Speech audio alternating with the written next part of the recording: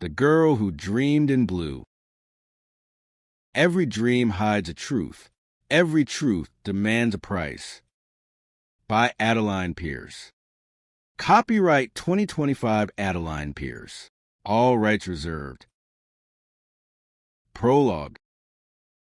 The room was blue, not the soft blue of morning skies, but the kind that swallowed sound, the shade of bruises in deep water.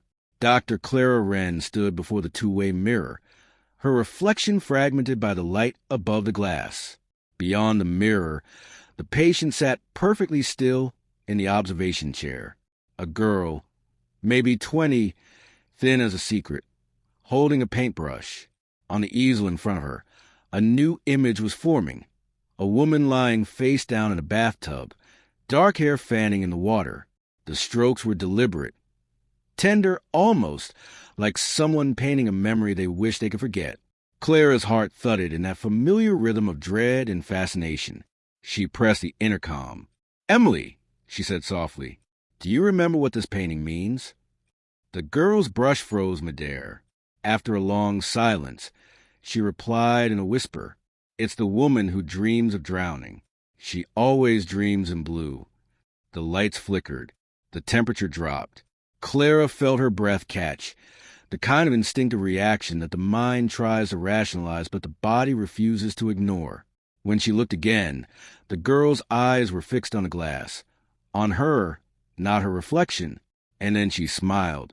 That smile would haunt Clara Wren for the rest of her life.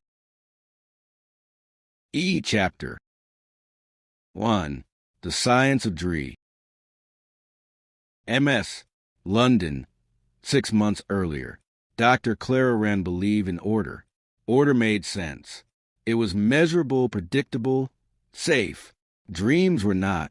Every morning she woke at 6:45, opened the blinds, and let the pale London light spill across the minimalist geometry of her apartment. Everything in her flat had its place. The white porcelain mug beside the coffee machine, the neatly folded newspaper she rarely read, the shoes aligned perfectly by the door. Her life was a sequence of habits that created the illusion of control. That morning, the fog was so thick it blurred the buildings across the street into ghostly silhouettes. She watched them while sipping her coffee, her reflection faint in the glass. Her own face looked slightly unfamiliar, as if she were observing a stranger who mimicked her movements half a second late. She blinked the thought away and dressed for work. A gray suit, hair pinned neatly, no makeup beyond necessity. Then she left for the Somnus Institute, a 5-story block of glass and shadow tucked between Russell Square and Bedford Way. The Somnus Institute for Sleep and Memory Research had once been a Victorian hospital. Now, beneath its sterile lighting and quiet hum of machines, the same air of suffering lingered. The corridors smelled of antiseptic and caffeine, the perfume of sleepless doctors. Clara's ID beeped at the checkpoint. "Morning, Dr. Wren," said the guard, with that half-smile that tried to hide curiosity. She nodded, distracted. Her mind was already rehearsing her first session of the day. She had a new patient, Emily Holt, 21, chronic parasomnia, visual hallucinations during REM phase, and something the notes called precognitive patterns. Clara didn't believe in premonitions. She believed in misfiring neurons and subconscious processing, the brain rearranging fragments of perception into something that felt like prophecy. Still, the file intrigued her. In her office, she placed a folder on the desk and stared at the photograph clipped inside. A young woman with messy blonde hair, paint on her hands, eyes too old for her age. Beneath the photo was a note written in a shaky hand. "I don't dream things. I remember them." Clara frowned. She turned the page and froze. Attached was a sketch in blue ink, a reflection of a woman standing before a mirror. The likeness was uncanny. It looked like her, same haircut, same posture. Coincidence, she told herself. Pure coincidence. "Room 4B, said Dr. Myers as he passed her office door. "You want to see this one." Room 4B was part of the observation wing. One wall entirely made of glass. Inside, the girl was already painting. She didn't look up when Clara entered. The air smelled faintly of oil paint and turpentine, oddly nostalgic among the sterile walls. The canvas was half finished. A river at night, light rippling over dark water. At first, it seemed abstract. Then Clara noticed the outline of a body in the reflection, submerged just beneath the surface. "Hello, Emily," Clara said softly. "I'm Dr. Wren. I'll be working with you for the next few weeks." Emily's brush paused. She rinsed in the jar of cloudy water, turned, and smiled faintly. "I've seen you before." Clara blinked. "Have we met?" "Not here," the girl said. "In one of my dreams." A pulse of unease rippled through the room. Clara forced a professional smile. Dreams can be very convincing. They mix people and memories. We see faces we think we know. Emily tilted her head. But this one was different. In that dream, you were standing in the rain. You were crying, but not for yourself. Clara felt her stomach tighten. Do you often dream about people you don't know? Only when they're about to forget something important. The air conditioner hummed softly overhead. Clara wrote a note, her pen scratching the paper louder than it should have. "Tell me about the painting," she said. Emily's gaze drifted back to the canvas. "It's from a dream. The water was cold, and the city lights were shaking on the surface. I couldn't tell if I was looking at the river or a mirror. What happened next? I woke up, but the sound stayed with me, the sound of someone breathing underwater." Clara felt a chill crawl up her arms. She had dreamed that sound, too, years ago, after her father drowned during a sailing trip off Brighton. She'd been 15. The memory had faded into something clinical, categorized under unresolved trauma. She closed the file. "We'll continue next week, Emily." The girl nodded but didn't look at her again. As Clara turned to leave, she caught a glimpse of the new strokes Emily had added to the painting. Faint outlines of a woman's face breaking through the water. Her own face. That night, Clara couldn't sleep. The city outside her window pulsed with the yellow glow of taxis and the distant hum of traffic. She replayed the conversation again and again until it bled into her dreams. In one of them, she was standing beside the Thames. The air was thick and metallic, the water reflecting the skyline in broken pieces. A woman's voice called her name from below the surface, soft and desperate. She looked down. The face staring back at her from the black water wasn't hers. It was Emily's, eyes open, lips moving in silence. Clara jerked awake, gasping. The alarm clock glowed 3:11 a.m. For a moment she thought she heard dripping water, a steady rhythm from somewhere in the apartment. But when she turned on the light, everything was dry. Only the faint smell of turpentine lingered in the air. Chapter 2. Beneath the Surface. The morning after the dream, Clara arrived at the Somnus Institute earlier than usual. The fog hadn't yet lifted from Russell Square, and the streets were damp with that ghostly gleam peculiar to London after a long, sleepless night. She hadn't told anyone about the dream. Scientists didn't talk about such things, especially not neuroscientists who had built their careers proving that dreams were nothing but the residue of thought. Still, something inside her had shifted. Every reflection, every puddle, every pane of glass made her uneasy. She crossed the lobby, greeted no one, and went straight to her office. The first thing she did was pull up Emily Holt's medical data on her terminal. Heart rate irregularities during REM, mild hypnagogic paralysis, elevated stress markers. Nothing abnormal enough to explain the precision of her paintings. She stared at the digital EEG traces, spikes of blue and violet lines dancing like lightning across the screen. They looked almost beautiful, like a secret language. When Myers appeared at her door with his habitual mug of burnt coffee, she startled. "Early again?" he asked. "You're making the rest of us look lazy." Clara forced a smile. "Couldn't sleep?" He leaned against the doorframe. "You met Emily yesterday, didn't you?" "Yes." "And—" Clara hesitated. "She's vivid, the way she describes her dreams. It's as if she's there. She paints details that shouldn't exist." Myers nodded slowly. Her mother says she started after her father's death, drowned in the Thames, about 2 years ago. Since then, she claims the dreams have a life of their own. The word drowned echoed unpleasantly in Clara's head. Did you know he was a police officer? Myers added, Homicide Division. He worked on some grim cases. That caught her attention. Which ones? I'm not sure, but maybe that's where the imagery comes from. Something she overheard as a child. Clara folded her arms. Or something she saw. Myers gave her a look. You're not starting to believe in clairvoyance, are you? Of course not, she lied. Later that day, she sat again behind the mirror glass of room 4B. Emily was painting another river scene, this time darker, stormier.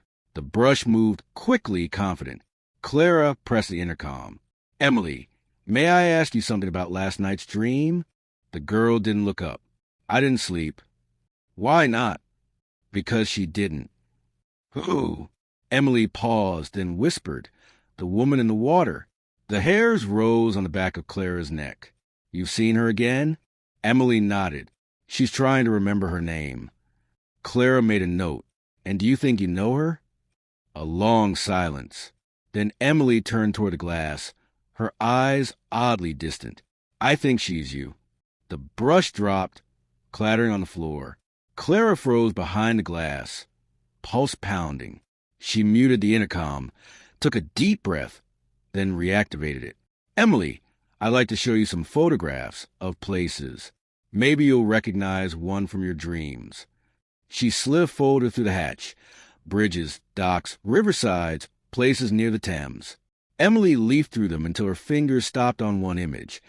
The narrow alley beside Blackfriars Bridge, dimly lit, the water black beneath the arch. Her pupils widened. That's where it happened, she said. What happened, Emily? But Emily only whispered. You should have locked the door. That night, Clara didn't go home. She stayed in her office, rereading reports and cross-referencing the image Emily had chosen with news archives. She wasn't sure what she was looking for until she found it. Blackfriars murder. Body of unidentified woman found in the Thames, 2017. The article included a grainy photo of the alley, almost identical to Emily's painting. The victim had never been named. The case remained unsolved. Clara rubbed her temples, her rational mind fighting to assemble a plausible explanation. Maybe Emily's father had worked on the case. Maybe she'd seen photos as a child. But another voice whispered beneath that logic, quieter and colder. Then why did she paint your face? She shut down the computer and leaned back in her chair. Outside, the city lights flickered against the fog glass. A sound broke the silence.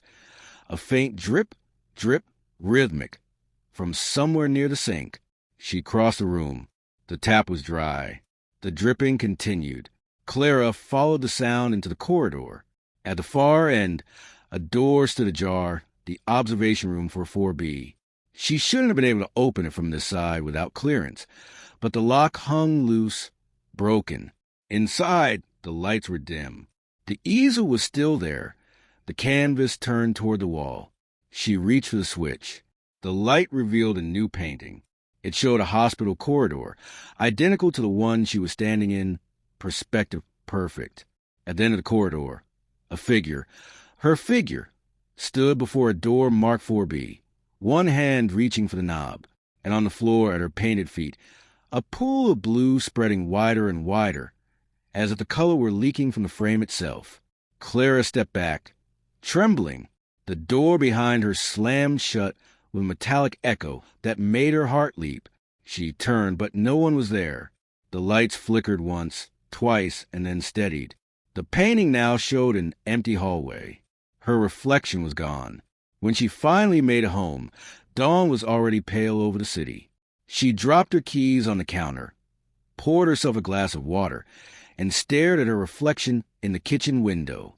For the briefest instant, she thought she saw a second face beside her own, eyes open, unblinking, staring from beneath the glass like something submerged. The sound of water filled her ears again. She blinked, and it was gone. Only her reflection remained, tired and human, pretending everything was still explainable. Chapter 3. Memory Echoes. The following week passed in fragments, one of those stretches of time that feels like a fever dream, half real, half remembered. The weather in London turned heavy and wet, a dull gray that pressed against the windows like a weight. Rain crawled down the glass of the Somnus Institute in thin, erratic lines, distorting the view of the square below. Dr. Clara Wren sat at her desk, staring at the blank monitor. She hadn't been sleeping well. The shadows under her eyes were beginning to show through the careful layer of composure she wore like makeup. Her office smelled faintly of coffee and disinfectant, a blend that always reminded her of hospitals and long nights. Outside her door, the faint hum of machinery was constant, the low mechanical breathing of the building itself. Every now and then, she could hear the rhythmic beeping of a monitor from another room, like a heartbeat that wasn't hers. She tried to work. She opened Emily's file again, scrolled through pages of brainwave graphs and sleep data, but her attention kept wandering to the corner of the screen, where the Institute's internal clock blinked 9:47. The second she looked at the numbers, they froze. She blinked once, and the digits jumped ahead to 9:49. She rubbed her temples. Exhaustion, she told herself. Nothing more. A knock on the door startled her. It was Nadia, the night shift nurse, holding a stack of reports. She was small and wiry, with dark curls escaping her bun and a silver chain glinting at her neck. She smelled faintly of cigarette smoke and lavender hand cream. "Morning, doctor," Nadia said, placing the papers on the desk. "These are from the observation wing. 4BS last session included another REM recording. Thought you want to see it." Clara nodded, her tone neutral. "Thank you." Nadia lingered a moment. "You look tired. More than usual." "I'm fine." "Sure. Just maybe take a night off before you start seeing things that aren't there." Clara's eyes flickered upward, catching the nurse's reflection in the dark computer screen. For a split second, it looked as though the reflection smiled while the real Nadia did not. Then it was gone. That afternoon, she walked down the corridor toward the archival lab, where old case files were stored. The lights buzzed overhead, a sterile hum against the sound of her heels on the polished floor. The air was colder here, thick with the chemical scent of paper and ozone. She passed a cleaner pushing a trolley, an elderly man with white hair and distant eyes. His badge read A. Wilkes. He nodded as she passed, but his gaze lingered strangely, as if he recognized her from somewhere else. The archives were kept behind a heavy glass door that opened with a card scan. Inside, the fluorescent lights flickered in long pulses. Metal shelves stretched wall to wall, filled with neatly labeled boxes. Dust hung in the air like pale smoke. She found the shelf marked E, Case Initiation 2019, and began pulling out folders. One was thin and recent. Another was older, its label partially smudged. She sat at the long table and began to leaf through them. The older file was handwritten. Pages yellowed, ink faded. She frowned. The handwriting was neat, deliberate, with a slant she recognized immediately. It was her own. At first, she thought impossible. She checked the dates. The file was signed Dr. C. Wren. Initial evaluation, April 2017. But that couldn't be. She hadn't joined the Somnus Institute until late 2018. She felt the air in the room shift, growing heavier. Her pulse slowed to a dull, thunderous beat in her ears. She turned the page. There was a description of Emily Holt, age 19, a note in her own handwriting. Subject displays recurring dreams of drowning. States, she remembers through me, test pending, limbic retrieval experiment. Clara closed the folder and pressed her palms flat against the table, trying to steady her breathing. She could almost feel the paper vibrating beneath her fingers. Someone forged this. But then, why did the writing look exactly like hers, even down to the small tremor in the loop of her W? When she returned to the main corridor, she caught sight of herself reflected in the long window panes. A tall woman in a gray coat, shoulders slightly hunched, hair pinned too tightly. The reflection looked thinner than she felt, almost translucent. She stopped, turned to look more closely. For a brief moment, she thought the reflection's eyes moved before hers did. She stepped back. The hallway behind her was empty. A cold shiver crawled through her spine. That evening, Clara left the Institute later than usual. The city was slick with rain, streetlights haloed in mist. She walked without umbrella, the water beating on her coat. The smell of wet asphalt mingled with petrol fumes and the faint sweetness of chestnut vendors near the park gates. She stopped at a small cafe on Marchmont Street, a narrow, dimly lit place that stayed open late. Inside, the air was thick with the aroma of roasted coffee and old wood. She ordered tea she wouldn't drink and sat near the window, watching the blurred lights of traffic slide across the glass like liquid fire. When she finally took out her phone, she typed Blackfriars Bridge Unidentified Body 2017 into the search bar. The same articles appeared, the same photo of the narrow alley. She zoomed in on the image until the pixels broke apart, but there was something about the shape of the victim's hair, the color, the way it spread in the water, that made her stomach twist. She thought of Emily's painting, and the mirror, and the blue. Dr. Wren? The voice startled her. It was Detective Marklisle, a man she consulted with once on a sleepwalking homicide case. He stood at her table, rain dripping from his coat, a faint smile softening his sharp features. "Didn't expect to see you here," he said. She blinked, grounding herself. "Neither did I, working late?" "Always," he said, sitting across from her uninvited. "You look like someone who hasn't slept in days." "I work at a sleep institute. It's ironic, I know." He chuckled. "Still doing your dream studies?" She nodded, hesitant. "Something like that." He took a sip of his coffee, studying her. "I heard you got a patient, young woman. Claims she sees murders before they happen." Clara stiffened. "Where did you hear that?" "Word travels. The mother called the police a few weeks ago. Thought her daughter was in danger. Said the dreams were getting worse." He lowered his voice. "You should be careful with that one. There's something off about her." Clara's eyes narrowed. "Off how?" "She's been sending drawings to a journalist. Crime scenes that match open cases. Nothing published yet, but if it leaks..." He didn't finish the sentence. Clara stared at him, her heartbeat loud in her ears. "She shouldn't even have access to the outside," she said quietly. "She's under observation." "Then you got a problem," he said, "because someone's getting her messages out." That night, back in her apartment, the rain hadn't stopped. The city shimmered under the sodium glow of street lamps. She dropped her coat, turned on the kettle, and leaned against the counter.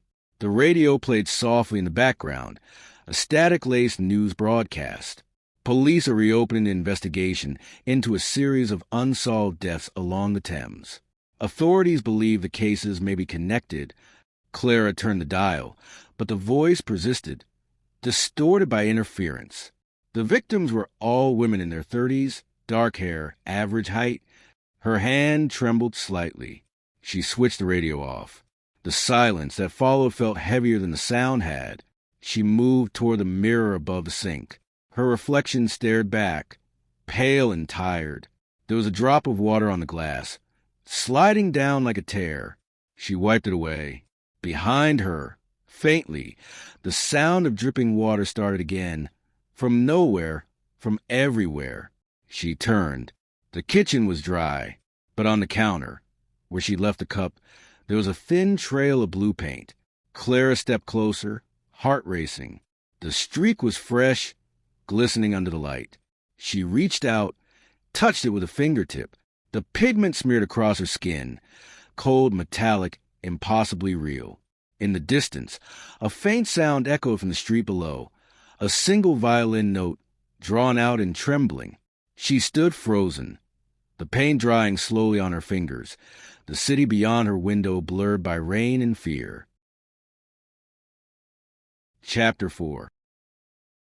The Vanishing Record. The rain didn't stop for 3 days. London sank beneath it like a city trying to forget itself. The streets were mirrors, buses hissing through puddles, lamplight smearing across wet asphalt. Even inside the Somnus Institute, the damp had found its way in, a chill that clung to walls and skin alike. Dr. Clara Wren moved through the corridors as if underwater. She barely spoke to anyone. Her mind was fixed on the folder she'd found in the archives, the one that shouldn't exist. Her own handwriting dated a year before she ever worked there. Every time she thought about it, her scalp tingled, a faint electric hum at the base of her skull. Memory and imagination began to blur, until she wasn't sure which was which. In her office, the fluorescent lights buzzed with an irregular pulse. She opened her laptop and logged into the Institute's internal database. Patient Holt, Emily. Origin file 2017. No results. She tried again. Nothing. The system beeped softly, displaying a notice. Record archive under restricted access. Authorization required. Level 4 clearance. Her clearance was level 3. She frowned. The only level 4 user she knew was Dr. Adrian Vale, the Institute's director, an old neurologist whose voice carried the weight of authority and fatigue. He'd recruited her 2 years earlier, after her publication on memory suppression therapy. Clara hesitated only a moment before leaving her office. The director's floor smelled faintly of dust and stale coffee.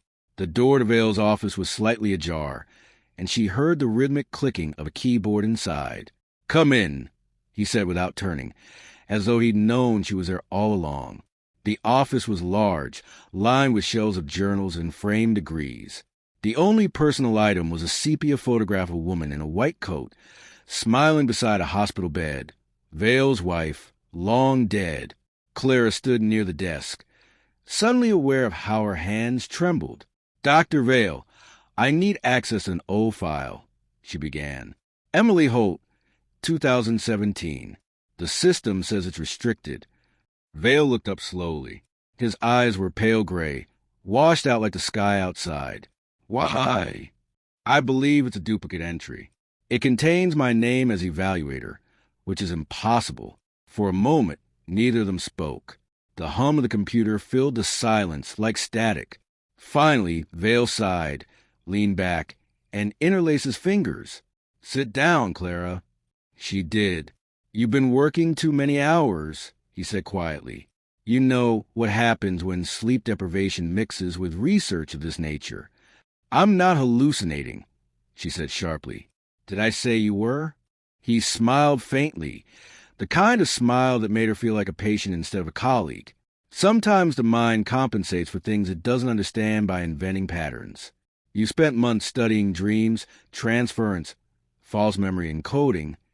"There's nothing false about this," she interrupted. "I've seen my handwriting, my signature." Vale's gaze sharpened. "Your signature can be replicated. Or perhaps you've seen it before, in another context. You were involved in experimental protocols before you joined us, were you not?" She hesitated. "Yes, at Cambridge. On memory modification therapy." "Correct." Her mouth felt dry. "Yes." "Then you know how unreliable the human mind can be when it begins to overwrite itself." He turned his screen toward her. On it, a login prompt glowed faintly. "Let's verify.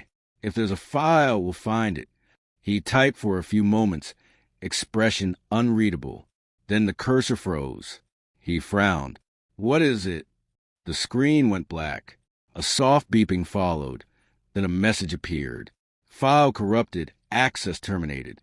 Vale muttered under his breath and leaned back. "It's gone," he said simply. "Gone. Erased. It happens sometimes. Systems decay. Backups fail. You know this." But Clara saw something flicker in his expression, not surprise, but recognition, as though he'd expected this. "Who deleted it?" she asked. "Does it matter?" "Yes," she said, standing. "It matters to me." He regarded her for a long moment, his face half in shadow. "Go home. Dr. Wren. Rest. You're starting to see ghosts in the machine. That night, Clara couldn't rest. The rain had turned the city into a chorus of dripping gutters and distant sirens. Her apartment felt too quiet, too exposed. The reflection of the streetlight on the window cut across her floor like a silver scar. She poured herself a glass of wine, sat on the edge of the bed, and stared at the blue smear still visible on her fingertip. She hadn't been able to wash it off completely. Her laptop lay open beside her, the screen glowing pale in the dark. She opened a new document and began to write notes, fragments, anything that would make sense of what was happening. Timeline of events. Initial patient meeting, 2023. Unauthorized file, dated 2017. Painting resembling Blackfriars crime scene. Blue pigment, unknown origin. Her fingers hesitated over the keyboard. Then she added, possible cross-memory contamination between subject and observer. She stared at the words until they blurred. She'd once written a paper about this phenomenon, how two minds in close emotional or sensory contact could begin to mirror each other's dream patterns. It was a theory only, dismissed by most of her peers. But now, her phone buzzed, breaking the silence. A message, no name attached, just a number she didn't recognize. It read, "Stop looking. The girl remembers for a reason." She froze. Outside, thunder rolled low over the city. When she looked back at the phone, the message was gone, deleted, no record of it ever being received. The following morning, she returned to the Institute before sunrise. The building was nearly empty, only the security guard at reception and the faint echo of cleaning machines in the distance. She went straight to the medical storage room, using a key card she wasn't technically authorized to have. Inside, the air smelled of cold metal and disinfectant. Rows of filing cabinets lined the walls, each labeled by year. She found the drawer for 2017 and began pulling folders one by one. Her fingers trembled with adrenaline. No, halt, Emily. But at the very back, wedged between two unlabeled files, was a thin gray folder. No name, just a number, B47. She opened it. Inside were a few pages, medical notes, EEG readings, sketches of dream imagery, and one photograph, clipped to the last page. A patient lying unconscious in a hospital bed, electrodes attached to her temples. The name tag on her wrist read Clara Wren. She staggered backward, heart hammering. The file slipped from her hands and scattered across the floor, pages fanning out like pale wings. Footsteps echoed behind her. She turned. The cleaner, Mr. Wilkes, stood in the doorway, his trolley silent, his expression oddly calm. "You shouldn't be here, doctor," he said quietly. His voice was deeper than she remembered, each word deliberate. "Who are you?" she asked, breathless. "Someone who remembers," he replied. For a moment, they stood in silence, the hum of the lights the only sound. Then he stepped closer, lowering his gaze to the fallen papers. "You left too soon," he murmured. "They shouldn't have woken you." "What are you talking about?" Clara whispered, but Wilkes only smiled, a sad, knowing curve of his lips. "You'll remember. You always do." He turned and walked away, the wheels of his trolley squeaking faintly until they vanished down the corridor. Clara gathered the papers in trembling hands. Outside, the first light of dawn was bleeding through the windows, pale and colorless. The rain had finally stopped, but the world still felt submerged. She looked once more at the photograph, her own sleeping face, surrounded by machines. In the corner of the print, barely visible, someone had written a date in blue ink. April 17th, 2017, the day the Blackfriars victim was found. Chapter 5. The Patient Zero. The photograph burned in her mind like an afterimage that refused to fade. No matter how many times Clara told herself it was impossible, her eyes kept returning to the tiny printed details. The outline of her wrist, the curve of her mouth, the faint scar along her collarbone. It was her. It had to be. The date written in blue ink, April 17th, 2017, whispered at the back of her skull like a pulse. She had been living in Cambridge that year, finishing her postdoctoral fellowship. She remembered every detail that spring. The lab, the sterile white walls, the trial on dream state memory suppression. But no, that wasn't right. There were gaps. Entire days she couldn't account for, excuses she had written in her old journal. Conference, research trip, illness. She thought she'd invented those to fill in silence. Now she wasn't sure. The image of her own body in that hospital bed flickered in her head whenever she blinked. The Somnus Institute was nearly empty that morning. A thin mist crept through the courtyard, and the air smelled faintly of wet stone and ozone. Clara walked quickly, avoiding conversation, her pulse an erratic drumbeat beneath her ribs. She went straight to her office, locked the door, and spread the gray folder across her desk. The notes were clinical, detached, yet the writing carried something personal, as if whoever had written them had known her thoughts before she'd even formed them. Subject CW displays temporal disorientation upon waking. Retains dream imagery consistency across observation cycles. Possible cross-link established with secondary subject EH. Cross-link. Her pen trembled as she circled the words. There was also a line of EEG data, scrawled beneath. Wave overlap, 78% synchronicity. She didn't understand how it was possible. 2017. She hadn't even met Emily then. Her laptop chimed softly, an incoming email from an unknown sender. The subject line was blank. The message contained only a file, record_47a.mov.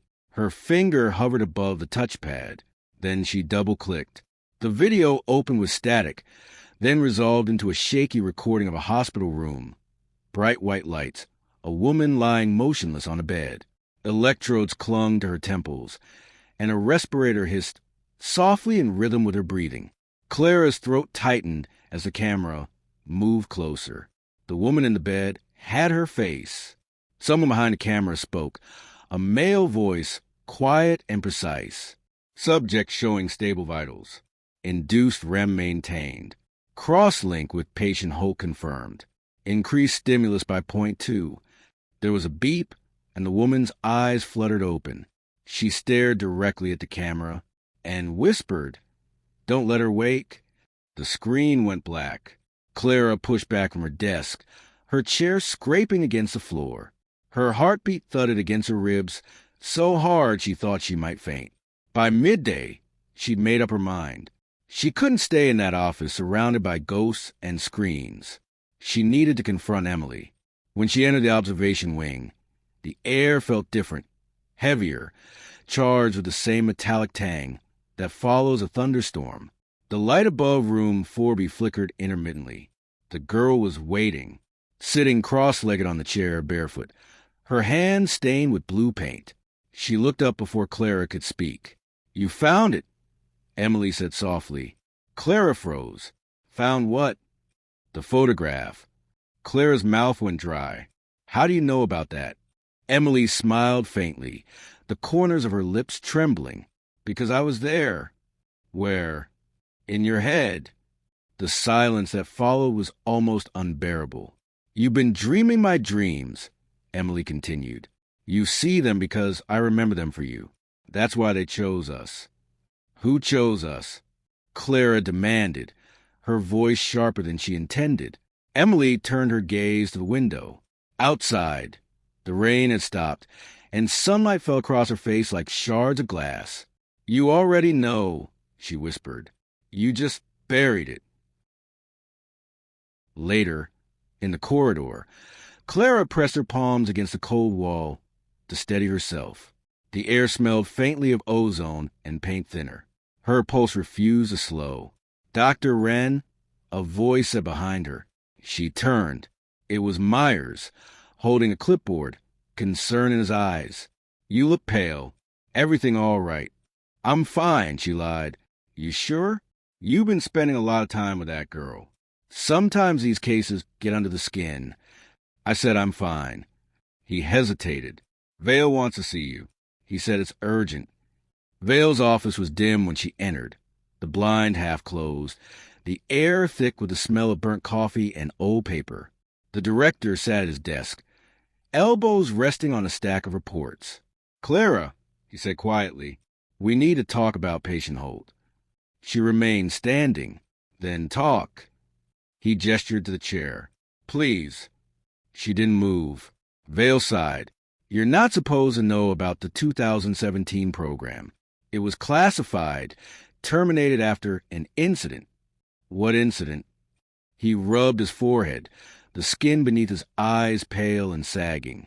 "The experiment was meant to treat trauma by transferring memories from one subject to another, using shared REM cycles. We called it cognitive resonance mapping." Clara's breath caught. "You mean cross-linking minds?" "Exactly. And I was part of it." Vale looked up slowly. "You let it." The room tilted. She gripped the edge of the desk. "That's impossible. You volunteered after the trial subject lapsed into a coma. You believed you could stabilize the link yourself." He hesitated, his voice lowering. "You and Emily Holt were the only successful connection. You were the control." Clara's vision blurred. "Then why don't I remember?" "You weren't supposed to." She left his office trembling. The corridors of the Institute seemed to stretch and narrow like a labyrinth. Every sound was magnified. The hum of fluorescent lights, the buzz of distant monitors, the faint scuff of her shoes against the floor. In the observation room, Emily was painting again. The brush moved with feverish intensity. When Clara stepped inside, the girl didn't look up. "What are you painting?" Emily's voice was barely audible. "The end." Clara approached slowly. The canvas was enormous, covered in layers of cobalt and gray. At first it looked abstract, ripples, shadows, distorted reflections. Then she saw the shapes beneath, hospital beds, machines, a tangle of wires. And in the center, two figures lying side by side, connected by luminous strands of blue light. One of them was unmistakably Clara. The other, Emily. Clara reached for the painting, her fingertips brushing the still wet surface. The texture was wrong, slick, cold, almost pulsing under her touch. She pulled her hand back, but the paint clung to her skin like a heartbeat. "Emily," she whispered, "what did they do to us?" The girl's eyes lifted, shimmering with tears and exhaustion. "They tried to make you forget, but dreams don't forget." She smiled faintly. "They remember for us." The lights flickered once, then went out. Clara stumbled backward, the darkness pressing close. In the black silence, she heard the steady hiss of a respirator, the same sound from the video. Then a whisper, almost inaudible. "Wake up, Clara." The voice was her own. She opened her eyes to blinding white light. For an instant, she thought she was back in her apartment, but the air smelled of antiseptic and metal. A heart monitor beeped softly beside her. She tried to move, but her limbs felt heavy, restrained. Electrodes clung to her skin. A shape loomed above her, a man in a white coat. His face was obscured by a surgical mask, but his voice was unmistakable. "Welcome back, Doctor," Vale said gently. "You've been asleep a very long time." Chapter 6. The Wake. The sound came first, a low mechanical pulse, steady as a heartbeat, echoing through a space too vast to see. Then came the light, cold, sterile, fluorescent, slicing through the darkness like a blade.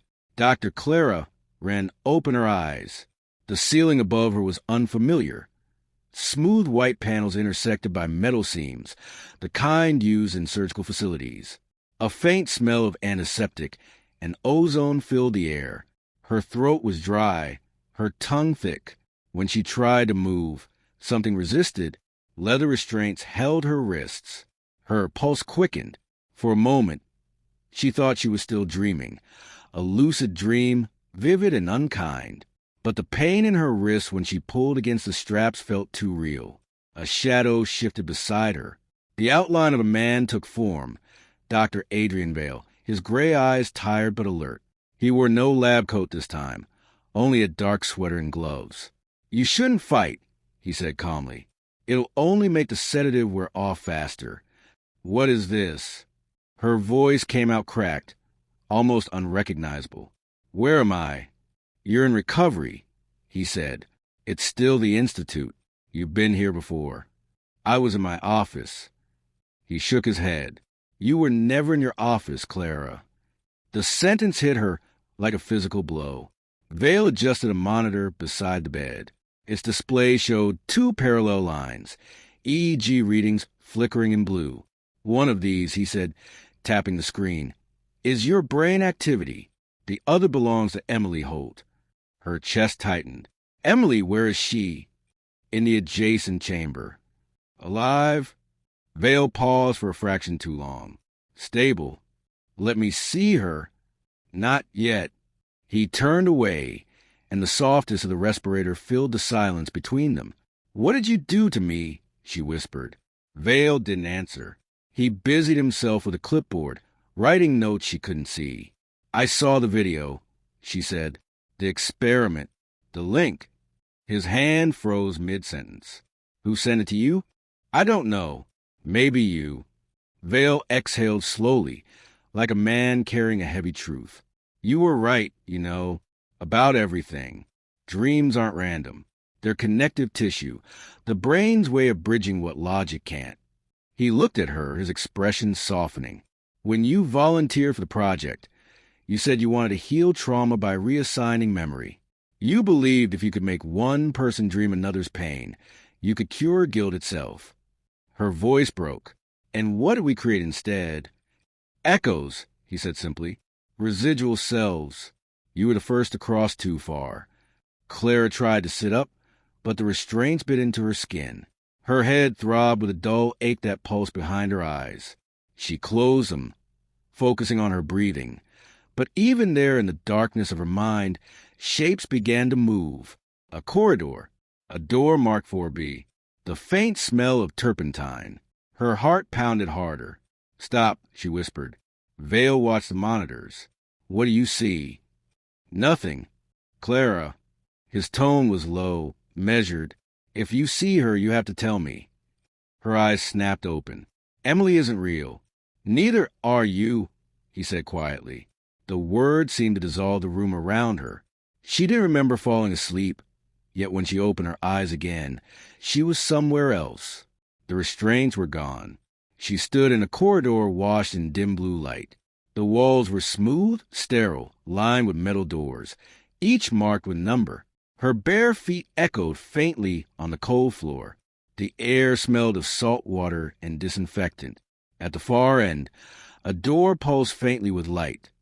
For B, she moved toward it, her breath shallow, her skin prickling with the static charge of a dream. When she pushed the door open, the room inside was identical to the observation chamber she remembered, the easel, the paint jars, the glass wall. But this time the chair was empty. A canvas stood in the center of the room. On it, half finished, was a portrait, not of Emily, not of the river, but of her. Her painted self stared back, eyes wide, mouth slightly open as if caught mid-breath. "Do you like it?" The voice came from behind her. Emily stood by the window barefoot, wearing the same thin hospital gown she'd had in every dream. Her hair was damp, her skin luminous under the pale light. "I keep trying to finish it," Emily said, tilting her head. "But you move too much." Clara's throat tightened. "You're not real. This isn't real." "Maybe not," Emily said, "but I remember things you don't." "Like what?" "The room where they kept us. The night you stopped breathing. The way he cried when he thought you were gone." "Vale!" Emily nodded. "He wanted to save you. But when he woke you, he broke the bridge. Half of you stayed with me." The floor shifted beneath them. A vibration, subtle at first, then stronger. The light above flickered. Clara reached for the wall to steady herself. "What's happening?" "The link is collapsing," Emily said calmly. "You're waking up." "Then come with me." "I can't. I'm the part that dreams." The sound of the respirator grew louder, a mechanical breath echoing from somewhere above.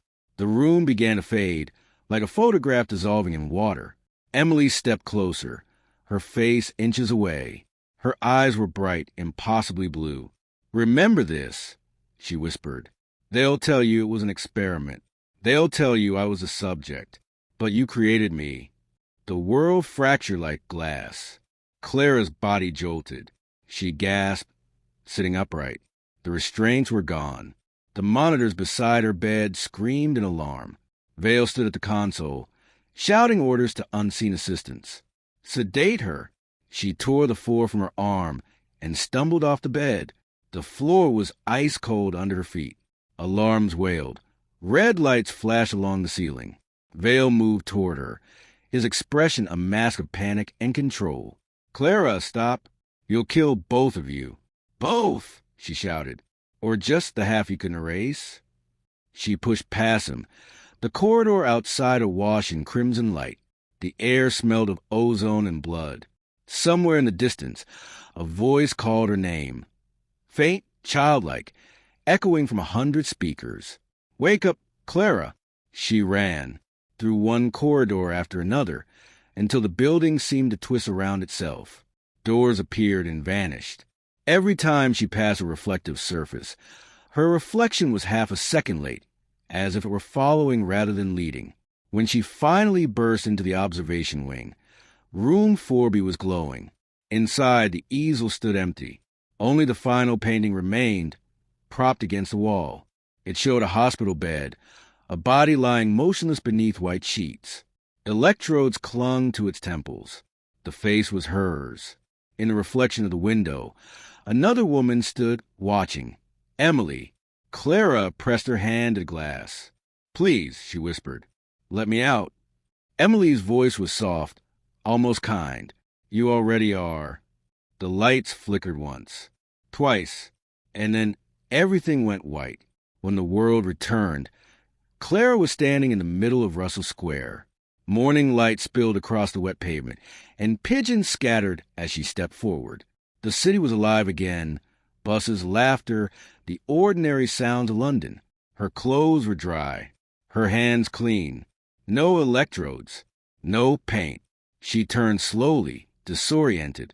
Behind her, through the mist, she saw the silhouette of the Somnus Institute, glass and steel glinting in the sun. For a moment, it looked like it had never existed. Her phone buzzed in her pocket. She didn't remember having it. One message. No sender. It read, "Session 1 complete. Subject Wren stable. Begin cycle 2. Chapter 7. Cycle 2. Russell Square carried the afterscent of rain. Wet leaves iron, the faint sweetness of pastry drifting from the kiosk that always opened too early. Pigeons clustered where the paving stones were warmest, their necks flashing oil-slick colors whenever the light caught.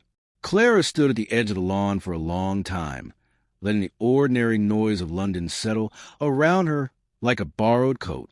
Her phone weighed unfamiliar in her palm. One message. No sender. Session 1 complete. Subject Wren stable. Begin cycle 2. She slipped the device into her pocket without answering. A bus hissed past, its windows fogged by bodies and breath. Children laughed in short bursts near the fountain, the sound oddly distant, as if coming through a wall. She touched her wrist where an electrode had been seconds, hours, years ago. The skin was smooth. No marks. No proof. The mind, she thought, is a rigorous liar. Bloomsbury was a geography of muscle memory. Her feet found Bedford Place without thinking, then Marchmont, then the narrow street where the cafe crouched under a canopy the color of old wine. Inside, the air held the comfortable mix of grounds and steam and the citrus tang of peeled zest. A barista she didn't recognize looked up and nodded as if he did. "Usual?" he asked. She opened her mouth, closed it again. "Yes," she said, choosing to be a person with routine. "Thank you." He moved with a dancer's economy. Grind, tamp, pull. The espresso rose in a dark bloom, that smelled like the first hour before dawn.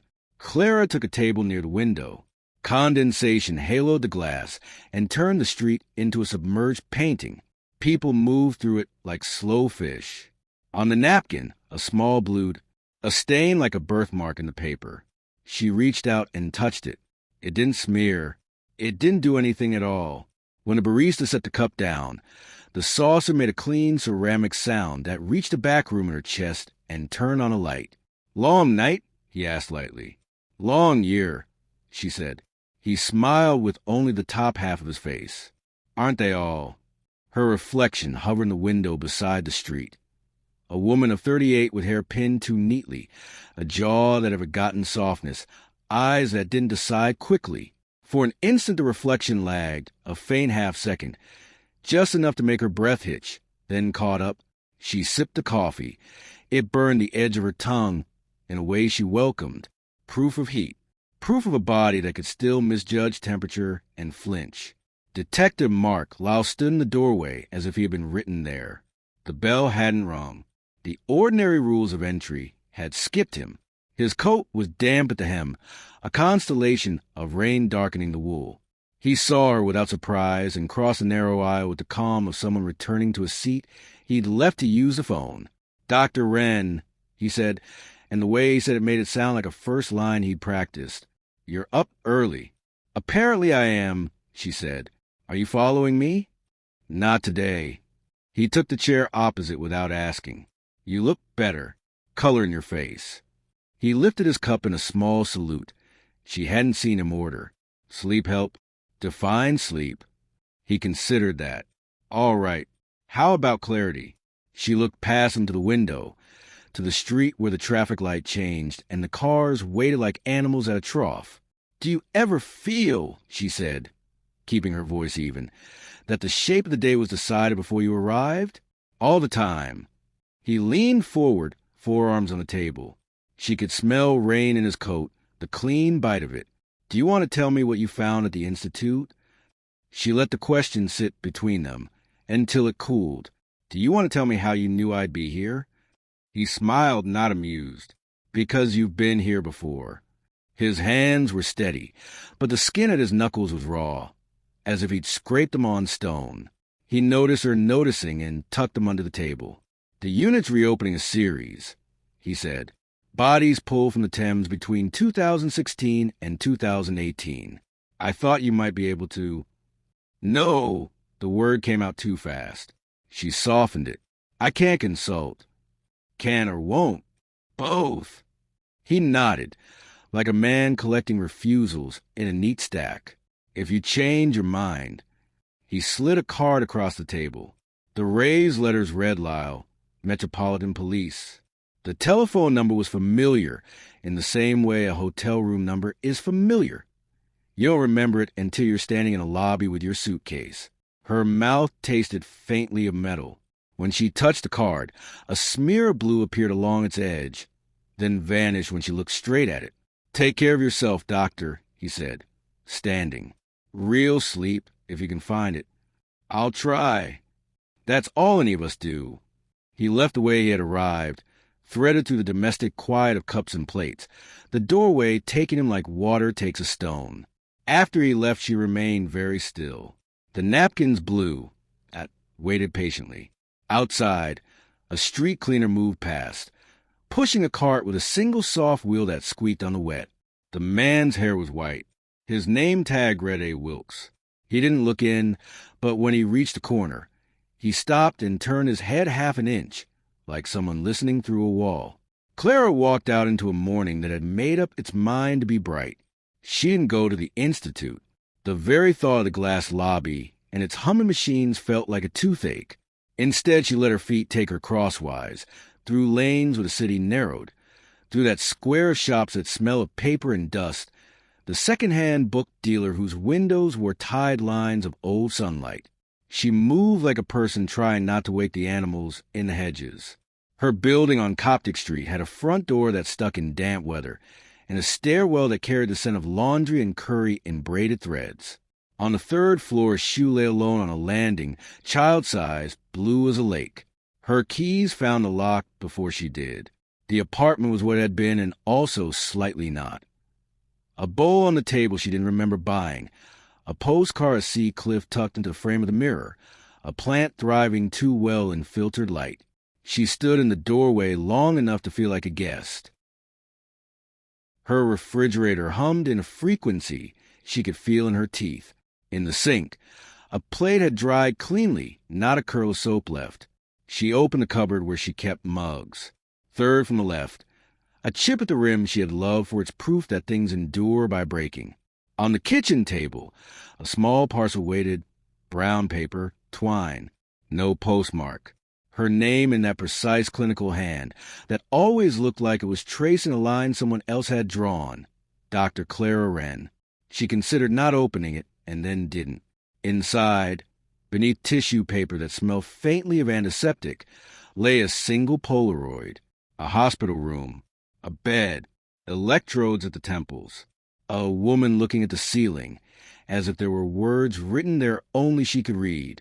The date stamped along the bottom margin, April 17th, 2017.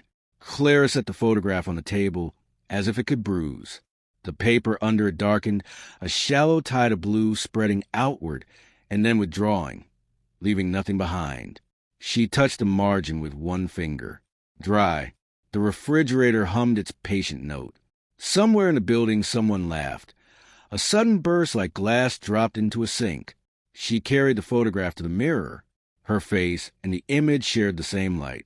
She held them together until for a moment she could believe they were two frames from the same film.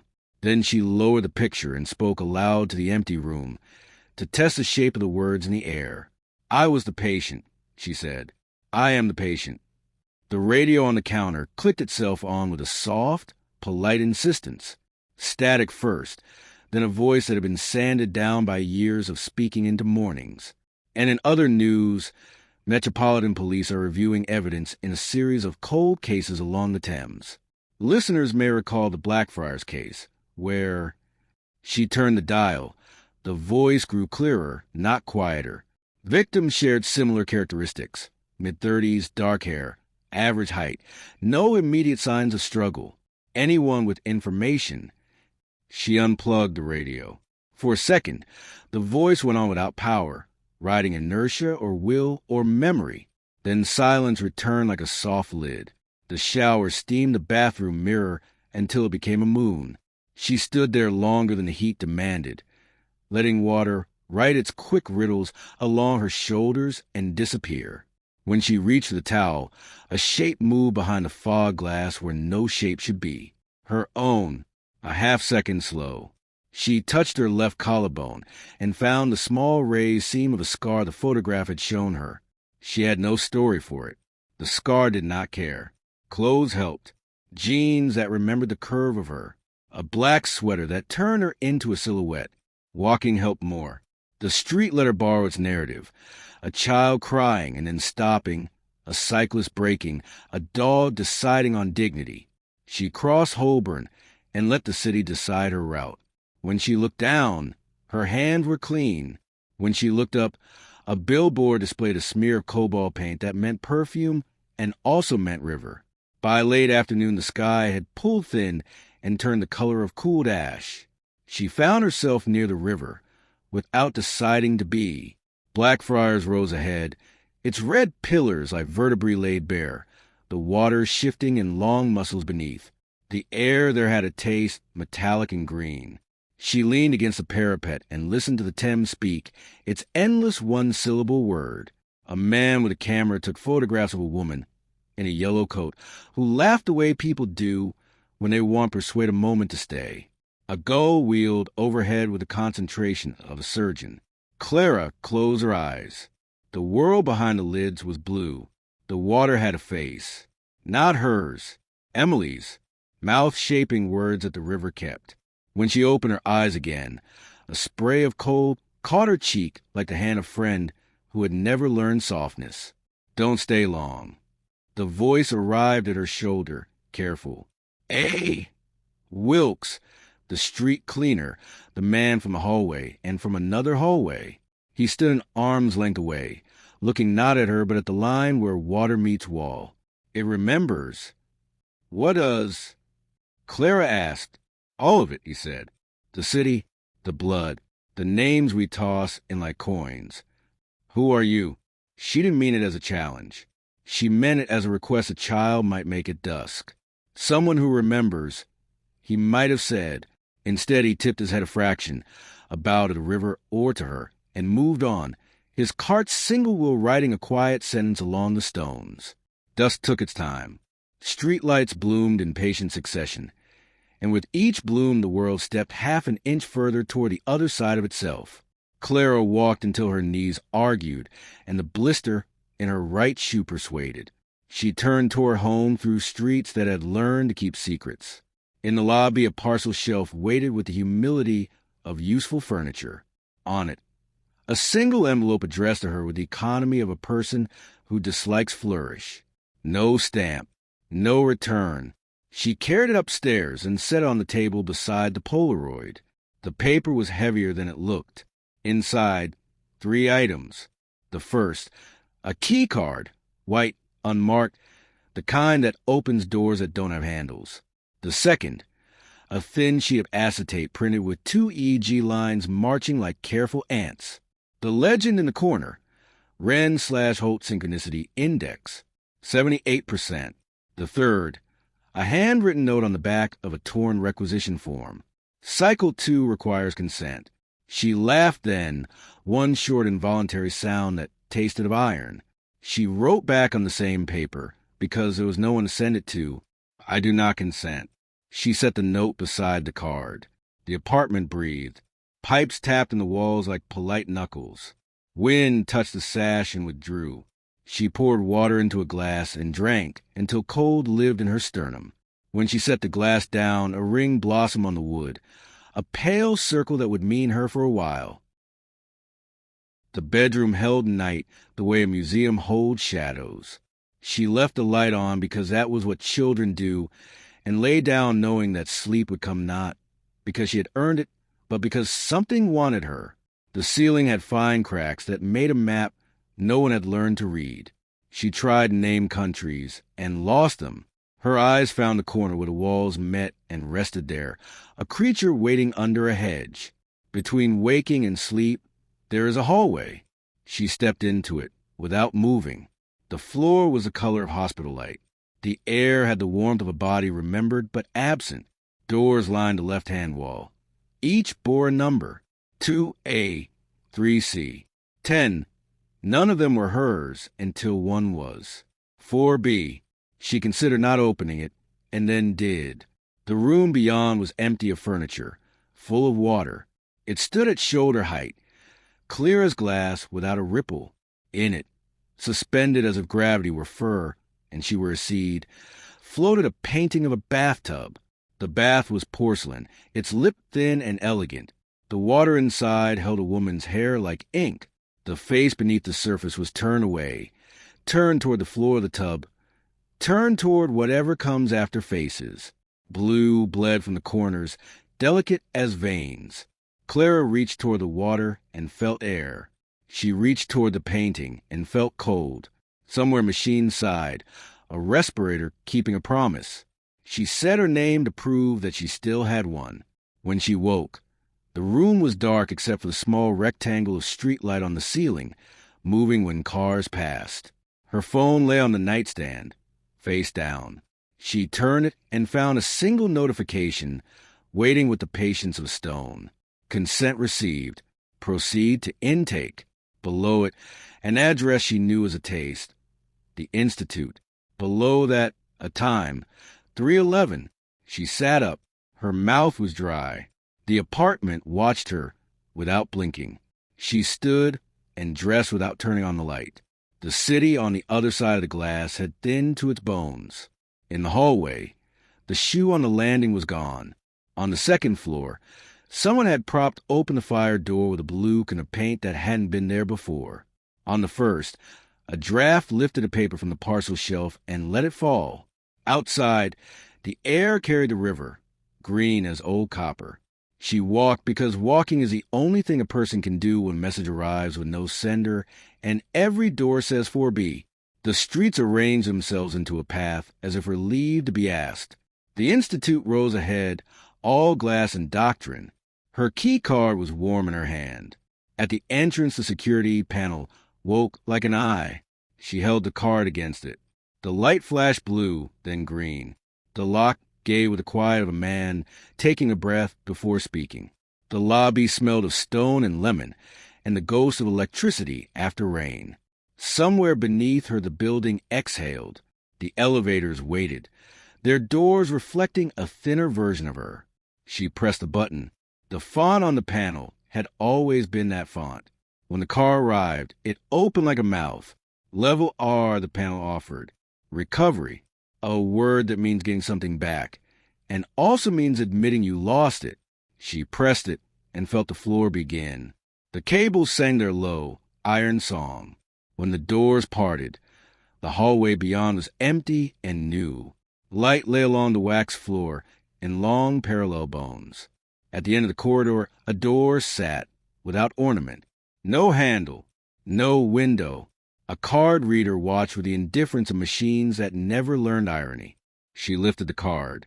The reader blinked once, twice, like someone resisting a yawn. Green, a seal released. Air change pressure. The door didn't open. The wall beside it did, a seam she would have sworn had not been there, pulling back on a sigh. A room, white, warm, the smell of antiseptic and salt and a note of turpentine. So faint it could have been imagined. At the center, 2 beds. Electrodes waiting like delicate spiders. Above them, 2 monitors, their lines asleep. On a table, a jar of blue pigment with its lid unscrewed half a turn, as if a hand had left in a hurry and promised a return. Clara stepped inside, and the door closed behind her with the sound of a book agreeing to be read again. "Begin Cycle 2, said a voice she recognized as her own, through a wall, in a dream, underwater. She did not run. She did not speak. She looked at the empty bed and then at the other one and thought of Riverlight and a girl with paint on her hands and a man who had said, "Welcome back," as if it were a kindness. On the nearest monitor, the first blue line woke. Then the second. Outside, the city turned a page. Chapter 8. Intake. The room waited like a page unturned. 2 beds, 2 monitors, the jar of blue pigment with its lid unscrewed half a turn, as if someone had left mid-sentence. Clara stood between the beds for a long time without choosing. The air had that hospital warmth designed to flatter a cooling body into believing in comfort. Somewhere inside the walls, a machine breathed for something that didn't yet know it needed air. "Begin Cycle 2, her own voice had said. It still hung there, a faint after-sound, the way the sea keeps speaking after the wave withdraws. Dr. Adrian Vale arrived without footsteps. The door did not open. The room simply admitted him, as if it had been built to fold around his shape. He wore the same dark sweater, sleeves pushed at the elbow, veins made a tidy map along his forearms. He looked younger by an increment too small to name, as if a single tired night had been edited out his face. "You came," he said. "I received an invitation," she answered, "and a key." He glanced at the jar of pigment, then at the beds. Consent is a tricky thing in here. Like light passing through water, it arrives bent. "I wrote it down," Clara said. "I wrote that I do not consent." "Yes," he said mildly, "and here you are." He moved to the console and woke the monitors with a touch. The screens yawned into pale blue. 2 flat lines waited in patient parallel. "Where's Emily?" Clara asked. "An intake," he said, "on the other side of your wall." "Does she know I'm here?" "She always knows," Vale said and turned a dial. Electrodes waited like small, patient spiders. She lay on the nearer bed and let him affix them with the intimacy of a seamstress. The gel was cold. It rode its small circles of wet along her temples and into her hair. He worked carefully, professionally, as if care were an act with moral weight. "She's not my patient," Clara said. "She never was. I was hers." Vale's mouth twitched, not a smile. You were each other's instrument. He fitted the sensor cap, adjusted the strap under her chin, and checked the lead with a brisk tenderness that made her think of the first time anyone had washed her hair after she learned grief. A kind hand, a basin, steam turning the room gentler. When he was done, he stepped back to the console, and the screens brightened one fractional shade of blue more alive. Cycle 2 resumes the protocol we interrupted, he said. Shorter periods, less deep dive, more guided recall. And what do you want to recall? Not want, he said and sighed. Need. He touched the second bed with 2 fingers. Emily will meet you in the overlap. That's where the pictures come from. That's where they always come from. The pictures, Clara said, and looked at the jar of pigment. Why blue? It behaves, he said. It forgives mistakes. He dimmed the lights. The room fell into a soft dusk designed by committees, rending the darkest hour to a safer one. The monitors kept their steady paperless scratch. He lowered the head of her bed until it held her like a quiet mouth. A breath warmed the cage of her chest. When you go, he said, don't try to hold on to the room. That's how people drown.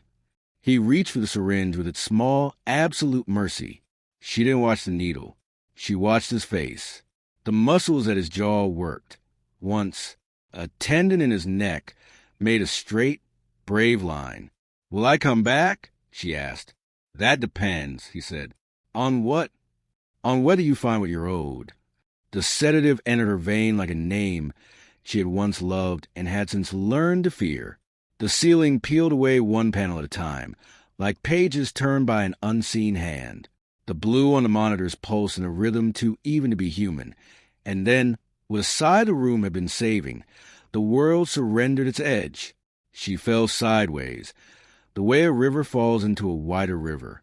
The room went with her for a moment, the weight of the blanket, the cool of gel at her temples. And then it didn't. The floor under her feet became the hallway she knew, the color of hospital light and drowned paper. Numbers watched her from doors that hadn't been there before. 1F, 7D, 10. Each door considered her in the way a mirror does, without judgment, without consent, with infinite appetite. Forby waited where it always waited. Emily stood in the doorway barefoot, paint drying in crescents under her nails. The hospital gown hung from her like fog. Light lay along her collarbones like a blessing someone had withdrawn. You took your time, Emily said. Her voice carried a lilt of fatigue and something else. Humor, perhaps, worn thin. Clara looked past her into the room. It was empty of furniture and full of scent. Turpentine, salt, the metal of rain before it falls. The canvas on the easel was blank, a white, so complete it felt like a claim. I brought something, Clara said, though she carried nothing. Emily nodded, as if that were the correct answer. We have to work fast, she said.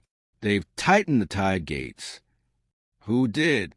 The same people who asked if you consented. Clara stepped inside, the white of the canvas pressed close, as if listening. Tell me what you remember, she said. Emily's mouth traced a small, private smile. It's not about what I remember. It's about what you refuse to. Then show me. Emily lifted her hand to the blank canvas and pressed her palm flat. When she drew away, blue had bloomed there, a print like a field under winter sky. A line appeared on the page without brush or ink, a river rendered in a single long breath. Bridges rose and spined across it in delicate vertebrae. The city formed around the water, like a body around a throat. The picture looked wet and wasn't. Blackfriars, Clara said. Emily nodded. The canvas pulled closer. No. Clara stepped nearer. The distinctions did not matter here, and details sharpened the way frost sharpens a leaf's veins.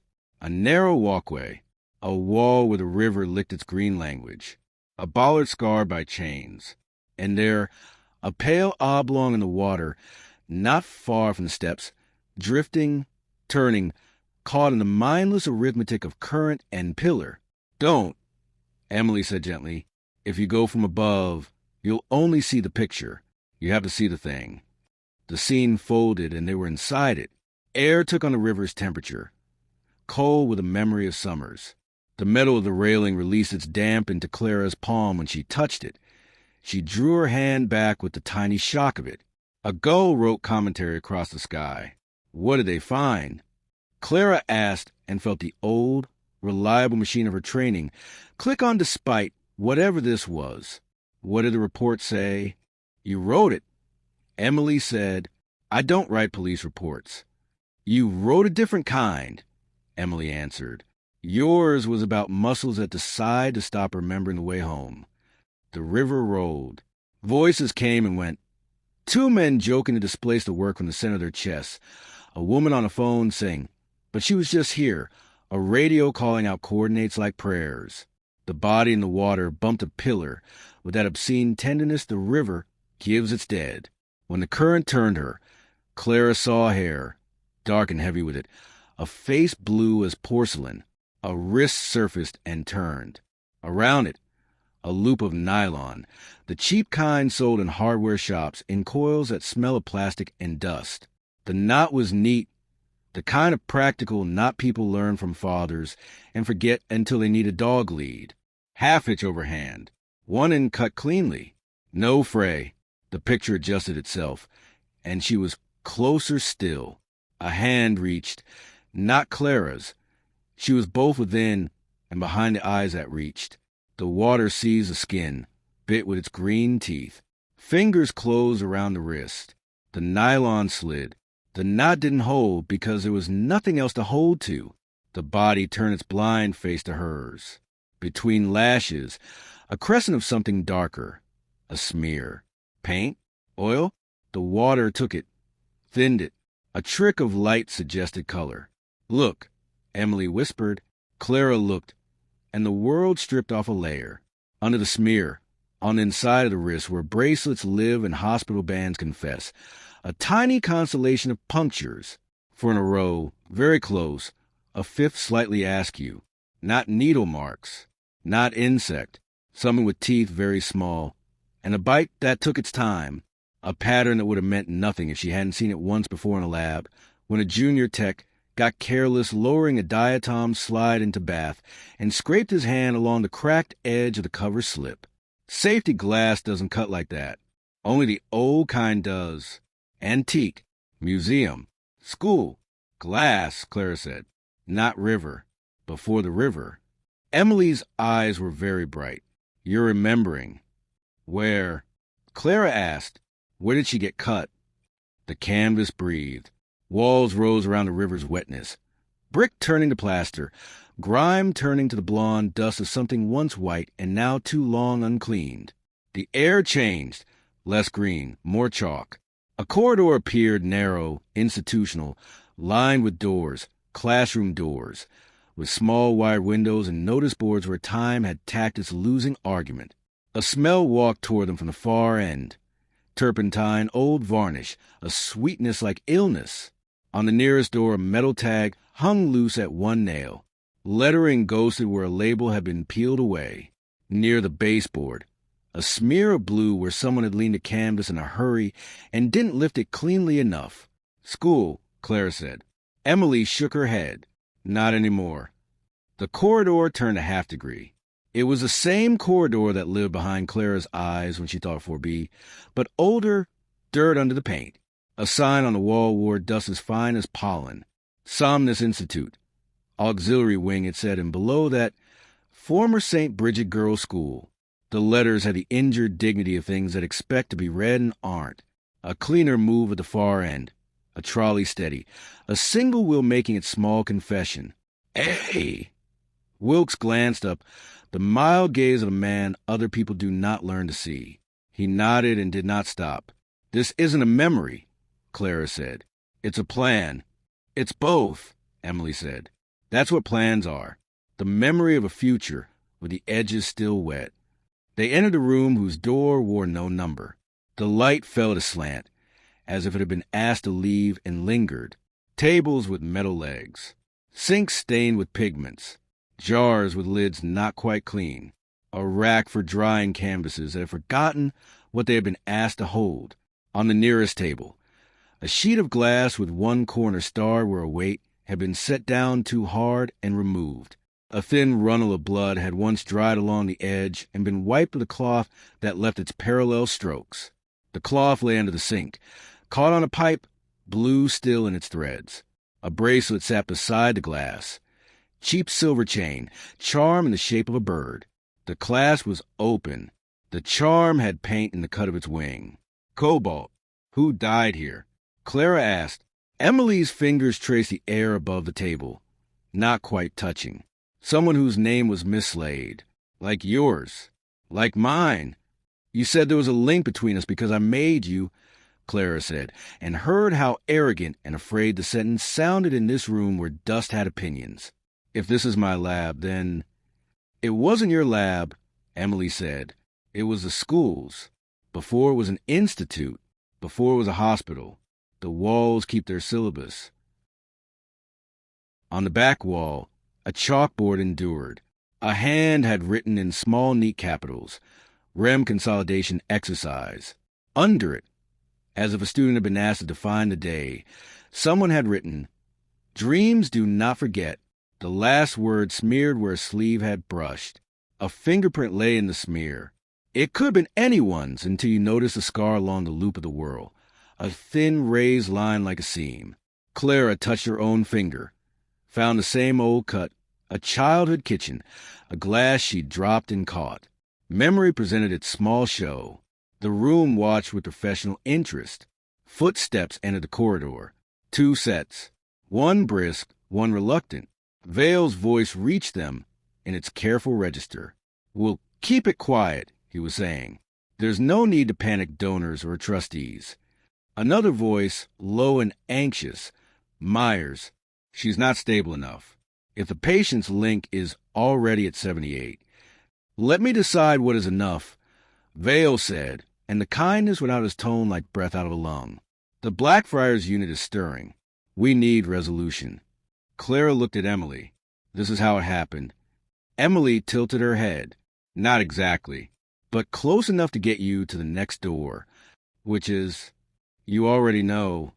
The room folded along a seam Clara could not see until it was a seam she had already crossed. She stood in the river again, but not above it this time.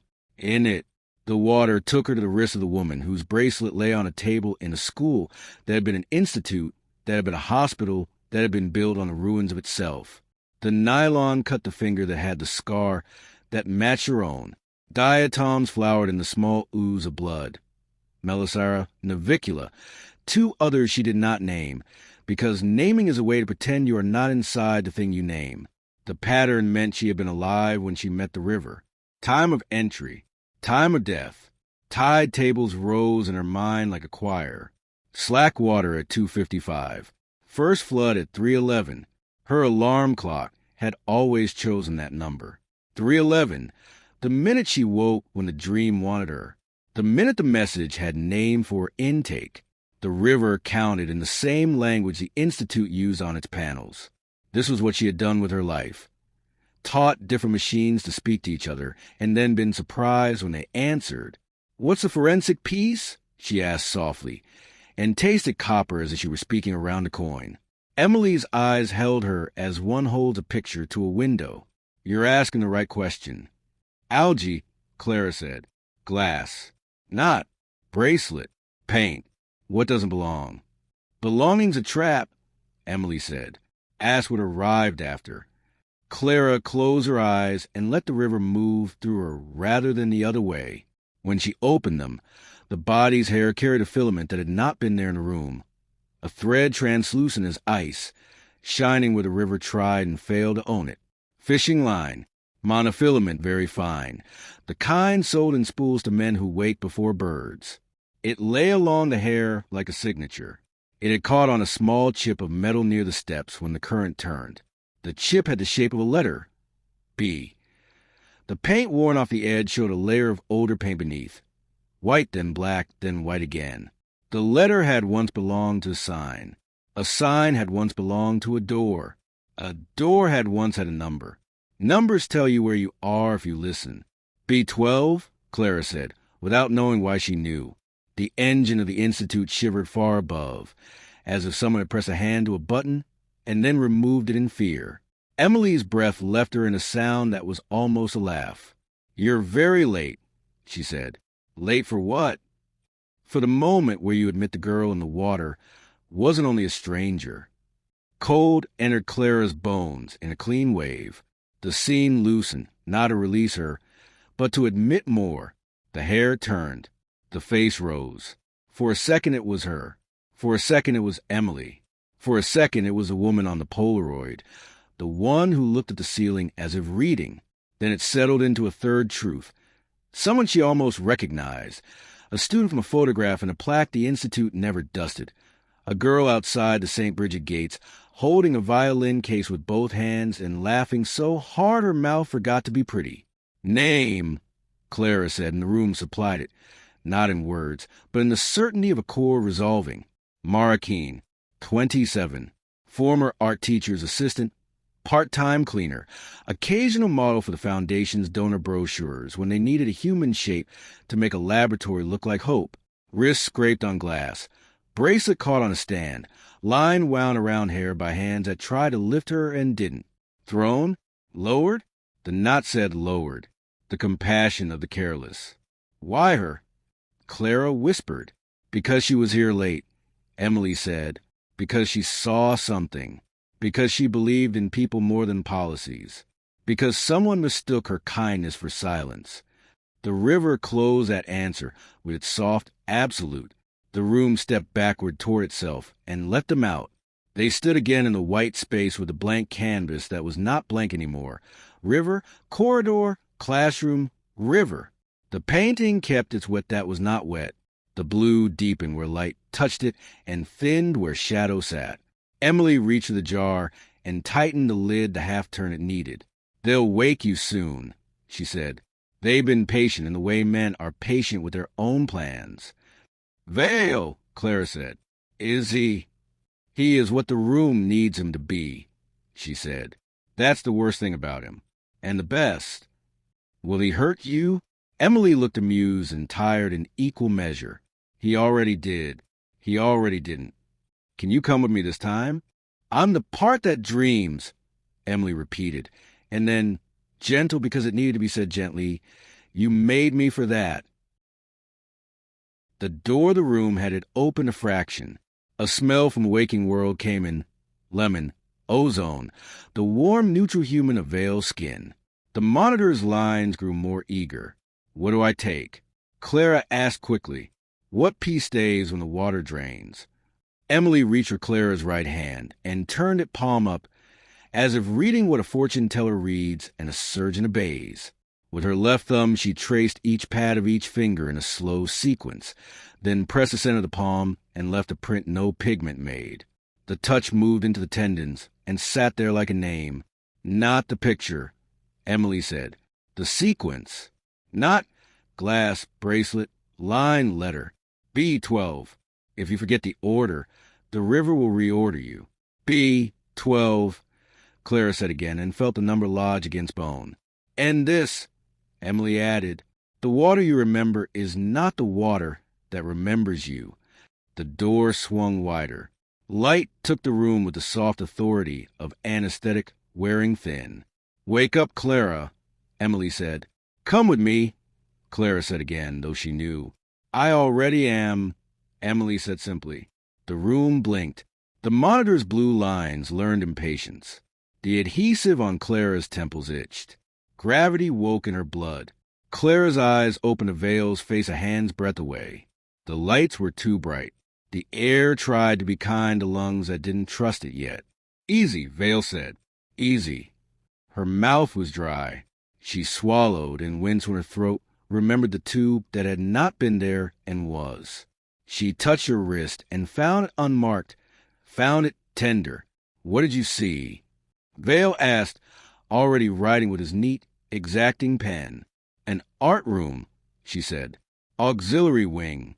Former St. Bridget. Old glass.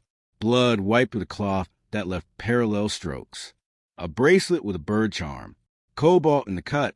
Monofilament in the hair after the fact. Lowered, not thrown. The river did only its job. Vale's eyes sharpened to points. And the letter? B and the number 12. He was very still a moment, as if stillness might keep a thing from being true. B12, he said carefully, tasting it. You know it, Clara said. I know a lot of things I wish I didn't. He stood, moved to the wall phone, pressed a code with the economy of a habit that had worn itself smooth. Myers, he said when someone answered. Check the old storage index for St. Bridget. Painting racks. See if any inventory tags read B12. Yes. Wake Wilkes if you have to. Clara closed her eyes.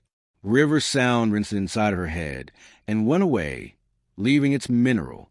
She could still feel Emily's thumbprint in her palm. Not heat, exactly. Something more like weight. Vale returned to bedside and looked at the monitors, as if looking might learn them a better way to be. You did well, he said. I didn't do anything, she said. I remembered what I ruined. He almost smiled. That's doing something. The room resumed its hospital angles. The jar of pigment sat with its lid properly tightened. The sheets made their silent agreements with corners. When the door opened this time, it opened like a door. Air pressure changed. Hinges opined, light adjusted. Myers stood there, hair not yet committed to the day. A clipboard he would have sworn was a shield, but was not. Sir, he said to Vale, not to her. Wilkes says the old art racks use a bin system. Letters for rows. Numbers for slots. They scrapped them when the Institute took over because the floor was uneven, but he kept the tag board. Said he uses it to level the trolley when the wheel shakes. He's got B12 in the cupboard under the service sink. Bring it, Vale said. Wilkes arrived before Myers could fetch him. He wheeled his cart in, the usefulness of it threatening to turn into ceremony. The tag board lay on the lower shelf, a rectangle of old white plastic with a corner starred, the letter be embossed, and a number 12 stamped in red that had faded through pink into a ghost. The board's edge bore the same tiny saw-bite marks that live in things schools buy when bidders cut corners and call it economy. Been holding doors open 20 years, Wilkes said mildly. Figured it could do one more job. Vale took the tag in his hand, as if it could break, and as if it had broken so long ago it deserved gentleness. He looked at Clara, not at the tag. This is the piece I was missing, he said. Not the why. The where. Where? She asked. He turned the tag over. On the back, a fingerprint in faint dry blue. A smudge in the shape of a comma. Someone had once pressed it with paint-wet hands and hung it and forgotten that hands leave arguments future hands can resolve. Vale held it toward the light, along the narrow margin, in pencil, almost gone. SB/Annex Rack B Slot 12, TUB. Tub, Clara said, and the room repeated the word the way a ravine repeats thunder. Vale's mouth became a line. We close the corridor, he told Myers. We bring in forensics. We treat the annex as a scene, not a relic. Myers glanced at Clara, at the electrodes, at the blue line waking and lying down again. And Dr. Wren? Vale didn't answer right away. His eyes had the remote focus of a man doing math with more variables in hands. When he spoke, it was to the room. We keep cycle too short. She's giving us the geography. That's all we need from her. Clara watched the blue line steady. Two pulses try not to rhyme. It's not all you need, she said quietly. It's just all you can take. Vale looked at her the way one looks at a painting that either is genius or is a mistake, and it is too soon to know which. He set the tag on the console. The letter faced up. The number faced her. B12 regarded her without blinking. Rest, he said. She closed her eyes because he told her to, and because Emily had, and because the river had, and because sometimes the only way to keep from drowning is to decide to float. Outside, deep in the building's old bones, men who loved procedures unrolled tape across a threshold and told each other the past would obey. In the annex that had once been a classroom, dust considered its options. Under the service sink, a cloth dreamed its blue back into water. Along the Thames, a gull wrote a perfect parenthesis into the dusk and closed it. When Clara slept, she did not fall. She lay on the surface like a coin on a palm and waited to be spent. In her right hand, the print Emily had given her cooled until it felt like a choice. Chapter 9. The Annex. Dawn arrived as a diluted bruise along the edges of the blinds, more suggestion than light. The recovery room held its breath in the interval before nurses changed hands with other nurses, and machines remembered to blink. Clara surfaced into that hour the way a diver finds a ceiling with her palms. Carefully, refusing panic, surprised to discover she's back where air is. The electrodes were gone. A small crescent of gel remained at her hairline, cool as old mint. Vale had left at some point. A cup's ring drying to faint gloss on the console. The tag lay where he'd set it. B12, a white rectangle that had learned to be an omen. When the door opened, the smell of the building came with it. Limon floors, warm circuitry, wet wool from coats that had seen rain and would see it again before lunch. Myers slipped in, hair damp. Clipboard hugged to his chest like contrition. "They're ready downstairs," he said. "Annex." Clara swung her legs over the side of the bed. Her body performed a quick inventory. Knees faithful, calves a little spiteful, hands steady enough for surgery she would no longer be allowed to perform. She stood. The floor carried a very fine vibration to the soles of her feet, as if somewhere deep the building had a purr. "Dr. Vale wants you to observe," Myers added, already half sorry. "Just observe." "I'll try," she said, and meant in the way a person means, "I won't lie if you ask the wrong questions." They walked the corridor that had been her particular river, the light making long bone shadows. The air always exactly a degree warmer than outside. In the lift, the panel offered the levels like a litany. R for recovery, O for observation, for annex. The button circle lit with a small decision. The car descended with the polite gravity of something taught to behave. The annex corridor had kept its school under the paint. The floors remembered girls' shoes. The walls remembered hands tracing routes between periods. The air, slow and chalky, remembered seasons before air conditioning learned to declare weather obsolete. At the far end, yellow tape striping a doorway made its bright, cheerful threat. Forensics had arrived ahead and set their small, delicate siege. Evidence markers like petals, camera on tripod with a patient eye. Kits unrolled into theology. The room itself seemed to resent the intrusion. Dust lifted and settled in sulky punctuation. Jars clicked softly as if conferring. Vale stood near the sink speaking quietly with a woman in a navy jacket whose eyes did not waste movement. "Clara," he said without turning. "Sergeant Priya Anand, CSU lead." Anand offered a nod that managed to be both welcome and warning. "Doctor," she said, "I'm told you have context." "Fragments," Clara said. "They pretend to be more." "Fragments make mosaics," Anand said and gestured to the table. "Walk me through your fragments." Clara stepped into the room, each detail rising like a diver from silt as she named it. Sheet of glass, corner starred, pressure kink, dried blood wiped with cloth, parallel strokes, fiber likely cotton, institutional grade, bracelet, cheap chain, bird charm, pigment in the recess. The pigment is cobalt-based. Cobalt, Anand repeated, setting a marker by the glass. "We'll run a spectrum. Go on." "The cloth," Clara said, kneeling to look beneath the sink. It waited exactly where the dream had left it, hooked like an afterthought on a pipe. She didn't reach. Anand's small hand lifted in the clean choreography of scene etiquette, and a tech with be-quiet steps slipped forward, swabbed, tweezed, bagged. The bag closed with a tone that always felt like a case, saying its inconvenient name aloud. "Bracelet," Anand asked. Wilkes, who had materialized with his trolley at the threshold and found a way to be indispensably inobtrusive, nodded toward a cupboard, its paint layered, its hinge complaining. Inside, among spare jars and a stack of magazines surrendered by a dentist's office long ago, lay the chain, a bright, ordinary lie. The bird charm had collected someone's blue in the corner where wing meets body. The clasp was open. The ring pulled microscopically out a true monofilament, Anand said, and it wasn't a question so much as a desire. She wanted the line. She wanted to be the sort of woman who noticed a thread. Not here, Clara said. In the river. It read as after. The river's grammar, not the room's. Anand's mouth softened by a millimeter. You've done this before, she observed. I've done other things too many times, Clara said. The chalkboard presided at their backs with its old sentence half erased. Dreams do not forget. Anand photographed it, not as evidence, but as character witness.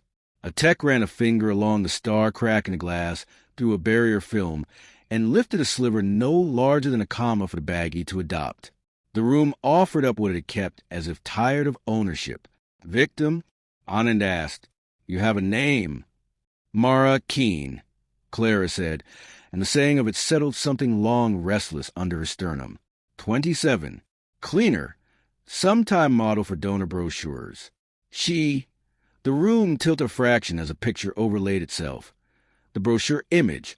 Mara in borrowed lab coat. Hair tucked. Smile obligingly luminous beside a machine that did not know it had posed. She was here late. She saw something. She was lowered, not thrown. The knot was a half-hitch overhand. The kind fathers teach when they think they're teaching simply how to tie things. Anand's pen paused on her pad. Lowered. The abrasions presented as sliding, not impact. The diatoms, Clara stopped herself, amended. There are likely diatoms consistent with intake rather than post-mortem exposure. If you test bone marrow, we will, Anand said, we're allowed to be thorough. She glanced at Vale. Are we allowed to be thorough? For once, he said, and the old fatigue returned to the corners of his mouth. Lyle's arrival put a new angle on the room. He filled the doorway like a frame. Coat gathered under his arm. Suit learning the day slowly. His eyes took everything in with the caution of a person who knows rooms hold teeth. Morning, he said to the air. Doctor, director, sergeant, detective. Anand inclined, not irritated, not pleased. You get my messages? Lyle asked her. Your messages enjoy leaving their coats on the furniture, she said. We'll keep them until you remember to collect them. He grinned, brief and unencumbered. Then to Clara, quieter, I heard you were back on the water. Back is optimistic, she said. He let the answer be what it was and moved to the chalkboard. Dreams do not forget, he read, and his tone made it half sardonic, half promise. That from your people, director? From the building. Vale said, buildings talk. Lyle asked, they do hear, Wilkes murmured, too soft for anyone who didn't want to hear. Anand's team found the birds the room had hidden for them. Tiny flecks under the drying rack, a hair caught in an old paint ring on the table, a trace of skin oil on the cupboard knob, a nick in the door frame at shoulder height consistent with something being maneuvered through sideways, haste without care. B12's tags at Sentinel on the console, grave as an index finger. Why B12? Lyle asked Clara when they drifted to the doorway's edge. Why not C3 or some other disaster? Because someone wanted to move the tub, she said, surprised by her own certainty. Or hide it. The racks were letters and numbers. It's a coordinate in a system. You only see if you can read both languages, where the school ends and the institute begins. And the tub, he said. Ceramic, she said. Enamel chipped along the lip. Thin, old. A school's not a hospital's. Built out last girls and failed. You get all that from a dream, he said, half wonder, half warning. I get all that from a room that kept poor records and better habits. He studied her face for the beat a trained man allows himself. You should eat, he said, and produced the kind of wrapped biscuit that only police have, stale as procedure and twice as reliable. She took it.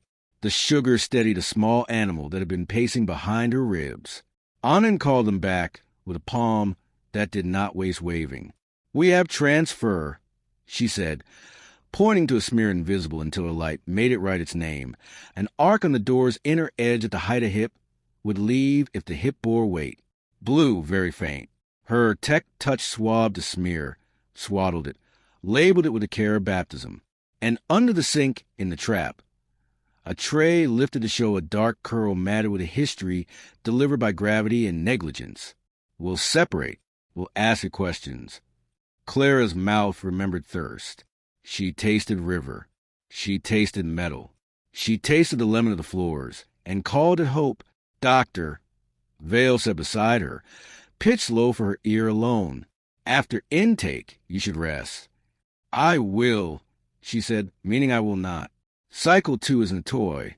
No, she said, it's a net. His jaw tightened a fraction. And what does it intend to catch?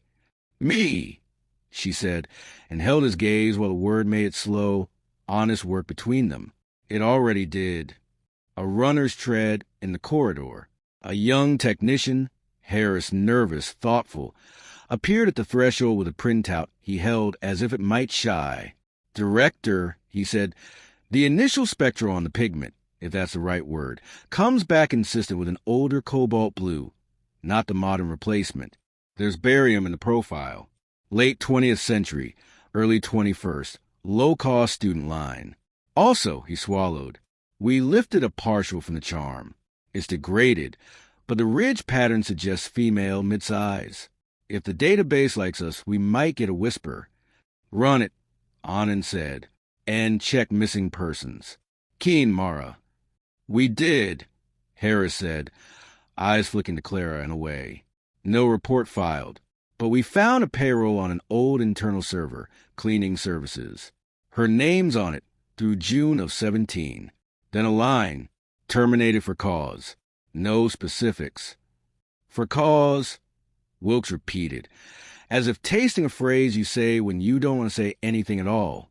Lyle wrote nothing. His face became the sort of face that empties so a story has room to speak. What cause? He asked the room gently. The old sink did not answer.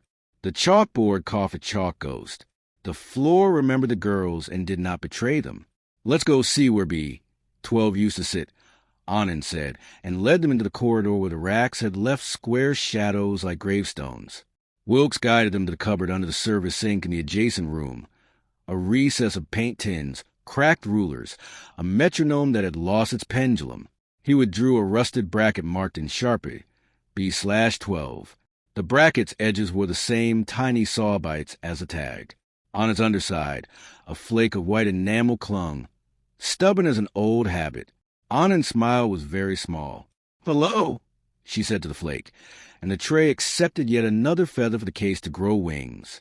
When they emerged into the corridor again, a figure waited at the far end, all angle and patience. Emily.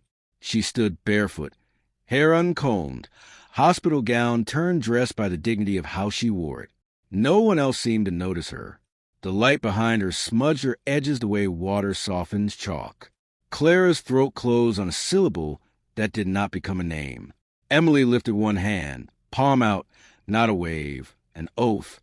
Then she pressed her thumb to the center, as if showing Clara a print only they could see. A blue blooming without pigment. A pressure laying claim along the palm's old roads. Then she lowered the hand, and was simply a girl again, 21, paint on her knuckles, eyes carrying a weather all their own. Doctor? Myers said, and Clara realized she had stopped walking. I'm fine, she said, and the lie had the virtue of good posture. Back in recovery, Vale attempted benevolence in the form of tea. It smelled politely of bergamot, a scent that belonged to other worries. 2 hours, he said. Then home. Home is not where the river stops, she said. Nevertheless, he said, and set the cup down. I need to see the intake logs, she said. Cycle 1, 2017. He did not flinch. You've seen enough. Enough to know I signed something I didn't understand, she said. Enough to know you let me. He rubbed the bridge of his nose, that small weary act that buys clever men a minute. Clara, spare me the tenderness, she said, not unkindly. Just the logs. He looked at her, not through her, and she remembered his face in the first weeks after her father drowned. The man at Cambridge with the uncanny talent for arriving at doors with the right tone and the right question. He had recruited her because he could read losses like compositions. He had loved. Was that the word? What she could not put down. "I'll show you what won't destroy what's left," he said at last. "What does that leave?" she asked. "Recipe cards," he said, and smiled without forgiveness. "Memos. The music for a hymn with no words." He left. The room puts hand on her shoulder the way empty rooms do when they watch too much. Clara closed her eyes and let the quiet set like lacquer. Behind her lids the annex arranged itself again, glass cloth bracelet bracket, the chain of custody of death no one had owned. Consent received, the last message had said, and she thought of signatures, of hands guided by someone else's hand, of the way we teach children to form letters by holding their fingers and pretending it is encouragement when it is control. Consent required context. Context required the things that smell and stain and cut. She dozed and woke without remembering the motion. In the doorway, Lau, his gravity softened by something like gentleness. "Anand's running the enamel," he said. "If the flake likes us, it'll tell us which manufacturer. Sometimes you get lucky and it sings a postcode." "Luck is a superstition," she said. "Sure," he said, "but it keeps men from drinking at lunch." He took the visitor's chair without ceremony and set a paper bag on his knee. "Also sandwiches. I'm told these keep doctors from fainting in corridors." She took the one that smelled like mustard and repetition. They ate like people who remembered how to be quiet together once. He watched her watch the door.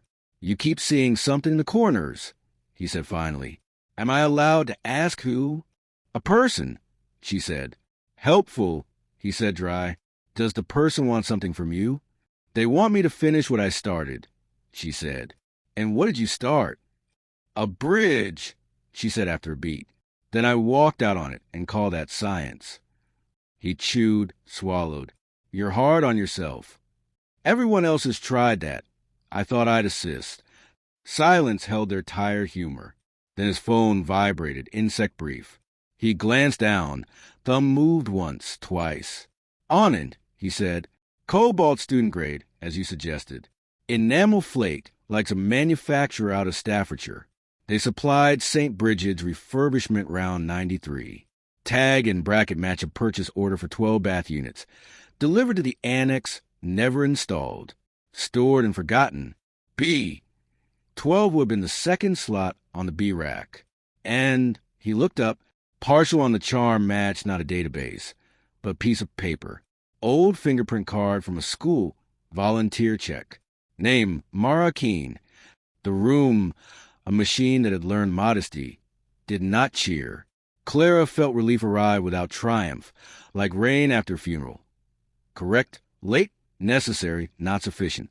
"Now we tell her," Lau said. "Tell who?" Clara asked.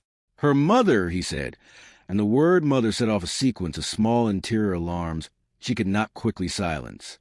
Somebody filed no report, but somebody raised her. There's always a door you haven't knocked. He stood. The chair made its light exhale. He hesitated. "You should come." "I'm not police," she said. "No," he said. "You're the one who remembers." They drove through a London that had decided to be medium. Not kind, not cruel. The wipers negotiated. Traffic did what it always does when it wants to feel alive. In the passenger window, buildings slurred into a single continuous architecture. She closed her eyes only once, and when she did, the river presented her with a thread of line snagged on a step, glittering like a fishing of light. She opened them and found Lyle's profile untroubled, the man a machine tuned to keep other people from breaking. The Keene flat sat above a laundrette in a terrace that had learned to lean. The stairs smelled of heat and detergent and onion softening.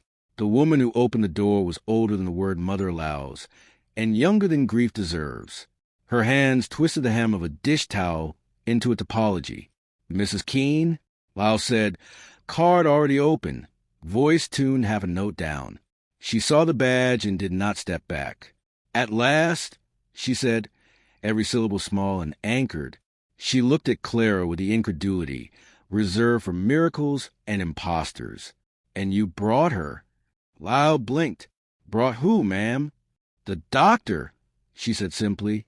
"The one from the picture." "Someone showed you a picture," Clara heard herself say. Mrs. Keene's thumb found a seam at the dish towel's border and worried it. "A man from the Institute came once," she said. "Years ago. He brought a picture and said Mara had left a job, he meant. Said there were rules. Said sometimes girls decide to take other paths." He said it very carefully. Her mouth trembled and found steel. "He asked if my Mara had written. I said no. He asked if she'd always been the sort to lose things. I said no. He left his number on a card that wasn't his number." "What did the man look like?" Lyle asked, and it caused him to keep his voice mild. "Kind," she said, and the word curdled. "And tired that way men are when they believe they are doing their best." Clara did not look at Lyle, because he would see the shape of veil on her face. "May we come in?" she asked. The flat held its brightness tidy on a budget, a bravery certain women perform without audience. On the mantel, a photograph of Mara younger by years, laughing with someone whose face the frame had cut just out. On a shelf, a violin case, scuffed, with a sticker half-peeled that read St. Bridget. The latch clicked when Mrs. Keene touched it, a sound intimate as exhaling. She did not open it. She played. Mrs. Keene said to the case, not to them. "Not well enough to matter," she said, "but enough to know how to make a room behave." Clara's hand moved toward the case without permission, stopped when her body remembered her place. "Mrs. Keene," she said, "we have reason to believe Mara. The sentence found a rock under the water. Was hurt at the Institute, in the old wing, in an art room. We're trying to bring her home." "Home," Mrs. Keene repeated, and sat because standing had become an opinion she no longer held. "Years I've made tea for ghosts." She set cups out as ritual demands, poured a thin gold, held hers without drinking. "I went there," she said, eyes on the steam, "after the man with the picture. I stood at the glass and saw my face be told to wait. The girl at the desk used pity on me. I didn't like the way it fit." "What did you see?" Lyle asked. "Nothing," she said, which is how people hide things. "You dress nothing up in glass and noise and call it important." Clara's throat tightened. The violin case made the room look at itself. She thought of Emily's thumbpress in her palm. She thought of B12. She thought of the bracket's enamel flake under light. "If we find her," Mrs. Keene said quietly, "do I get to be angry then? I've been saving it." "Yes," Lyle said, with a conviction that made the room lean toward him. "Yes, ma'am." On the way back, the river showed him the color it chooses when it keeps its counsel. The light had cooled, and a wind from somewhere with fields in it tried to tidy London's hair. In recovery, Vale was waiting with a folder whose thickness meant bureaucracy had done what it could. "Logs," he said. "Redacted." Clara took them. Names were gone. Dates wore black bars that meant either shame or habit. But handwriting persisted where type had tried to erase it. Her own notes in the margins, precise as tailoring. Crosslink at 0.78.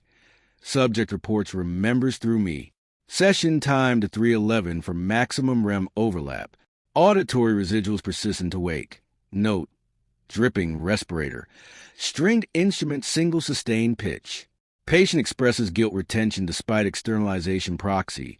Hypothesis. Guilt is not transferable. Only its images are. She set her finger on the last line and felt heat leach from it like meaning. "I wrote this and thought it was a clever sentence," she said. "Now it reads like a warning." "Many clever sentences are," Vale said. "Did you go to Mrs. Keene?" she asked without looking up. He did not waste a lie. "Yes." "Why?" "To take responsibility," he said. "For what you had done," she said.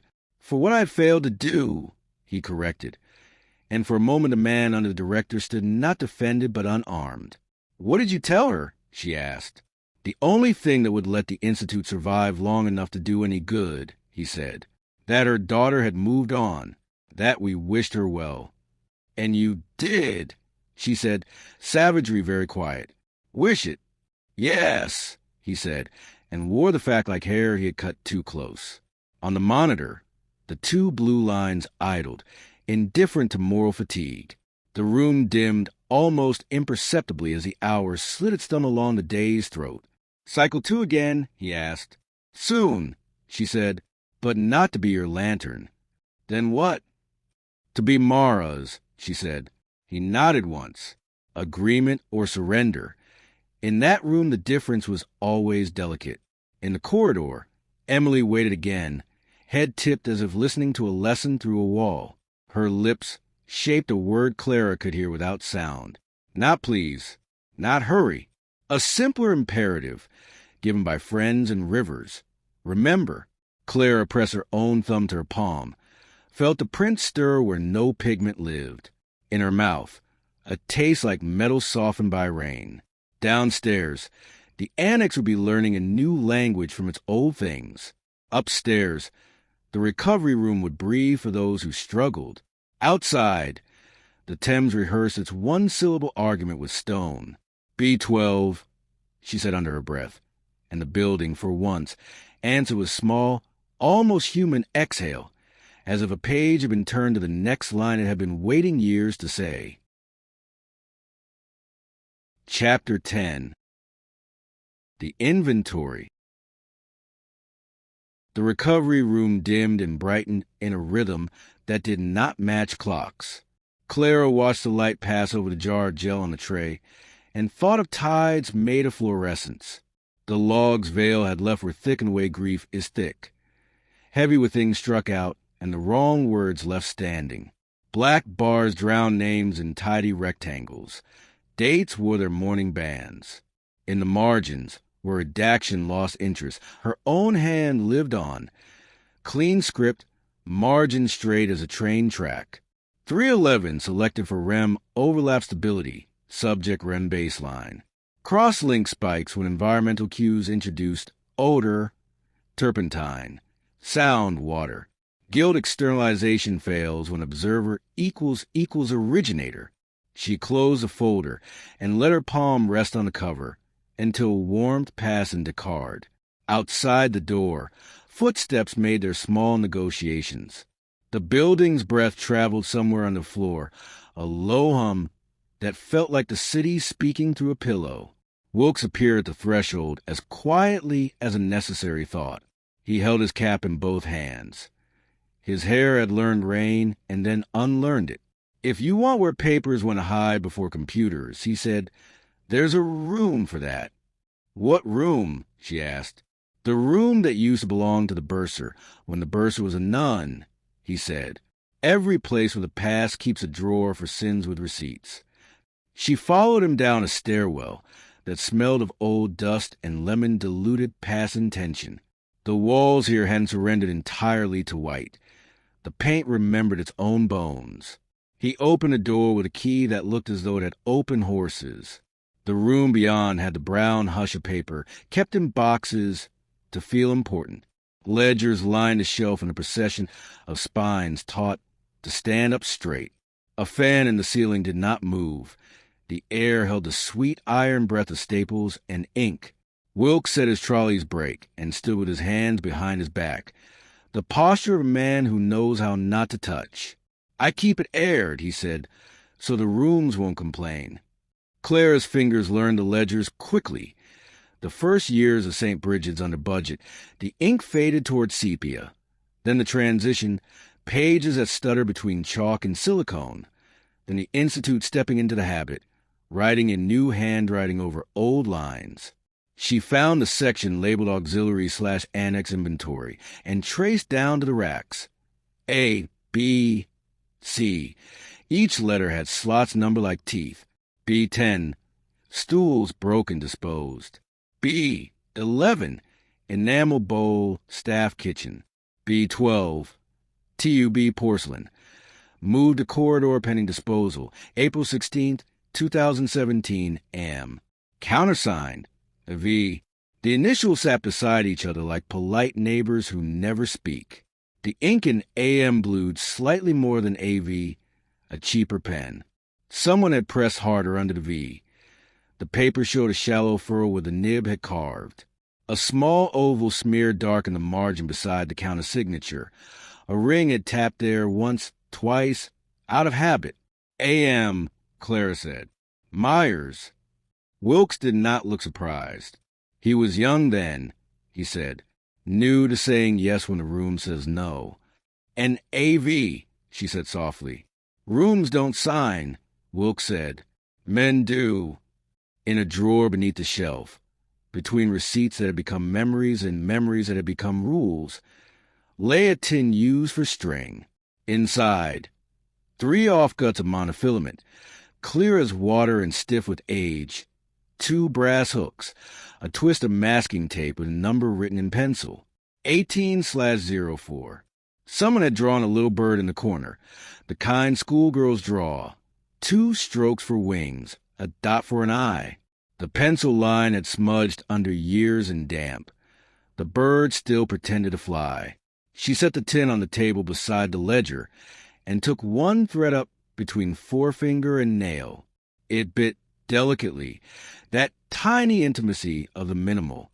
In a breath it was gone, a line you could only see if light cooperated. Clara turned the ledger, so the light fell from the right.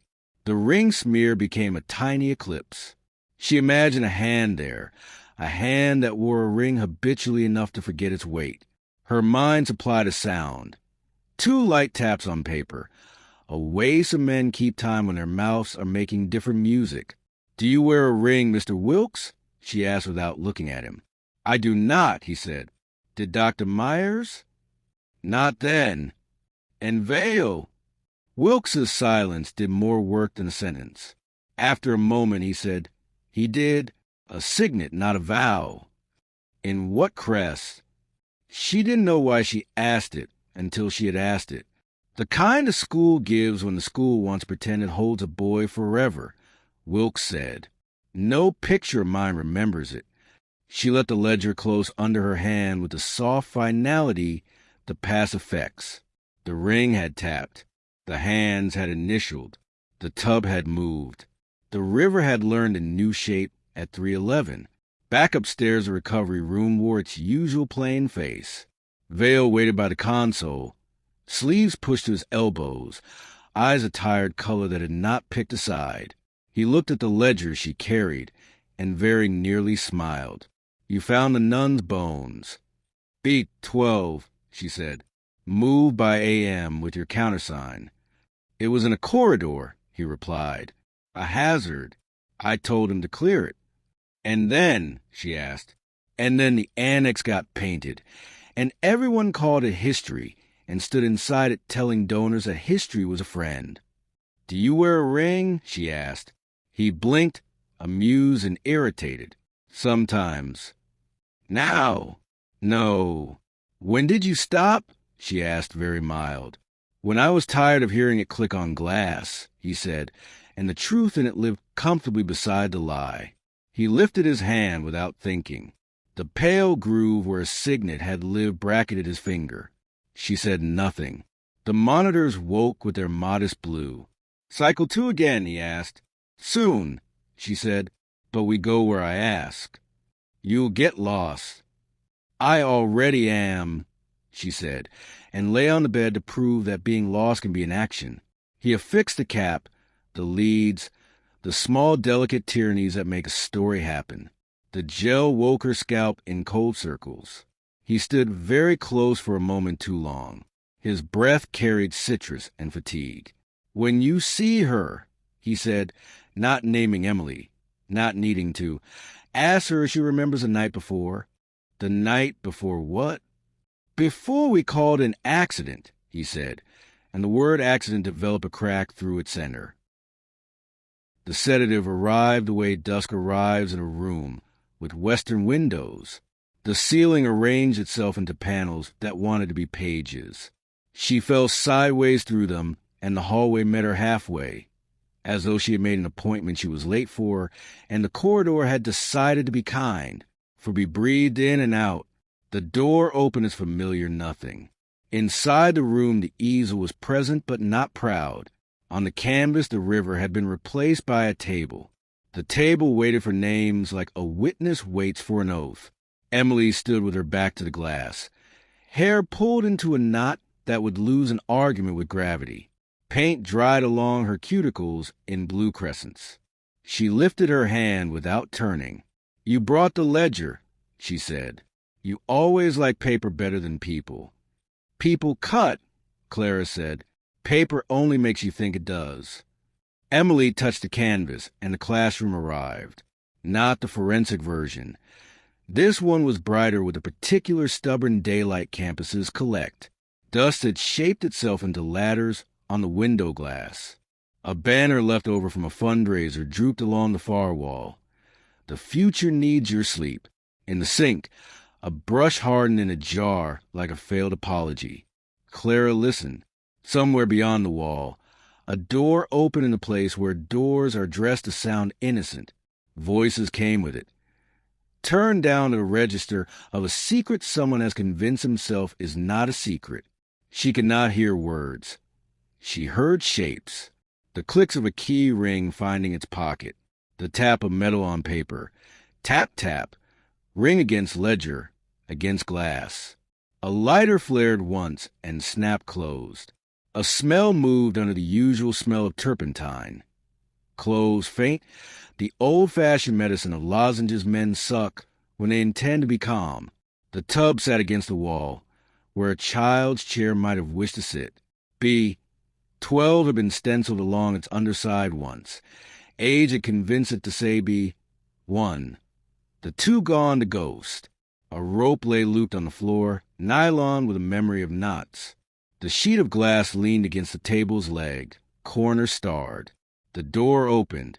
2 figures entered, carrying particular stillness of men who have chosen a plan and are trying not to remember that a plan is a thing that lives. One moved with the practice of decisions efficient, the other with reluctant haste.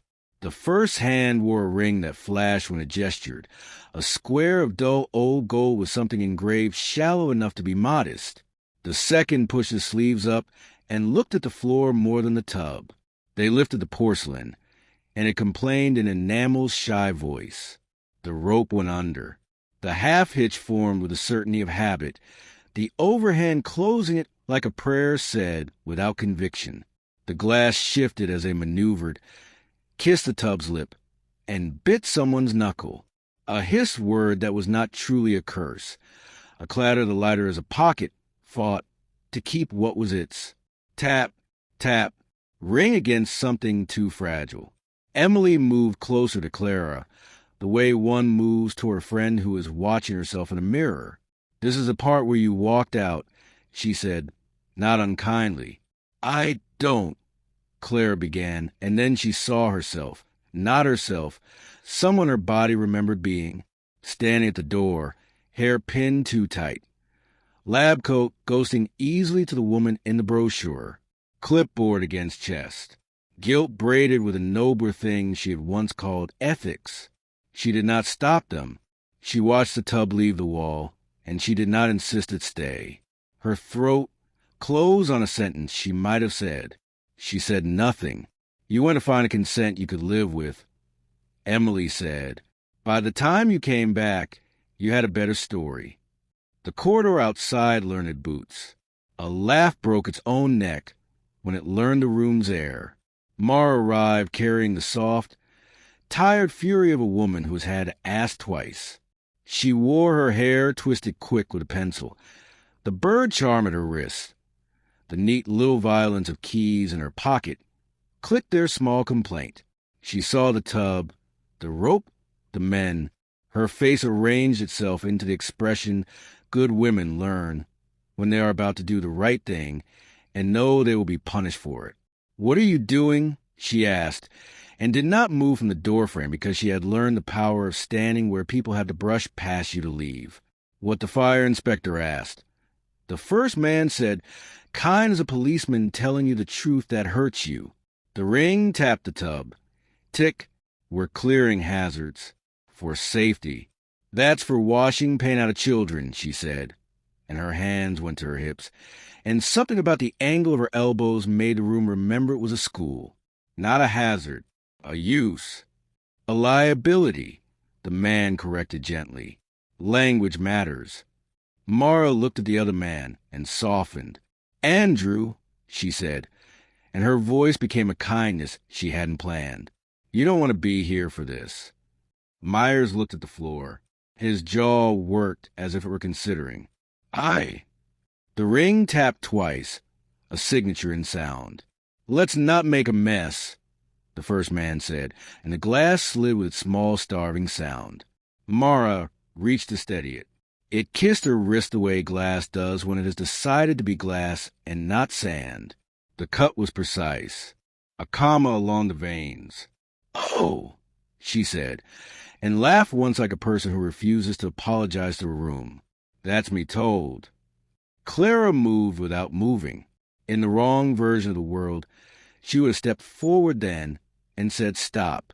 In this version, she did not know whether it was cowardice, procedure, or the river itself that kept her in the door. Emily turned the canvas half an inch. The angle changed and the scene lost some of its mercy. The rope's memory turned into instruction. Hands became units of force. The room's light thinned. Consent, the word and the thing, became a card with someone else's signature.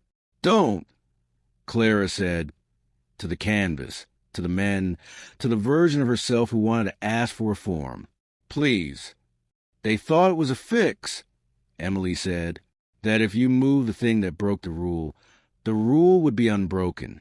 Some men are children when rules resist. The room rolled like a ship. Someone, she would not think the name, took Mara's elbow and guided, not hard, the way a man guides a woman who has missed a step. Come on, he said. Gentle, terrible. The door sighed. The corridor learned a new sequence. Tub against frame, rope drawn taut, glass protesting, keys asking questions in a pocket that had no answers, shoelace squeak breath, then the blue and the river, and the night that takes its census at 3:11. Clara staggered back from the canvas. The air of the 4B that was not a room found her throat. She pressed her thumb into her palm and found the print Emily had left there earlier, though nothing colored her skin. It burned like a small decision. Now you know the outline, Emily said, but outlines never killed anybody. Men did. Who? Clara asked, and the word felt cheap and important. Who is a letter you'll write later? Emily said. Now is the order of things. Not. Glass. Bracelet. Line. Letter. B. 12, Clara said, because a person has to say something pretend the river hasn't already decided. Good, Emily said, and the room's light began to find its doctor voice. One more thing. What? Emily took Clara's hand and turned it so the hollow of the palm spoke. She pressed her thumb in the center and held it there until Clara could feel her pulse beat up through the pad into the print Emily made. The man with the ring, she said. He taps twice when he has to lie, once when he wants to. The world surface found her. Tubes, gel light. Veil leaned over her shoulder. The monitors made their polite field notes. His hands were bare. His jaw had learned to be still. What did you see? He asked. She let the answer assemble without courtesy. The annex before the donors learned its name. Your ring on paper. Myers's initials in a ledger. A tub lifted for safety and used for something else. Glass working as an accomplice when it wanted to be a witness. Mara saying the word you didn't want to hear. And the river, he said. The river did what rivers do, she said. It kept and gave in equal measure. He waited. And me? You were there, she said. You tell me how. He didn't flinch. Good men practice that. You asked me once to choose between the Institute and the truth, he said. You said you'd forgive me if I chose a room. I didn't believe you. I wanted the truth to survive the Institute. Did it? She asked. Sometimes, he said, and his voice had the honesty of violin being tuned. painful because it promises better. On the console, the ledger lay open to the page where AM and AV had made their small, quiet pact with April. Lyle appeared at the door with a look that meant the city had spoken. CSU pulled a print off the inside of the annex service door, he said. Partial, but the ridge hit on an old volunteer card. Mara, we also got a micro-fragment of enamel on the stair to the loading bay that matches the bracket. CCTV from the night's useless. He glanced at Vale. Cameras were undergoing maintenance. Convenient, Anand said from behind him, dry as a towel hung too long in shade. She stepped in, nodded at Clara. Doctor, we'll be in the annex the rest of the day. If your dreams feel like telling us where to put the tape next, call. I will, Clara said. Anand's gaze softened half a degree. And, Doctor, she hesitated, as if checking the air for witnesses. Some of us don't believe in luck. We believe in women who keep notes. When they were gone, Clara picked up the ledger again. The ring smear had dried years ago and still refused to disappear. She set her thumb beside it for a second and took it away before anyone could mistake that for wanting to match. Cycle 2 again tonight. Vale said, not a question. I will go back, she said, but not for your outcome. For hers. He inclined his head as if tipping it to a painting he could not buy. I'll prep the room. When he turned, she watched him reach for his cup. He tapped the porcelain once, twice, without noticing. The sound traveled to the part of her that had learned the ledger's echo. A habit is a signature written where you cannot erase it. She said nothing. The building exhaled, a long, slow sound that could have been the river or a prayer. In the corridor, a girl in a hospital gown paused at the threshold and lifted her hand. Not a wave, an oath. Clara answered with her palm and felt the ghost of a print warm against her skin. Not glass, bracelet, line, letter, she said softly, to the ledger, to the room, to the water that waited. B12. The blue line on the monitor rose and fell once, like a breath agreeing with her. Then the day moved forward, unremarkable as a stone rolled in a pocket, collecting its patient gloss. Chapter 11. The night before. The city wore Tuesday with the weary elegance of a coat that fit too well to be loved. In recovery, the monitors kept their blue parish, lines kneeling and rising with patient devotion. Claire stood at the window and watched the pigeon make 3 attempts at the sill before admitting it wanted the ledge below. The room smelled faintly of lemon and sleep gel and the quiet ballast of paperwork. On the console lay the ledger she had carried up from the nun's room, auxiliary/annex inventory, the tidy witness of objects that believed in being counted. B12. TUB. Moved pending disposal. April 16, 2017, AM. Countersign AV. People, she thought, disappear between lines. Things leave their forwarding address. Vale came in without ceremony. Sleeves to the elbow, a fatigue that had learned how not to beg. He set a cup beside the ledger. Tea, he said. She did not reach for it. You told me to ask her about the night before, she said. Before you called it an accident. His gaze flicked to the monitors, to the bed, to the room that had been his ally in his trial. Cycle 2 again, he said. Not a question. Soon, she said. But first the parts that breathe in daylight. Lyle arrived with the weather on his coat and a paper bag he offered as if offerings might earn him absolution. Priya's team is still combing the annex, he said. She swears the room is giving up hair like a cat in May. He glanced at the ledger. We also pulled something off an old brochure, one of your donor romance spreads.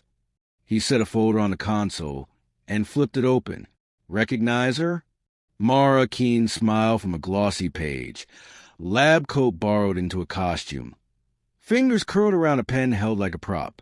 In the corner, a block of text explained excellence to people who required their virtues laminated. Behind Mara, glass reflected light.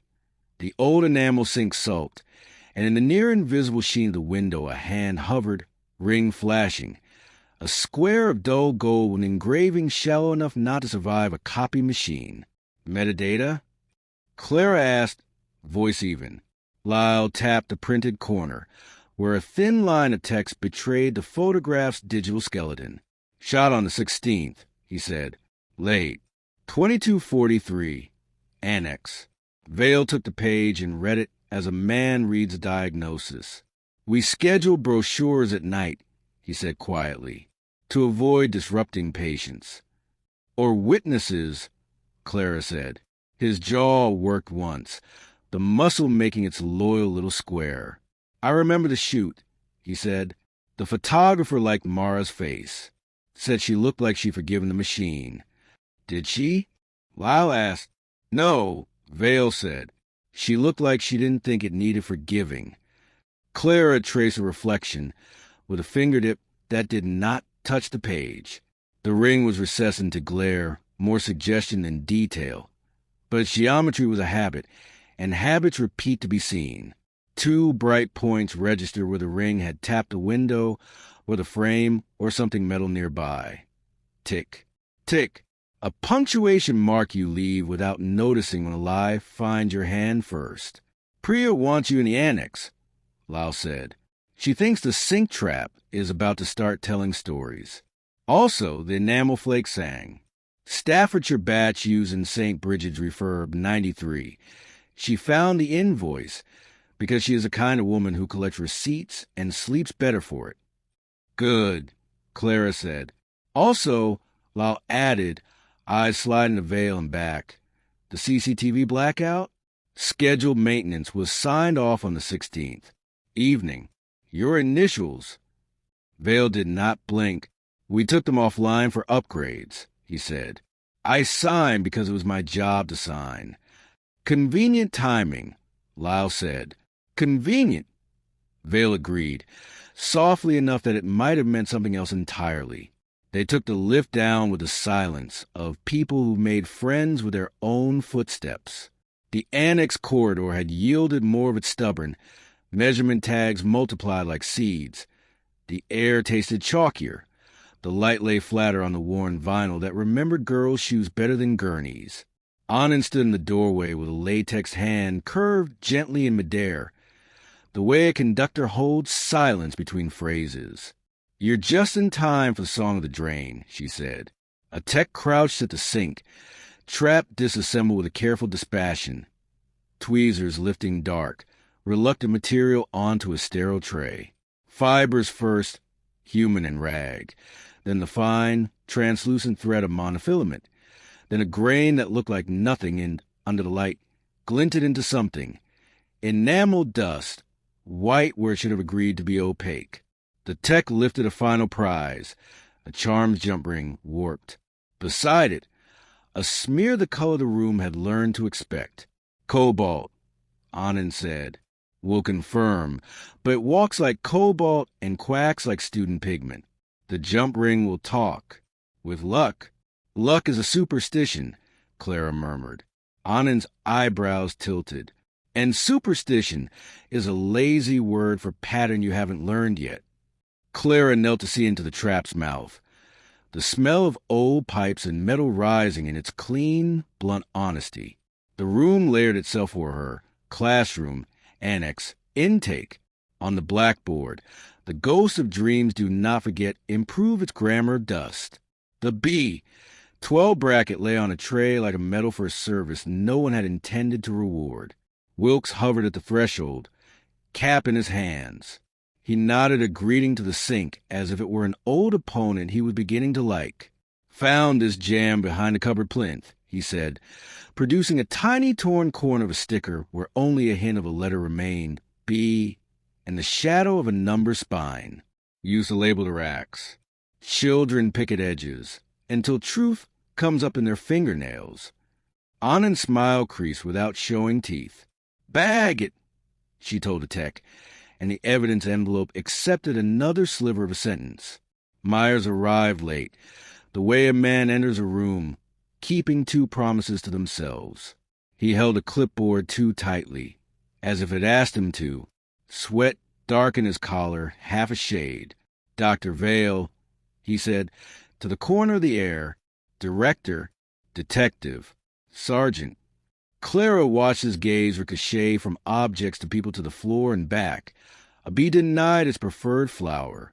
His sleeves were rolled, the hairs on his forearms lying in the wrong direction where he'd wiped sweat and left the gesture unfinished. Andrew, Vale said evenly, you initial B12's move. Myers swallowed. It was in a corridor. I was told to clear hazards. His eyes flicked to Wilkes, then flinched his own instinct for witnesses. I didn't. He stopped before the denial ripened into a lie the room might not allow. You were here on the 16th, Lyle said, voice gentle as a chair being pushed back into a table. Evening. Tell me what your hands did, not your intentions. I signed a maintenance for CCTV, Myers said, words small as coins. We'd had interference. A loop, Vale said. The director said we couldn't present a facility with stutter footage to donors. He took a breath. The photographer wanted the annex. It's prettier. The brochure people like glass. And after the brochure, the tub, Clara said. Myers nodded without meaning to. It had to go, he whispered. Fire code. People die all the time of code, Wilkes observed, like a man standing gently on his own feeble joke, saving it from breaking. Andrew, Vale said, softer than the room wanted him to be, did you go to the river? Myers looked at the floor, and his throat moved. I drove, he said. I carried. I didn't. His fingers tightened on the clipboard until the plastic creaked its little complaint. She was already, I don't know when I thought we were fixing. He stopped, looked up, and in his face grief and cowardice struggled without victory. I'm sorry, he said. The word was honest. It was also late. Anna did not look at him, which was kinder. We'll want your prints, she said, and her voice made it a gift. Clara felt the room slot another tile into its mosaic. Knot, glass, bracelet, line, letter. The sequence held like a prayer said properly, but the prayer needed a petitioner. Her palm remembered Emily's press, the print that left no pigment and still warmed. Cycle 2, she said quietly to Vale. He nodded once. Agreement had learned the value of silence. They took the lift up, and the room made its good manners with linens and gel. Vale worked the electrodes with the tenderness of a craft performed for the right reasons and the wrong results. She watched his hands, as if the fingers might confess where the mouth would not. No ring. Only the pale groove where one had lived. When did you stop wearing it? She asked, not because the answer would save anyone, but because sometimes naming an absence lets you measure it. When it got heavier than the finger, he said. What crest? She asked. He almost smiled. A book and a river. Of course, she said. He dimmed the lights. The monitors offered their modest blue. Ask her about the night before, he said. And the man with the lighter. The lighter, she repeated. He flicked it twice, Vale said, for the clove lozenges, and the smallest, strangest kindness entered his tone. He did not like to cough in front of people who needed him to know what he was doing. The sedative arrived not as a wave this time, but as a door closing softly in the next room. She felt its courtesy, its persuasion, the way it convinced each limb to be a separate animal and then taught them to sleep in a pile. The ceiling panels unpaged themselves. The hallway remembered it had been waiting for to be breathed in. Emily, she said, before the room had fully made its face.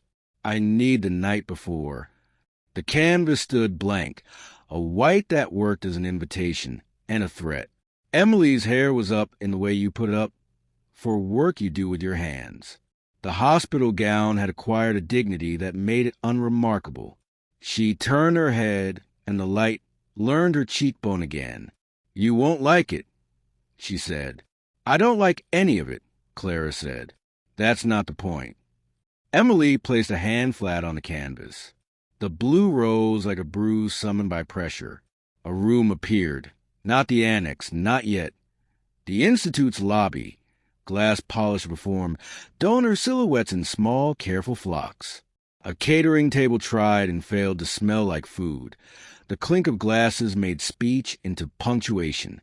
A banner promised sleep a future. Lyle's laugh did not appear in this version of the world. This was a kind of night police attend by necessity only. Clara moved through the crowd with the ghost of herself. Lab coat traded for a dress that did not know who wore it. Vale stood near a cluster of men who were all shoulders and conviction.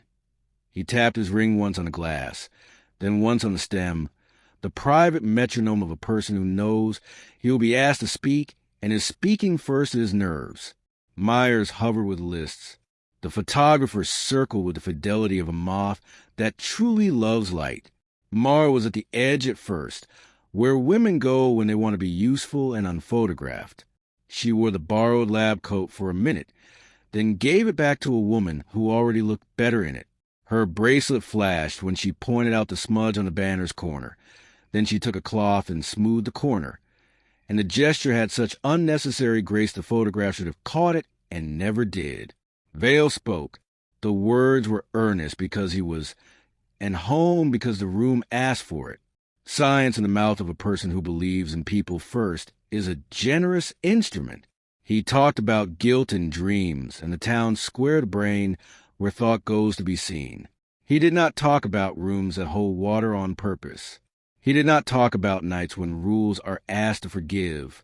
After the speeches, donors toured. The annex made its case with light and glass, and the glamour of the shabby made noble. The tub watched from its corner, almost decorative. The photographer took the picture that would carry Mara through the years. The window took the reflection of the ring. Someone laughed. Someone said, "We'll change the world," and meant it in the way people mean what they can afford. Later, when the crowd had left behind the spoon dents and the napkins and the impression of perfume that still labored under citrus, Myers signed a maintenance order because he was told to and because the language on the form had the tone of approval. The CCTV screens went dark to practice being better. Vale walked Mara to the door and said, "Thank you," the way men say thank you when they have chosen a path and are taking one last look at the exit.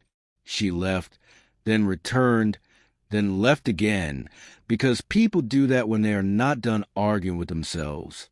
"Where do I go wrong?" Clara asked. Emily angled the canvas a fraction. The annex reappeared. The tub sat be 12 tucked invisible under its lip.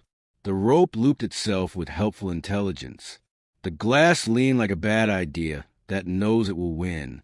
The door opened, and the two men came in with a purpose that had convinced them it was virtue. Mara came because women come when men move furniture. She would not watch them break their backs. The lighter flicked twice. Not for a cigarette, but for the lozenge, that old clove breath that stains the air with a century. The ring tapped twice because a lie was about to be told. Clara stood in the doorway with her clipboard and her old wish to make right by signing right. "Stop," she said, finally hearing herself. In this version, she said it. In the other, she said it later to a river. "There's a process," she said. "There are forms. Forms are for blame," the ring man said gently. "We're preventing harm." "What harm?" she asked, and the room found the sentence it had been waiting weeks to give her. "The kind that keeps a hospital from opening." She stopped because what can you do when someone says the word hospital like that, like a mother says fever? She stopped because some words hand you their authority, and you find yourself too tired to give it back. Mara reached for the glass. The glass bit her. The rope remembered. The bracelet opened its small, honest heart. The knight stepped over a line, and did not do the courtesy of naming it. Clara closed her eyes. When she opened them, the canvas had come closer, like a door you didn't know you'd leaned against. Emily watched her with a pity, so clean it did not humiliate. "You want to forgive him?" Emily said. "I want to know if I can," Clara said. You can, Emily said. You shouldn't. Clara thought of Vale in a room that smells of gel and linen, of the way he held the electrodes like fragile, necessary animals. She thought of the ring's habit, of the ledger's smear, of the maintenance order's timing, of the photograph's reflection, and the brochure's lie, and the tub's pitiful dignity under the word hazard. She thought of Mrs. Keene's calm and the violin case that had refused to open in a room that refused to admit it new music. "What do I do?" she asked. "Remember," Emily said simply, "and then say it where rooms have to listen." The monitor's blue grew impatient. The room thinned. The print in Clara's palm cooled, not toward absence, but toward the kind of calm you must learn to fake until your blood concedes it. The hallway put its light on in sections. She opened her eyes into recovery. Vale stood where men stand when they want to be seen first. The tea had cooled to the temperature of apologies. "The night before?" he asked. She told him. She told Lyle and Anand too, because you deliver truth to the people who can spend it. She gave him the sequence, the lighter, the taps, the maintenance order, the knot, the glass, the bracelet, the line, the letter. V12. She gave him the brochure's reflection and the hours stamped under it, the ledger's initials, the signet's echo, the clove in the air. Anand listened, and her pen kept exact time. "The lozenge," she said. "If it's clove oil, we might pull residue from the window frame. It's sticky enough to confess even now." "Do it," Lyle said, already pulling the cord of consent from his pocket, where warrants live. "And Dr. Anand added, glancing at Clara's hands, "keep that sequence in your palm. Courts like linear stories. So do juries and rivers." Vale did not defend himself. He stood very still and let the room weigh him. "I wanted the Institute to live," he said quietly. "I chose rooms over names." "You chose a ladder," Clara said. "You forgot a river." "Can you forgive me?" he asked. Not as a director, not as a scientist, not as a man who thinks tenderness is a solvent. As a person who had tapped his ring twice and meant both taps. She thought the night before of the ledger, of Mrs. Keene, and the tea she did not drink. She thought of Emily's hand warm on her palm. "I can't," she said, "but I can keep going." He nodded and took the blow at a man who has already learned its shape. When the room was empty, Clara sat with the ledger and the tea in the thin, treacherous daylight. The city moved beyond a window in its one-syllable word. She opened her phone and typed a message to a number that never signed its name. "Consent requires context," she wrote. "Here is mine." No reply came. None was needed. She closed her eyes and found the hallway waiting. The doors lined in their patient row. Forby breathed. The annex held. The river spoke without language. Somewhere, behind a wall that used to be a chalkboard, a girl pressed her thumb to her own palm and remembered what it meant to give testimony. Outside, the Thames turned at Blackfriars, a muscle remembering its work. In the annex, Anand Swab lifted a whisper of clove from the window frame. In a drawer in a room that had been a nun's, a ledger page lay open and refused to forget who had touched it. And in recovery, Dr. Clara Wren raised her hand and saw the outline of a print no one had left, and knew what the next night needed from her. Chapter 12. The Weight of Water. Afternoon gathered itself along the Institute's windows, a thin gray that made reflections more obedient than faces. In recovery, the tea veil had left cooled into the flavor of old citrus. The ledger page breathed under Clara's hand as if paper, too, could have a pulse. Downstairs, the annex worked at the slow, stubborn pace of truth. Swabs, tags, lights, the neat folding of evidence in the envelopes that would teach juries their new alphabet. Anand's message arrived first. Clove oil residue present on the annex window frame and along the inside lip of the service door. Eugenol, She'd written, "A chemist's small smile hiding in the word." Proof that breath lingers where mouths pretend they have said nothing. Lyle appeared in the doorway with rain shrugged from his shoulders and a folder that had decided to be heavy. "Priya's sync just sang again," he said. "Hair, thread, enamel, jump ring. And this." He set a printout on the console, grainy black and white, the stubborn vocabulary of old machines. Service elevator logs. The sort facilities never erase because nobody remembers where the eraser lives. Clara came closer. The page was a waterfall of numbers, time stamps stuttering down the margin. 250 idle. 258 door open. 302 load plus 154 kilograms. 311 load plus 68 kilograms. 314 door open. 317 unload minus 222 kilograms.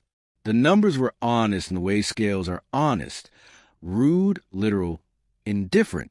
B, 12 plus 2 men, Lyle said. Then 1, then all gone. What's 68 kilos without a tub? Clara asked, "What in a man weighs that much alone?" "A conscience," Lyle said lightly, because if he didn't make the joke, it would make him. Wilkes stood just behind him, cap in his hands, expression of man practicing not to be noticed. "That old elevator tattles," he said. "It likes to be asked, 'Who has the code?'" Clara asked. "Same code for 20 years, Wilkes said. "For digits because someone decided the fifth made them feel poor. People make their birthdays into locks. People make dates into keys." Clara looked at the printout again. 311. She could feel the number fit against a place beneath her ribs like a lid onto a jar. "April 17th, she said. 4171. Wilkes nodded, satisfied as a teacher who finds someone finally listening. "And for the door from the annex to the loading bay," he added. 4161. For the day they wrote the work order and put their ring on the ledger. "Christ," Lyle said softly. "Rooms, remember," Wilkes said, shrugging because he had used up the day's inventory of "I told you so." They took the lift down together. The annex corridor smelled more chalky by the hour, as if the walls themselves were shedding old notes. Anand stood with one hand on her hip, the other angling a lamp toward the window frame. "Clove," she said without looking up. "Men who lie to themselves choose scented honesty." "Elevator logs say our window is after 2, Lyle said. "Exactly when we hoped it wouldn't be." Anand's mouth made the small, private smile it used when evidence skipped toward her like a child in a library. "Good," she said. "Then we're on the hour the river remembers." "Any sign of the lighter?" Clara asked. "Lighters leave breath, not bone," Anand said. "But if it's a Zippo, and it sounded like one from your description, we'll get oil traces on whatever metal hand loved most." "His ring," Clara said. "Or his habit," Anand countered. "Habits leave prints where laws can't. They work the room in their different devotions. The detectives in straight lines, the forensic techs in spirals, Clara in the deepening curve of her own insistence. She stood inside the door and tried on other people's height, other people's reach, imagining the tub against her thigh, the rope frictioning through her palm, the bad glass leaning toward its favorite sin. The smell of eugenol threaded through turpentine. It had the churchy sweetness of something old-fashioned and medicinal, meant in kindness and ending as a stain. Myers arrived as if he had been walking very fast, and then very slowly. He held the clipboard like a raft. His collar had learned another half-shade of dark. He looked smaller in the annex, as if the room had decided to draw him to scale. "Andrew," Anand said without pleasantries. "The service elevator code." He nodded, eyes on the floor. 4171, he said, dull as a student reciting punishment. "The loading bay door," 4161. "I didn't choose them. I just did what the room said." Wilkes murmured. Myers was shaking his head before the sentence finished. What he said, he whispered, almost angrily at himself. What he said. Who? Lyle asked, not sharp. He held out the question like a coat. Something to warm yourself in if you chose it. Myers looked at Vale, who had come in and stood against the far wall, as if being measured for a procedure he did not intend to survive or interrupt. Vale said nothing. His hands were bare. The pale groove where the signet had lived was more pronounced in this light, the sort that chooses to tell the truth about skin. Director, Myers said finally, as if the word itself might grant him some sort of moral reprieve. He told me to clear the corridor. He told me to make the footprint cleaner for the donors. He told me to shut the cameras because the annex was prettier in dusk. He always told me a story that sounded like saving. I believed him. Anand turned the lamp so the metal rim caught and held Vale's profile. And the ring, she asked, not moving her voice from its neutral gear. Vale breathed, just once. In that way a man breathes when he has put his weight on a decision, and knows it will hold until it doesn't. I wore it, he said. I tapped it when I thought. I clicked a lighter, because clove makes men feel like their grandfathers made them brave. And the woman? Lyle asked. Mara Keene. Vale closed his eyes a second too long. I told myself she had left, he said. I told myself she had changed her mind about being the kind of person who notices. He opened his eyes. I told myself many things. Anand, merciful. Return to the sinks need him. We'll need your prints, director, she said. And your hands, if they want to tell us where they've been. Take them, Vale said. Clara watched him. She could feel the sedative ghost along her veins. That practiced warmth the room had learned to give her before asking for her in return. Under it, a colder logic. The sequence Emily had pressed into her palm the way a priest presses ash. Not glass, bracelet, lined letter. She thought of Mrs. Keene and the tea that had cooled to a surface without skin. She thought of the violin case, its unplayed note hovering above a mantle that had learned other names. Cycle 2, she said, to no one into the building. Tonight. Vale did not nod. He did not need to. They sent for her when the day had thinned enough to show bone. In recovery, the gel was at steady cold. The lights dimmed themselves without a sigh. Vale fitted the cap with the careful indifference of a man touching an altar he had betrayed and still needed. When you see her, he said, ask about the river's first yard. He hesitated. Ask about what people carry when they think they are only carrying themselves. The sedative came with its usual hush. The ceiling arranged itself into panels that didn't mind being called sky. The elevator inside her chest descended with polite gravity. The hallway waited with its light on, for B.S. door stood open. Emily sat cross-legged on the floor, with a jar of blue balanced on her knee. The canvas on the easel was not blank this time. A service map had taken shape in those thin lines of color of drowning. Annex to corridor, corridor to service elevator, elevator to loading bay to river. Someone had annotated it once and then tried to erase the notes. Ghost numerals clung in the margins. 4171, 4161, 0311. Emily looked up and smiled with most of her mouth. You brought the elevator, she said. You brought the map, Clara answered. Maps are just stories with fewer verbs, Emily said, turning the canvas a fraction so the lines learned their shadows. We need a verb. Carry, Clara said. Good, Emily approved. Now who? The room shifted, not a jump, but in a loud slide.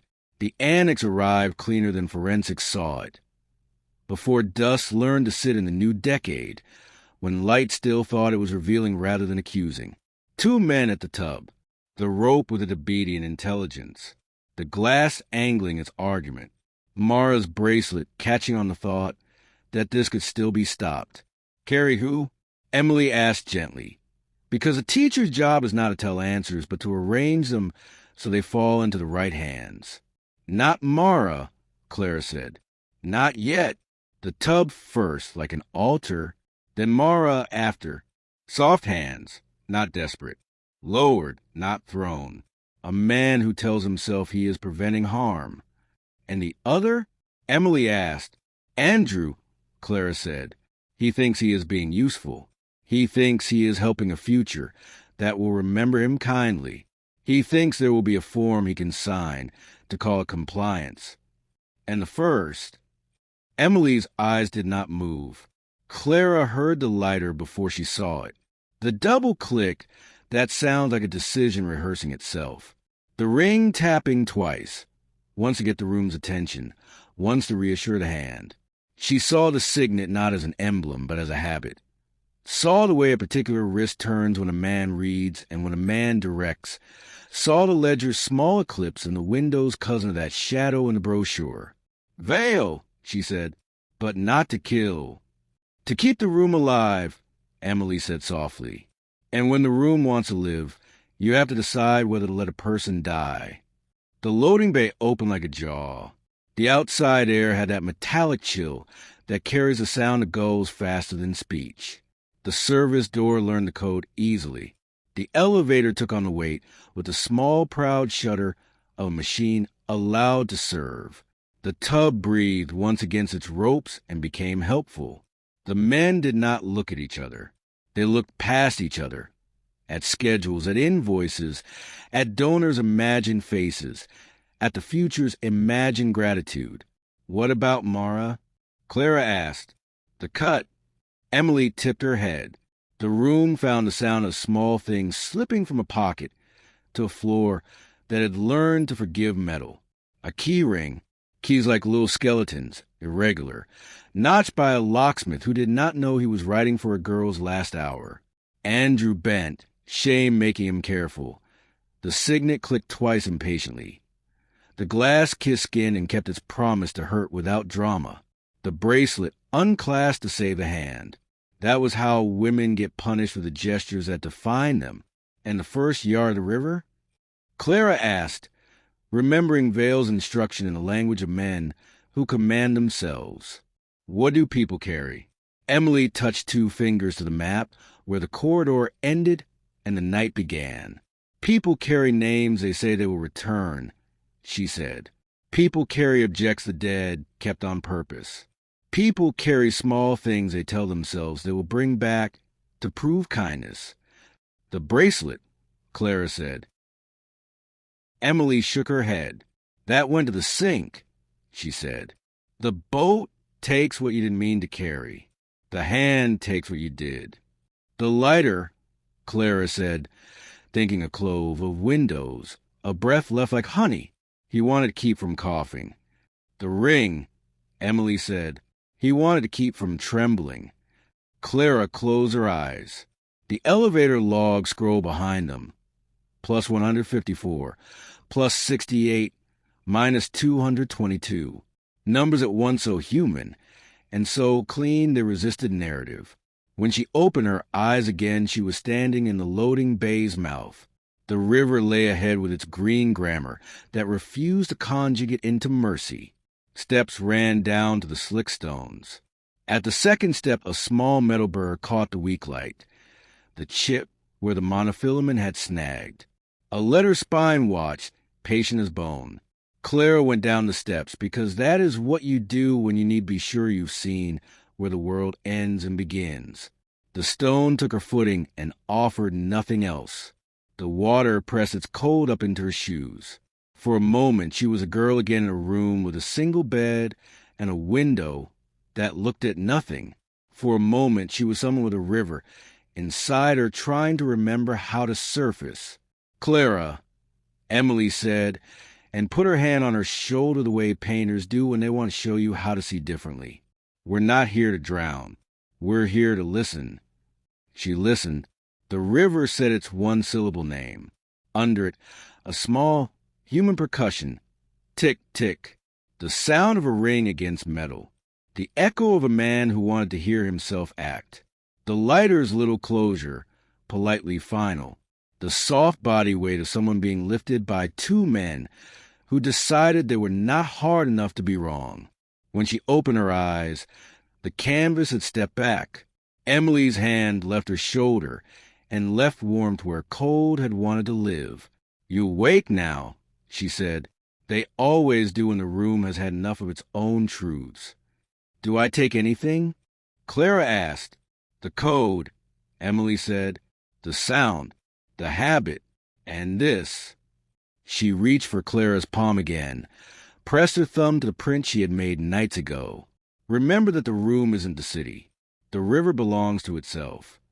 Clara awoke into recovery like someone being caught at the end of a fall by a mattress she had sworn she would not trust. The monitors wrote their polite poetry. Vale stood still as a photograph. "The elevator," she said. "The codes. 4171, 4161. Your ring. The lighter. The first yard. The bracelet to the sink. The ring to the window. The line to the step."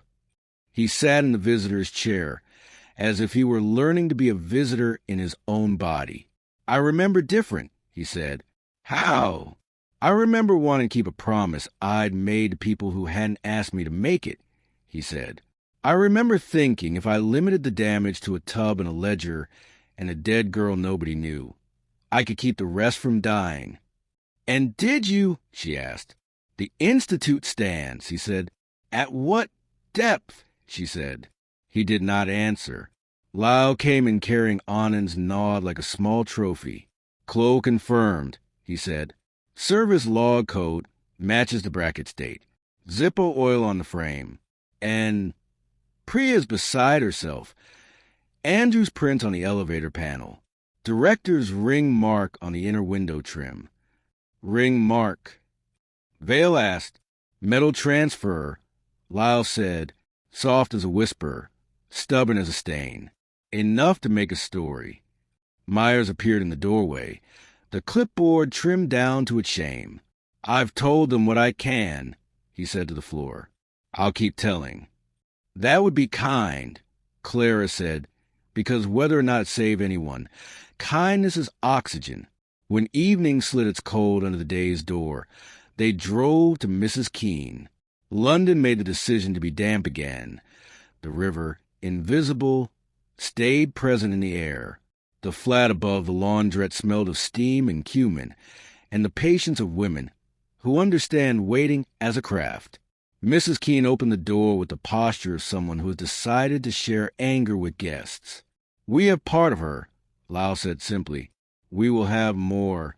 Mrs. Keene's eyes moved from his face to Clara's, as if the doctor could give her something the police could not. "Her bracelet," she said. "In the sink," Clara said.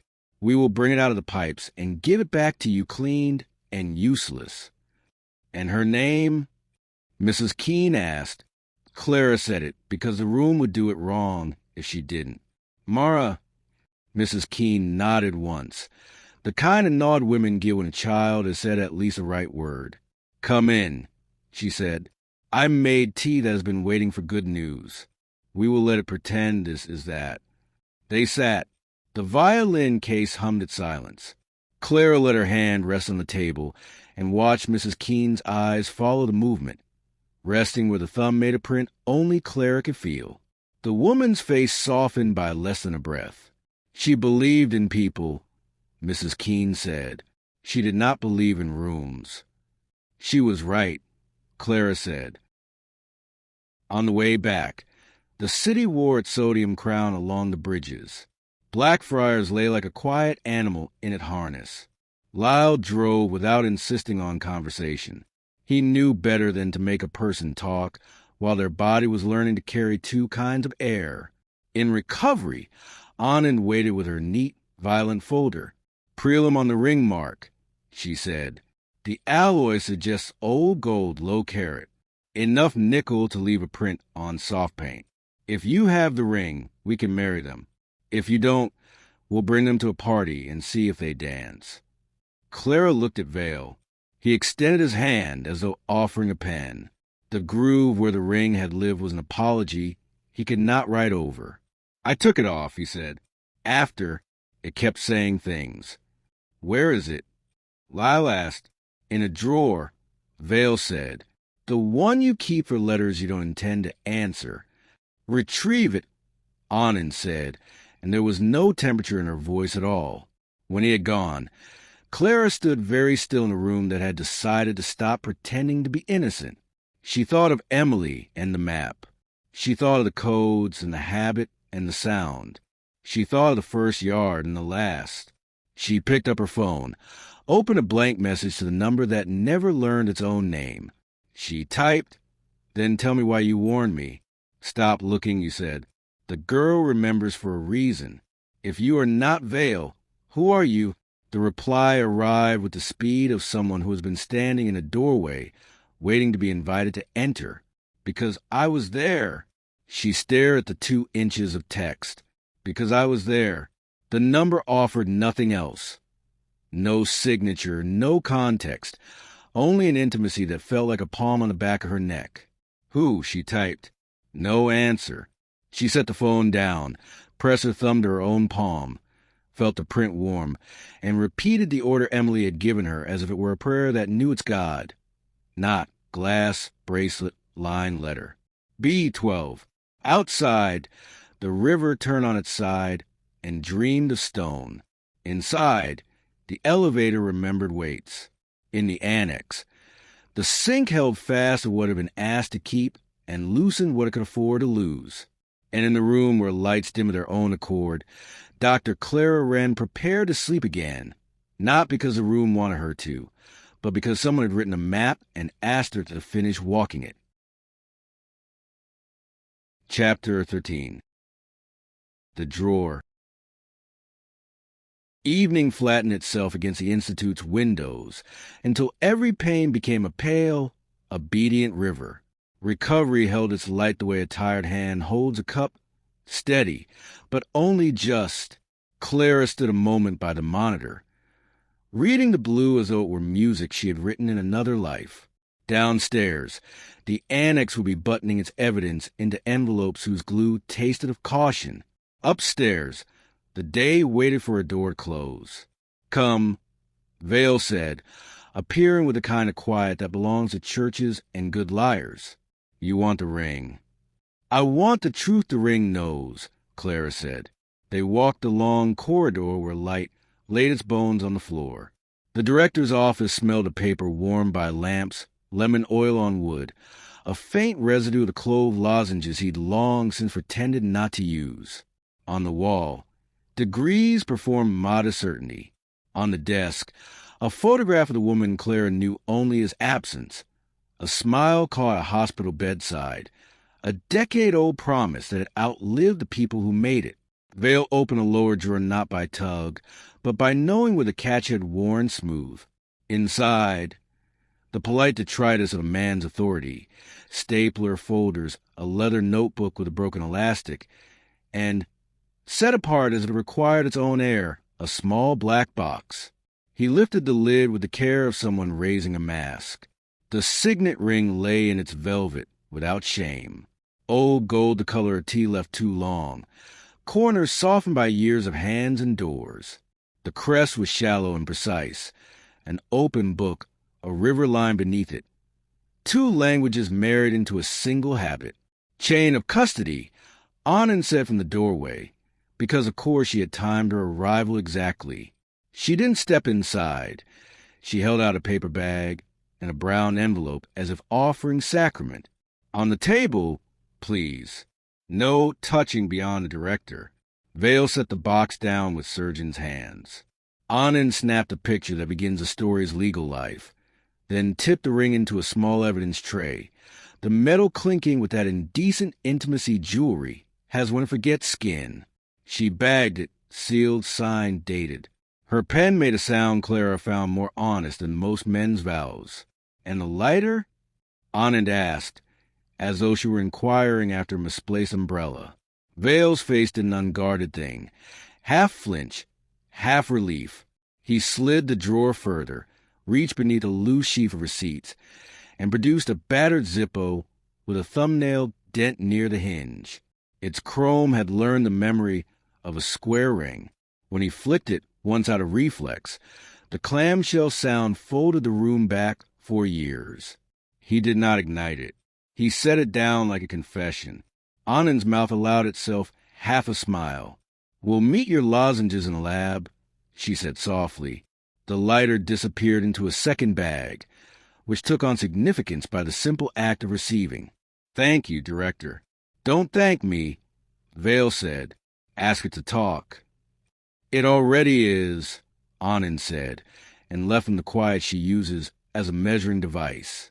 Clara remained standing.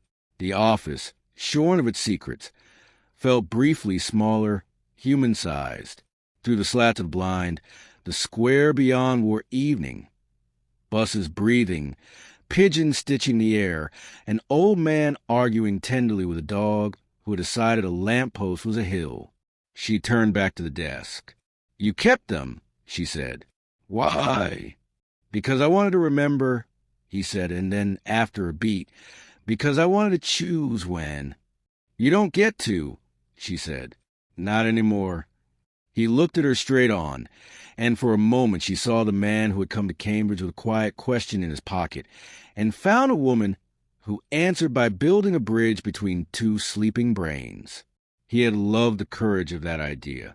He had loved, no other word fitted, the part of her that could make a room behave by naming it. "You'll go back tonight," he said. "Cycle too?" "Yes." "Ask her one thing," he said. "Ask who sent the video." "The file you didn't want me to see." "The file I hadn't remembered I'd saved," he said. And the sentence was so flawlessly circular that it could only be true.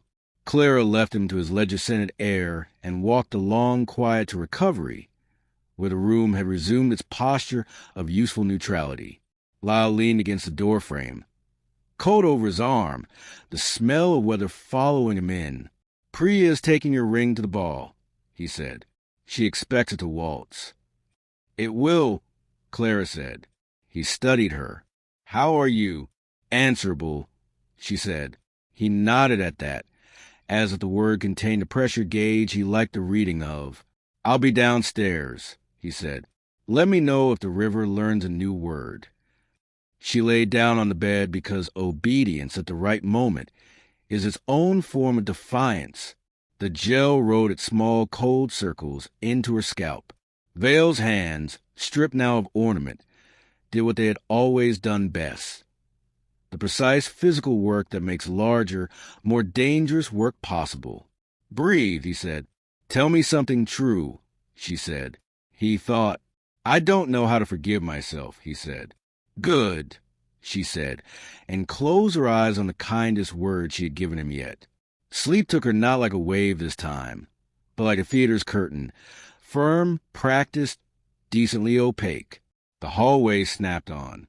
Forby exhaled. Emily stood with her hands in her hospital gown pockets, as if they were someone else's coat, and she had decided to pretend. "You got the ring," she said. "We did." "Good. Then we can stop pretending we don't know how men sound when they mean to be kind to themselves first." "Who sent the video?" Clara asked. Emily's smile was private and briefly young. "Ah," she said. So he remembered to ask. "Was it you?"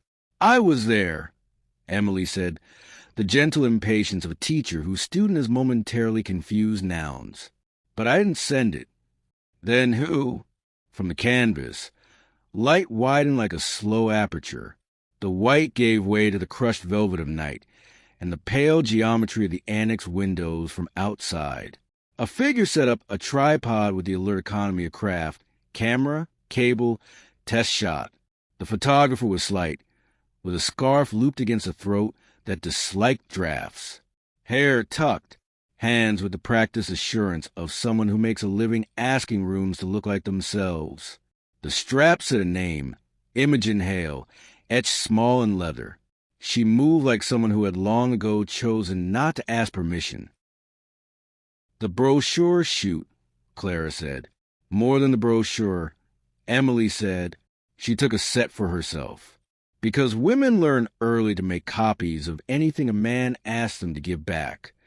On the canvas, Imogen turned her lens toward the annex hallway to test a line of sight.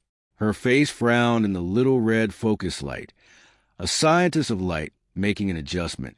Night performed well for her. Reflections, contrast, a sheen where glass becomes its own subject. And then the tub, the men, their silhouettes formal as architecture. She did not photograph that. Not directly. She turned slightly, caught the window's reflection instead. The way rooms confess and think they haven't. Click. Another. Click. Then she lowered the camera, watched long enough to know she would not be able to forget it without help. She saw, Clara said, and was told not to, Emily said. Imogen's phone lit her face while her hands worked. Cable, backup, transfer. A drive slipped into a pocket. Another two into the lining of her bag. She had done this before for other reasons in other rooms. Habits are vocabulary. You speak in them when you're frightened or brave or both. She sent me the file, Clara said, or sent it somewhere I could find it. Sent many files many places. Emily said, because she understood redundancy is the only morality the future respects. On the canvas, Imogen stepped back to the edge of the square, melted into the polite imprecision of shadows. A figure intercepted her, shorter than Vale, quick at the edges, the kind of speed guilt borrows from fear. A few words. He reached for the camera. She let him have the camera she had intended him to take. She walked away with another. Myers, Clara said. Emily shook her head. No. He tried to clean up afterwards. He was taught that's what a good man does. But the first move wasn't his. The ring tapped twice against a frame outside the picture. Clove breathed. A body of water repeated its old noun. The dream recoiled and held its ground, like a dog trained to stop at a curb. Where is she now? Clara asked. Imogen. Counting. Emily said. Copies, threats, rent. Days since she believed people listened. Where? Emily looked at her with a melancholy, almost parental. Do you want me to answer the question you're asking or the one under it? Both, Clara said. Blackfriars. Emily said. 311. And because she wants you to say her name. Clara awoke like a diver breaking surface, because somebody on the bank said her name. The ceiling was a pale lid. The monitors clicked their metronome. Vale watched, expression stripped to anatomy. Imogen Hale, Clara said. He closed his eyes once, tired, grateful, doomed. I remember her, he said. The photographer, clever with a window, always an extra drive in her bag. She took reflections, Clara said. She sent me the video. Then she'll have taken more, Vale said. She wants to meet, Clara said. Blackfriars. The hour. Go with Lyle, he said. No, she said. I'll go with myself. Then take his number, he said, which was a kind of surrender that could only be love of the stubborn part of her. Whatever else was true, midnight wore London thin. The bridges put on their chains of light, like old royalty remembering its jewels. Clara walked from the Institute because the car would have made the city smaller, and she needed it large enough to keep its promises. The air had a tide to it. You could taste iron and stone and rain stored in brick. Her shoes knew the way. Around her, figures drifted in pairs and alone, some choosing safety, some pretending not to have learned how to. Blackfriars kept its appointment with the river. The pillars stood in their habit, water shouldering through with the authority of a patient animal. 3:06. A gull called once, as if to remind the clock it had left itself 5 minutes. On the second step, the little metal burr caught light again. She touched it with a knuckle and thought of wire and hair and habit. Dr. Wren. The voice came from the rib of darkness under the bridge. A figure stepped out that the city had tried to keep. A woman wrapped in a coat a little too thin for the hour, camera strapped, crossing her like a sash. Her hair was tugged into the kind of bun that happens when hands make and unmake decisions while walking. She smelled faintly of wet wool, battery heat, and the dry pepper of nerves. Imogen, Clara said, Someone told me you were the right kind of wrong. Imogen said. I was waiting to see if they were right. Who told you? The cleaner, she said, with a small smile. Men in charge send emails. Men who know the building send a man with a trolley. Wilkes. He said you hear the parts of rooms that don't use words, she said, and then handed over a small, cheap envelope, the kind you buy by the dozen, because you've learned not to believe in miracles. These are mine, she said, and one is yours. Clara opened the envelope the way you open a wound you've decided not to keep. Inside, a contact sheet, red pencil ticks marking frames. The annex window held the world as mirrors do when they're tired of flattery. Exactly. With a patina of regret. In one frame, the tub is a pale oblong. The rope is a long line pulled taut by the fiction of utility. The reflection of Vale's ring hand where it braced a lip. Myers in profile, mouth an apology he hadn't yet learned the words for. Mara's hair like ink, and at the very edge, almost not there at all, Clara, clipboard clutched, face turned away by a fraction that told the truth more cruelly than if she looked directly at the lens. A woman in a doorway who had not moved. Imogen watched the recognition reorganize Clara's face. Don't soften it, she said, voice not unkind. It needs its teeth. That's how you remember to use it. Why send me the video? Clara asked. Why not post it, publish, burn the place down? Because they would have burned the wrong thing, Imogen said.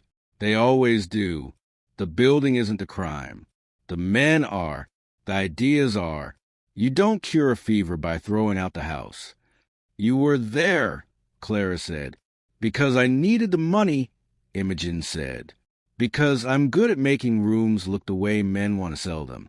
Because I thought I could hold both things in my mouth, the rent and the truth, and not choke. She breathed out, a laugh with no mirth. Because I thought if I kept a copy, I could live with what I saw. And can you? I can live, she said. Some days I don't forgive. A siren took a breath somewhere upriver, then thought better of it. The water pressed its cold against the stone and withdrew. 311. The number touched Clara in the old, private place it always had. She looked down. In the slick reflection under her boots, a woman stared back. The lag was gone tonight. The face followed her in real time. Will you testify? Clara asked. If there's a court, if we build one that isn't a room for donors. Against whom? Imogen asked. Tell me where to put my nouns. Against the men, Clara said. Against me. Imogen's mouth softened. You're a better witness against yourself than the Crown will ever be, she said. I'll stand where you can see me. But they'll try to peel me for parts. The rent, the jobs, the time I took pictures for men who wanted their machines to look like Mercy. They'll ask who I slept with. They'll ask why I waited. They'll ask the old questions that smell of old chairs. They will, Clara said. And then the river will say it's one word, and we will keep going anyway. Imogen nodded, satisfied with logic as bitter as medicine. There's one more, she said, and drew a small drive from her pocket. A nothing of a thing, so light I hardly had the decency to feel like weight. The raw frames. He tried to take the camera. I let him. He didn't learn to check my bag. Who? Clara asked. Imogen's eyes went past Clara's face of water, then returned. The director in the hall. The night before. He was the one who said not to shoot the annex from inside. Said reflections complicate the narrative. I believe him because I like complicated narratives. She handed over the drive. Make this one end. Clara closed her fingers around the plastic and felt nothing. She had to imagine wait for the thing to register as real. The cold off the river reached up into her wrist like a bridle. Thank you, she said, which was wrong by several orders, but all she had that still worked. Imogen shrugged into the weather. Don't thank me, she said. Make the room listen. She walked away with particular poise of a person who has decided fear is boring. The city received her without fanfare. Clara remained, the drive in her hand, the contact sheet under her coat, the number in the air repeating its private catechism. She pressed her thumb to her palm, and the print warmed as if it had its own small heart. When she came back into recovery, Lau was already there. He had been there. She realized the way good men are there without needing credit. Anand arrived almost on his heel, hair braided into work, gloves tucked into a pocket like a promise. Photographer, Clara said. Imogen Hale. Witness an archive. She'll stand. Good, Anand said. The ring is singing nicely under the microscope, the alloy mark on the window, and your old friend here are rehearsing a duet. Lau took the drive and the contact sheet with the practiced reverence of a man handling objects that change men. He did not ask questions first. He placed them gently on the console and dialed a number. Digital. He said into the phone. Now, please. Vale stood a little apart, as if giving the truth a wide berth out of respect. Do you need me? He asked. Clara looked at him. He had the air of a person who has stopped confusing guilt with grief. It made him heavier and, paradoxically, simpler. Yes, she said, to stay. He inclined his head, accepting a sentence he had been writing toward for years. The monitors drew their modest blue. Somewhere under the floor, the building's constant breath went on, undeterred by Room's remembering. Clara sat on the edge of the bed. Her body had learned the routine too well. It placed itself in the gel, offered its temples to the small, cold circles, lay back without argument. Vale's hands did their useful, unheroic work. What now? He asked very softly. Now, she said. I asked her how to end it. He nodded, almost a bow. The light dimmed into the hospital's idea of night. Sedative moved like a tide beneath glass. The ceiling panels unpaged themselves obediently. The hallway came on. Forby breathed, and the canvas waited with a blank to color beginnings. Emily stood beside it with a look Clara had never seen on her. Not pity, not instruction. Expectation. You brought me a door, Emily said. I brought you a witness, Clara said. That's not a door, Emily said gently. That's a key. The door is the sentence you choose. Clara touched the canvas with her fingertips and felt nothing. She had to believe in paint to feel paint. Then give me the last line, she said. Emily lifted her hand and pressed her thumb once, precisely, into the center of Clara's palm. The heat flared, then settled until it felt like a choice. Say her name first, she said, then yours, then his, then the room's. Make the river hear it. Clara nodded. Mara Keene, she said aloud. The blue on the canvas deepened. Somewhere far above, a flight of pigeons lifted all at once, as if a page had turned. Chapter 14. The Sentence. Mara Keene, Clara said, and the canvas took the name the way water takes a coin, without splash, but with a widening that keeps widening. The blue deepened so subtly it felt like breath. Pigeons in the square above, wherever above was in its geometry, lifted in a single sudden sheet as if a page had been turned. Now yours, Emily said. Clara Wren, she answered, and the word found her bones as a temperature rather than a sound. His, Emily said. Adrian Vale. The paint seemed to thicken the air, a gravity change, a tide. And the rooms, Emily said. The one that thinks it can be innocent by being empty. Clara looked at the white walls that were not walls, at the easel that was not an easel, at the chalkboard whose ghost sentence refused to die. Annex, she said softly. 4B recovery. Somnus. Emily nodded, satisfied. Make the river hear it, she said. Then the city won't be able to pretend it didn't. The light above them found a seam and went through. The hallway turned on. Clara awoke into the quiet of recovery, as if someone had put her name into her mouth and pulled her up by it. The monitor's lines rose and fell with the patient humility of things that know their job. The air had the warm Limon neutrality that hospitals practice like good manners. Vale stood at the console, hands emptied of ornaments, face pared down to anatomy and need. "Well," he said. "She's given me the sentence," Clara said. "Names. Order. The room." His mouth made something like a wince that refused to be born. "Then we say it," he said, "out loud." "We don't," she said. "I do." He nodded as if accepting a dosage. Lyle and Anand are waiting downstairs. The rings already courting the pane on the window. They're very taken with one another. "We'll give them witnesses," she said. "Imogen?" he asked. "She'll stand," Clara said. "And she didn't come alone." His eyebrows asked a question his mouth didn't dare. "Wilkes," Clara said. "He sent her to me. He's been sending much longer than we knew." They took the corridor whose light laid its bones like quiet instructions. In the lift, the panel offered the alphabet of floors. The car hummed, a polite descent. Lyle waited on the annex level. Coat hung to dry on the forearm his hands weren't using. Anand stood with her shoulder against the door jamb, lamp angled like a question. "Ring marked Mary to ring," she said without preamble.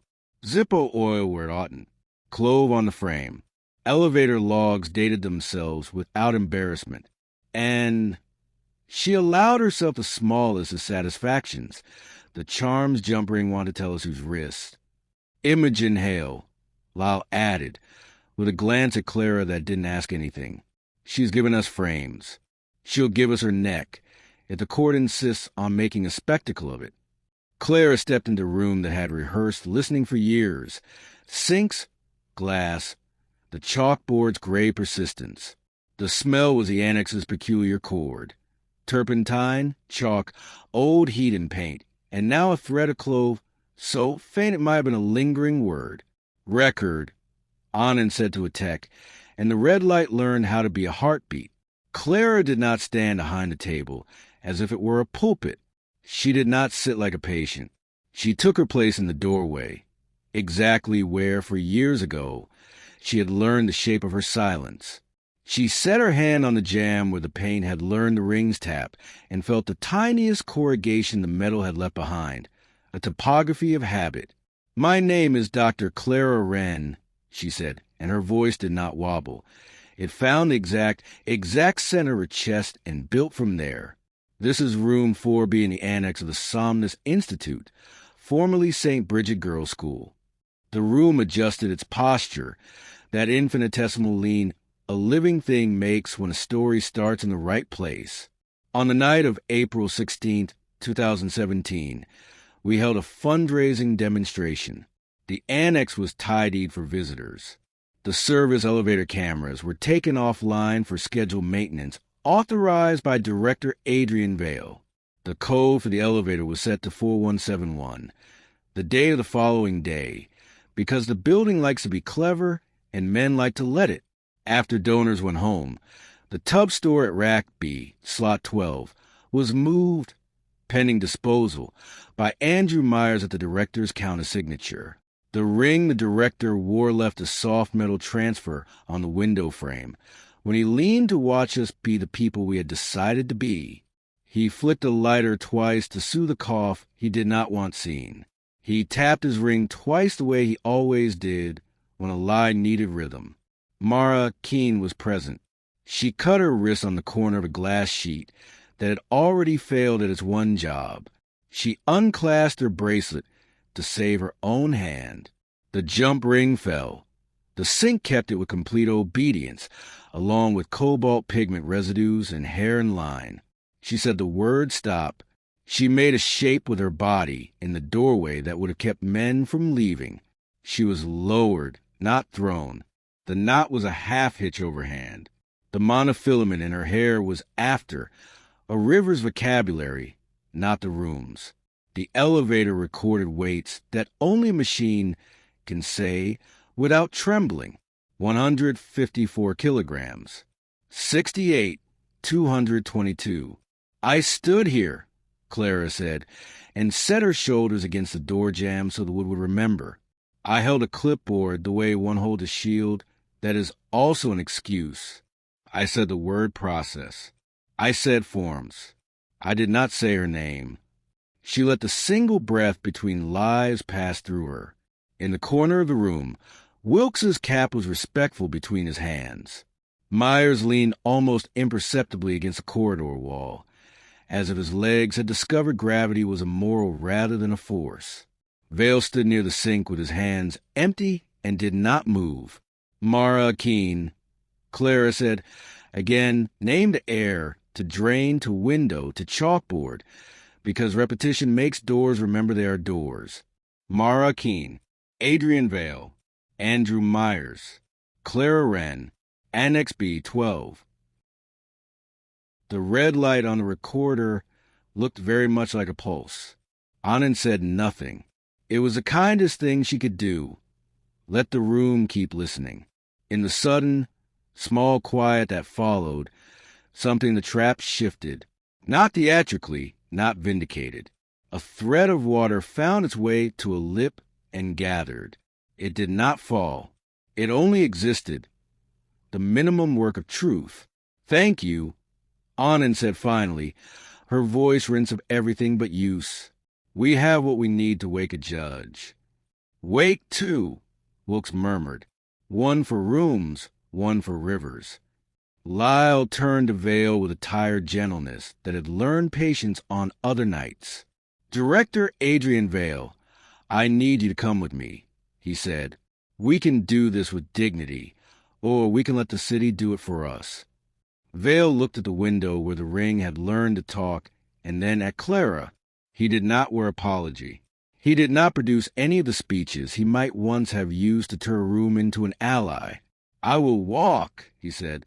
Myers made a sound, small, and the room did not permit it to be swallowed. Anand didn't look at him. You, too, Mr. Myers, she said. Your hands need to be heard properly. They went, not in cuffs. Lyle understood the choreography of events that intend to remain human. The corridor accepted their footsteps and offered back only what it had to.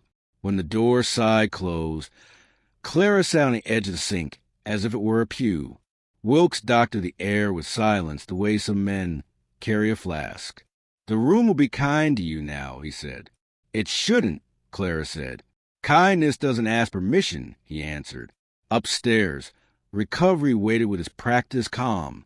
The ledger on the console lay open on the line where countersignatures had been polite to each other before learning the word evidence.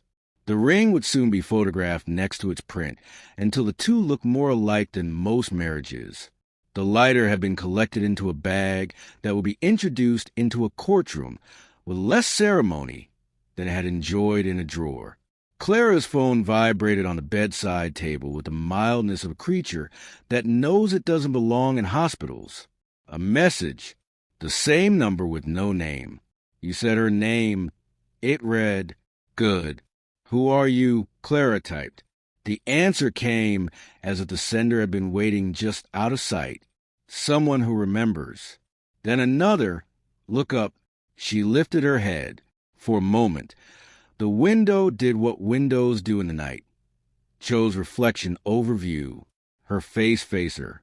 Behind it, another, Emily's or the idea of her, or the part of Clara's own face that had learned to be Emily so long it no longer knew which habit belonged to which person. The lag was gone. The faces moved together. Cycle 2 again? Vale would have asked, but Vale was downstairs becoming a man in a process rather than a room. The monitors hummed. The building practiced breathing. Lyle, who moved through spaces as if it had always been a little early to any appointment with damage, appeared in the doorway. His tie was loose in that careful way the end of a day permits. "Warrant's on its way," he said. Priya's giddy in her fashion. "I think that means justice might remember its steps." "Are you," he paused, choosing precisely, "standing?" "More like leaning," Clara said. "Good enough," he said. He crossed the console and set down a small battered envelope. From Imogen. She thought this one was for you alone. Said it was a duplicate she kept in case she needed to convince herself she had seen what she had seen. Inside lay a single photograph, not glossy, a print too honest to flatter itself. The window's reflection again, but closer, almost tender. Mara's hair sweep of night. The rope's single curve, the signet's square mid-tap, the lighter open like a small, bright mouth that had not yet chosen flame, and Clara at the edge, her hand braced on the jamb, the tendons clear, the impulse to step forward shuddering the bones and not reaching muscle. "Will you hate me if I say thank you?" Lyle asked, watching the photograph settle into her. "No," Clara said. "Not if it gets me to the next verb." "What's the verb?" he asked. "Give," she said. "Testify. Name. Choose." She smiled without humor. "Not sorry. Not yet." He nodded. "Good." Sometimes rooms finish a day with a noise. Metal settling.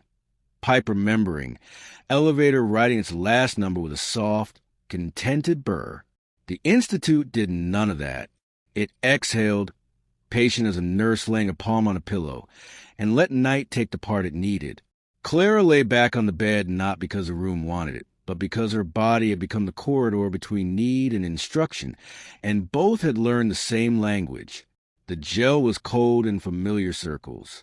The cap strap clicked closed with a sound that had, over weeks, learned to mean almost comfort. She did not wait for veil to count her down, or for the light to dim, or for the sedative to theater light her blood. She closed her eyes and went under the way a swimmer goes under when she has the neck stock measured in her lungs. The hallway lit. The door breathed. Emily waited with a canvas, so white it seemed arrogant. "Again?" Emily said. "Not again," Clara said. "After." Emily smiled in a way that made her look for a second like any girl anywhere, tired and necessary, and more patient than she had intended to be. "After is a better word," she said. "What do you want to do?" "Hold," Clara said. "Just long enough." Emily took Clara's hand, without any theater, and pressed her thumb to the center of the palm in the same precise place as before. The heat rose, then settled into a quiet the body can believe. "This is where you keep names now," she said. "When the room forgets, you won't." "What about the river?" Clara asked, because rivers have their own pride. "It forgets on purpose," Emily said. "That's how it keeps from becoming a graveyard." "And you?" Emily looked at her very steadily. "I'm the part that dreams," she said. "But I'm also the part that remembers what the dreams of the day. When you stand in a room with jurors and fluorescent lights and the smell of other people's coffee, I'll be the dot your thumb knows how to find." The hallway's light pulsed once, the way machine hearts do when they check their own pulse. Someone above, Lyle Anand, a judge in a house where pictures forget to look, was moving an instrument into place. A warrant was waking. A ring and a window were preparing their duet for a room that wore wigs and patience. A mother was sitting in a chair with a cup of tea, cooling carefully in a saucer, and letting anger be tame enough to survive the conversation come. "Say it," Emily said. Clara did. "Mara Keene," she said to the white that had decided to be witness. "Clara Wren, Adrian Vale, Andrew Myers, Imogen Hale, A. Wilkes, the room, the river." "Good," Emily said. "Now make the city listen." When Clara woke, the light at the window had shifted toward that hour London wears when the river returns from its best conversation with the tide. The monitor's blue lines looked almost content. Her phone buzzed, the same number with no name offering a single careful sentence. "You're almost there." She typed, "Come and say it with me." The reply took longer than she liked. Then, "I already am." Chapter 15. The Oath.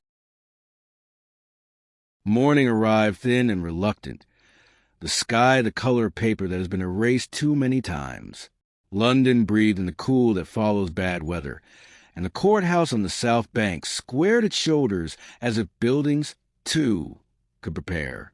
The steps smelled of wet stone and coffee and cardboard.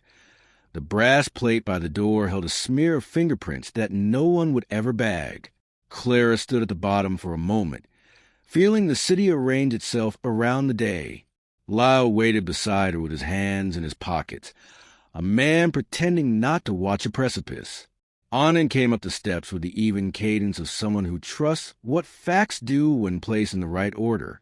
Behind them, a small, careful flock of reporters tried very hard to look like pedestrians. "Ready?" Lyle asked, and did not burden the word with anything as crude as reassurance.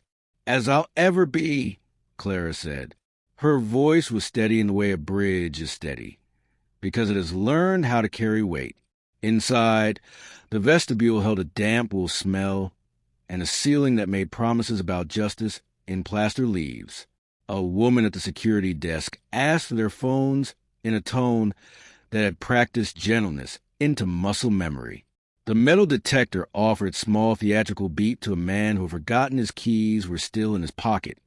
He smiled, performed surprise, passed through again reborn.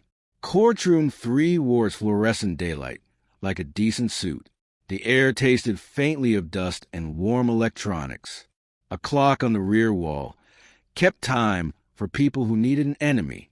The public gallery learned faces and forgot them. In the well, places had names. The dock with its careful shame, counsel's benches, the witness box like a confessional meant for secular sins. Mrs. Keene sat in the second row, hands folded on a handbag that had decided not to tremble. The violin case was not with her. It did not belong in rooms that borrow grief and then return it tagged. She looked at Clara, not for permission, not for absolution, for presence. Clara gave it. Vale stood in the dock in a suit that fit as if it had been measured on a day when he was a different geometry. His hands were bare. The pale groove where the ring had lived remained a quiet, permanent admission. Myers sat 3 benches back. A man reduced the nouns that refused to modify. Defendant, employee, witness. The judge entered with the solemnity of a person who has practiced all their life how not to be the point. Oaths were invited into the air and accepted. A clerk mispronounced a name and corrected it. The name went on as if the correction had been a blessing. Anna went first, because rooms like this demand bones before blood. She laid out the annex as a geography.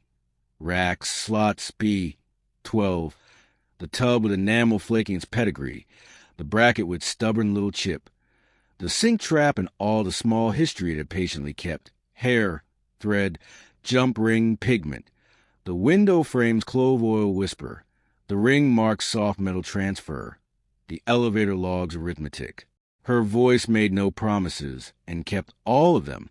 When she was done, the room had the shape of a map people could follow without asking for a guide.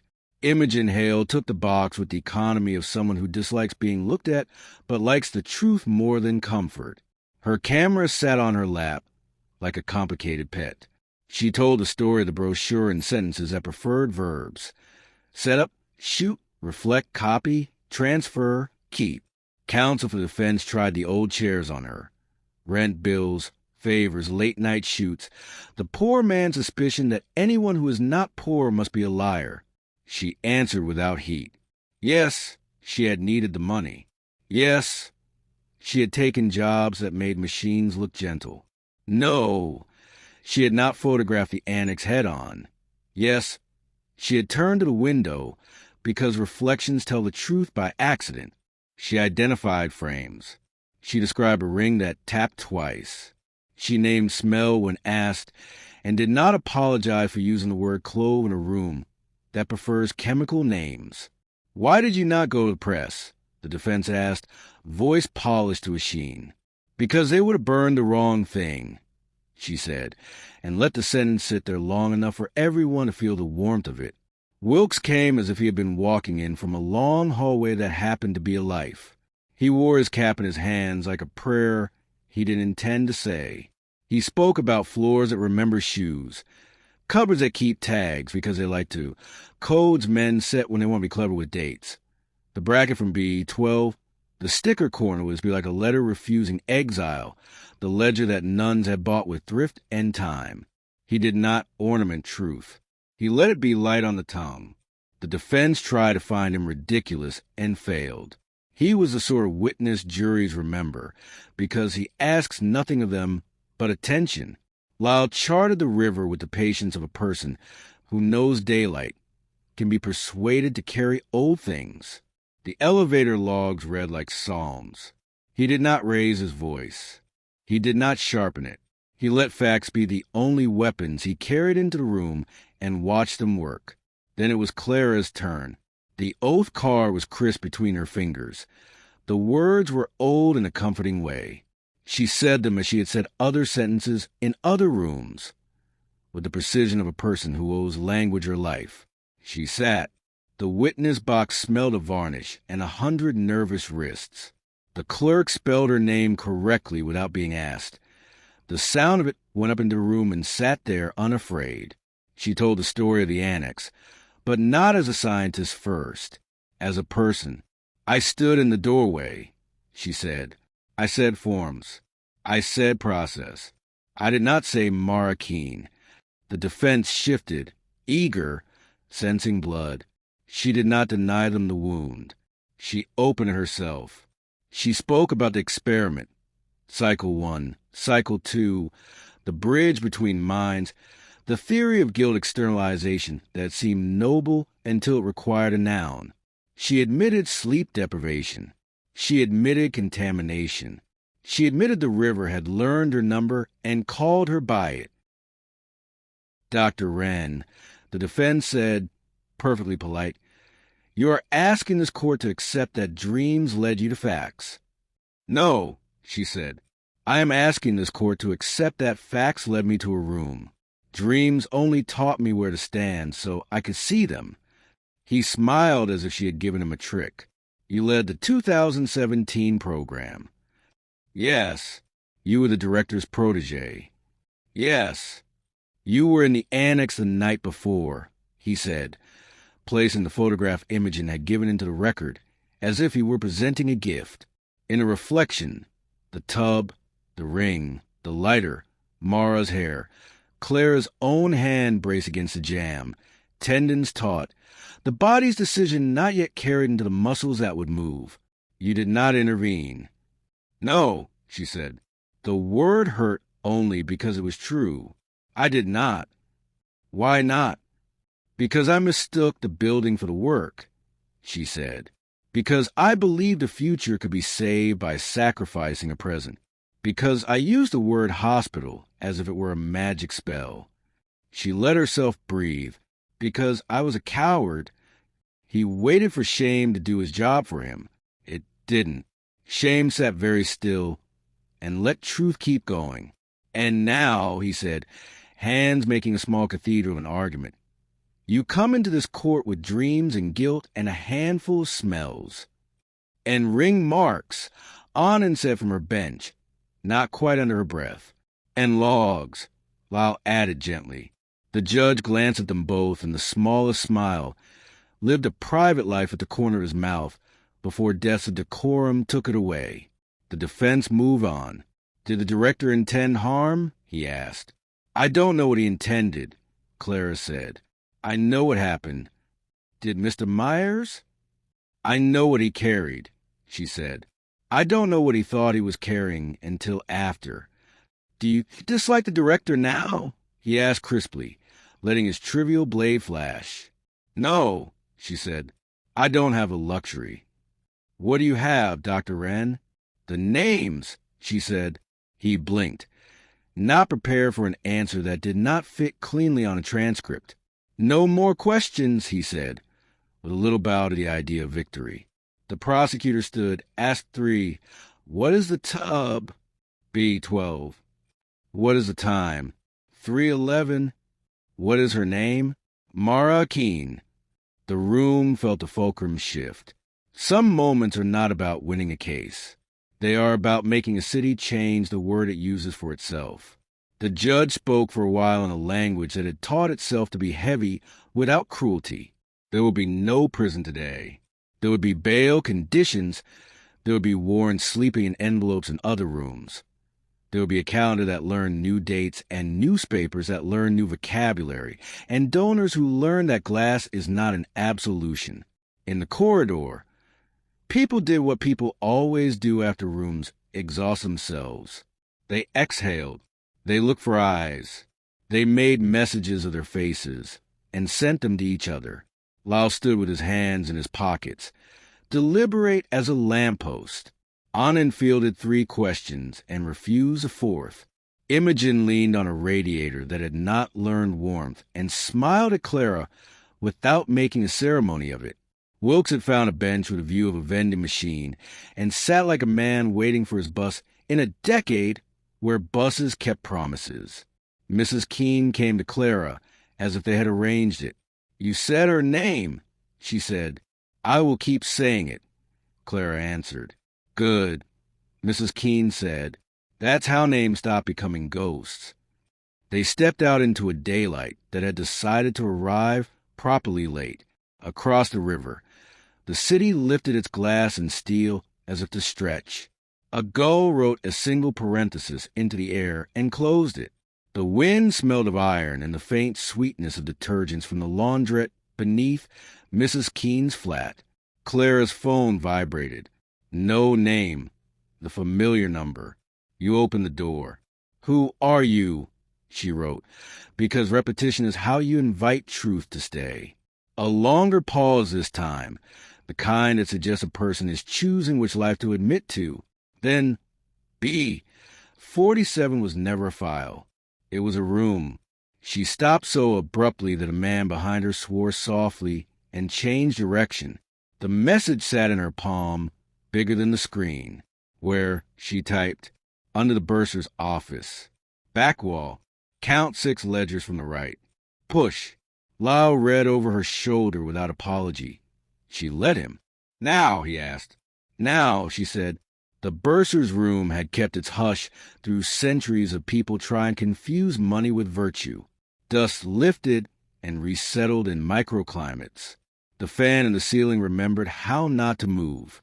Wilkes unlocked the door with a key old enough to have kept secrets admirable and otherwise. The ledgers stood in their ranks. Spines proud, letters gold-y thin by fingers.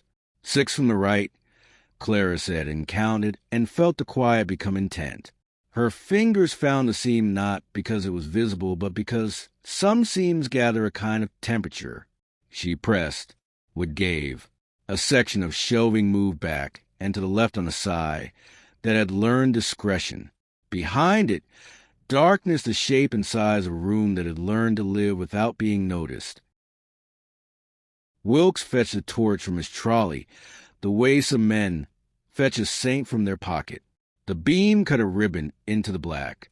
The air smelled of old paper, toner, and the quiet after electricity. Inside, a narrow chamber, walls lined with boxes labeled in a hand that had intended legibility. B 47, 47A, 47B, 47C. A console set under a shroud of plastic. A screen the color of obsolete light. Clara touched the nearest box and felt the skin along her wrist lift, as if the body were remembering another body. Lau peeled the tape back with the care of a surgeon who has decided to perform an archaeology. Inside, drives, paper, printouts with margins that wore her own handwriting like a bruise. On the top, a photograph not of a patient but of a room. Recovery, before it had learned their names. In the mirror of a monitor, a face, hers, sleeping. In the reflection over that, another, Emily's, though that was impossible, and also the point. Anand arrived without anyone calling. Good detectives appear where rooms begin telling new stories. She looked once, twice, and smiled in the way people do when the universe apologizes properly. "Chain of custody," she said softly, and raised her camera the way a person lifts a hymn. Clara stood in the small dark and let the relief arrive like weather, and then, beneath it, Something else.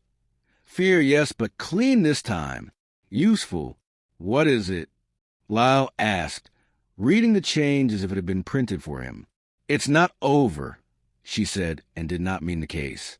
You want cycle 3, he said, and did not make an objection. I want the first A, she said. Before I became the sort of person who could stand in a doorway and say forms. I'll prep the room, Anand said, and she meant the annex, and she meant recovery, and she meant the court.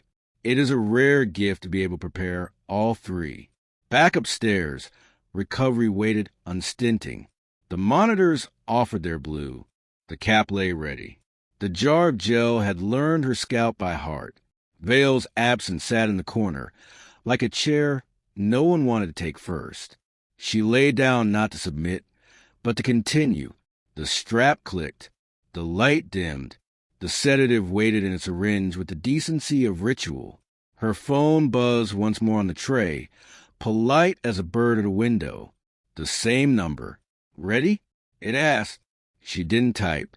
She raised her thumb and pressed it into the center of her palm until heat rose, and then she let her hand fall open on the sheet. Begin cycle 3, she said to the room that had learned her and hurt her and held her up anyway. The hallway lit. The door breathed. The river inside the wall said its single word. And Clara went under, not asleep, but to fetch the day before the first day. Chapter 16. Cycle 3, the first day. The room accepted her decision the way a body accepts a bruise, silently, as if it had been waiting for the pressure. Recovery steadied its temperature. The electrodes went on with their small, impersonal tenderness. The strap clicked shut under her jaw. Vale's chair sat empty in the corner, a space a person had defined. Lyle and Anand were 2 floors down turning boxes labeled B, 47 into testimony. Somewhere a gull rehearsed a single note against a glass. Begin cycle 3, Clara said. The sedative entered like dusk in a west-facing room. No ceremony, an inevitable softening of edges. Panels above her turned themselves into pages. She went through them, not falling so much as stepping between frames she had written and forgotten. The corridor met her, as if it had come from the other direction. Its light was cooler, less hospital, more rain. Doors kept their numbers. For be waited, its jambs not yet worn by years of palms. Inside, Emily stood at the easel with her hair not yet pinned, barefoot as always, but somehow younger, like a photograph taken in a kinder winter. The canvas was blank and lucid, the white that has not yet decided what kind of blue it wants to become. You're early, Emily said, amused. I want the first day, Clara answered, before the program learned its own lies. Emily's gaze turned inward for a beat, as if listening to the building's old undersong. When her attention returned, she pressed her hand to the canvas. No brush, no jar, no pigment. The blank accepted the print as color. Lines rose in that precise, drowning blue. Not a room this time, but a stairwell, narrower than the annex, painted in old institutional cream. The smell arrived with it. Air fried in old electrics. Paper warmed by machines that never truly sleep. On the landing, a door with no number, only a small brass plate polished to anonymity. B 47, Clara said. Not a file, Emily said. A room. The canvas came closer. The landing lifted under Clara's feet. The door was at her hand now. Her knuckles found the push, 6 ledgers long, a panel that yielded if you knew. The wall side to side, dark unrolled. B 47 waited like a lung, the kind of quiet that proves something breathes. A console under a plastic shroud. Metal shelves with boxes whose labels had been written to be read by someone who already knew what they said. The air tasted of toner and ink and a sweetness that was not clove, paper adhesive, perhaps the glue Prudence uses. And then Voices not here but in a neighboring time. The new blue of 2017 ran under the old light. Footsteps. Laughter held too carefully. The kind of calm men perform when they've decided on a thing they will ask you to forgive later. Clara turned. The room obeyed. Cambridge first. A whiteboard crowded with equations that tried to look like mercy. Cognitive resonance mapping. Her handwriting at the top, neat and intent. Veil beside it. Younger by 2 sleepless summers. Ring on his finger. Lighter in his pocket by habit, not yet admitted. Andrew Myers, in a shirt a size too hopeful. Taking notes like a man learning the choreography of Yes. Baseline. Veil said in the younger voice that had not yet learned how to be tired. Your REM onset is remarkably punctual. He wrote 3:11 on the corner of the board, as if it were merely a number, not a tide. We use your clock. We anchor there. And the second subject, Clara said in the voice she used with papers, with grants, with rooms. YH. Emily Holt. Younger Clara supplied. Flipping a file, 19, art student, a history of parasomnias and the kind of grief that keeps quiet on intake forms. Recurrent river imagery. Nightmares with drowning motifs. She didn't call it foreshadowing then. She called it data. The canvas pivoted and the geography pulled itself tighter. Corridors that smelled of school and solvent. A small observation suite before donors ever knew its name. A bed that had not yet learned the shape of her body. April 16th, 2017. The night before. But Cycle 3 wanted the first day, and the room obliged. Morning early. B. 47 waking like a shy machine. Clara in a lab coat because belief likes costumes. Emily on a bed with electrodes like small moons. Sensors gently cruel in their precision. Consent, Veil said, sliding a clipboard through the ritual. This isn't surgery. It's sleep with supervision. Consent requires context. Younger Clara had written on a draft month before. She saw the phrase flash in memory. Her own neat script argued with the grant's bald confidence. She watched herself sign anyway. She watched Emily sign in a hand that tried to be brave and instead was simply young. An odor threaded the cool air. Turpentine faint from the art room above. Hospital lemon, diluted. Coffee that had gone an hour past decent. No clove yet. That was for later, for fundraising nights and throats that needed theater. Cycle 1. Veil said, tapping the clipboard with a ring. A single click from the lighter he had not meant to use. Not yet. Emily closed her eyes on instruction. Younger Clara did the same because the protocol required her on both sides of bridge. Observer and origin, instrument and ear. The blue on the monitors synchronized like 2 metronomes inching toward the same beat. REM arrived when it always arrived for Clara. 3:11. The time wrote itself into her along a nerve she had not known bore ink. Stimulus. Myers said, reading, voice careful, making himself smaller as good assistants do. Auditory single tone. He pressed a key. A violin note entered the room. One sustained, quivering line. The kind musicians call long and science calls adequate. It found the part of Clara that kept wakefulness like a coin under her tongue. It found Emily, too. The monitors answered in blue.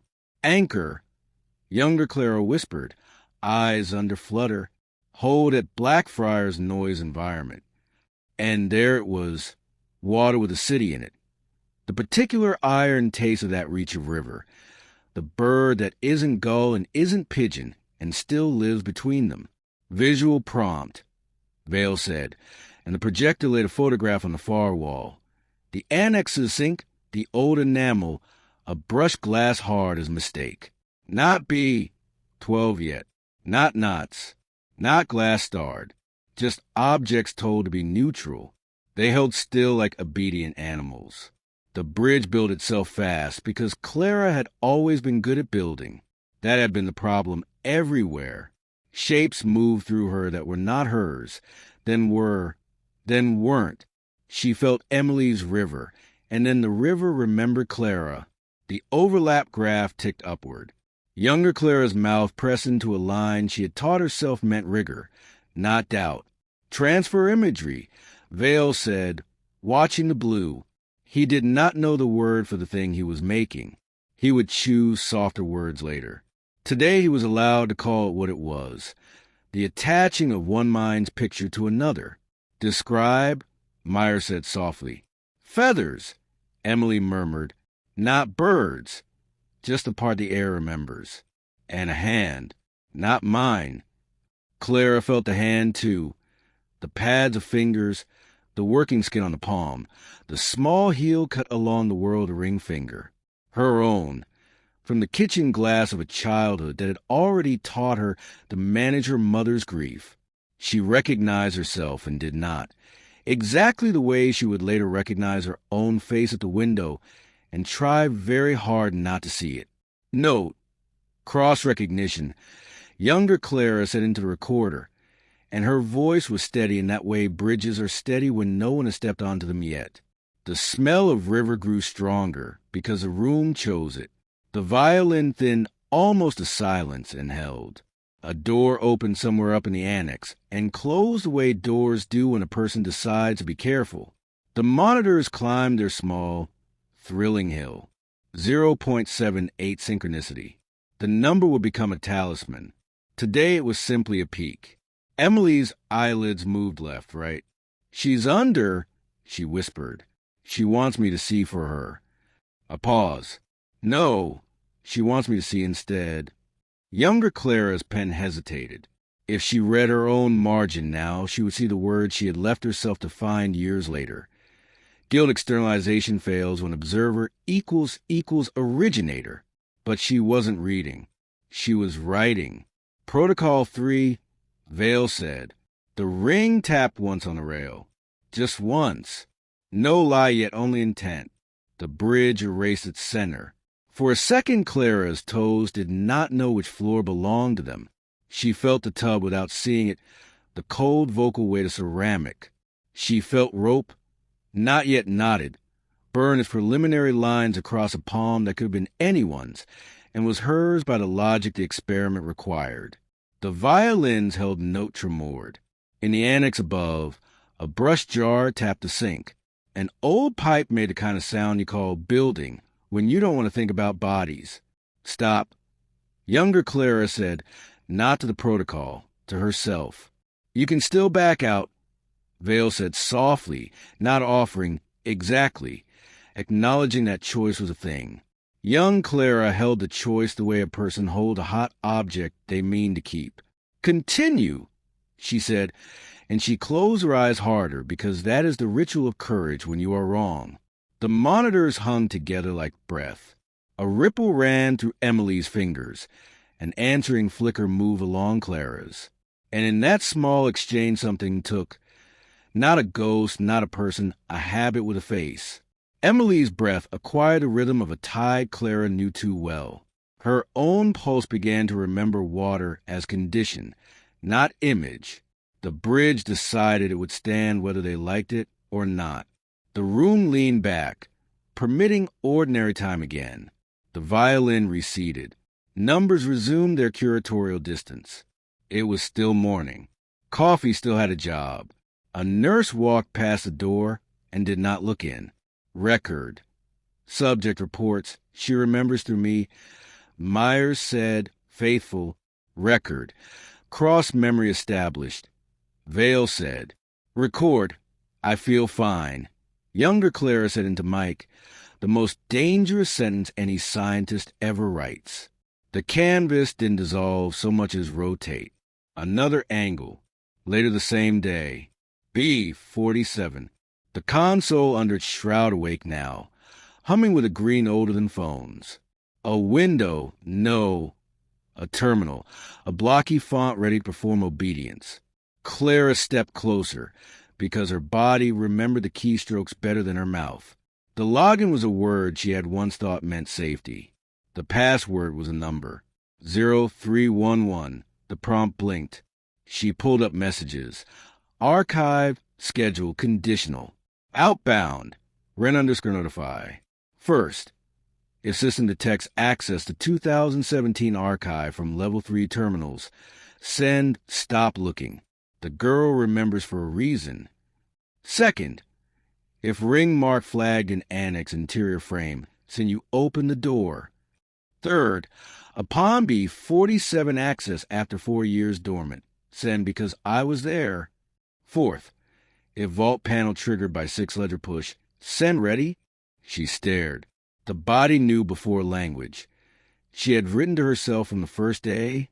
The voice that had been guiding and harassing and warning her had been her own, configured by a younger version who thought contingency was care. Emily watched her face reassemble around this. You asked who it was, Emily said gently. It was you. Why did I write stop looking? Clara asked, appalled by the instinct. Because the first day you still believed a room could be saved by a secret, Emily said. You thought that if you could keep the bridge quiet long enough, guilt would turn into medicine. But guilt doesn't metabolize. Clara scrolled. Log entries in her handwriting. Notepad margins with T-rings. Schedule 3:11 because that is when I arrive most honestly. A line beneath, almost tender. If she has to hurt later me to keep earlier me alive, let her. She stood very still while shame and pity negotiated a truce inside her chest. The canvas shifted again. Evening. The bursar's room above B. 47 overheard its own future. A door eased open. A key turned with the apologetic sound of metal doing what is told. Vale's ring tapped twice on the ledger, its metronome finally born. Younger Clara flinched and did not stop anything. Consent is a complicated animal. She had learned its tricks too well. Show me the moment I made Emily, Clara said, not patient, not plea, a scientist asking for her own hypothesis back with the error circled. Emily's expression softened into something not quite sadness. You didn't make me, she said. You made a place for me to be. The canvas obeyed, and the place assembled. Soundless room, shared rem, the violin a hair above breath.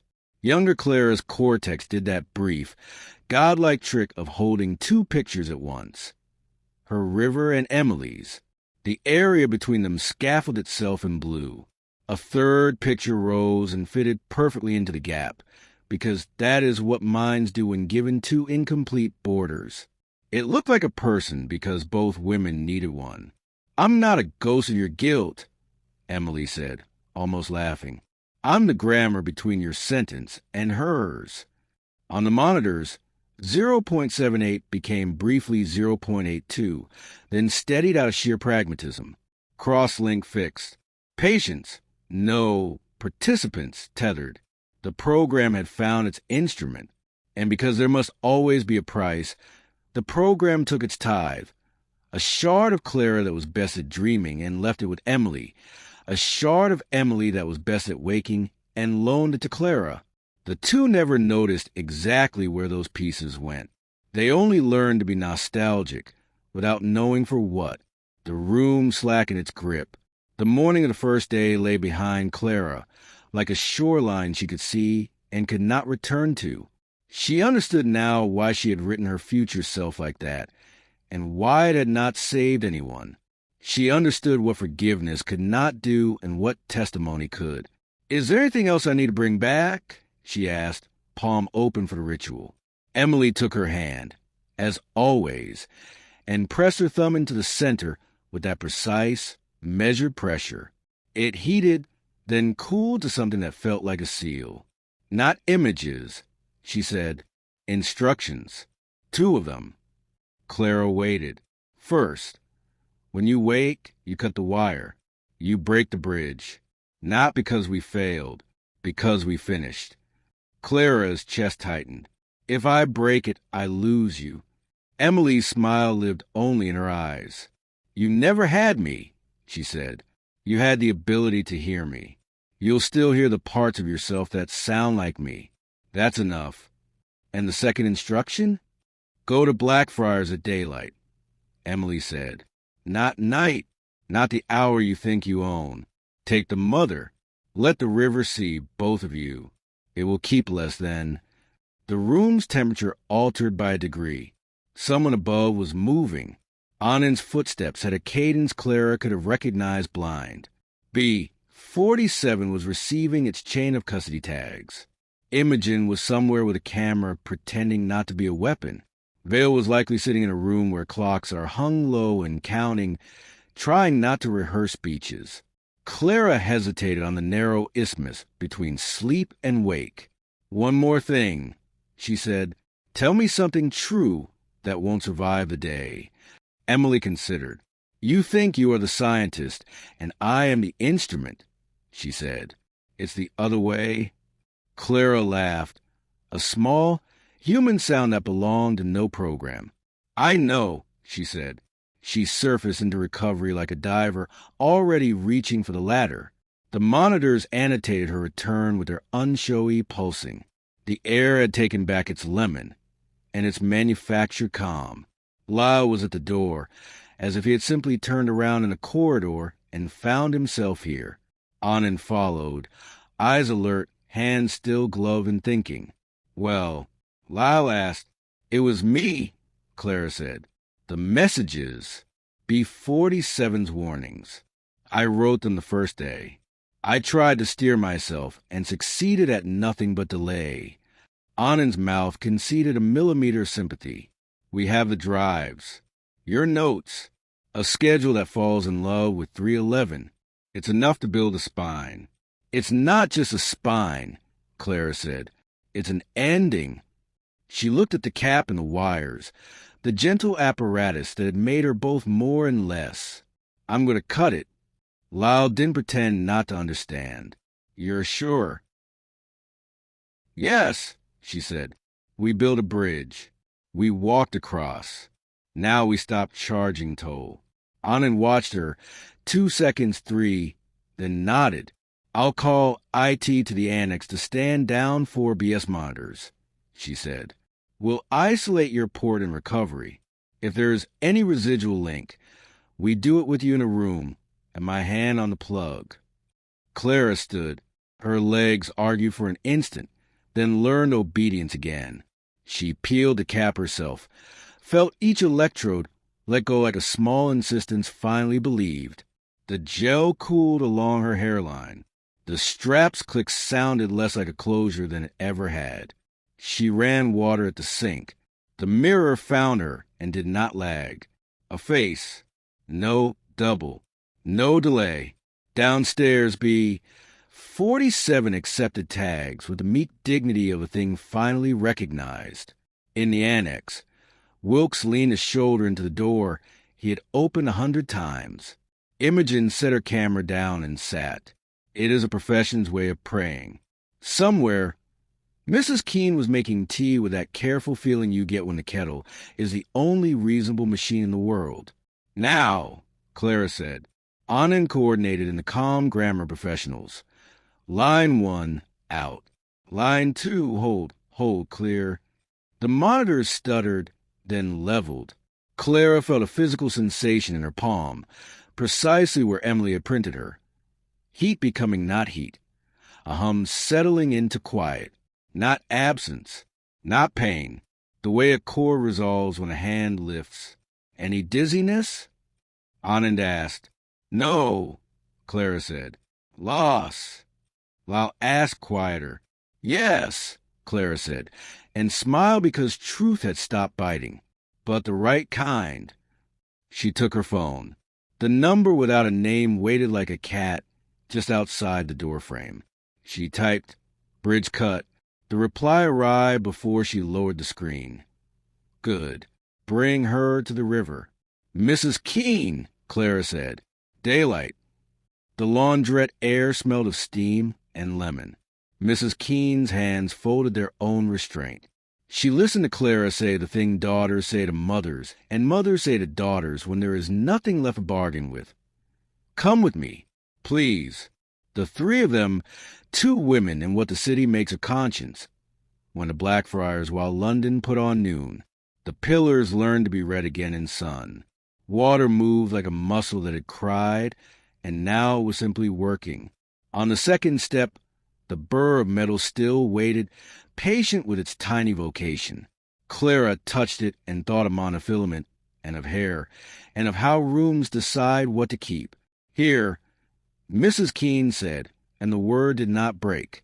She took the bracelet from the small evidence envelope Anand had pressed into her palm, cleaned, useless, perfect in its surrender, and laid it on the stone.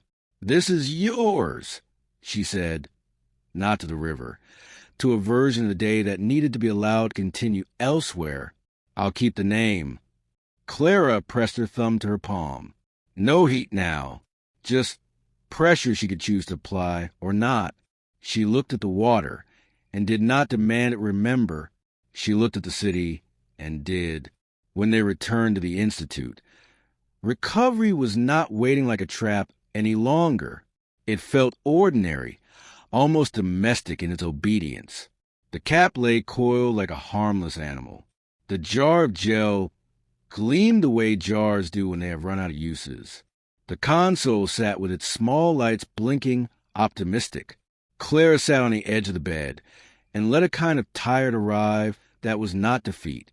"Cycle 3 is over," she said to the room, to herself, to the building that had learned too many nouns. "Now what?" Lyle asked.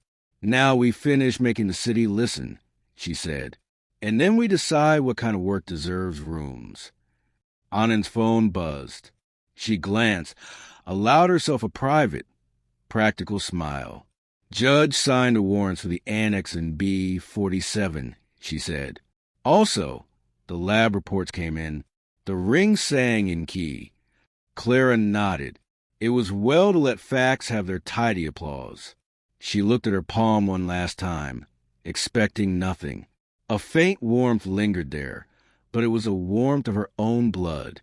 In the doorway, a figure hovered a second, the polite hesitation of someone who has learned to be useful without being noticed. Wilkes. He touched the brim of his cap to Mrs. Keene, because that was the only ceremony the day still needed. "Rooms will be kinder now," he said. "They don't have to be," Mrs. Keene answered. "They just have to be honest." That night, the Institute exhaled with no secret in it. The elevator wrote its numbers and meant only floors. The annex was a classroom again in the way churches are still buildings when the choir has gone home. B-47 held its silence like a filed affidavit. Clara slept in her own bed for the first time without the sensation of a corridor switching itself on behind her eyelids. When morning came, it came correctly. Buses hissing, pigeons with their idiotic nobility, tea that tasted like tea. Her phone vibrated against the table. A message from the number that had never claimed a name. "We're finished," it said. "Be careful with beginnings." She typed and deleted half a dozen things. "Then I will." A beat. Then, "Good girl." She laughed. Because the phrase belonged to no one she would put in charge of anything, and then found herself crying in the tidy, ordinary way grief and relief sometimes negotiate. When it passed, the room was just a room. A window was just glass. The river was a body of water with a job. She washed the last of the gel from her hair. She left the mirror to its excellent, unmagical work. And when the call came from Lyle to say that the Crown expected Dr. Clara Wren to return to Courtroom 3 with a handful of dates and a room number to read into the record, she said yes without bargaining with any gods at all. Chapter 17. The New Map. Courtroom 3 smelled of damp wool and printer heat. Names moved across the morning like weather, and Clara read hers without flinching. Dates, too. April 16th, April 17th. A room number, B-12. The clerk's pen clicked and clicked, a fly trapped under glass. When it was over, the judge set a schedule that felt less like a path than like stones placed just far enough apart to make walking an act of faith. In the corridor outside, the city tried to borrow her pulse and failed. Lyle walked at her shoulder, easy as a lamppost keeping pace. "They'll want statements," he said. "And cameras, if you let them." "I won't," she said. "Not until we have a room that doesn't lie." "Ambitious," he said, not unkindly. "Necessary," she said. By noon, the Institute had learned a new face. Security stood where furniture used to stand. Signs appeared with tidy imperative verbs. Authorized. Restricted. The annex door wore tape like a sash. In recovery, the gel jar looked innocent the way shells look innocent once the tide has taken what lived in them. On the 13th floor, where windows gave London an honest horizon, the board gathered porcelain cups, linen napkins, sugar and paper uniforms. The chair, Eleanor March, held herself with that cultivated gravity people buy when they can afford clothes that refuse to wrinkle. Her perfume announced citrus with a thesis. "Dr. Wren," she said, and smiled like a ledger balanced. "We're deeply grateful for," Clara asked, "for your courage and your discretion." The chair folded her hands. Rings behaved. "We intend to weather this with minimal reputational damage. We'll announce an internal review, commission a report with executive summaries and tasteful footnotes. Meanwhile, we'd like to offer you the role of acting director." Clara's mouth tasted faintly of chloride, and something sweet, like promises boiled down to syrup. "On conditions," she said. Eleanor's smile did not flicker. "Of course. We renamed the annex," Clara said. "We stopped calling it a wing and call it what it is. We put a plaque at the door with Mara Keene's name. We fund a scholarship in her honor. No branding. No donor surnames welded to it like anchors. We published the full report. No tasteful footnotes. And Forby stops being an instrument until we decide what rooms deserve work." The chair blinked once. "The way a bird considers a window. That is a very strong set of asks."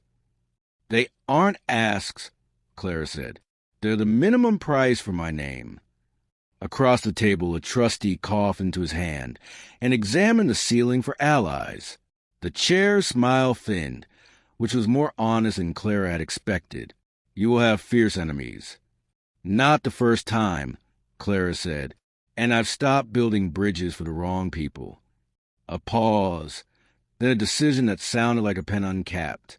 "The plaque," Eleanor said. "The scholarship. The publication, heavily vetted. And Forby will be," paused, "temporarily closed," Clara said, "until I say otherwise."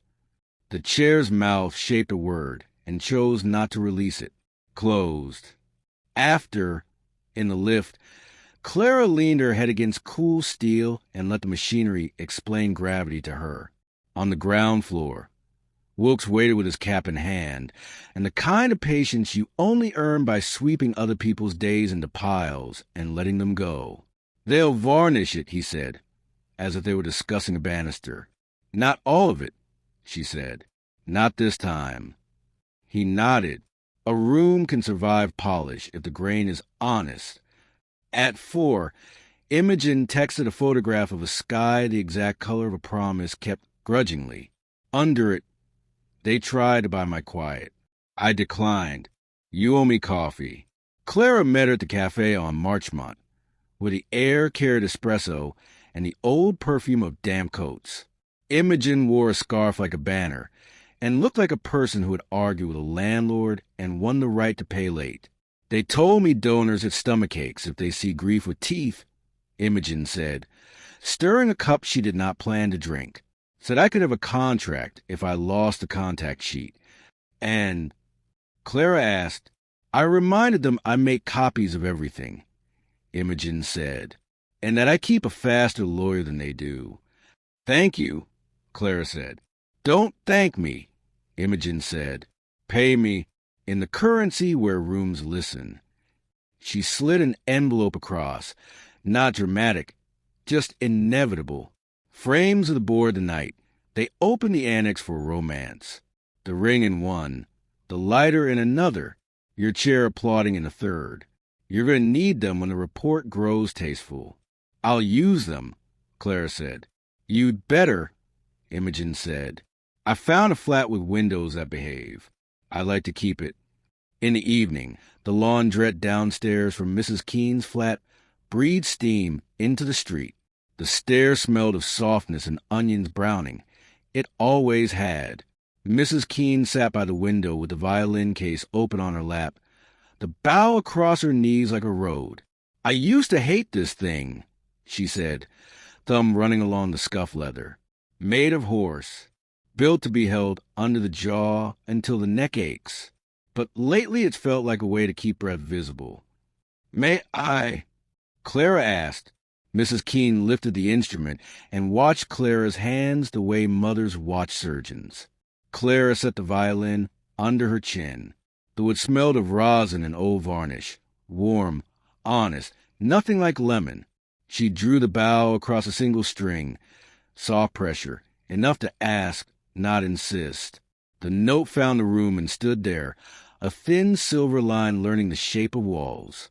For a moment it was a lab's anchor tone, and for a different moment it was a child in the back stairwell learning that sound can hold a person upright when words have run out. Mrs. Keene's eyes closed on memory and did not break. She squeaked when she was little, she said, and smiled because that is one of the ways grief pays for the room. Never learned to be a show-off. I like that about her. Clara let the note fade, then lifted the bow. I can't give you the day back, she said, but we will stop letting the room pretend it didn't happen. I know, Mrs. Keene said, and set the bow in its clips. I'll bring the violin to the plaque. When Clara left, the street's air had the green cool of river carried on stone. She walked toward Russell Square, because the body remembers its geographies and likes to prove it. Bus aside, pigeons argued softly about bread. A child dropped a red mitten, and a woman picked it up and put on the wrong hand. The child frowned and accepted the bureaucratic compromise. Her phone hummed with a message whose sender had chosen anonymity as a costume. No more warnings.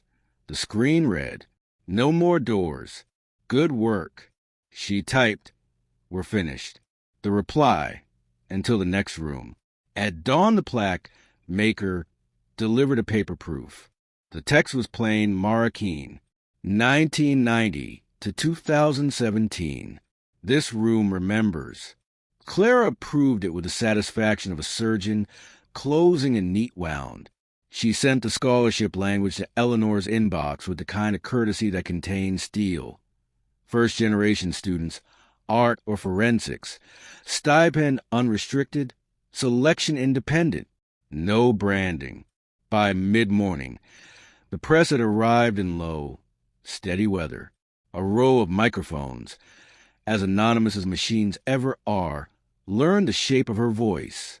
She gave them dates, not adjectives. She said the word accident only to refuse it. She did not say program. She said experiment. She said mistake. She said name. After, a young reporter with a notebook too new asked, breathless, "Are you not afraid the Institute will collapse?" "It should," Clara said. "The version that needed rooms to lie." At noon, Eleanor called. "The board accepts your conditions," she said. "Most of them. We would prefer in memory of, to this room remembers." The latter is confrontational. "Exactly," Clara said. "And accurate." A pause, tight as a seam. "Very well." In the annex, Anand supervised the unspectacular miracles of final inventory. Every swab labeled, every tray nested, every photograph married to its grid. She greeted Clara with the relief of a person whose work has finally shifted from extraction to care.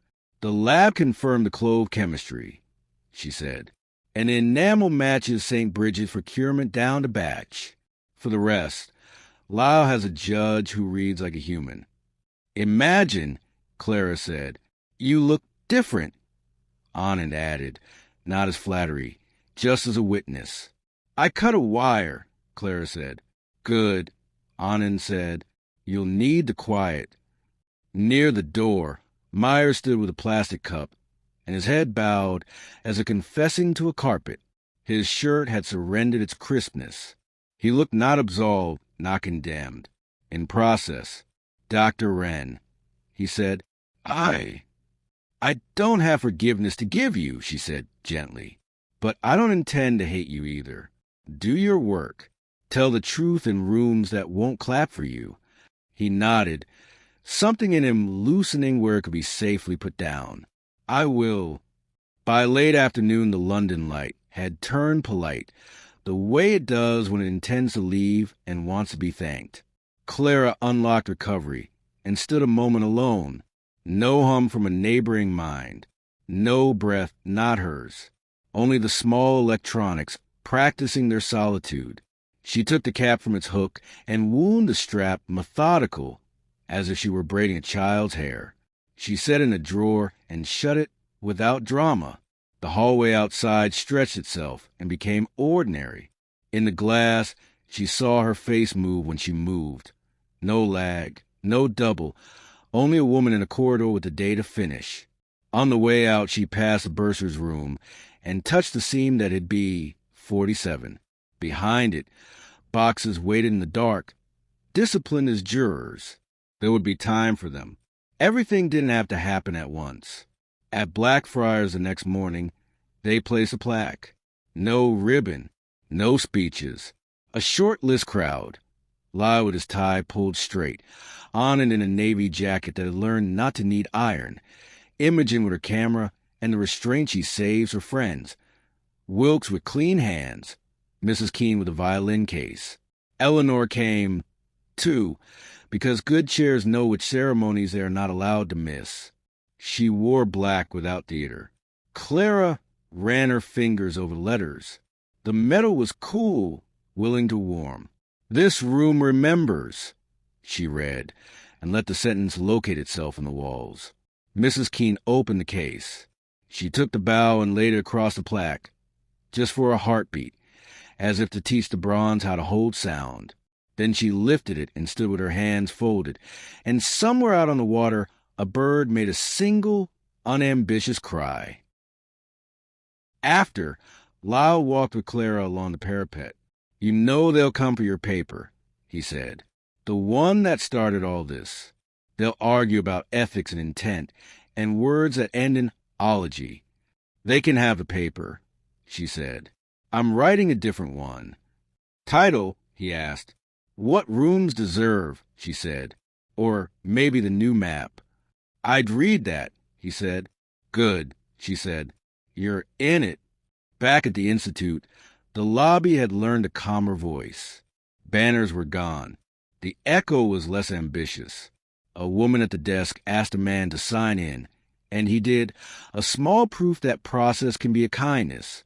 On the wall, a printed sheet announced a pause in research activities. In the corner, a potted tree remembered how to be green without assistance.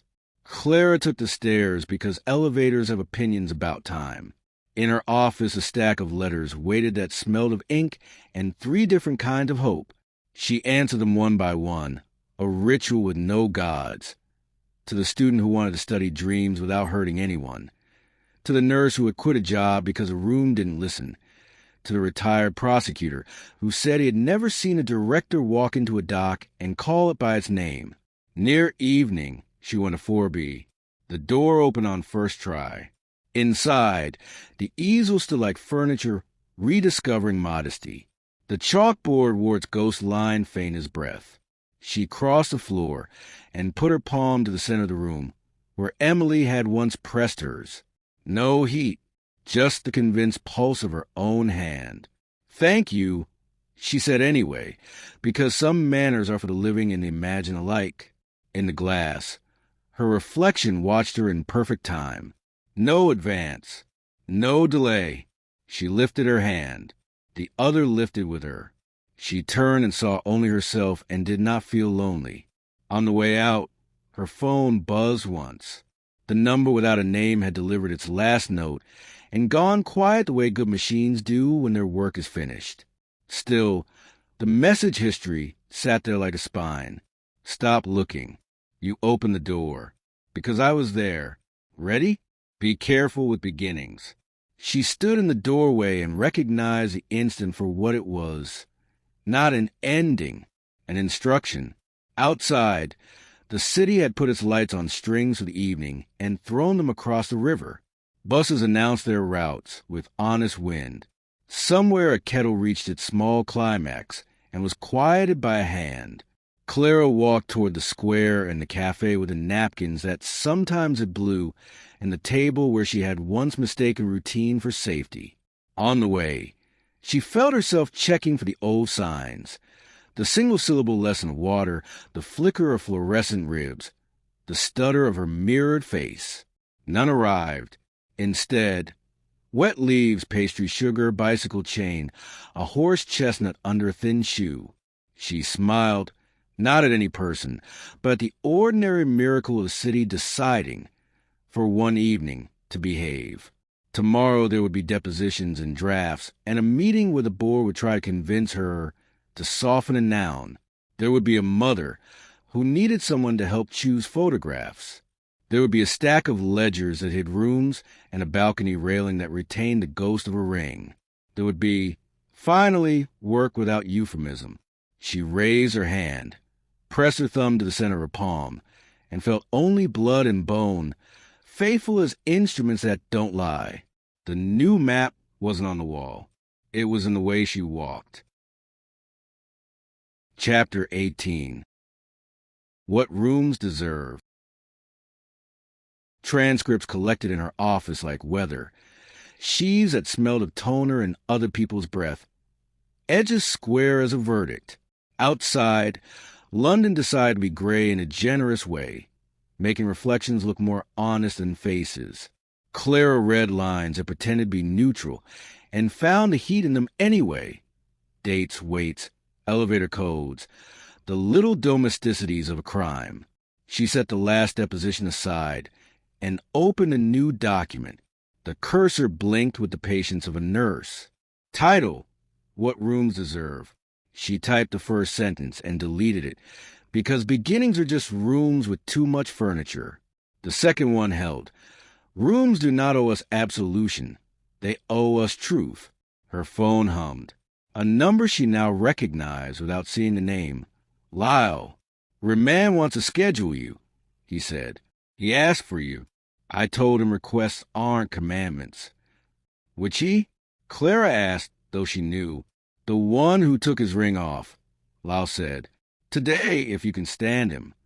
I can stand, she said. The holding suite in Southwark wore its austerity, like a borrowed coat. Vending machine glow. Air with no temperature. Glass that made faces flatter than they deserved. Vale sat on a molded chair and looked like a man whose geometry had been edited. Shoulders a fraction narrower, jaw a fraction less certain. No ring, no lighter, just hands that had learned a new stillness. Dr. Wren, the officer said, as if reading an ingredient list. 5 minutes. Clara sat without taking off her coat. The glass made a faint aquarium sound when she leaned closer. He didn't reach for the phone. He waited until she picked up hers, then followed, obedient. I won't ask you for forgiveness, he said. It would be vulgar. Correct, she said. I wanted to tell you something that will sound like an excuse and isn't, he went on. On the first day, I believed I was building a device for mercy. I know now that mercy is not mechanical. Thank you, she said, the only reply that didn't tip into theology. He glanced down. On the metal ledge between them sat a small envelope, prism brown, neatly addressed. For Mrs. Keene, he said, a letter and a ring. No, Clara said softly. Write her. Keep your ring. Carry it. His mouth turned in a way that would have been self-pity if it had gone on a second longer. He nodded. They told me Eleanor accepted your plaque, he said, and the scholarship. She accepted a version of them, Clara said. I accepted only the version that tells the truth. She'll blunten it where she can, he said. I'll sharpen it back, she said. He looked at her then the way he had years ago in Cambridge, when ideas were not yet rooms. You were always the better scientist, he said. I was only ever a manager of other people's courage. No, she said, because flattery is just a second kind of cowardice. You were a man who loved a building more than a person. Now you can learn not to.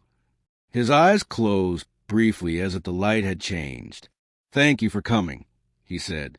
It was not a request for anything else. It was a line where a conversation ended without bleeding.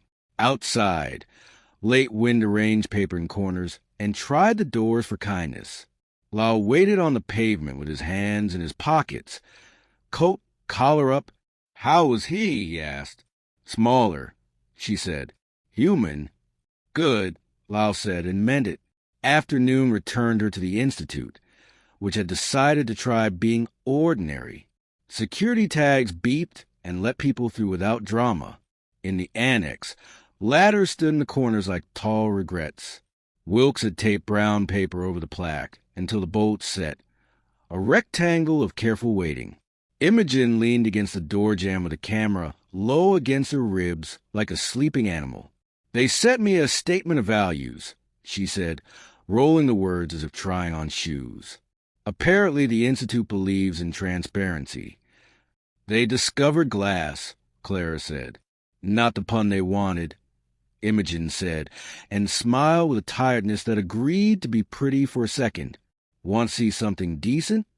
They crossed to an art school 2 streets away, a building with scuffed floors and windows that didn't mind their drafts. A small student show had colonized the ground floor. Collages that looked like arguments, photographs that looked like apologies, a corner with jars of pigment that had learned to keep their lids on. On a wall near the stairwell hung a square of blank canvas under good light. No caption, no frame, just white. Yours. Clara asked. Imogen shook her head. A kid named Sarah, she said. Her statement says, a room that refuses a picture. She tilted her head. It's the bravest thing here. They stood a long minute, looking at the white that had refused to be occupied. I'll buy for the annex, Clara said, if she'll sell. She won't, Imogen said, pleased. But she might lend it to you until it learns its own name. Back at the Institute, Eleanor March sent for her. The boardroom had the view and the porcelain and the kind of carpet that dares heels. We've agreed your text, Eleanor said, fingers interlaced, wetting metal a little too bright, with a small amendment. This room remembers Mara Keene. Good, Clara said. Names are how rooms stop lying. Eleanor's mouth pressed into modest disapproval, and then unfolded into diplomacy. And your paper? Under review, Clara said, by people who don't owe me anything.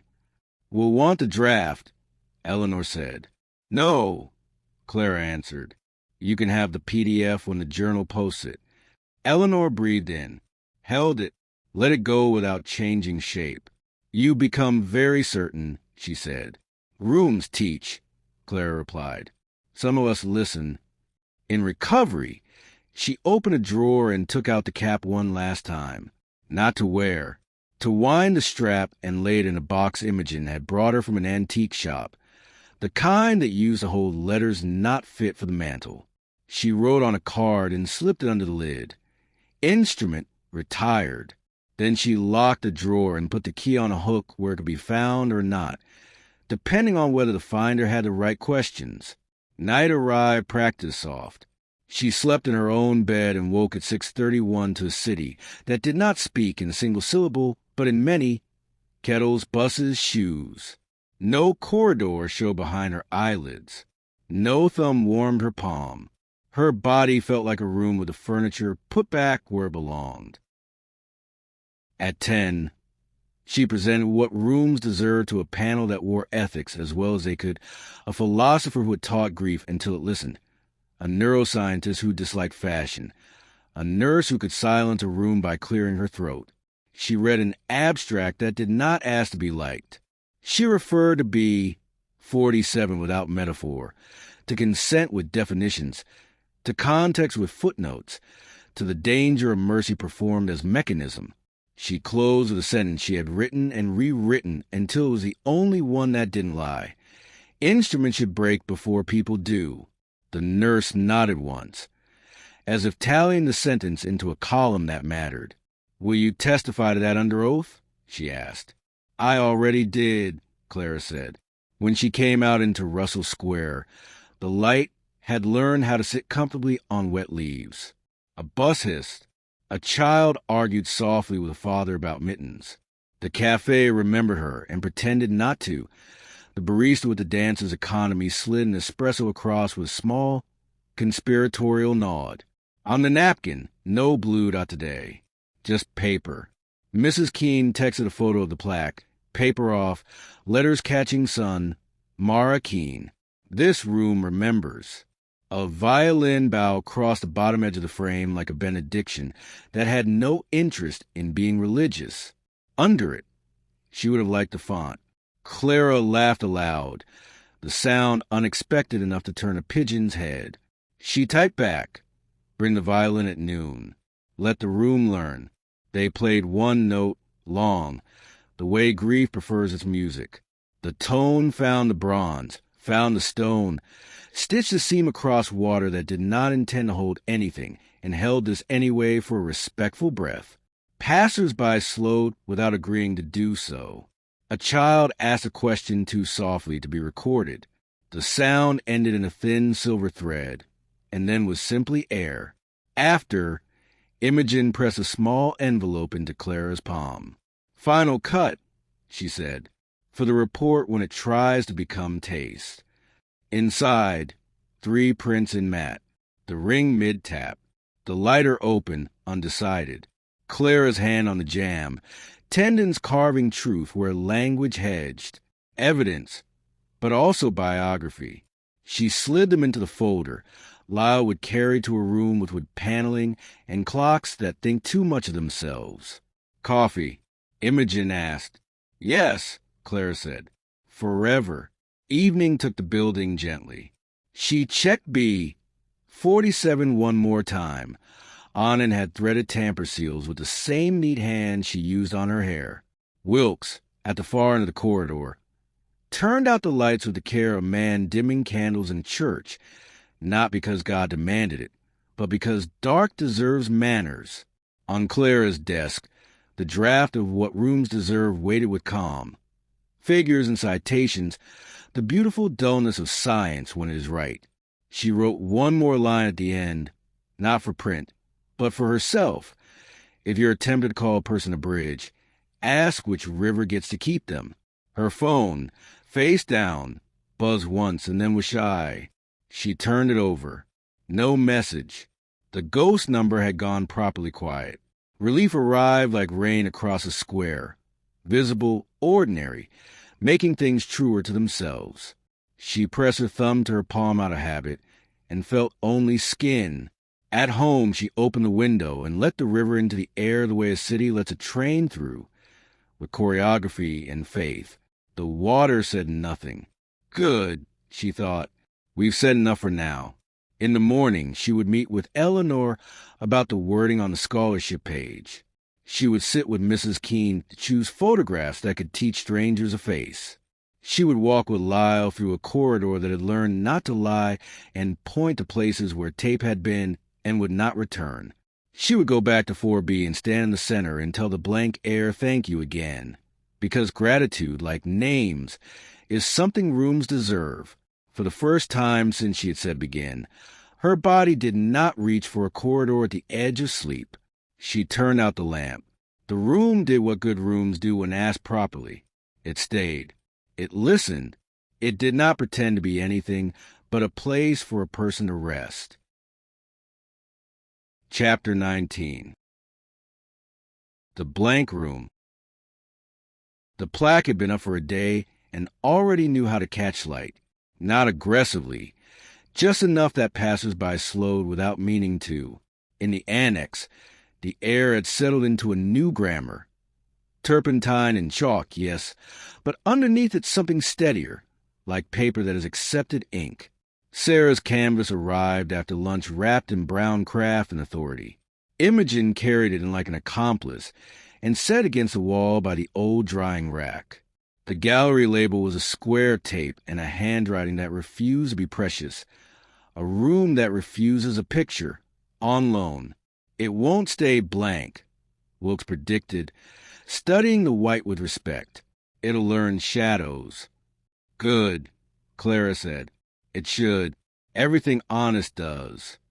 They hung it without ceremony where a banner had been 2 months earlier promising innovation, in a font that had not earned it. The blank faced the door and met visitors with the courage of refusal. A junior administrator paused, frowned as if at a riddle, then nodded slowly, as if admitting the answer was better than the question. Upstairs, the board tried to remember how to sit without performance. Eleanor March had swapped jewelry for restraint and still managed to wear the room. Beside her, a donor with a jaw that liked its own lines flicked a pen he hadn't paid for. His name was Sir Rowan Dacre, and his biography was the sort that turned charity into genealogy. "We appreciate the naming," Rowan said, as if magnanimity were an instrument. "But there's concern we're over-indexing on sorrow. Brand advisors warn against that tone." "Brand advisors can call it by its name," Clara answered. "Mara Keene. That's the tone." Eleanor interceded with the politeness of a person who grew up winning debates. "There's also the matter of the scholarship endowment. Sir Rowan's foundation would like to match funds, provided the selection committee includes a board liaison." "No," Clara said. "The point is that it doesn't." Rowan smiled the way men smile when they've been told no in a room they assume belonged to them. "You'll find independence a difficult product to sell." "It isn't a product," she said. "That's the relief." Back on the ground floor, Lyle waited with 2 coffees that had learned how to be warm without scalding. "PRs in heat," he said, handing her a cup. "They're drafting apology for things that didn't happen and valor for things that did." "Let them draft," she said. "Priya's lab sent a note for your wall," he added. "The ring's alloy is as cooperative as a witness can be." They also matched the enamel to St. Bridget's procurement by unique contaminant profile. Someone used a cheap bleach in '94. The silica caught it like an accent. "Tell her I'll send flowers that smell like nothing," Clara said, "or a better centrifuge." He laughed, a sound that knew when to stop. "One more thing." Night desk flagged a maintenance ticket for the bursar's office door. Came in at 3:04. Code on it looked oddly familiar. 41. 7-1, he finished. "I don't like ghosts with clipboards." "Neither do I," she said. "Have Wilkes sit on it. If the door sneezes, I want to know which germ it caught." At dusk, the Institute did what old buildings do when they practice being modern. Complained softly in the joints and then complied. Wilkes made a tour of the bursar's floor with his trolley. The squeaky will quiet today out of respect. He adjusted a sign that had slumped into passive voice and folded tape edges back on themselves so they wouldn't snag sleeves. At the keyhole to be 47 seam, he paused, set a finger to the wood, not mystical, just habitual, and listened. The wood said what good doors say. "I'm shut." He left a chair where the corridor turned and sat with a thermos that had favored him since the '90s. He could have gone home. He didn't. When the corridor's lights slid into their night dim, he adjusted, the way eyes do when they've earned their years. At 2:58, the elevator exhaled 3 floors down. At 3:04, footsteps began, polite, the way men walk when they believe they have the right to be there. 2 figures turned the corner in high-vis jackets spirited up from a van that had an honest enough logo, a contractor's name that serviced 3 different universities, and a museum down the road. The taller carried a tablet. The shorter carried the posture of someone who had been told this would be simple. "Evening," the taller said when he saw Wilkes, calibrating his smile to sit exactly between friendly and official. "Ticket for a door sensor. Board wants everything tight as a drum by morning. You know how optics are." Wilkes uncapped his thermos. took a measured sip, closed it. "You got the wrong ticket, love," he said mildly. "This corridor's had its cleverness turned off. Orders." The taller consulted the tablet with theatrical disappointment. "Bursar's office. That's this one, isn't it?" He tilted the screen as if to share a sunset. The work order flashed a code Wilkes didn't need to read. The date tried to look ordinary and failed. 17/04. 311. He didn't look at it. He looked at the man's hands. No calluses. A ring, cheap, stainless. A lighter, not Zippo. Disposable. The kind that survives pockets and bad decisions. Orders from who? Wilkes said, letting the question yawn. "From the top," the man said, and smiled into the shrug. "Board liaison. March's office." Wilkes didn't answer. He stood as if the chair had never been sat in and put himself between the men and the seam. "No working after plaque goes up," he said. "Building superstition. We humor it." The shorter glanced past him, measuring. The taller adjusted his smile to patronize. "Listen, mister." "Wilkes," he said. "Mr. Wilkes." The man amended. From one professional to another, "We're just here to keep your house safe." "Then keep it safe from you," Wilkes said gently. They moved at the same time, taller toward the seam, shorter to flank.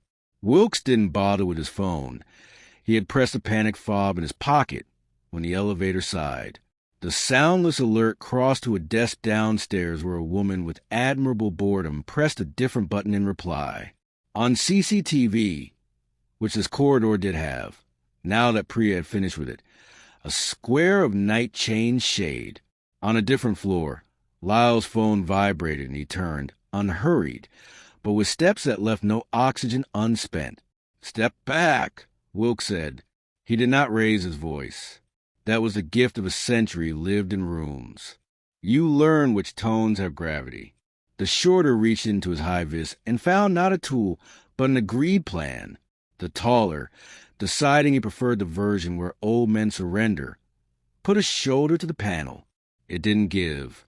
The seam was obedient to the person who had asked it to move first. It had learned manners. Boots thudded down the far end of the hall.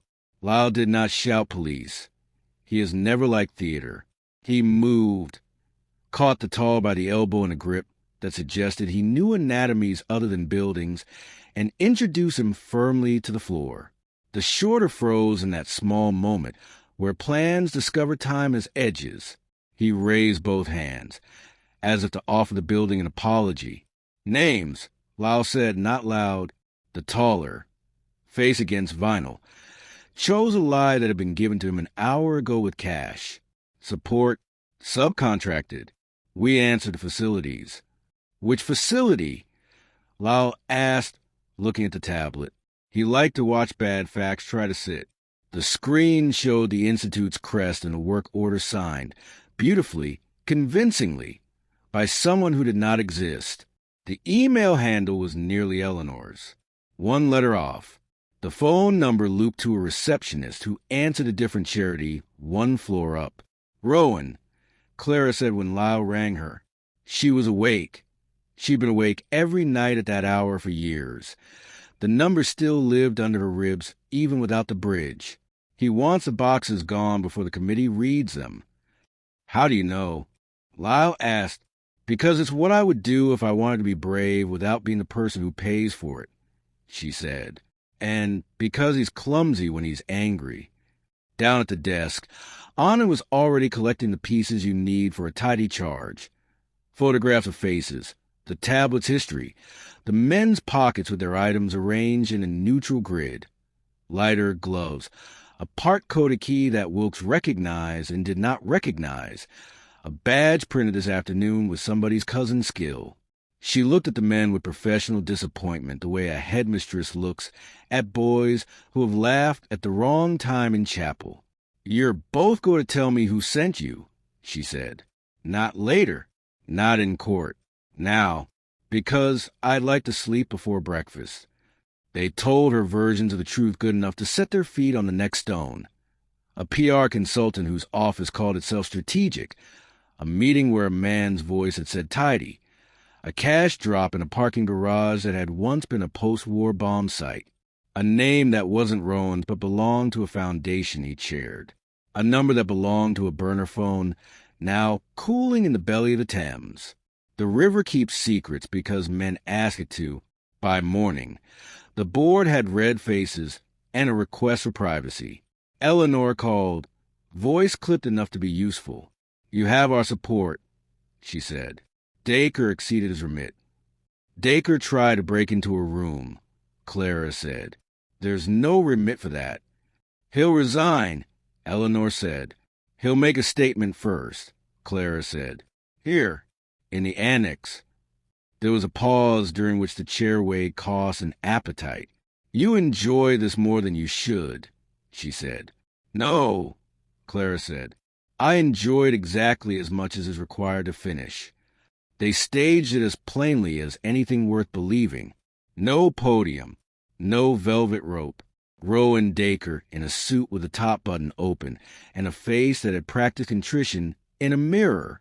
Cameras only because the city insists on producing memory. Eleanor stood with her hands quiet at her sides. Lyle and Anand shadowed the back row like punctuation that prevented run-ons. I authorize an inappropriate action, Rowan said into the room that had lately learned facts. I attempted to remove materials from secure storage under the misapprehension that reputation could be protected by night work. I was wrong. The Institute will proceed without my support. He did not say sorry for. He said sorry that. It was a right grammatical failure for a public man. It told the truth about what he valued. The annex took the words and did not clap. Afterward, he leaned toward Clara with a small impatience, the kind men assume as a form of intimacy. You've made enemies, he said. You are already one, she said. Now you are named. He blinked, and for a second the face under the foundation snapped into something like respect. He nodded. The same bare-angle veil had used, and left like a man late for a flight he had decided not to take.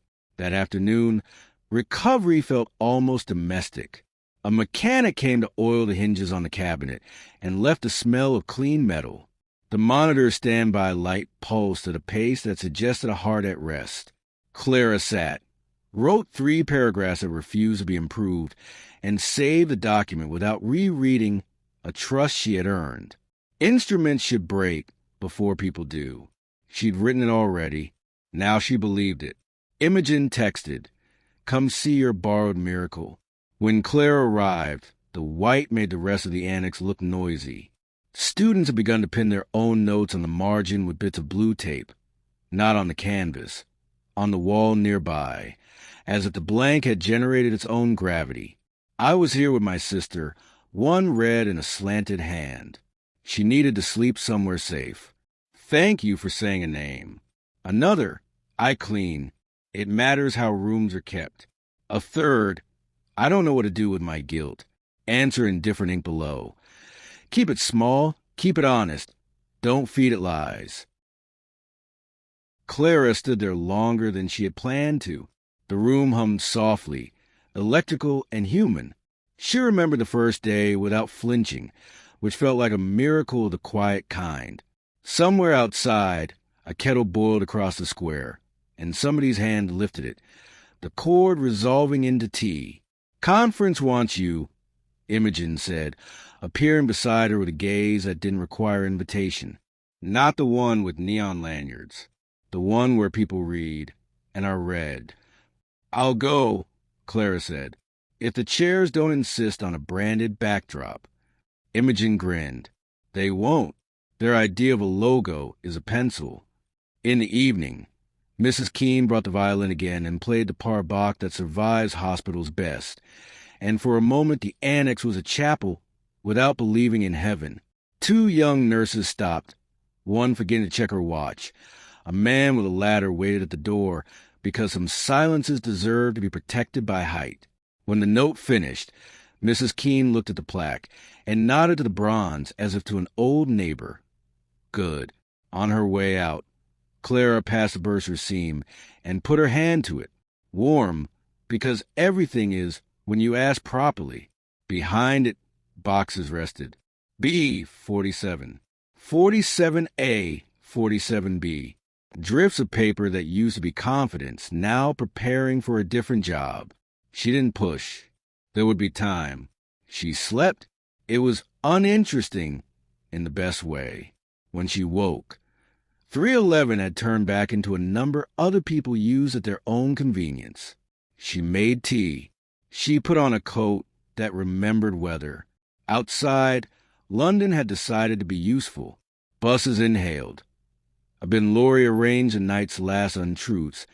A dog argued with its leash in one.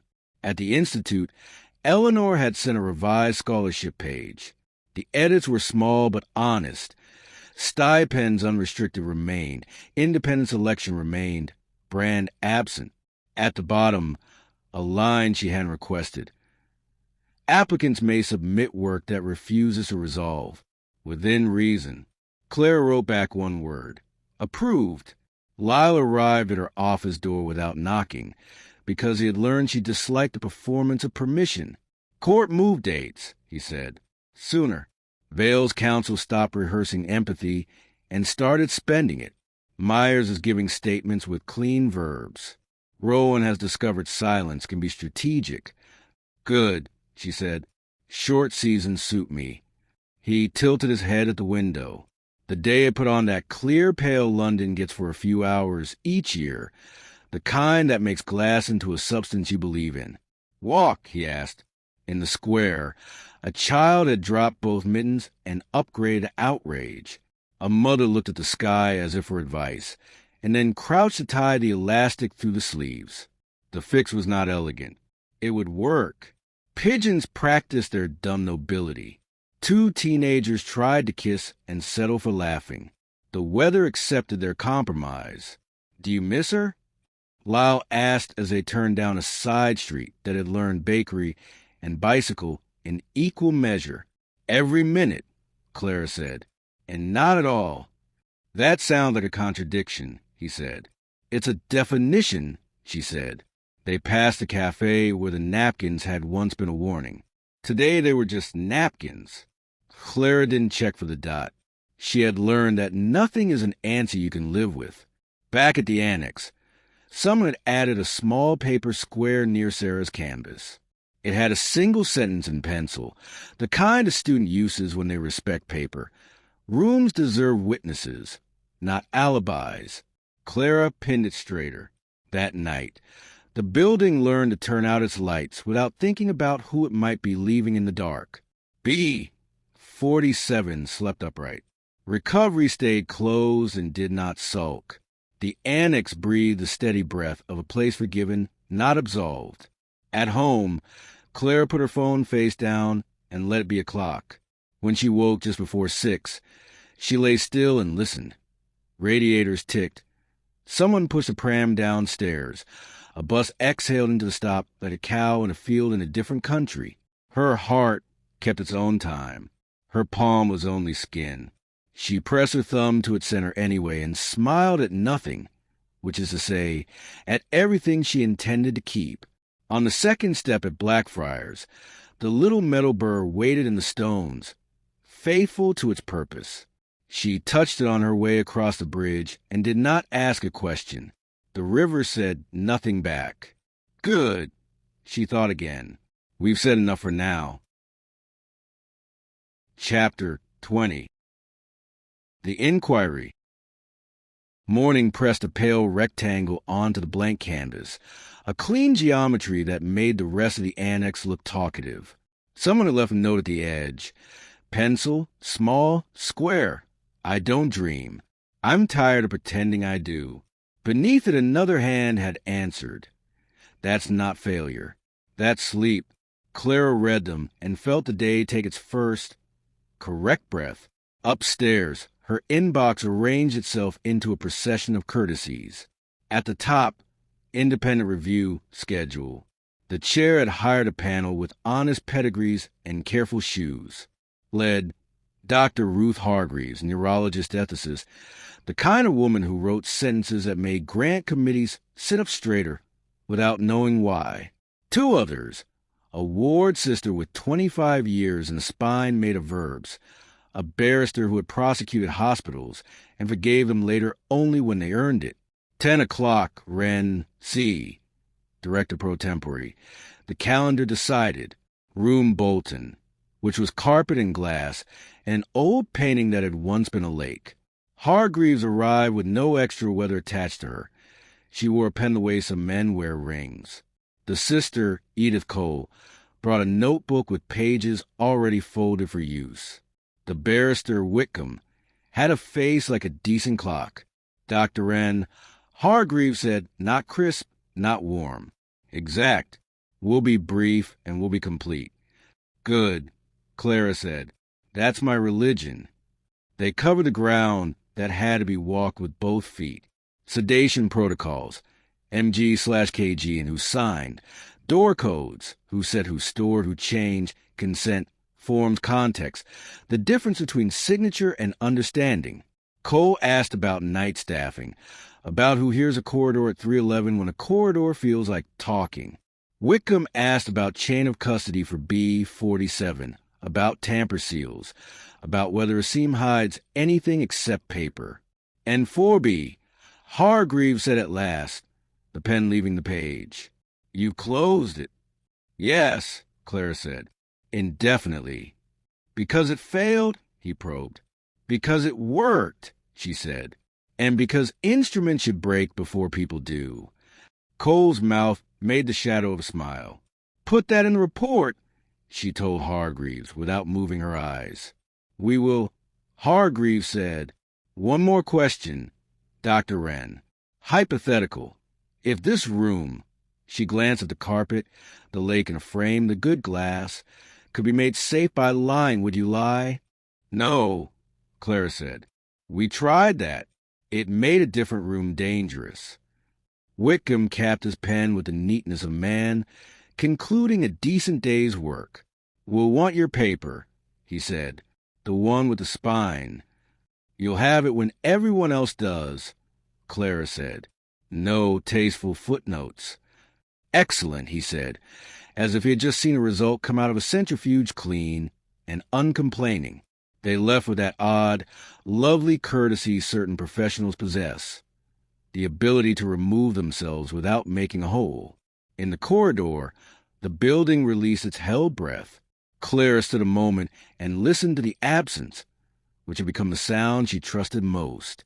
Lyle texted, Lunch? I promised to use cutlery. She declined, not unkindly. Photographs with Mrs. Keene. He sent back a single thumbs up, an emoji she tolerated from exactly 3 people. The flat above the laundrette smelled of steam and polish and onions that had made their point and now rested.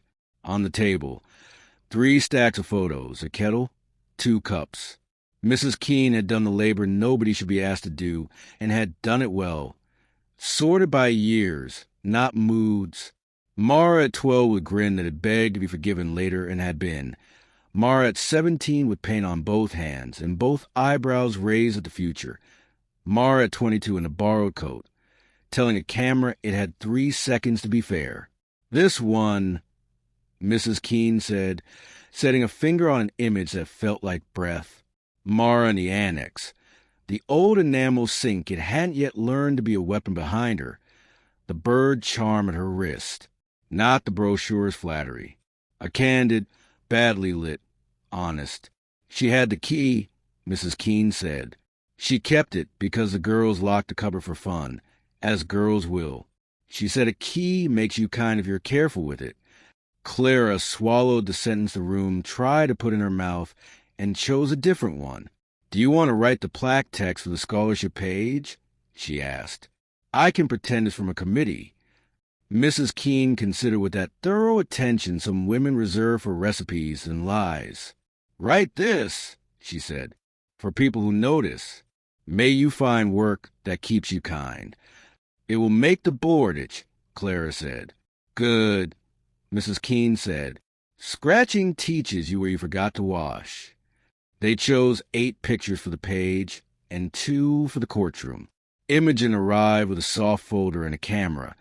She took a photograph not of photographs, but of Mrs. Keene's hand hovering over them, the tendon along the thumb drawing a line that felt like music. Permission? Imogen asked. Of course, Mrs. Keene said. Just don't make my hand look tired.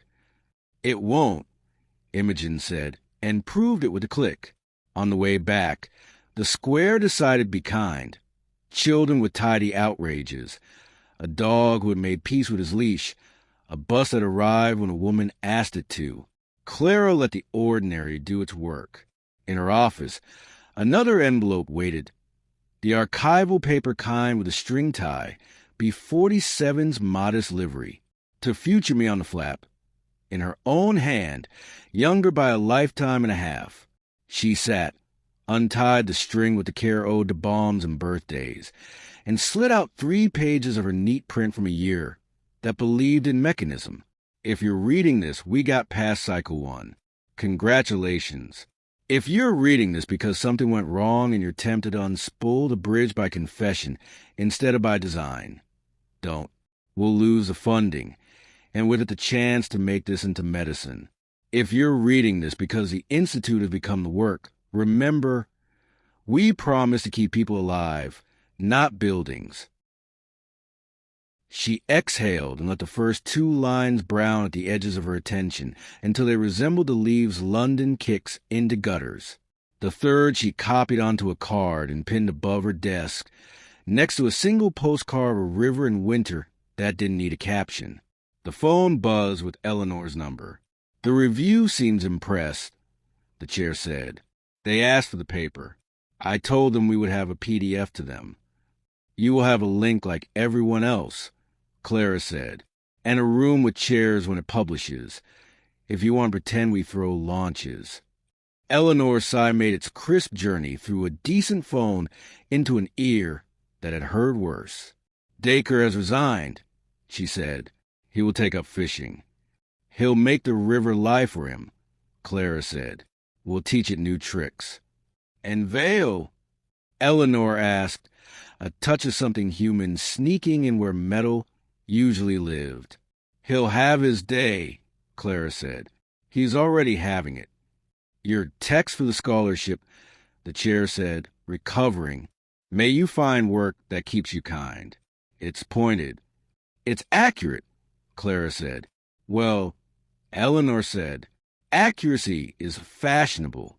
Let's keep it, Clara said, and hung up before diplomacy could argue her into smaller clothes. Twilight put patience on the annex windows. Sarah's blank had learned a little shadow, just enough to keep it honest. A janitor, tired and careful, paused on his way out and stood in front of the white with his hands in his pockets. He nodded to it as if he recognized a cousin.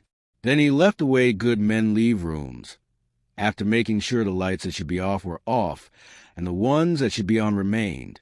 Wilkes found Clara at the bursar's corner with his cap in both hands, and a smile, doing its best not to try too hard. The seam held, he said. Some nights can't help sneaking a field test in. Thank you, she said. They'll try the side door next, he said. People always forget buildings have more than one idea about entrances. I'll be here, she said. You won't, he corrected gently. You'll be in a room with wigs. But the building will remember what you asked of it. At home, she read the draft of What Rooms Deserve one more time and found fewer lies than any paper she'd written. She took out the sentence about mercy being mechanical and left the sentence about compassion being maintenance.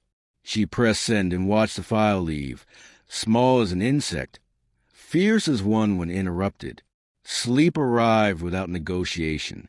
No corridor obliged her with a light. No room borrowed her pulse. When she woke, not to a number, but to the sound a city makes when kettles synchronize. Court moved up, a text from Lyle. 2 words. Tomorrow.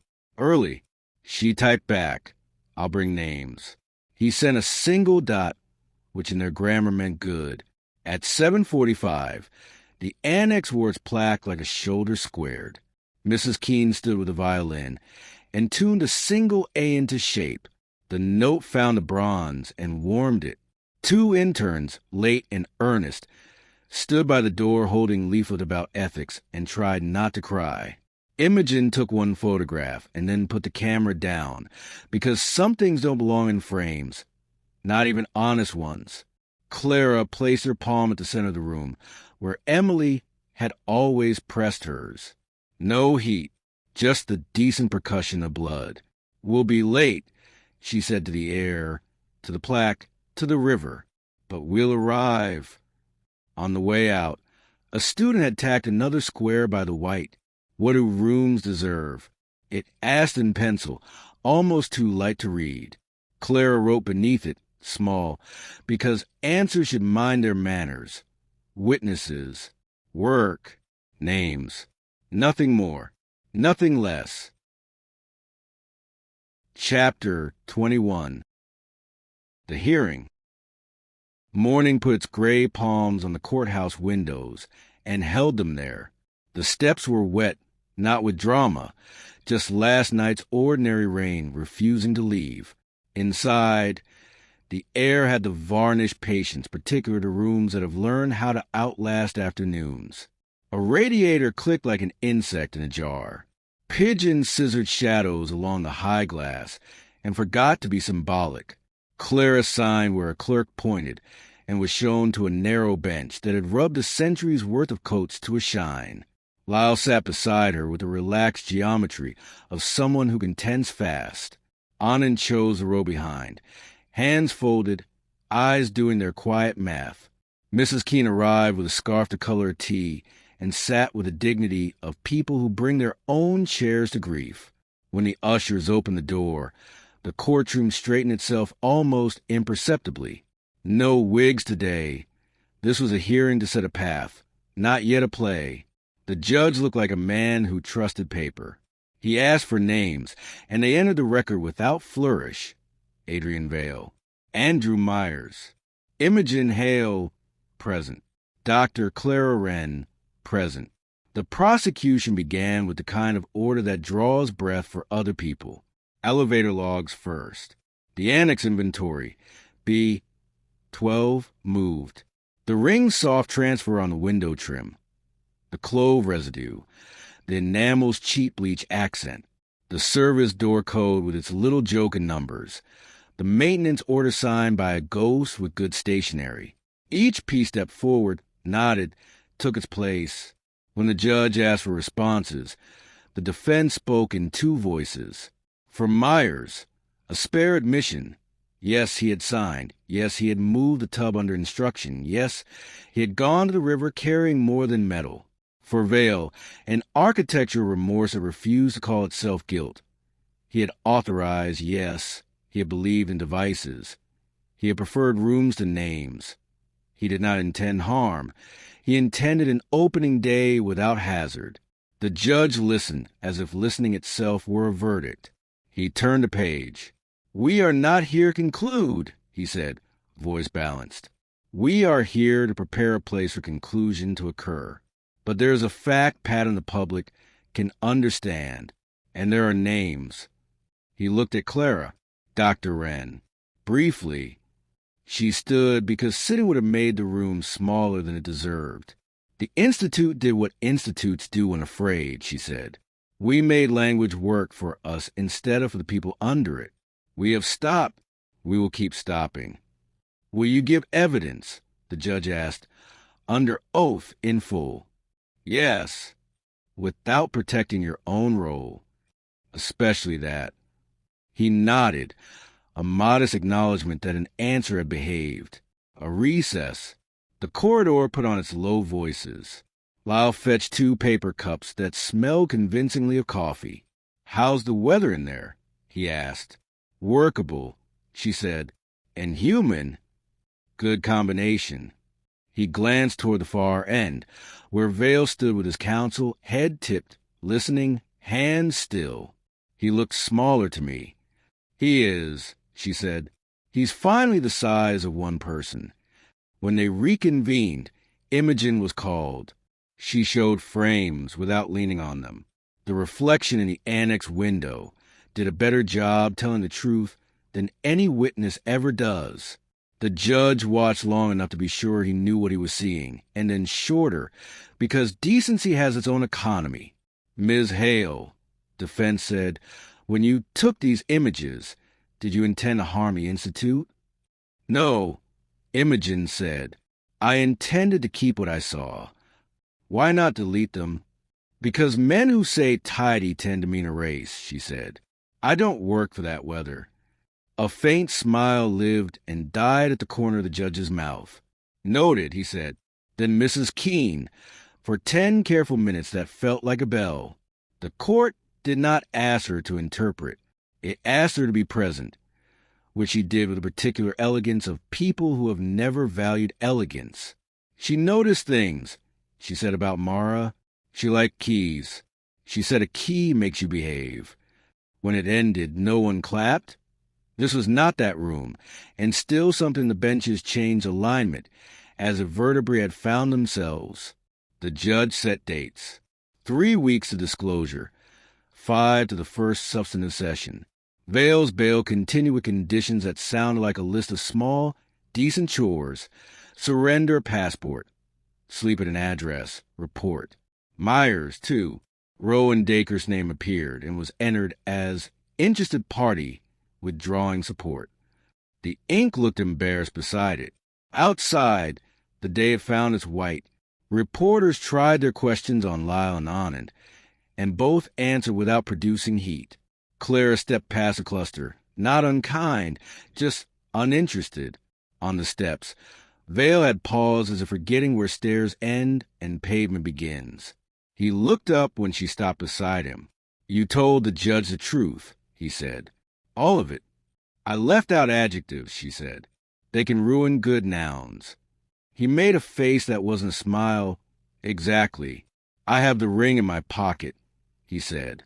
I keep thinking I'll throw it into the river like penance in a story. I keep not doing it. Good, she said. The river isn't a bin. Carry it. Let it be heavy. He nodded and went down the last steps like a man learning a new incline. Back at the Institute. Eleanor had composed a statement and wanted Clara's name under it.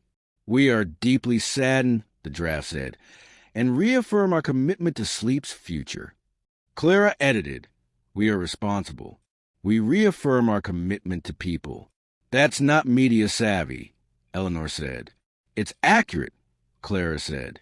They met in the annex where accuracy had started behaving. Sarah's blank was brighter in noonlight, as if vindication had a wavelength. Eleanor rubbed a finger along the plaque's edge and did not smudge. This room has become fashionable, she said, surprised to hear herself use the word and not hate it. It became honest, Clara said. Fashion sometimes follows. Wilkes appeared at the door with a coil of cable and a face that regarded electricity as a rumor. The bursar seems slept, he reported. If anyone's going to try again, they'll use a cleverer glove.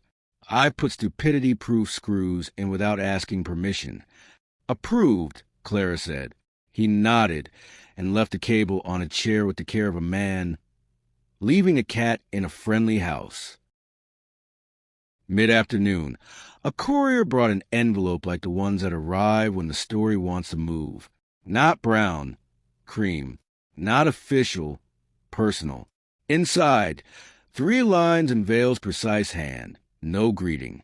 I signed for a room because I thought it would save people. It saved itself. I am sorry for teaching you that was science. No flourish. No ask. Clara folded it once and put it into a file labeled STRYS. Some things you keep because throwing them away would be its own offense. By 4. Fatigue threaded the building. The good kind that belongs to work.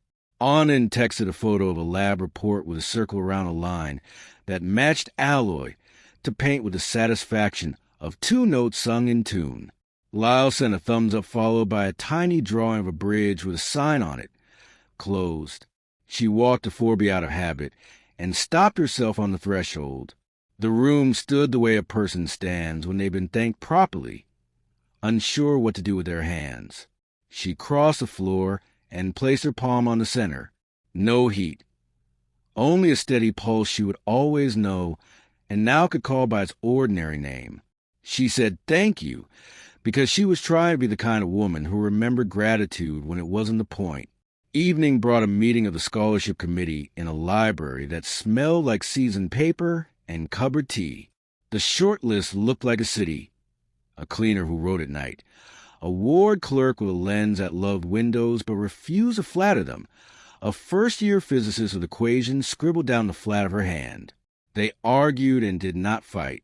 They chose two. Clara wrote each a letter with a sentence that did not dare be poetic. You noticed. Keep noticing. Keep your kindness intact. On the way home, Russell Square had decided to be ridiculous in the best way. Dogs misbehaving. Leaves pretending to be confetti. A busker with a cello trying to gentle an evening. A child in a scarlet hat drop a mitten and retrieve it themselves. On a bench, a man cried so quietly the air had to lean to hear. Clara walked and didn't correct anything. Her phone buzzed once. Not the ghost number. Lyle, tomorrow, depositions at 10. Bring the photograph of the hand on the jamb. And shoes you can forgive by 4. She replied, done. At Blackfriars, the bird turned cold under her knuckle as if reminding her that metal has loyalties to weather, not narrative. The water slid past with no argument and no invitation. Good. Enough talk. She stood a minute anyway and let the city lay its exhausted head on her shoulder. Then she went home. Night didn't offer a corridor or a map. Sleep found her plainly and left in the morning with good manners. No number waited under her ribs. Only a list and a kettle, and the sound the street makes when it decides to be useful. When she stepped into the annex at 9, someone had added another small square of pencil under the question about what rooms deserve. A different hand had written, a door that opens when knocked and refuses when picked. Clara pinned it straighter and went to give her day away. Chapter 22. The Hand on the Jam. The deposition room had the bland confidence of carpeting that believes in itself. A jug of water sweated on a coaster. The recorder's read that learned its duty and held it. On the wall, a clock with honest hand said 9:58, then 9:59, then consented. Name for the record? The solicitor prompted. Dr. Clara Wren. Roll. Acting Director, Somnus Institute. Former Principal Investigator for the 2017 Sleep Transfer Study. He nodded, arranging pens the way some people arrange troops. We'll begin with photographs. Ms. Hale's reflection frames. Annex window. The plastic sleeve side. A print slid out. The tub's pale oval. Rope is a taut line. Vale's signet caught mid-tap. The lighter half open. And at the edge, a hand braced against the door jamb. Tendons drawn. Decision unspent. Is this your hand, Dr. Wren? Yes. Describe your position. In the doorway. I said process when stop was required. He didn't gloat. Good solicitors save their appetite for later rooms. What prevented you? Belief in the building, she said, and the wrong idea of mercy. He wrote nothing. The code for the service elevator? 4171. Who said it? Facilities as instructed by Director Vale. He turned the next page. Elevator logs. These weights, 154 kilograms, 68, 222. What do they represent to you? The tub, a body, both together. A beat. Do you stand by your statement? Instruments should break before people do. Yes. Has Forby been retired? Yes. He capped his pen like a man forgiving a small sin. 5 minutes. Outside. The corridor smelled of carpet, and last night's rain someone had brought it on a hem. Lyle leaned against paint the color of guidelines and handed her a paper cup. How violent? He asked. Polite, she said, which is worse. Always. Myers passed with the solicitor, eyes on the floor, mouth shaping words he would finally say. Vale followed later. Smaller by an admission, you could almost see around the shoulders. No ring, no lighter. He didn't meet her eye. That, too, was human. Afternoon brought the defense. The soft gloves and barristers were when they mean to sting. Dr. Wren, your program bridged minds. It attempted to, within consent. You were in the annex the night before. You did not intervene. I did not. You believed your presence made harm less likely. I believed wrong. He tried for a smile that would make the transcript behave. Are you fond of aphorisms, Dr. Wren? Break instruments, etc. I am fond of accuracy. Accuracy would include your own failures. Yes, she said. The recorder liked that sentence. She could hear it settle. He pivoted. Eugenol on the window. How can you be sure it's clove and not contamination? Because Priya Anand's lab matched the profile, and because the director had a habit. Objection. Speculation, he said into a room that hadn't asked him for theater. Withdrawn, he added, already bored with his own line.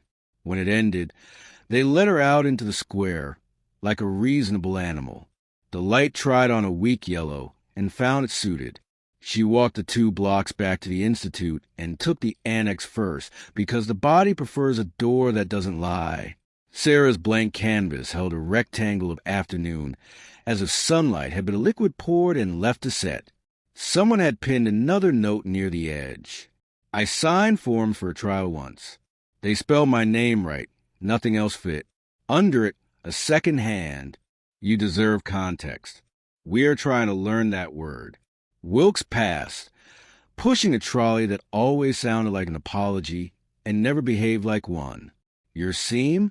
Slept all night after its little performance, he said, satisfied. Good, she said.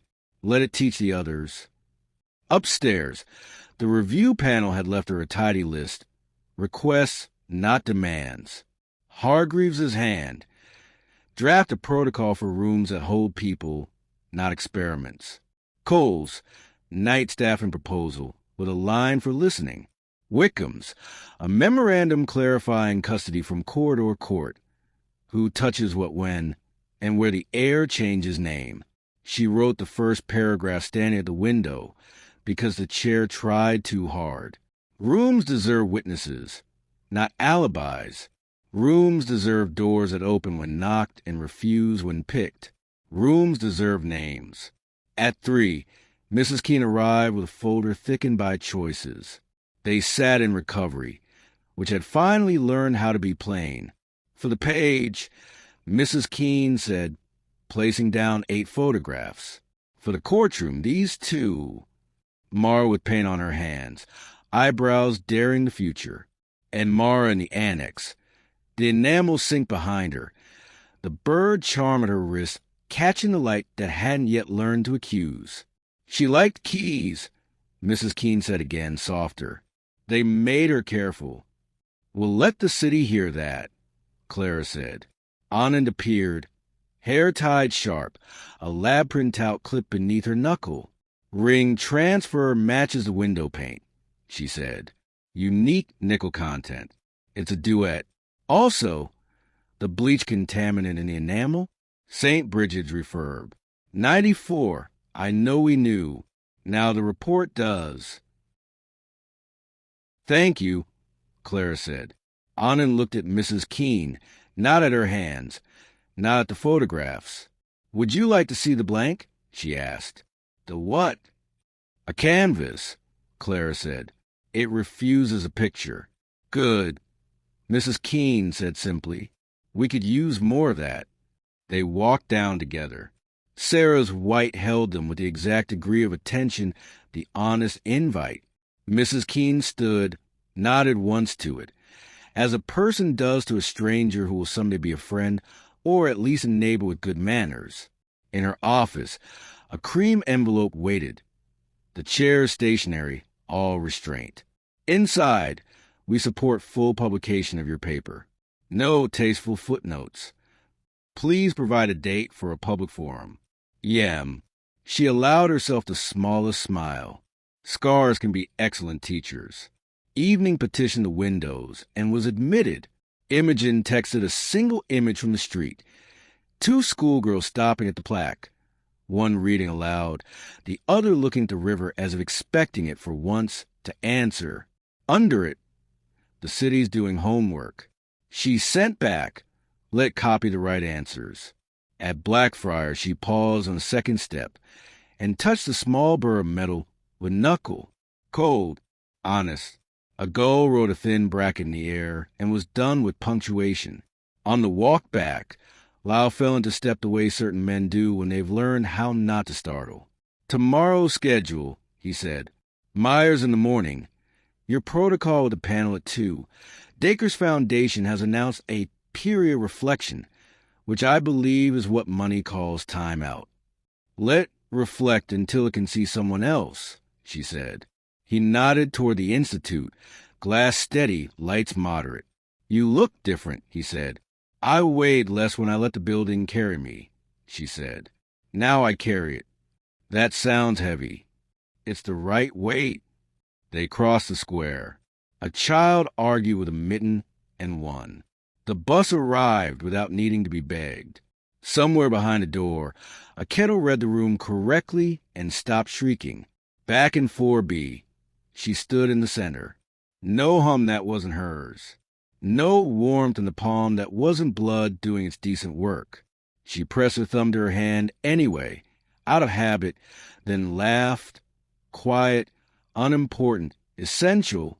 Tomorrow, she said to the air that had once pretended to be an instrument. We keep going. Morning cut the annex on a gentle diagonal. A pale bar laid across Sarah's blank that made the rest of the room look like it was whispering. Someone had added 2 new squares of pencil to the wall near the canvas. I mopped here in 2013. You can tell if a room lies by where the dirt collects. We're cleaning differently now. Clara read them and let her shoulders solve their own geometry. Downstairs, the vending machine tried to pronounce coffee and nearly succeeded. The day would belong to statements. Myers went first. The deposition suite had learned to look blandly confident overnight. The jug on its coaster had condensed itself as second skin. He arrived with a solicitor and a face that had discovered tiredness can be relief if it is earned. He kept his hands flat on the table, so the pen in front of him would not become a metronome. He couldn't stop.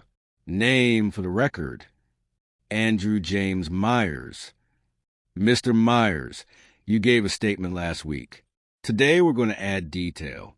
He nodded, a motion precise as a ruler.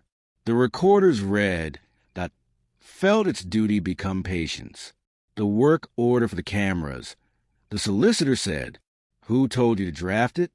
Director Vale, he said. No drama, no defense. He said the loop would look amateur to donors. He said the annex was prettier at dusk. He said we should close maintenance before the brochure. I believed him. The elevator code.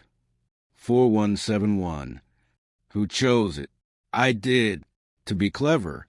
Was that your only cleverness? For that night, he said, earlier in March, I overrode a door sensor for testing. The room shifted without moving. Even the carpet seemed to listen harder. Testing what?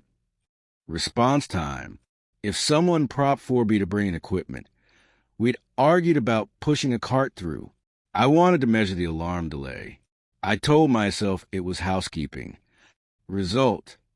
8 seconds, he said, which is enough time to do a small wrong thing and call it chore. He talked for 40 minutes that felt like work and not punishment.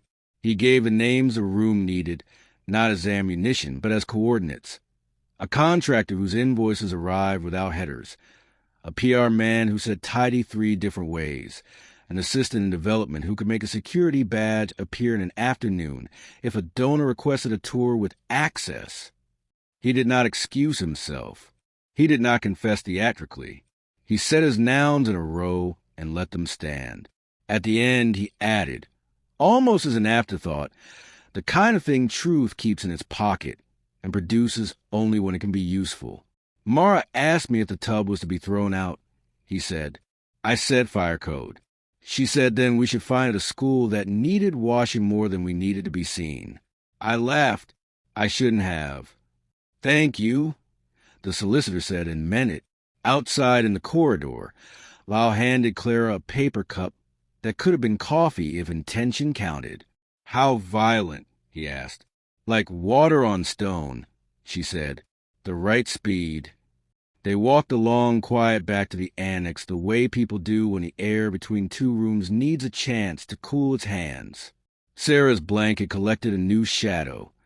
You could watch the white learn time if you stood still long enough.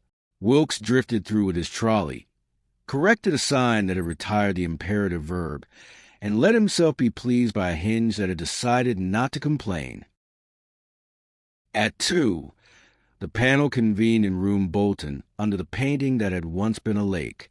Dr. Hargreaves set her pen parallel to the table's edge. Sister Cole folded her notebook back on itself as if to remind paper that usefulness is its only virtue. Whitcomb took position like a clock that refuses to be grand. Protocols, Hargreaves said. We asked for 3, Doors night consent. Clara laid her drafts out like a measured apology. Doors first, she said. We write down what the building already knows. Knocking and picking are different verbs. We formalize a seam. Any hidden panel must be documented in a register kept by 2 people who dislike each other at least a little. We set a rule, no opening after a plaque goes up. Whitcomb allowed himself the kind of smile that moves no muscles. Language has to survive court, he said, but I like the bones. Night, Cole said. I want a line that listens, not CCTV. A person whose job is to notice the small wrongs and ask a name from them. We call it the night listener, Clara said. No keys, a radio. Their authority is to wake whoever sleeps through what shouldn't be slept through. Hargreaves wrote, slow. That's not an instrument, she said. That's a practice. Keep it. Consent, Whitcomb said, pen poised. I like a paragraph that can outlive lawyers. Clara gave them words she had earned one by one. Dwell time, comprehension checks, context required. Signatures mattered, yes, but only as artifact of conversation that had to occur in sentences shorter than policies. We add an eject button, she said. A participant can stop the machine by saying 3 words. They don't have to remember which 3. Any noun for no will do. Cole nodded once. That will save someone's life, she said, and her voice had the certainty of a woman who had seen that sentence come true in other rooms. The bridge, Hargreaves said. It is retired? Decommissioned, Clara said. Let the record keep the verb. Good. Whitcomb said, records like verbs. They had finished by 4, and the painting over their heads looked more lake than paint for a minute. As if a room could approve, in the corridor, a staffer with a tray forgot to be clumsy and didn't spill. The building felt younger by an hour. Back in the annex, a small cluster had gathered around the blank. 2 interns with ID lanyards that still believed in the future, a cleaner who wore a pride in the straightness of her shoulders, a boy of 12 with school blazer and a chin determined to imitate authority. They read the notes and didn't add one. Sometimes silence is the right contribution. Imogen slid in sideways, a camera tucked at her hip, like a secret she had already decided to share. Town hall in 10, she said. You get 5 minutes before questions, and then the city tries its voice. What's the room? Clara asked. The annex, Imogen said. I could have fought for the auditorium, but I like the acoustics in here. Truth carries better when it has to squeeze past sinks. They didn't build a stage. They didn't decorate. A circle of chairs happened without instructions. People came the way a city comes when it suspects something might be worth hearing. A nurse still in her trainers, a donor without the armored checkbook, a student sharp as a pin, an old man who maintained boilers for a living and liked to feel heat used properly. Eleanor stood near the back, the chair on purpose, and also a person. Lyle took a side wall like punctuation. Anand sat where she could see faces and exits, not because she did not trust a room, but because she trusted what practice has taught her. Clara stood and did not take the center. They left that to the blank canvas, which performed that job without moving. "We are here to answer," she said. "We made a room dangerous. We will make it honest. Ask what you like." A hand. The nurse. "Why didn't you stop the man?" "Because I thought I was stopping a different thing," Clara said. "And because I mistook a building for the work. I won't again." Another. The student. "Will you ever switch it back on?" The bridge. "No," Clara said. "We finished. The question is what we do with what we learned. That will be writing, not wiring." A donor, tentative, without the protection of a surname. "Is there a way back for institutions after they admit harm?" "Yes," Clara said, "but not for the version of themselves that did the harm. That version has to close." The boy in the blazer, voice trying on courage. "Do rooms forgive?" "Rooms don't," Clara said. "People do. Or don't. This one will remember." Mrs. Keene stood at the edge of the circle the way a steady moon stands at the edge of a night. "Keys," she said. "My daughter liked them. She thought they made people behave. I have her keys still. If the Institute wants to borrow it, it can, but it will sign it out to me every night." Laughter, soft, grateful. Eleanor nodded, then realized she was nodding and rearranged her posture into policy. "Mrs. Keene," she said, and her voice was not the voice of a chair. "We would be honored." Imogen did not photograph any face that did not want to be recorded. She took one frame only. The circle as a shape, the blank canvas as a silence, the plaque catching a rectangle of late light and letting it go. Halfway through, a fire alarm thought about asserting itself, and then changed its mind. Wilkes had removed whatever dust wanted drama from the censor that morning. He stood by the door with his cap in both hands and the satisfaction of a man who had taught a building the alphabet of good manners. When questions had run out without becoming speeches, Clara thanked him without introducing a word like closure. "We keep going," she said. "We keep answering." Eleanor came up afterward with a look that suggested she had made peace with some nouns. "The panel wants your protocols for their appendix," she said. "Night listener stays as a proper noun?" "As a job title," Clara said, "not a romance." "Fine." She hesitated, which for Eleanor was almost indulgent. "Sir Rowan called. He will reflect in a different institution. Preferably one without doors," Imogen murmured. Eleanor did not quite smile, which is its own kind of progress. Evening reached the annex in sections. The blank learned a dust that suited it. On the wall, a new square in pencil, small but in a hand anyone in the building could identify. Wilkes. The W like a man tipping his cap. When a room has finished being sorry, it should get a job. Clara pinned it so it wouldn't curl. She crossed a recovery because routine has value when it isn't a trap. The room faced her like a person at ease. The cap sat in its box, strap coiled as neatly as a promise kept. She opened the drawer to check the lock out of habit, and laughed at herself. The sound small, harmless. On the console, her draft waited with the calm of work. That's right. What rooms deserve. She added a line under night listener. A shift reports to someone who can't give them a pay rise and can't fire them, only thank them. She had learned this from Wilkes, who would retire or die before he allowed a person with a budget to instruct him how to hear. At home, she wrote 2 scholarship letters by hand because email would have made the sentences smaller. To the cleaner who writes at night, Your essay about tiles and salt will teach a room more than a grant ever could.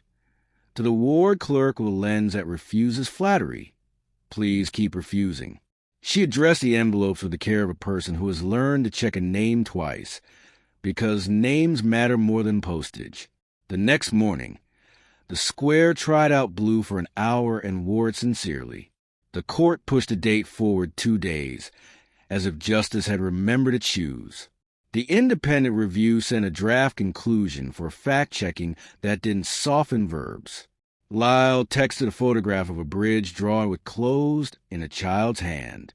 She asked him if it was his. He said yes. The bursar's seam stayed shut. The work order queue was dull in the best way.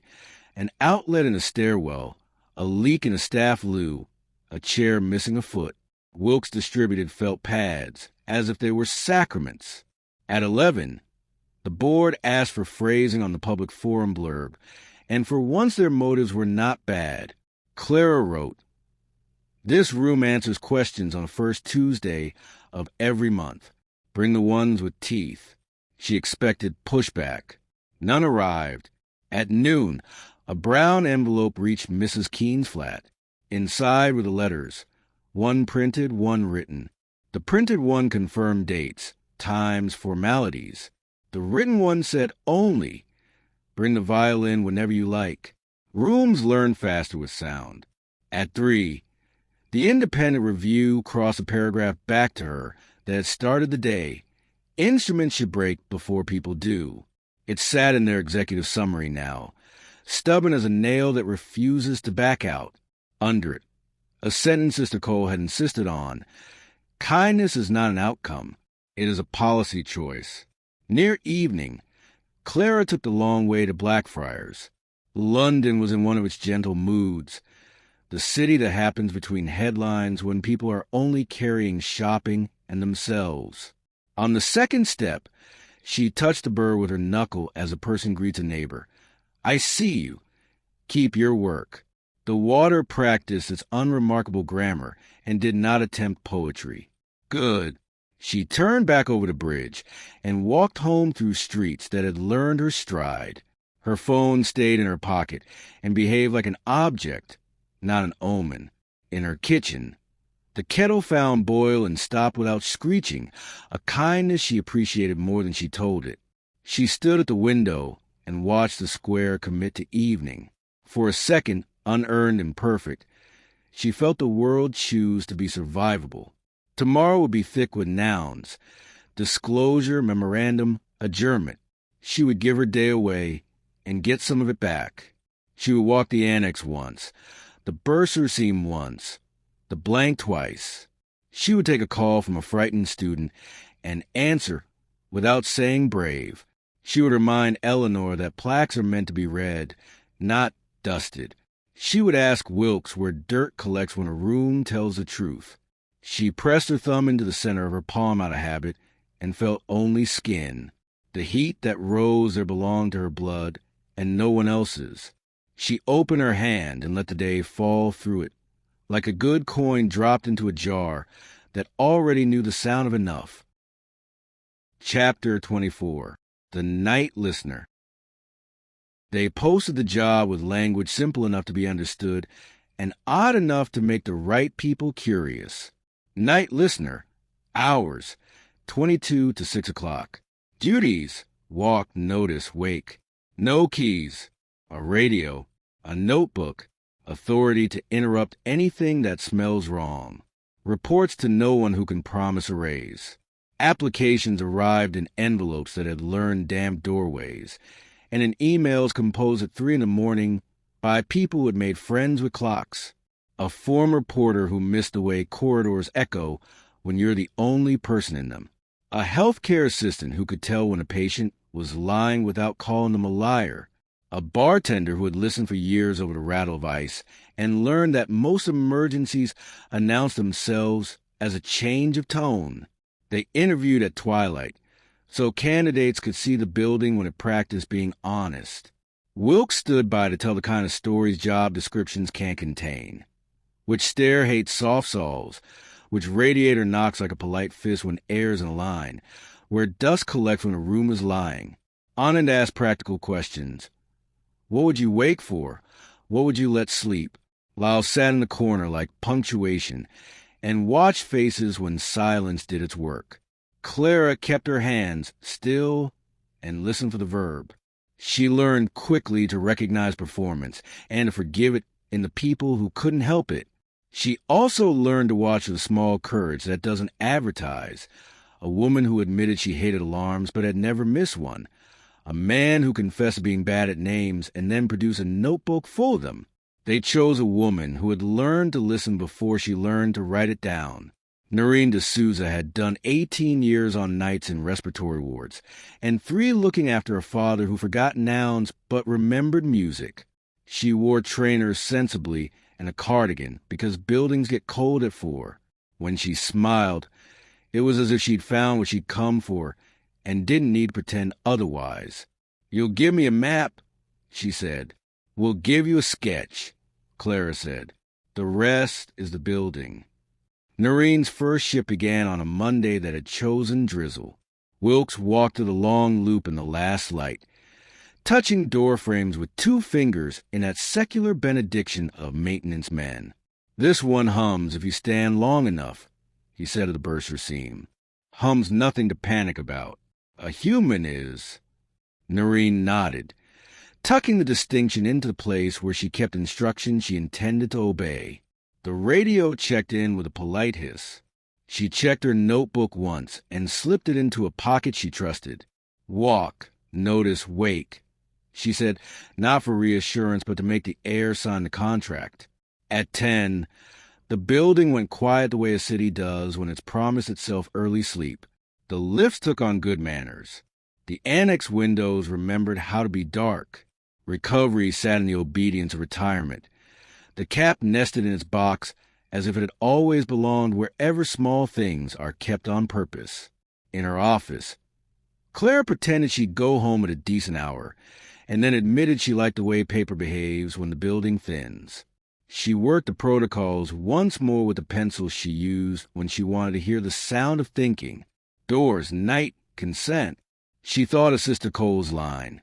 Kindness is a policy choice, and wrote in the margin in a hand stubborn enough to survive photocopiers. She made tea as if that act might persuade the next problem to arrive politely. It didn't. At 017, the radio on Noreen's showed her breathe once and then listen harder. It took her a second to realize the change wasn't in the device but in the hallway. The air near the stairwell by the south annex was cooler by a degree and smelled of metal in an unfriendly way, like old wire in deciding whether to behave. She followed the corridor's curve and stopped where sound changes shape. Above her, something ticked at the wrong pace. Not an alarm. Not yet. The ceiling tile near the stairwell had a damp line along its edge, a thin, mean gray. Water, but with an attitude too quick, too secret. Noreen did not open her radio. She walked. 2 doors down. A cupboard that had always stayed smug was ajar by an inch. She nudged it with knuckle and the smell bothered her. Bleach and paper and the faint, sweet chemical breath of toner. Inside, the copier's maintenance man had left a waste bottle unemptied. Someone else had parked a box labeled archive beside it because the room was small and people are lazy. A drip had decided the gap between them was a destination. She put the box on the floor, flat palms, no panic. She moved the waste bottle away and set it in a plastic tub whose job it had forgotten. Then she crouched and counted. 1, 2, 3. Because when you move objects in rooms whose memory is part of evidence, you count and you tell somebody. She wrote the minute in her notebook with the precision of a nurse. 019 moved archive box from copier cupboard due to leak. Witness self. Then she opened the radio, kept her voice calm, and called it in. Anand and Lyle arrived together not because they planned it, but because some pairs learn each other's timing. Noreen showed them the drip and her note, and the 2 clean circles where disaster had planned to introduce itself. What's in the box? Anand asked, fielding the answer already with her gloved hands. Noreen could have looked. She hadn't. Not my job, she said. My job was wake. Anand smiled in the small way people smile when a thing they invented turns out to have been waiting to exist. Understood. She opened the box with a reverence she reserved for innocuous objects that can ruin a week. Inside, files in the bursar's old domain, a set of printouts already scanned for the review and then inexplicably parked here, while a student fetched a trolley that never arrived. Among them, an envelope marked Mara K. Personal effects. Temp. It contained nothing shocking. The bird charms twin kept in the drawer because the bracelet wanted spare parts, a key with its tag, a photograph of a girl in a borrowed coat. Nothing that would change a case. Everything that would make a room worse, if ruined. We'll move them now, Anand said. Chain of custody with a pen that behaves like a pen. She took Noreen's notebook, added her own line under the minute, and initialed, not large, thank you. Noreen shrugged. I'm paid to be boring. Find me 10 more boring people, Anand said. We'll fix the century. Wilkes arrived with a stepladder and the depressed patience of a man who trusted water not at all. He lifted the ceiling tile the way one lifts a lid off a sleeping animal. There, he said, satisfied. A joint that fancied being a fountain. He wrapped the pipe with a rag as an apology and went to fetch the tool that would make the apology formal. The building exhaled in sections. By one, night had decided to behave again. Noreen wrote her notes, and where she could have written adjectives, she wrote minutes and places. She found a radiator that sounded like a man starting a sentence and stopped it with a tap no louder than a kind word. She leaned in the doorway of the annex and taught herself the difference between silence and listening. At 2, the bursar's corridor changed his mind about being empty. Footsteps. Hesitant, then determined. The pace of someone who doesn't belong where they put themselves but intends to stay long enough to get away with it. Noreen stood where angles could help her meet whatever it was without giving the seam away. A girl, 16 maybe, in a school blazer whose badge was not this building's. She carried a phone and the posture kids practice when they want to be seen by no one and everyone. She stopped when she saw Noreen and tried bravery on like a coat borrowed from an older cousin. I'm visiting, she said, and made the word a question. At 2 in the morning? Noreen said, friendly. The girl's mouth pulled into a line that meant crying was behind a door and she would not open it. I had a dream, she said, appalled at herself and defiant at the same time. This place was my school. My mum said it closed and turned into something for dreaming, and then it was in the news. Her breath caught. The plaque and the notes. She flicked her chin toward the annex, as if she'd learned you could show respect without softening your jaw. I wanted to see if it remembers like it says it does. Noreen looked at the seam in the corridor and the hour. She thought of policy and the exact shape of rules, and the problem of girls who go to rooms alone, because nobody told them rooms can hurt you. You can see the plaque, she said. Then you go home. If a parent calls, I will be loud. The girl nodded. Relief flattening the bad idea into something safer. They walked. The annex was kind enough to be quiet without performing reverence. The plaque in the doorway took what light there was and did what metal does when asked nicely. Reflect. The girl touched the edge with one finger and then tucked both hands into her blazer sleeves as if ashamed of having asked a question with skin. She was older than me, she said. Yes, Noreen said, and younger than some rooms think people are. The girl stood a minute, the way you stand for strangers you're trying to make less strange. She read the name under her breath and made it a promise. Okay, she said at last. Okay. She followed Noreen to the front desk, gave a name that could be checked, called a number herself, spoke to a voice that was clearly a mother, and said the things that had to be said for a night to end without harm. Clara came down in time to see the girl leave with her shoulders not quite right and the promise of sleep on the second try. "Good call," she told Noreen. "It was a door," Noreen said. "Not a lock." At 3, the building did the thing all buildings do when rules and rooms make peace. It got dull. Dull as the goal. Noreen walked. She added a note about a flickering strip in a recovery corridor that would annoy the kind of people you want to keep. She found a draft in the east stair that came from a window that had learned to sulk open. She shut it and made a mark for Wilkes's morning.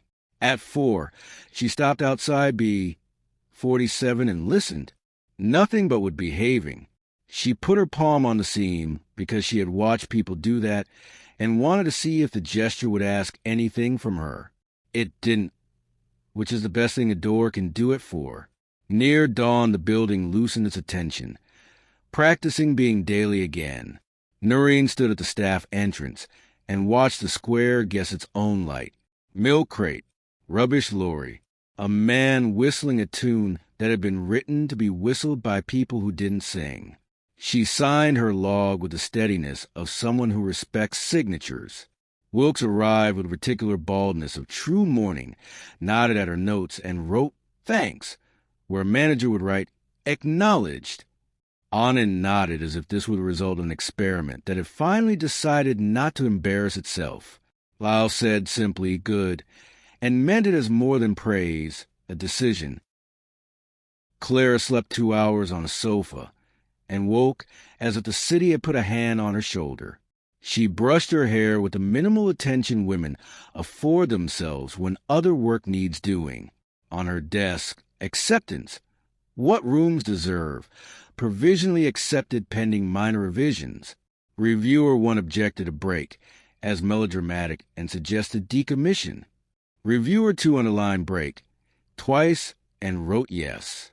She laughed, forgave the second reviewer their drama, and made changes that weren't changes at all. Tightness, not retreat. She added Sister Cole's sentence to the introduction, and moved instruments should break before people do into conclusion, where good lines live. Eleanor wrote to say the chair wanted to rehearse the public forum. Clara wrote back that she does not rehearse in rooms that have earned their honesty. Eleanor, to her credit, admitted none of us do, and asked if she might sit in the second row where chairs go to learn. At noon, Mrs. Keene arrived with a paper bag that smelled of sandwiches built by women who understood butter. "For your night listener," she said. "Nights are long." She laid the bag on the desk with a little sigh that apologized for caring, without intending to stop. "The scholarship letters came," she added, and the sentence softened her face until she looked briefly the age she was at the birth of her daughter. "You wrote by hand." "Names deserve shapes," Clara said. They walked to the annex because some days require you to pass through rooms you've taught to behave. Sarah's blank held the square of noon, and the wall beside it had grown 2 new notes that might have been graffiti and were not. "I was on the cleaning crew when the girls were still here. We used to hide toast in the radiators. Sorry for the smell. I remember the smell. I forgive you." Imogen arrived half a step behind them. Camera slung low as if tired and not. She lifted it and didn't. Lowered it and did. "I have a room booked at the hall for your paper," she said. "I bought the chairs with our names off the backs, so no one will be tempted to keep them." "What hall?" Clara asked. "Conway," Imogen said. "The one that knows how to listen without believing in gods." In the afternoon, the review panel sent their nearly final language that had learned restraint and now was allowed to use it as a muscle. Hargreaves had inserted a small delight in a footnote that would be noticed by precisely the right number of readers. The Institute has retired instrument 4B with the understanding that turning a machine off is not a metaphor, but an act. Whitcomb had polished the chain of custody section until it shone, without reflecting anyone's face. Cole had written 3 paragraphs on night that made night sound like a profession. At 4, Noreen returned in daylight to walk the building with Wilkes and learn how places change their stories when sun is present. "People get brave at lunch," Wilkes said. They prop fire doors open for sandwiches and pretend they didn't. Listen for chairs that shouldn't be where they are. Noreen nodded and pointed to the east stair. Draft, she said. Window. Wilkes beamed the way men do when their wisdom decides to have grandchildren. That's the job, he said, relieved not to be alone with it. By evening, the square had put on its soft costume, children practicing being tired, pigeons attempting flirtation, buses announcing their destinations as if they believed in them. Clara crossed the Blackfriars because it was a habit and because habits tell time. On the second step, the burr of metal felt like metal and nothing else. She tapped it with a knuckle, not as a ritual, but as a greeting to decent work. The river made its one-syllable sound and didn't ask anything of her. She appreciated that. On the walk back, she saw the night listener in the doorway, cardigan on, radio quiet, notebook where it belonged. Noreen lifted a hand and didn't move from her post. You don't move from post when rooms are learning. Anything? Clara asked. Not yet, Noreen said. That's the point. Clara nodded and went past, up the stairs the way you go upstairs when you know which ones argue and which carry you without complaint. Her office light to the things she liked. Came on at a level that assumed a person, not a spectacle. She sat and added a line to the night listener protocol. When you stop something small from becoming something large, write down only the nouns. Let other rooms add adjectives later if they must. At home, she forgot to check her phone for the ghost number and remembered that forgetting was now her proof. She made dinner with the kind of attention you can afford when the hardest parts of the day belong to verbs like listen and tell. The kettle boiled and shut itself off without screeching. She allowed herself to love that, ridiculous as it was. Before sleep, she stood at the window that had learned to behave and watched the square do the choreography ordinary evenings demand. A boy on a bicycle made a choice not to run a light. A woman picked up a mitten without sighing at the universe. A dog looked at its person the way particular dogs do when they are trying to forgive a long day and will. She pressed her thumb into the center of her palm out of habit and felt only skin. The heat that rose belonged to blood, and the work day, nothing mystical asking to be fed. She opened her hand and let the quiet arrive without asking for meaning. The night listener wrote 6:02 end of shift in a neat hand and left a notebook where it could be found by someone who respected paper. The bursar seemed stayed shut. The annex held its breath and then exhaled. Recovery slept for all the right reasons. The city turned over, decided morning was worth it, and began, as it always does, with kettles agreeing on a time. Chapter 25. The Calendar. Conway Hall smelled of varnish that had learned speeches and dust that had learned listening. The balcony creaked, once like a good memory settling down. On the screen, the first slide waited with a plain title. What Rooms Deserve. No logo. No anthem. Chairs numbered themselves by existing. Imogen checked a light and then checked it again, not because she didn't trust it, but because trust likes rehearsal. Eleanor took a second-row seat and folded her hands in a way that said she was a chair and also a person who had sat in difficult rooms before. Hargreaves was there, too, with that unshowy patience a certain kind of doctor carries around the neck like a stethoscope. Sister Cole Whitcomb, Lyle, with a pen, not because he needed it, but because paper behaves around him. Mrs. Keene in the aisle seat, violin case closed, bow tied, the instrument consulted and excused. Clara spoke without ornament. She talked about doorways and the verbs they prefer, about nights and the difference between watching and listening, about consent not as a form, but as a practice that can survive fluorescent light. She said the sentence that had built itself in her hands and refused to be improved. Instruments should break before people do. She did not hurry it. The hall accepted its weight. Questions arrived like weather. A student. How do you keep from making a room into a person again and letting it lie for you? You don't ask it to keep your secrets. Clara said, a former porter. What does a night listener wake for? Tone, she said. Water that thinks is a shortcut. Doors that open for the wrong reasons. People. At the end, a man from the side aisle raised a hand without eagerness. He was one of those IT practitioners who look like they were born in basements and have made peace with that miracle. Badge clipped to a cord. Clean shirt. Name. Farid. You want to check the building's calendar, he said. The event's roster? Eleanor asked, already tired of jargon. The other calendar, he said. The one that keeps machines punctual. BMS jobs. Old bookings. Cron tasks. The kind of schedule that survives leadership changes and good intentions. Clara felt not dread exactly, recognition. What time? She asked, already knowing. 3:11, Farid said, apologetic for being right. 17th of every month. An orphan workflow tries to call an API that doesn't exist anymore. It's harmless unless someone has kept a receiver alive in a cupboard. Sister Cole made a small sound that had stopped more disasters than signs ever had. Of course, she said. Rooms remember in diaries. Come tonight, Clara told Farid. Bring whoever knows how to read the kind of calendars that never hang on walls. He nodded, relieved to have been asked the right thing.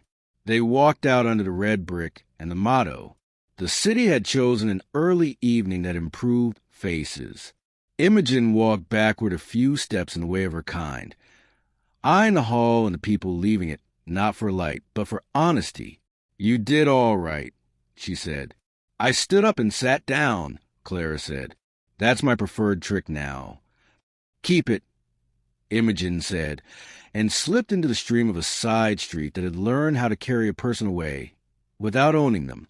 Back at the Institute, Noreen clocked on with a cardigan that knew 4 in the morning could happen to decent people. Wilkes offered the building a tour by habit. He touched the bursar seam with 2 fingers and received exactly the comfort a door should give. None. Anand came with Farid and a young woman from facilities called Petra, who had the attentive look of someone whose father taught her to fix washers before anyone offered to fix them for her. What are we hunting? Petra asked, rolling up sleeves as if work were a polite animal that liked to be shown your wrists. A ghost that keeps promises, Farid said, opening his laptop like a toolbox. If the calendar's still running a job called annex_prep or donor_path at 3:11, we'll find the reference. If the building believes itself obliged, it'll try to perform even if we retired the stage. They set up in the bursar's office because the air there was good at keeping facts. The BMS console lived under a plastic bonnet in a wooden cradle, an old and decent compromise between eras. Farid coaxed it awake with the affection of a man convincing an animal to show its paw. Lines crawled where surfaces had been. Tasks with old names, polite dates, a scatter of failures that had earned their right to be ignored until now. There, Petra said, finger quick, annex_prep_0311. Created April 2017. Disabled, then re-enabled, then orphaned when somebody moved the host. It fails, but failing doesn't clear the ritual. What does it try to do? Anand asked. Switch the service elevator to manual. Push a door override to the annex corridor. Squelch camera alerts for 3 minutes while a test pattern runs. The cameras aren't there anymore, so it sends the command into a corridor that doesn't listen. But the attempt still nudges other things. It's why work orders keep blooming like bad flowers. Who owns it? Clara asked. Farid scrolled without judgment. Facility admin alias created by someone who was careful about being careless. No name, but the timestamp matches your brochure night, and every month after. Because when men love a trick, they put on a calendar. Wilkes made a sound that might have been a laugh and might have been a curse, and decided to be both. The building's been trying to rehearse, he said, and we've been telling it no without ever teaching it a different song. Kill it, Clara said, and Farr looked up in reflex the way surgeons do when a relative mistakes the knife for theology. We don't kill jobs, he said gently. We retire them, and we document which verbs we used. Retire it, she said, smiling because precision had become a form of affection. He did the thing that no one claps for, scrolled verified, exported a list, commented in a field no one would read if nothing went wrong, press a key, typed a password not his own, press another key. The job cleared itself like weather moving off a coast. Done, Petra said, but that's not the end. There'll be cousins. Night runs with the logic of old families. They hunted cousins until the building's heartbeat felt different under their hands. In the logs, service_test, PRHDS, donor_path. The last one tried to set sequences across 2 floors, a choreography that had once looked like competence.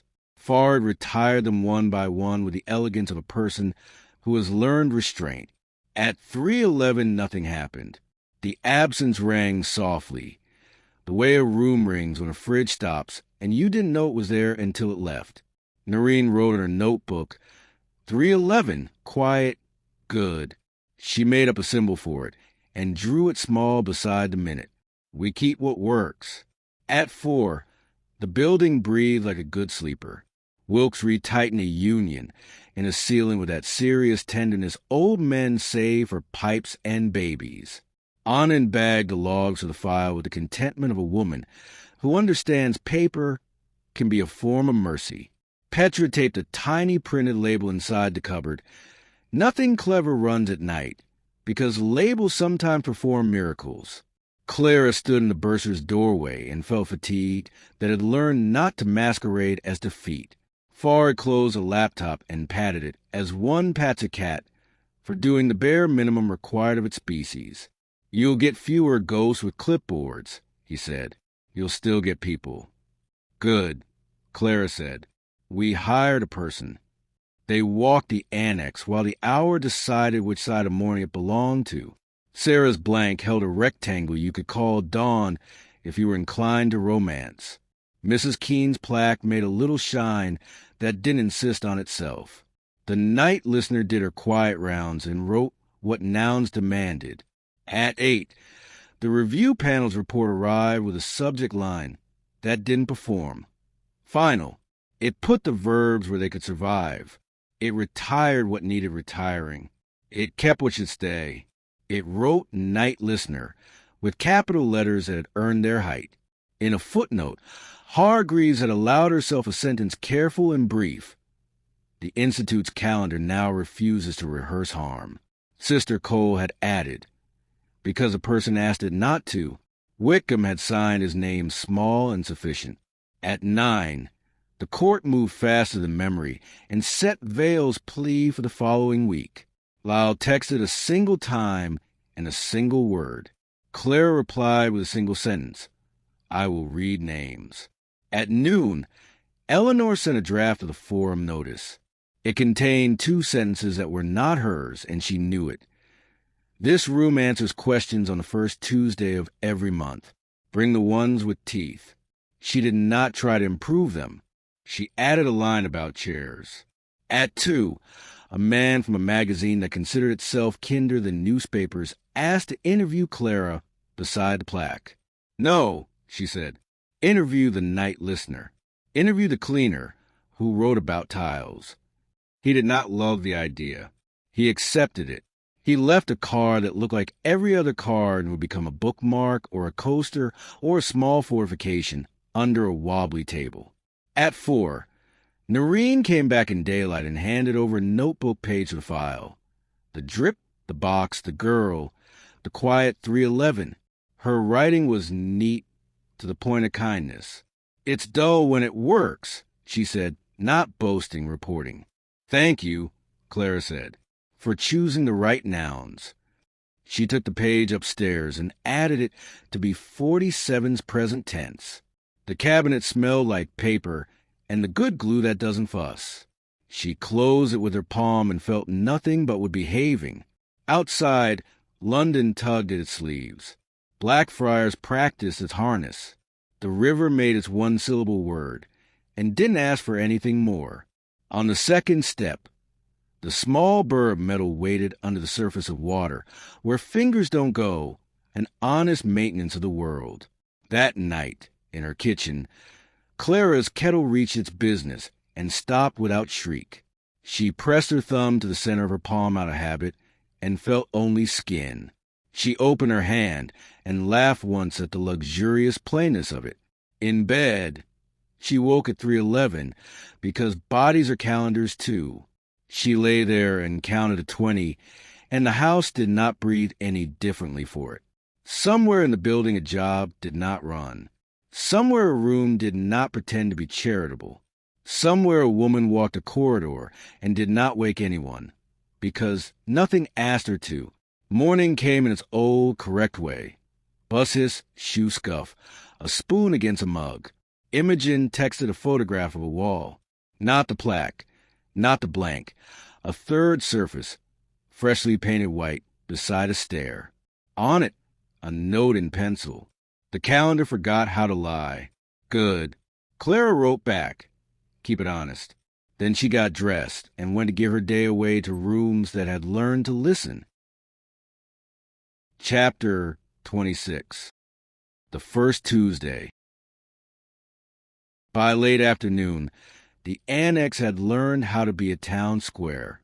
Chairs arrived from different floors and made a circle without arguing. Someone fetched a jug that sweated the way jugs do when they've been told to behave. Sarah's blank held a rectangle of pale sun. The plaque took what was left and practiced reflection. On the wall, a new pencil square. I brought my mother. She said the room looks cleaner. She meant kinder. Noreen walked the perimeter with the calm of someone who knows where drafts come from. She straightened the fire notice, tightened a hinge 2 turns, and made a small line in her notebook, because some good work deserves record even when it's invisible.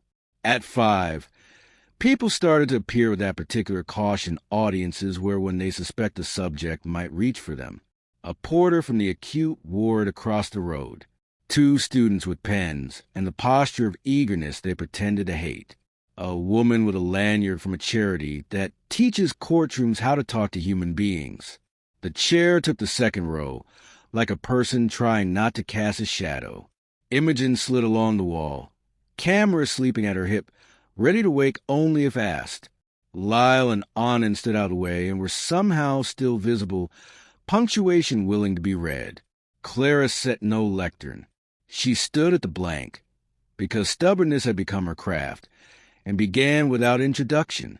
This room answers on the first Tuesday, she said. Bring the questions with teeth. We'll have bandages if anyone needs them. A hand. A man in a suit whose fabric announced money, but whose face did not. What will you do with the research? He asked. The bridge. The data. Burn it. No, she said.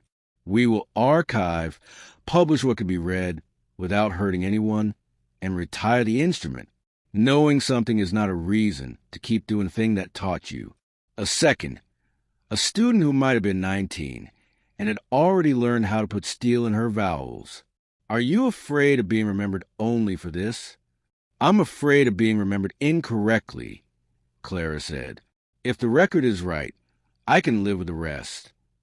An older woman stood at the fringe, a scarf dark as tea looped Nita's habit. She had the posture of authority that had spent time in long corridors. I taught at St. Bridget, she said.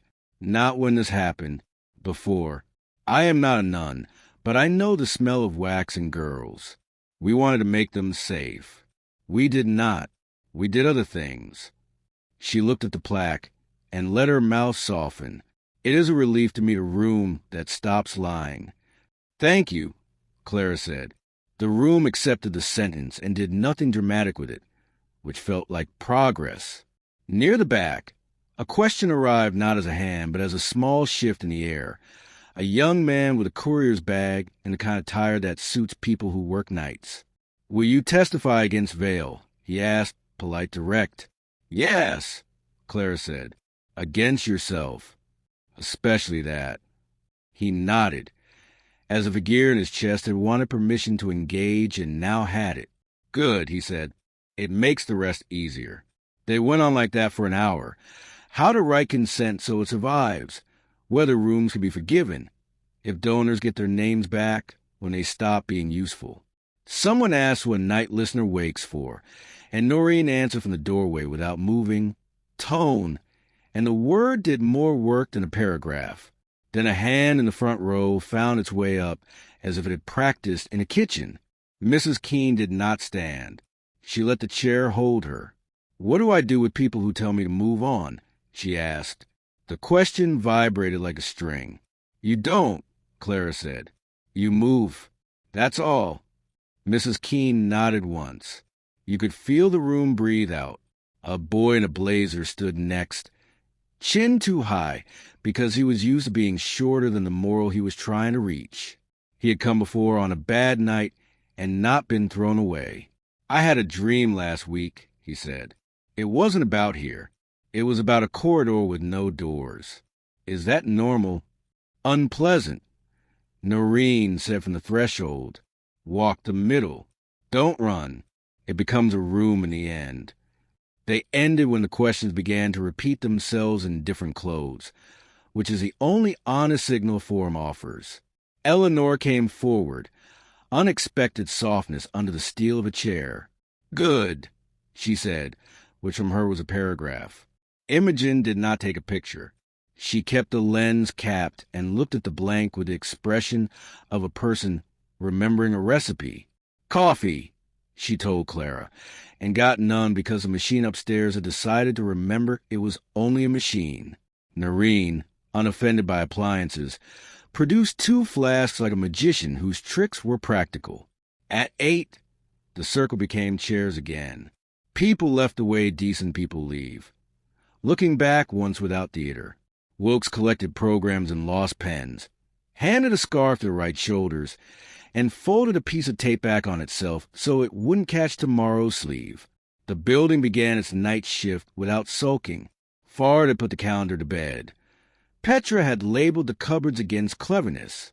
Noreen walked the loop at 10, checked the stair that likes to draft, set a chair back under a table, because chairs belong under tables unless rooms require otherwise.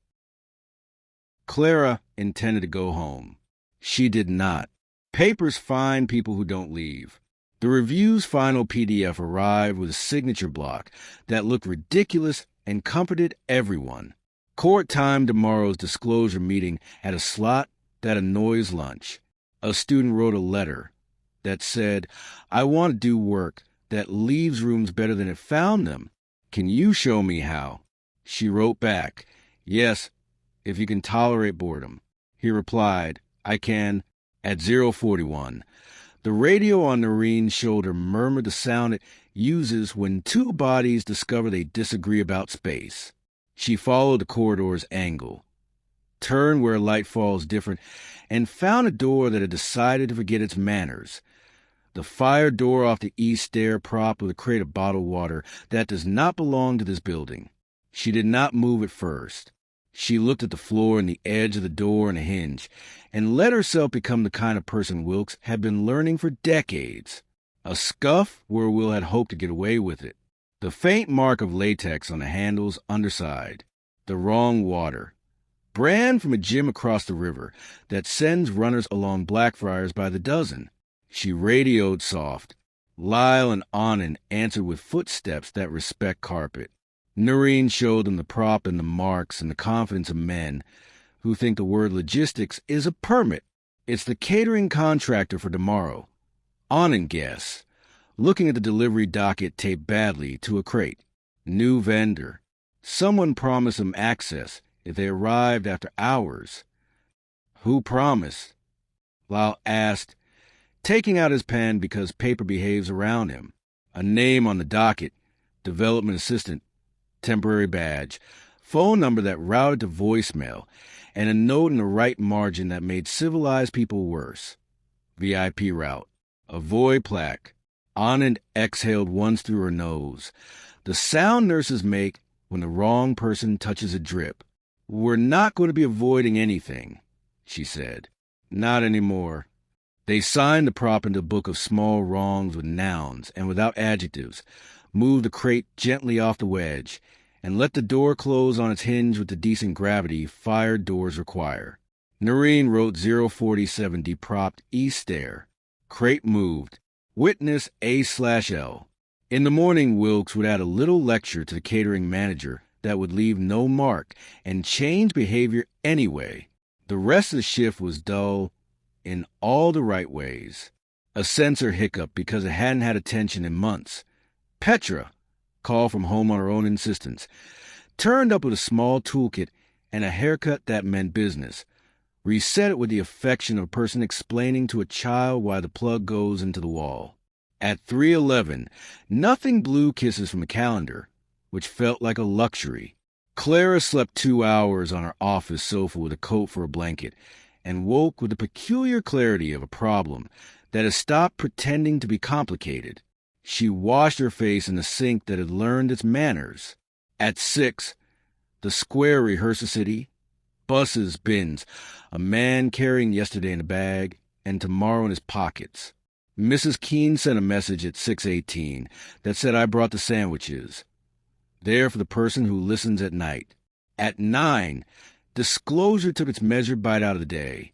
The Crown set evidence on tables like bread, elevator logs, enamel with its cheap bleach accent, the Ring's soft metal transfer, the Zippo oil, the frames and their reflections, the maintenance calendar that had been retired, the work order signed by a ghost with neat stationery. The bursar seemed documented in photographs that made it look like nothing at all. Vale's counsel spoke without insult. Myers's did the same. People earned their pay with verbs. At noon, the magazine that had wanted to place her beside the plaque ran a different piece. A 2-page spread on the Night Listener, a photograph of Noreen's notebook with the nouns politely blurred, a paragraph about dullness as an achievement. The title was wrong, but the tone was right.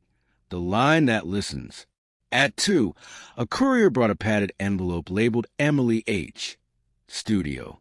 No return address, no ornate threats. Inside, a small sketchbook, elastic-tired, cardboard softened by travel and time. On the first page, a drawing of a stairwell cut like a question. On the second, a window that refused to reflect a face. On the third, a canvas more white than not, with the barest of pencil lines and a single pressed thumb where paint ought to have been. Clara sat with it until the minutes stopped needing to be counted. She did not look for a message. She let the drawings be what drawings are, a record of looking. She wrote a small note on card and slid it into B 47 beside the present tense where it belonged. Received from nowhere, about everything. In the late afternoon, a boy in a blazer returned to the annex door with a woman who could only be his mother, jaw set for battle, relief already arguing with it. They stood before the plaque, read the name with their mouths, and did not ask for anyone to make it easier. Noreen gave the boy a paper square and a pencil, and he wrote. The corridor had a door at the end. Thank you. He pinned it straight. Evening arrived politely. The forum had left behind a quiet that felt earned. Eleanor sent a note to approve the line about chairs without editing it into nonsense. Farr had found another calendar cousin and retired it with a small flourish that was entirely private. Petra replaced a strip light in the recovery hall and refused a ladder Wilkes offered because it insulted her dignity. Anand sent a lab note with a circle around a number that matched the ring to the window one final time. Lyle appeared in Clara's doorway with 2 cups and a schedule. Plea next Thursday, he said. We will have to endure adjectives. We will answer with nouns, she said. He lifted the second cup. To dullness, he said. To dullness, she said, and the first sip tasted like relief boiled hard and poured into paper. On her way out, she stopped in 4B because habit and gratitude are cousins. She put her palm to the center of the room, where old reflex wants to ask for heat, and felt only blood in its proper place. Thank you, she said, not to a person, not to a ghost, to the work that had decided to be enough. At home, she opened a window and let the river into the room at a volume it could afford. The water said its small word and didn't ask for any back. She pressed her thumb to the center of her palm out of habit and laughed. Quiet, the way people laugh when the object they used to fear has remembered how to be what it is. That night, the night listener wrote 601 in a shift, and under it, in smaller hand, "Return sandwiches 10 to Mrs. K. with thanks." The bursar seam remained a seam. The calendar slept without dreams. The annex wore its plaque the way a shoulder wears a hand. Not as a burden, as a promise. In the morning, kettles performed their soft chorus. The city took a breath it had earned, and the room that had tried to be a person resigned from that job and remembered its better one, holding people who answer when called by their names. Chapter 27. The Plea. The courthouse decided to be practical about its light. Morning came in a diluted square that made the varnish honest, and the benches admit their age. Coat collars steamed gently. Umbrellas leaned like tired metronomes against skirting board. Someone had opened a window 2 inches and forgotten, so the room breathed as if it had a small, useful cold. Clara stood with Lyle and Anand in the corridor that connects all the rooms to all the other rooms, hands empty, pockets obedient. Mrs. Keene arrived wearing a scarf the color of well-made tea. Violin case at home, palms free. Imogen slipped along the wall with her camera asleep. She had decided today wanted witness more than pictures. "Ready?" Lyle asked, refusing to decorate the word. "As much as I get," Clara said. Inside, the court put on its working face. No wigs. Just the tidy severity of a calendar that had nothing better to do than advance. The clerk read names without enjoying any of them. Adrian Vale, Andrew James Myers, Dr. Clara Wren, present. Imogen Hale, present. Interested party, Rowan Dacre, not in attendance. The charges came in their careful stack. For Vale, misconduct in public office, perverting the course of justice, unlawful interference with evidence, breaches of duty that had tried to teach themselves euphemisms and failed. For Myers, assisting in the disposal of evidence, misconduct, conspiracy in miniature, the sort of man commits when he calls obedience a virtue and forgets to check who benefits. "Mr. Vale," the judge said, voice balanced so evenly it became furniture. "How do you plead?" Vale stood with hands that had learned stillness, the pale groove on his finger visible like a mistake diagrams itself. "Guilty," he said. No performance. A verb placed where it belonged. Myers' counsel touched his sleeve, the agreed signal.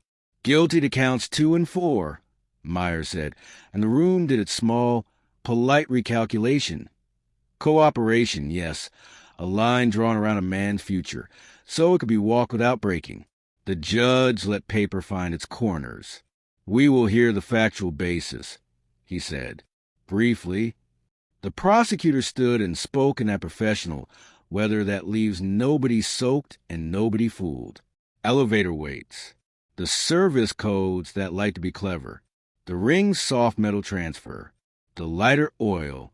The enamel's cheap bleach accent. The orphan maintenance calendar now retired. The sink that kept what was asked and returned what it could. A videotape by reflection and an archive by accident. Names. Dr. Wren, the judge said without ceremony, "Will you confirm the institution's position?" Clara rose because sitting would have made the noun smaller. "The Institute accept the findings," she said. "We retired the instrument that taught us the wrong lesson. We have changed the doors, the nights, the ways consent is asked and answered. We will keep changing them. The room that lied is closed." The judge nodded, satisfied not by contrition, but by verbs. He turned to Vale. "You may speak," he said. Briefly, Vale seemed to age a fractional amount in the space between breath and speech. "I made a building into a promise," he said. "I sold that promise and called it medicine. I am sorry. I do not expect forgiveness from the right people, and I decline it from the wrong ones. Mrs. Keene did not look away. You could feel the air and the benches accept that as the correct arrangement of eyes. Bail continued with conditions, address, passport, reports. Sentencing set for a date that would arrive whether anyone invited it or not. The judge said a few sentences that felt like untying knots rather than cutting rope. Courts cannot amend the past, he said. They can only provide a place where endings are named correctly. We will try to do that. Outside, reporters had colonized the steps with that polite appetite cities cultivate for spectacle. Lyle and Anand let themselves be used as punctuation. They placed a few true nouns among the adjectives and walked away. Clara paused halfway down, because tradition requires a woman to be asked if she has something quotable to say. Dr. Wren, what do rooms deserve? Witnesses, she said. Work, names. Then she went down the last 3 steps and didn't add anything, which felt like good manners. They went back to the Institute the ordinary way. Across a street where buses believed their destinations, past a man coaxing a coffee cart into usefulness, through a door that had learned to be a door and not a character. In the lobby, a bouquet had appeared on a plinth by the wall, ribboned as if flowers could serve as punctuation for a press release. Card tucked into the petals. With deepest sympathies, the Dacre Foundation. Eleanor stood beside it with the expression of a person who has discovered the limits of diplomacy. Shall we move these? She asked, voice level. We'll remove the ribbon, Clara said, sliding the satin free. Flowers can stay. Sympathy without branding is allowed. Eleanor held the ribbon for a long second, then folded it once and again and placed it in the bin with the same composure she used on donor lists. Progress is sometimes simply the right object in the right container. In the annex, the blank canvas had collected a gentle parallelogram of afternoon. The plaque did its quiet work. On the wall, a new pencil square waited, neat hand, a little formal. I work nights at St. Thomas and walk this way home. Thank you for making a room I can pass without inventing a prayer. Noreen made her circuit with a cardigan that had learned corridors and a notebook that had learned brevity. She paused under the east stair and tightened the loose screw 2 turns. She glanced up at the ceiling tile that had repented. She wrote 1405, check stair screw. All fine. It read like a lullaby. After lunch, Fard and Petra came bearing a printout with the glamour of a clean log. No cousins left, Fard said. If something runs at 311 now, it's somebody's kettle. Good, Clara said. Let the kettles have it. She had intended to sit with her paper for an hour and give it the last small polish it asked for. Instead, she took the lift to the bursar's floor, because some days need to confirm that doors still understand their jobs. The seam did not pretend to be a secret, but behaved. She put her palm against it, because gratitude has limited places to go. On the way back down, she found Mrs. Keene in the corridor outside recovery, looking at the glass the way one studies a face that used to be loved and is now simply a face. I brought sandwiches, she said, as if apologizing for the way kindness insists on returning to itself. For the person who listens at night, they will be stolen in a controlled fashion, Clara said. Thank you. You told the judge correctly, Mrs. Keene said, turning. About rooms and names. You told him without asking for applause. I didn't have breath for adjectives, Clara said. Good, Mrs. Keene said, and left a hand on her forearm for a moment in that old, human way. By 3, the disclosure meeting finished behaving and dismissed itself.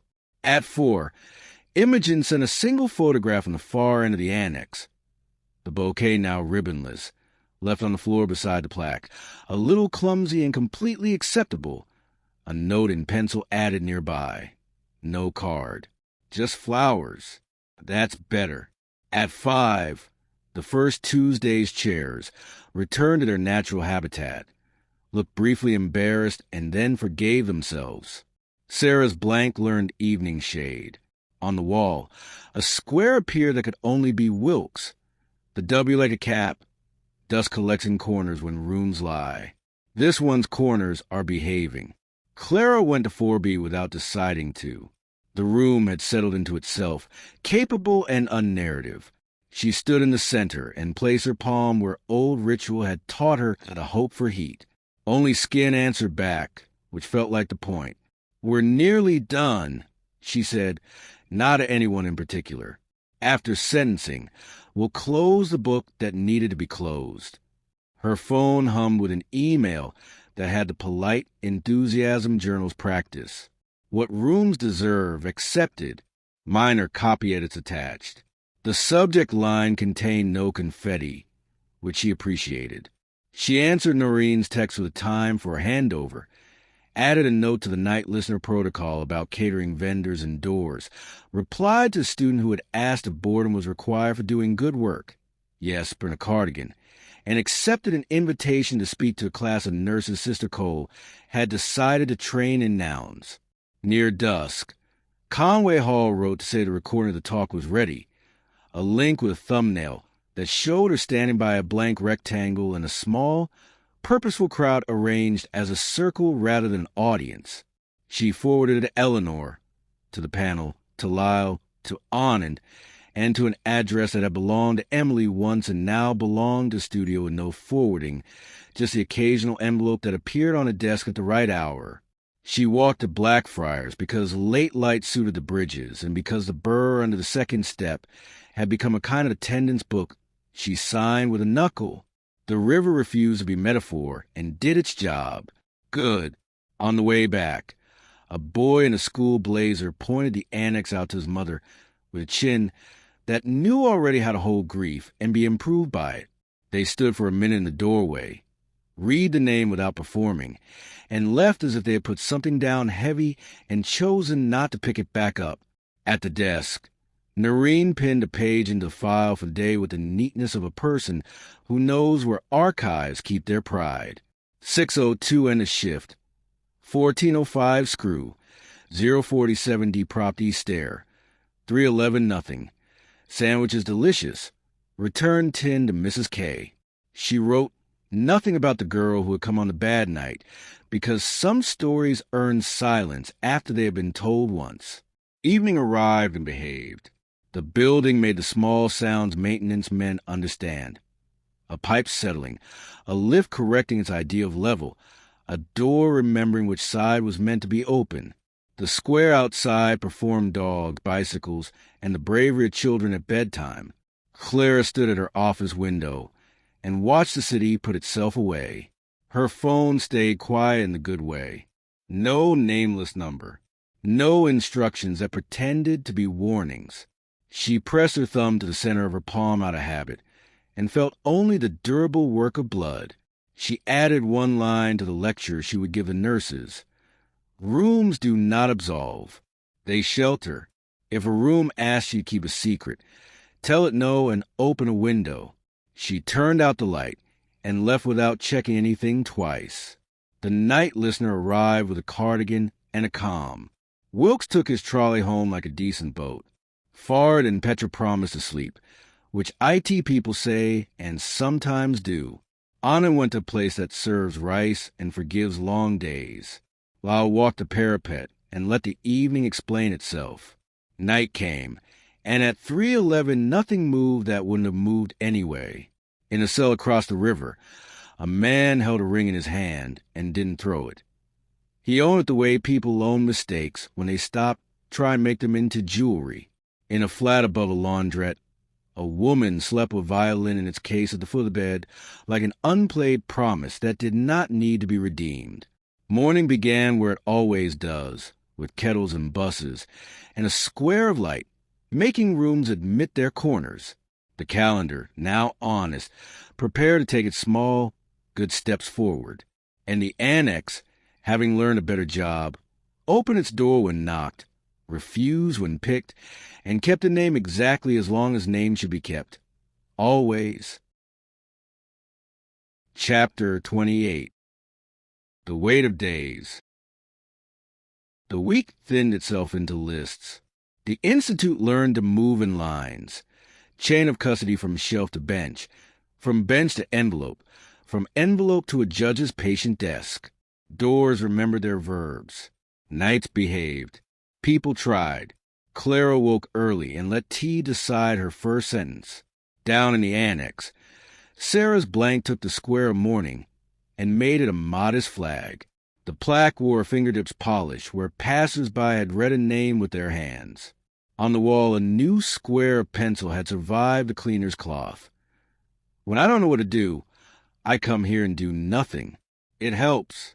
At 10, Sister Cole's class of nurses filled recovery and made the room look like it had been built for the right work all along. They carried notebooks, decent shoes, and the authority of people who know where to put a hand when a heart misbehaves. Clara spoke without ornament, doors, nights, consent, and wrote 3 words on a whiteboard that had once tried to be a chalkboard. Notice, name, stop, a hand from the back, gold band on a chain instead of finger. How do you stop a room from asking you to keep its secrets? You don't go alone, Clara said. You bring a witness. You open a window. You use nouns. They practice the eject button the way technicians practice pulling fuses.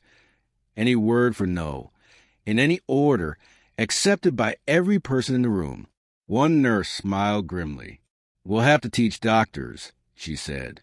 Again. Teach everyone, Clara said. But we can start there. At noon, Eleanor arrived with a draft program for the public forum. Small, honest panels. A night listener slot, no fireside chats. She caught herself almost suggesting a sponsor and stopped, hands folding over the suggestion the way one covers a candle in wind. It's becoming useful, she said, surprised that utility could please her. It always was, Clara said. We changed who it was useful to. Fard and Petra walked the building like a pair of pianists checking the instrument after an hour of good playing. Your calendar's clean, Fard reported, lifting a printout with the glamour of the unremarkable. If something chirps at 3:11 now, it's an owl. Or my kettle, Petra said. I have a life outside this, allegedly. In the afternoon, Wilkes delivered a talk only he could give. How to tell when a hinge is pretending. How dust collect where lies sit. Which radiators are saints and which are union men with grievances. Noreen stood with her hands in her pockets and let the information take its proper shelf in the mind. I'll write it down, she said later, and did. Thin, neat columns in a notebook that looked ordinary and wasn't. Clara spent an hour with Mrs. Keene choosing the sentence a court calls a victim statement and mothers call breathing. They sat by the window in the flat over the laundrette. Steam threaded the room with the smell of soap. The violin lay across 2 chairs, not a symbol, as simple furniture that sometimes sings. I won't say forgive, Mrs. Keene said, smoothing a sheet that had wrinkled itself into protest. I'll say remember. She wrote in a steady hand, my daughter like keys. She believed they make people behave. Keep a key here. Make it do that. That's the heart, Clara said. The rest would be names and dates. Names and dates, Mrs. Keene repeated, as if the words were a measured dose. Clara walked back through a city that had decided to be practical about its sky. Buses did their work. A child argued with a mitten and concluded a treaty. The river wore afternoon like a shirt that fit. In her office, the acceptance email for what rooms deserve waited with copy edits that behaved. She moved instruments should break before people do to a conclusion, because endings deserve clear sentences. Imogen slipped in with a folio and the tired light of someone who has done 3 decent things before lunch. She set down a short stack of prints. No faces that didn't want to be there. Only corners and hands, and the white square refusing a picture. One frame caught Noreen's notebook open to last night's quiet 3:11. The nouns were blurred, the minute visible. For the archive, Imogen said, and for the day someone writes tastefully about all this and needs to be corrected. I look forward to annoying them, Clara said. Afternoon brought a meeting with the scholarship committee. They chose their two without fanfare. The cleaner who wrote about tiles and salt. The ward clerk whose lens dislikes flattery. We'll tell them we expect boredom, Clara said, signing letters by hand. It's the price of leaving rooms better than we found them.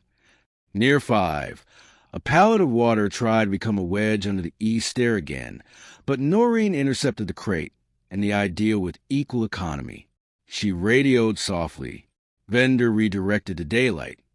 Anand answered, and then appeared in person to explain politely that the building no longer allowed cleverness after hours.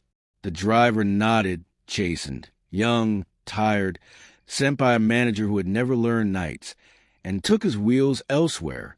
Noreen wrote the minute, Deprop avoided, and drew a small box around it so a future pair of eyes could find the place where a wrong thing didn't happen. Clara visited B, 47, because gratitude is a practice, not a sentiment. The seam said nothing. The cupboard kept its equilibrium. She slid Emily's sketchbook back into its place after letting one drawing sit in daylight for a breath, a window refusing reflection. She wondered, not for the first time, whether refusal was its own kind of generosity. Lyle appeared at her doorway with the afternoon schedule resharpened. Tomorrow, sentencing at 10. Mrs. Keene speaks. You confirm the Institute's position. Vale speaks if he chooses. Myers will be heard after. Will be done by lunch if we're lucky, by tea if adjectives arrive. They will, Clara said, will answer with nouns. He glanced at the window, whether it had pressed itself thin against the glass. Walk. They crossed Russell Square, where children practiced logistics with scooters, and dogs forgot they were not people. At Blackfriars, the burr under the second step waited where it always waited. Clara touched it with a knuckle, the way you greet a neighbor you've stopped expecting things from. The river said its one-syllable word, and didn't ask to be metaphor. Good. Back at the Institute, Eleanor stood in the annex and looked at the circle of chairs stacked against the wall like a possibility that had learned to tidy itself. I thought I would resent this room, she said. I don't. I resent what it asked us to be before. That version is gone, Clara said. We kept the walls and changed the job. Evening took the building into its ordinary. The night listener signed on, cardigan pockets ready for radio and pen. Wilkes wrote a note in the book of small wrongs that read like a blessing. Nothing clever at 311, by order forward. Petra laughed when she read it. She liked orders that asked machines to be less interesting. Clara meant to go home. She did. The flat behaved. Kettle boiled and stopped without shrieking. The table held a stack of letters and addressed envelopes without complaining that they weren't books. She pressed her thumb into her palm out of habit and felt only skin, the respectable work of blood, and no theater. She slept, not dramatically, just as if the body had been designed for it and had been allowed to do its job. Night at the Institute walked its loop. Noreen checked the bursar's seam, the east stair, the radiator that lights a tap. A woman in a cleaner's tabard paused at the white square, wrote, I used to hide toast in the radiators, too. Sorry again. Someone had answered. We forgave you yesterday. She smiled and moved on. At 3:11, the calendar sat in its kennel and did not bark. Dawn spread itself in polite rectangles across Sarah's blank and the plaque. People returned to their chores. The city put on its shoes. At 8, Mrs. Keene arrived with a statement folded twice. The exact number of folds grief can bear without turning into something else. At 9, the violin case stayed behind on a chair as if the instrument were resting after being an emblem and had earned anonymity. They met in the lobby and stood like a small, decent regiment. Lyle with a pen that makes paper behave. Anand with a folder that makes rooms behave. Eleanor with a word she had chosen carefully and intended not to use unless necessary. Imogen with a camera that would stay asleep unless asked. Wilkes with his cap in his hand because he believes in doors. Noreen with her notebook because she believes in knights. Clara took a breath she didn't have to earn. Ready? Lyle asked, refusing to give the word costume. Yes, Clara said. They walked out into a morning that had the sense to be ordinary the way a street must be if it intends to carry people to rooms where sentences will be named correctly. The court steps were wet from a rain that had worked while no one watched. The city agreed to pause. The day stood up. Chapter 29. The Judgment. The courtroom wore mourning like a neat shirt. Coats steamed into themselves. Umbrellas leaned in a disciplined row. The brass clock above the clerk did what clocks do when watched. It behaved. There was no theater left to borrow. Only names. Clara sat with Lyle and Anand, hands empty, shoes honest. Mrs. Keene took her place in the first row, as if it were a pew she had chosen on purpose. Imogen stood against the back wall with the camera asleep and the strap soft in her hand. Eleanor slid in 2 rows behind, a chair without a stage. No one spoke louder than paper. The clerk called the case the way a bell calls an hour. Adrian Vale, Andrew James Myers, the Crown, the Institute attending. Interested parties, none. Mr. Vale, the judge said, and the courtroom accepted the ordinary weight of the voice. Stand. Vale stood. His hands had learned stillness. The pale groove where a ring had lived carried its quiet confession. You have pleaded guilty, the judge said. The court must now decide what a correct ending looks like. We begin with the facts. The prosecutor laid them out with the decency of a map. The elevator waits, 154, 68, 222. The service code that liked to think in dates. The ring's soft metal transfer on a window frame. The clove residue.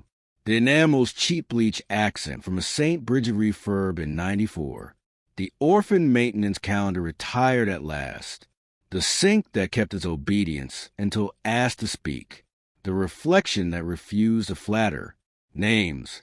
For the record. The judge said, turning to Clara without ceremony. She stood. The Institute accepts these findings, she said. We retire the instrument. We change doors, knights consent. We will keep changing them. Thank you, he said, and meant exactly that word. Mrs. Keene, the clerk said, if you wish. She did not rise for drama. She rose because the sentence required muscles. My daughter liked keys, she read, voice steady as a metronome that refuses to hurry. She believed they make people behave. Keep a key here. Make it do that. She paused. I'm not asking your forgiveness, she added, looking at the bench and past it. I'm telling you a name. Mara Keene. The judge inclined his head, a small acknowledgement of correct use. Mr. Vale, he said, do you wish to speak? Yes, Vale said. He did not consult paper. I loved a building and called that love medicine. I sold it to other people. I did harm. I accept prison. The judge sat the silence down where it belonged. Misconduct in public office, he said, and perverting the course of justice are not abstractions. They are verbs performed in rooms. You authorize secrecy where truth was due. You prefer the comfort of donors to the safety of a person. You help a lie dress in scientific language. You pleaded early. You have shown insight. You are not being punished for ambition. You are being punished for what you did to a name. He turned the page. 7 years, he said, on the lead count. Concurrent terms on the others. Disqualification from public office for 10 years. Time served credited. You will serve custody and then be supervised. The ring stays with you. There was no gasp, no collapse. Only a steady exhale, like a building letting the pressure out of its pipes. Vale closed his eyes once, opened them, and nodded the single degree of a man who has been correctly measured. Myers, the judge said. Myers stood, smaller than his suit, hands that could not find anything to hold. Guilty to counts 2 and 4. he had said earlier, and the words were still in the air. "You were an obedient man," the judge said. "This is not exculpation. It is diagnosis. You helped a bad fact travel. You told yourself you were a clerk to a process, and forgot processes belong to people." He looked at paper and chose a verb. 18 months suspended for 2 years. 300 hours unpaid work. You will give statements to anyone who needs the verbs. You are not to work with evidence again without supervision. Consider this a job. Myers nodded, eyes learning how not to water. He sat like a man who had been handed a broom. The judge gathered the room with a glance. "The court cannot make the river give anything back," he said. "It can make a city tell the truth. It can say a name. Mara Keene." He let the syllables sit. "This is a judgment." Paper shuffled with that relieved modesty of work concluded. The clerk spoke logistics. The usher opened a door. The room became corridor, became steps, became weather. Outside, microphones opened their small mouths. Lyle and Anand placed nouns among the adjectives and then stopped, because appetite and accuracy have different stomachs. Imogen didn't lift the camera. Mrs. Keene stood on the lowest step and looked east and west in equal measure. "We're done with this room," she said, to no one in particular and everyone. They walked back the ordinary way. A bus decided to be on time. A cyclist found a signal and obeyed it. Blackfriars kept its one-syllable word to itself and was useful.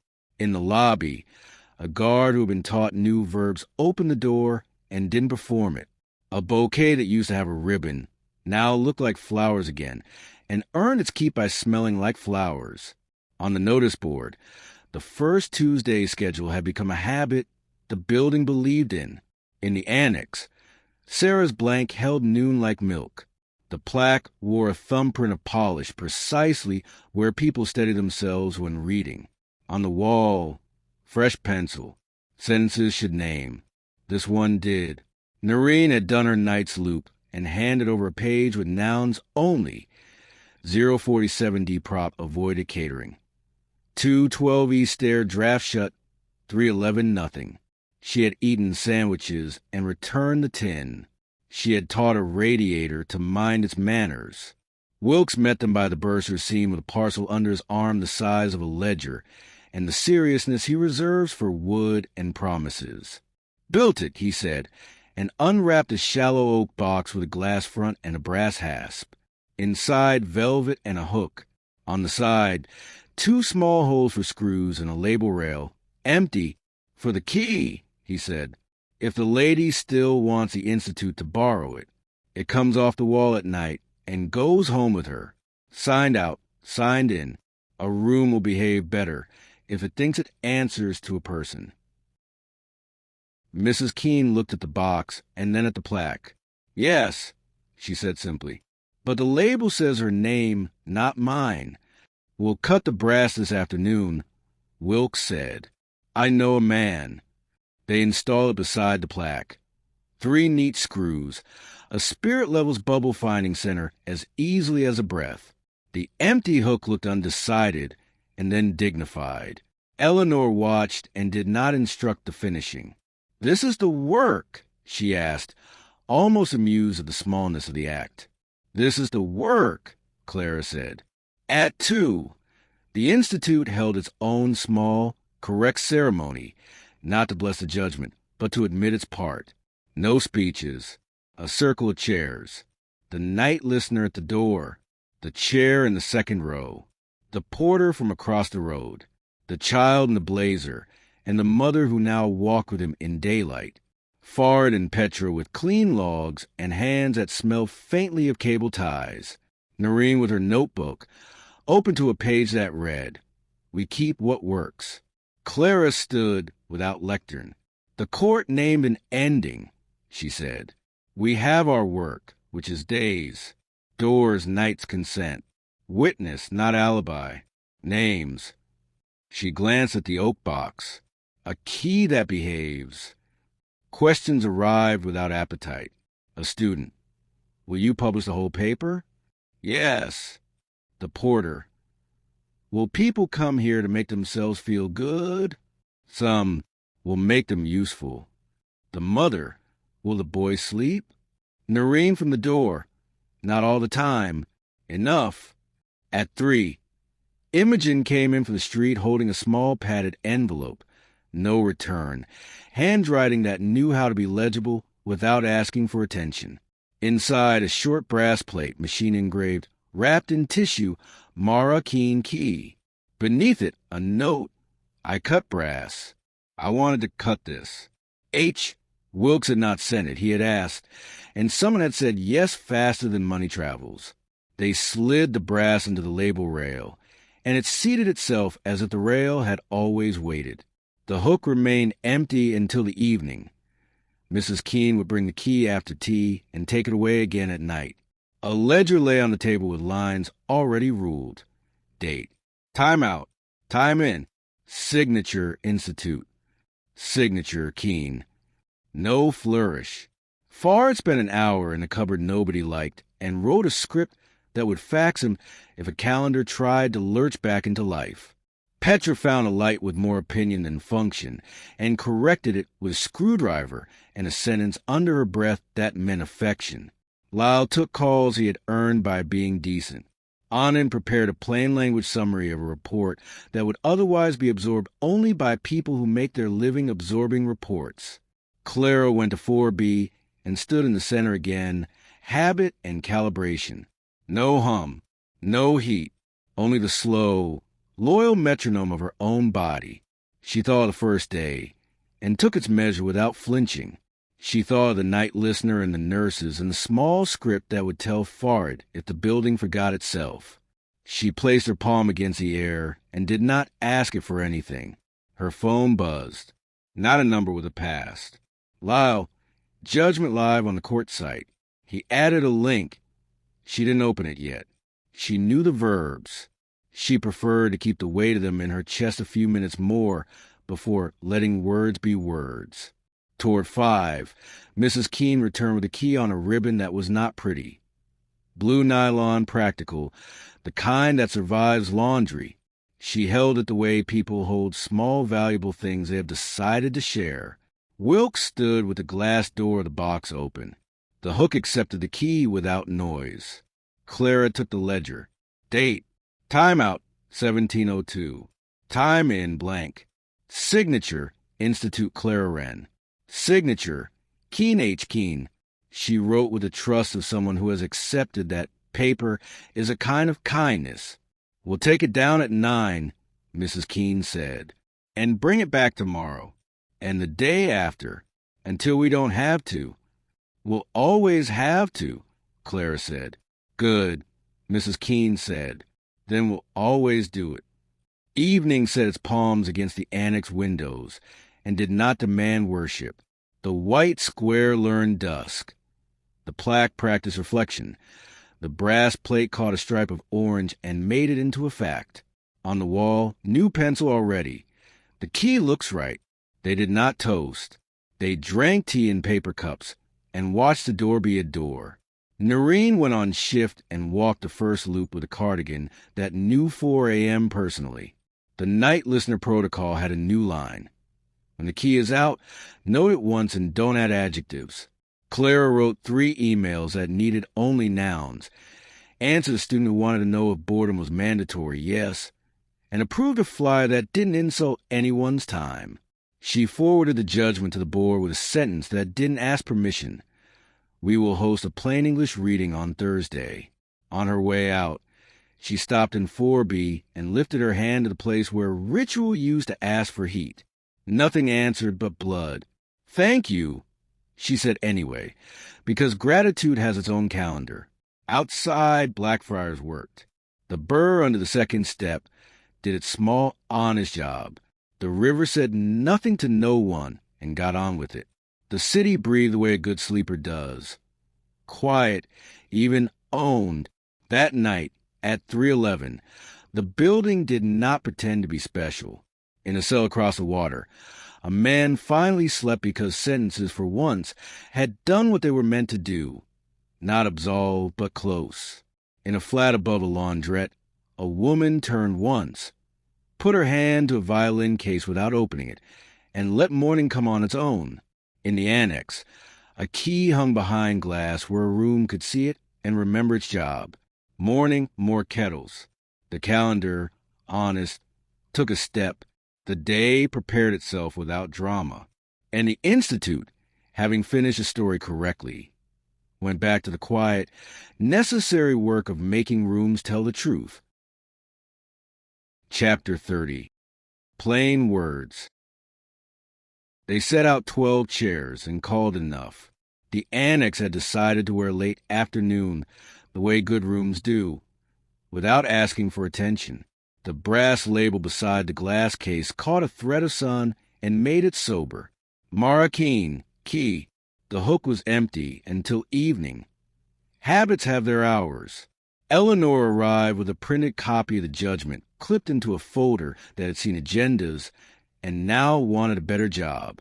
Plain English reading, she said, testing the phrase like shoes on stairs. Plain words, Clara said, letters that know what they're for. People came the way they had begun to come, deliberately and without theater.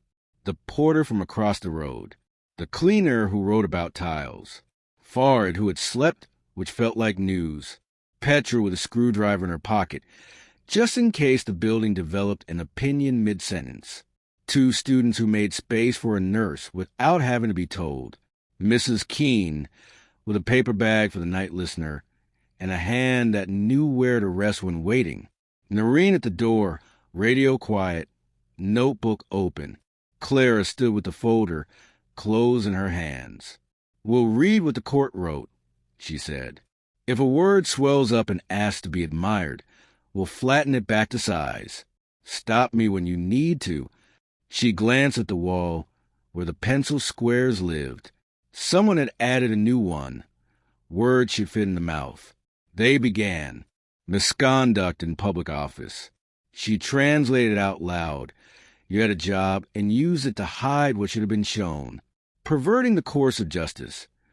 You made the path to the truth take the wrong turn. Unlawful interference.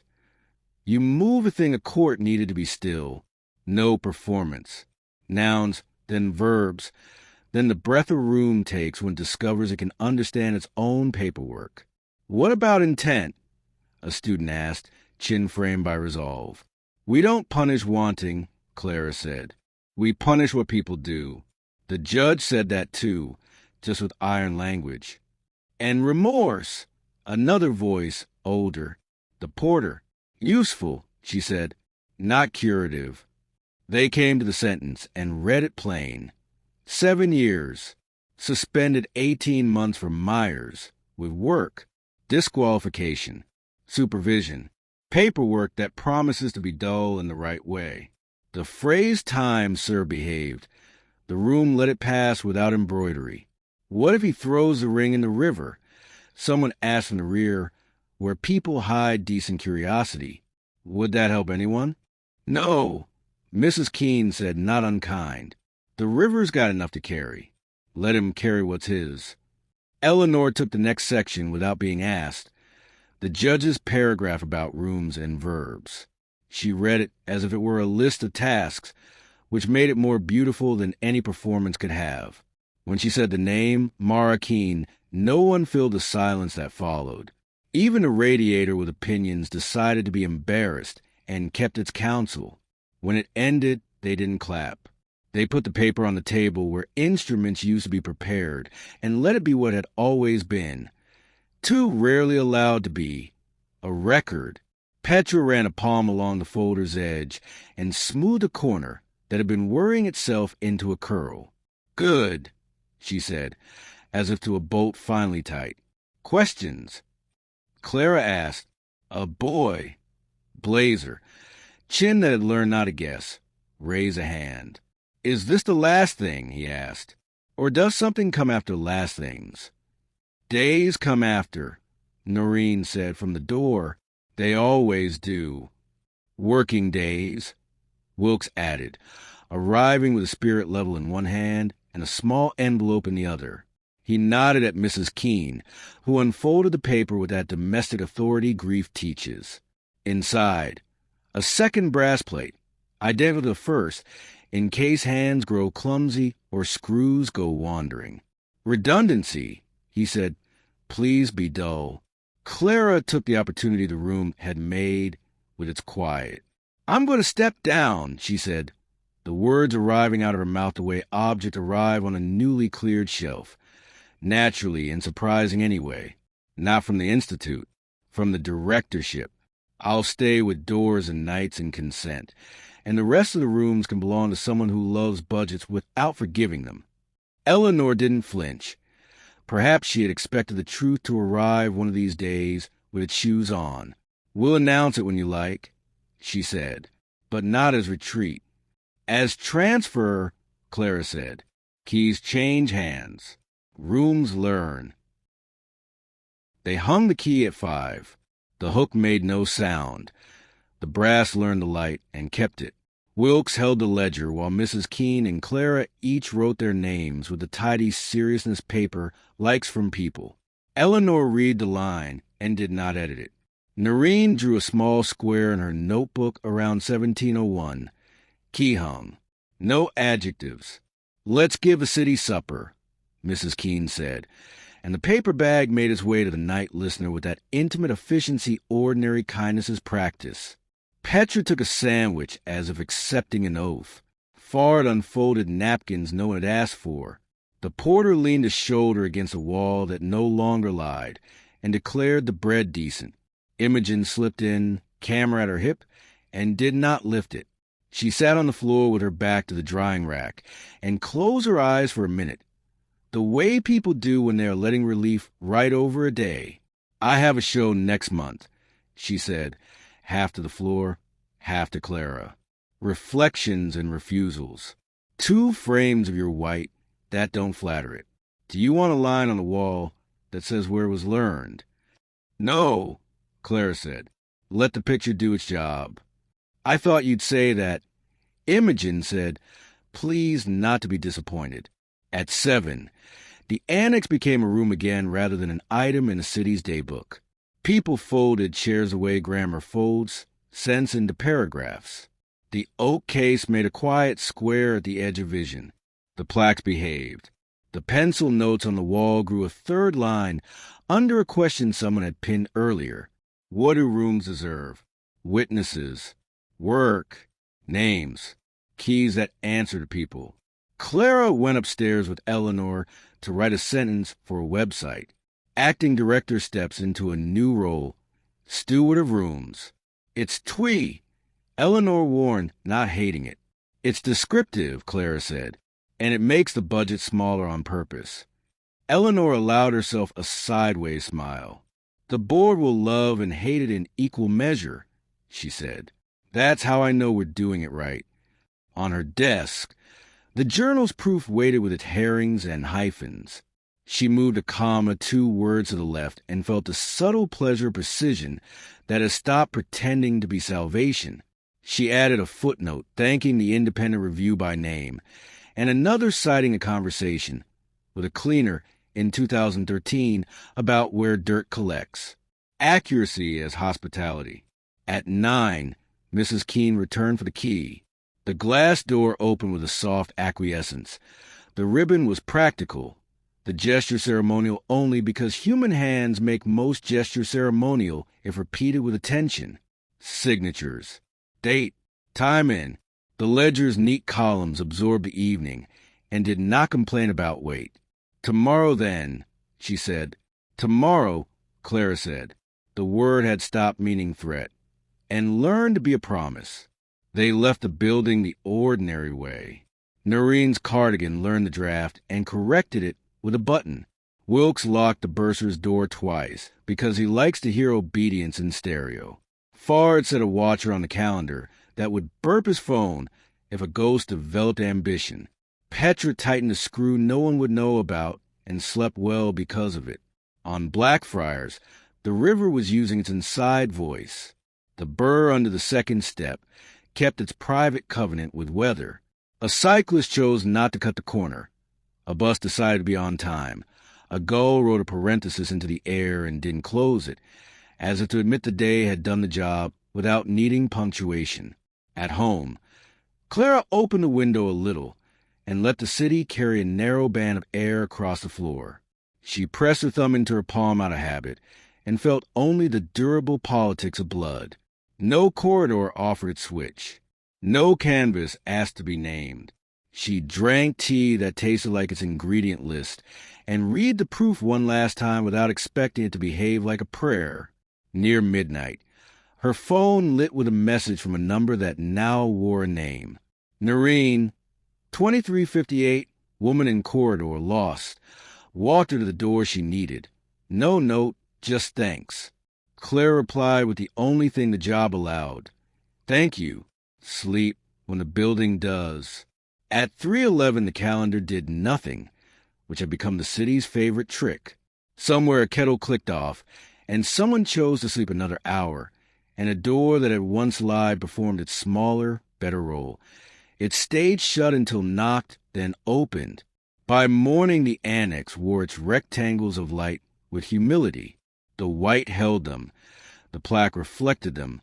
The oak box waited. The ledger lay open on a line that would be written again at 5 and again at 9 and again, until the day somebody could say with a straight mouth that the habit had become the room. Clara stood a second in the doorway that did not pretend to be a proscenium and thought, without drama, almost cheerfully, about endings earned the good, slow work of after. Chapter 31. The Steward of Rooms. The change of title didn't arrive with trumpets.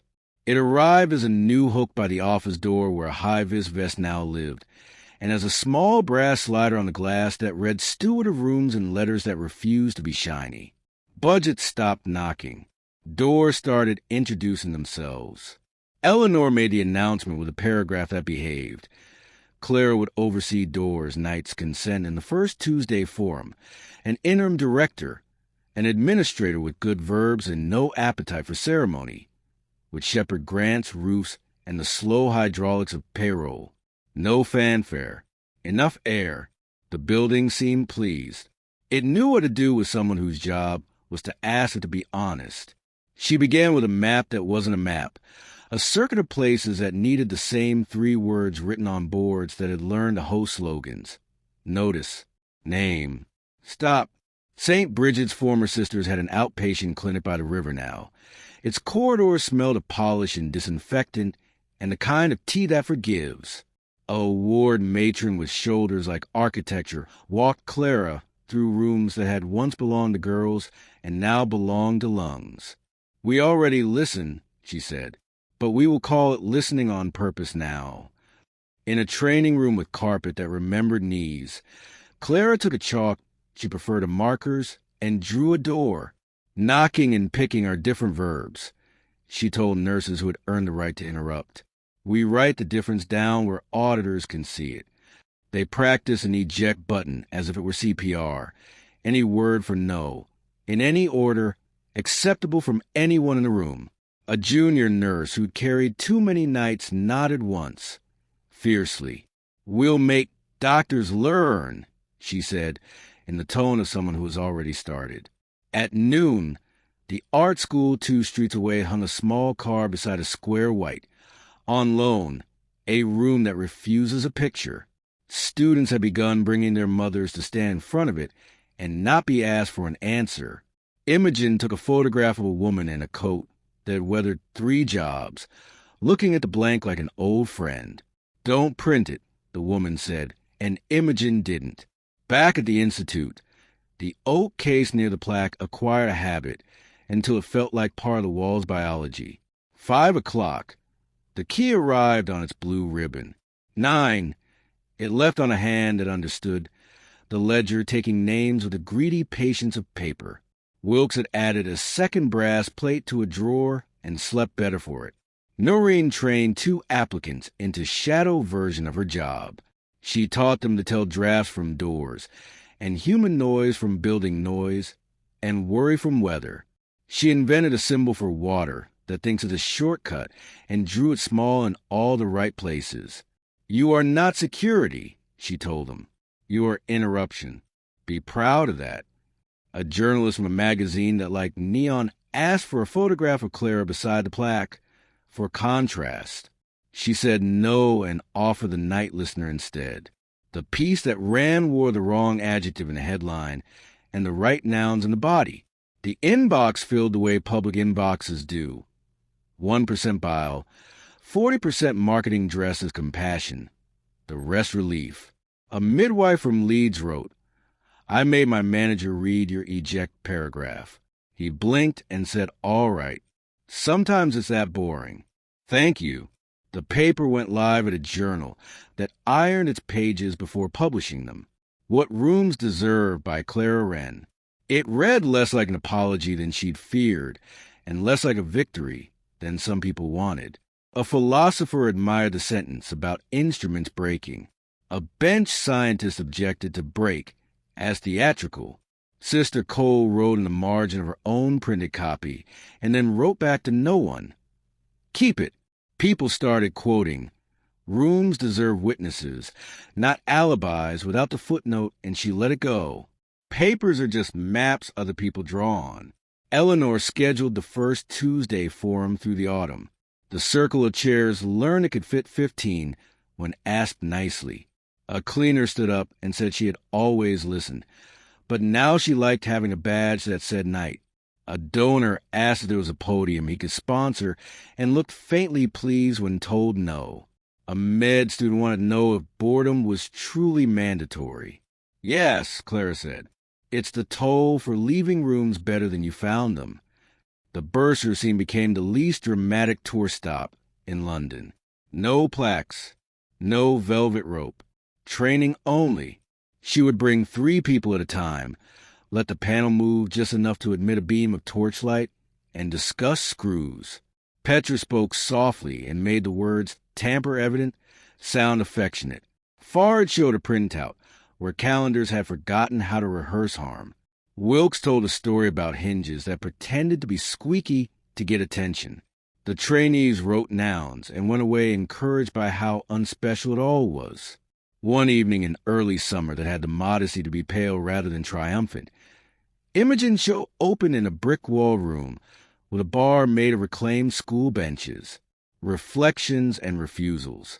There was a frame of the annex window that had started all this, printed big enough to make the lighter ugly and the ring undeniable. There was a square white, hung twice, same light, different hour. There were hands, only hands, instructing door frames and ledgers and caps. Clara came early and stood late, talking to no one who wanted adjectives. A critic wearing a scarf like a thesis wrote that the images practiced ethics. Imogen left a clipping on the back of her toilet cistern, "Where praise belongs." Vale wrote once, permitted correspondence on paper that smelled of laundry and time. He addressed the letter to court, not to Clara, and included no pronouns that pretended a closeness he hadn't earned. "I do not want to become a character." It read, "Thank you for refusing to make me one." She forwarded it to the file labeled Strays and did not answer. The boy in the blazer came back taller by a month and stood with his mother under the white until he could say the name without hurrying it. He wrote, "Corridor with a door, can confirm." Then, smaller underneath, "I joined the library." The note hung there for a week and then left in a pocket. Notes should see daylight and then live in drawers. A day grew claws. A podcast wanted drama and used words like confessional and arc. A donor who preferred rooms to names proposed a series of fireside chats with branding. A hospital across town asked for a night listener, and then sent a contract that put listening under security. Clara said no 3 times gently, and then sent the hospital a free copy of the protocol anyway. "We'll steal this," the manager said on the phone, honestly. "Good," she said. "Steal it correctly." Lyle kept his office uncluttered and his shoes practical. He sat on the first Tuesday bench like a comma, as always, and suffered questions from people who had discovered nouns. He took a call about a different building in a different borough, where money had run faster than rules. "You'll be popular," he told Clara dry. "Bring a cardigan." Anna made a poster that didn't try to be pretty and taped it at eye level by the lifts. "Consent is a practice. Ask it here." Under it, a small box with slips of paper you could use to write the words you were struggling with, the ones rooms try to take away in fluorescent light. Students use them. A professor used one, too, and signed it very small. In August, the Institute tried a summer and almost succeeded. The plaza outside grew a food stall that sold sandwiches that remembered butter. The annex breathed at noon in rectangles of light. The key went up and down with no fuss. The ledger line became tidy enough to soothe. The night listener discovered that nearly all problems at 3 a.m. originated with chairs that thought they were doors and doors that wanted to be chairs. She wrote this down as if it could be audited, because perhaps it could. Clara visited St. Bridget's on a Tuesday and found a nun in a cardigan painting a skirting board. The sister looked up from the brush, eyes bright, smile sharp as weather. "We put the plaque on the outside of our building," she said, "not the inside. We wanted pedestrians to read it who were not planning to be noble." "Good," Clara said. "Do you sleep?" the nun asked. "Enough," Clara said, surprised to find it true. She started keeping a small index card in her pocket, handwritten with the rules her job had taught her. They changed order but not contents. Notice, name, stop. Doors aren't metaphors. Nights are a profession. Rooms deserve witnesses, not alibis. Kindness is a policy choice. She never read the card in public. She didn't need to. It had become pocket-shaped to her palm. Toward the end of the month, Eleanor arrived with a speech that did not want to be a speech and asked to read it to the room before she let the internet have it. The chair stood in the annex, 2 rows back by preference now, and said plainly, "We cost the city time and gave it back what we could. We will keep the boring, decent parts of this. Directors will change. Rooms will be taught. You will hold us to that." When she finished, she looked surprised to have meant all of it. "Not bad," she conceded to herself. The boy in the blazer turned up at a first Tuesday with a library card like a passport. "I can volunteer," he said, "to bring chairs or collect pencils. I'm good at pencils." Noreen deputized him for the wall of notes and gave him a pencil that had learned to write on rough paint. He straightened cards without editorializing and went home at 9 as if coming and going had become a practice he trusted. Wilkes took 3 mornings off to fish with a cousin who believed in rivers for different reasons. He returned with sandwich tan and the stubbornness of a man who had not seen a single fish and considered that a moral victory. "Still working," he said, patting the bursar's door. Conway Hall sent the recording statistics like a small, tidy miracle. 1,000 views, then 10 more nurses and academics, more cleaners and donors, more people who work at night than people who write grants by day. The comments were threaded without bile. "It's almost indecent," Imogen said. "How decent it is." On a Tuesday that pretended to be autumn, a parcel appeared at the desk with no return address and tape that had been folded back neatly as if by someone who respected other people's post. Inside, a small, inexpensive brass padlock with a key and a note written in cramped, careful capitals. "For the box if you ever need it. Not to lock people out. To keep the key safe. A. V." Clara put the lock with the strays and told no one. The oak case already had a hasp that could accept a padlock if knights asked for one. Perhaps someday they would. Perhaps not. Clara began stepping out of rooms a beat earlier than before and letting other people finish the last sentences. It looked like laziness and felt like the point.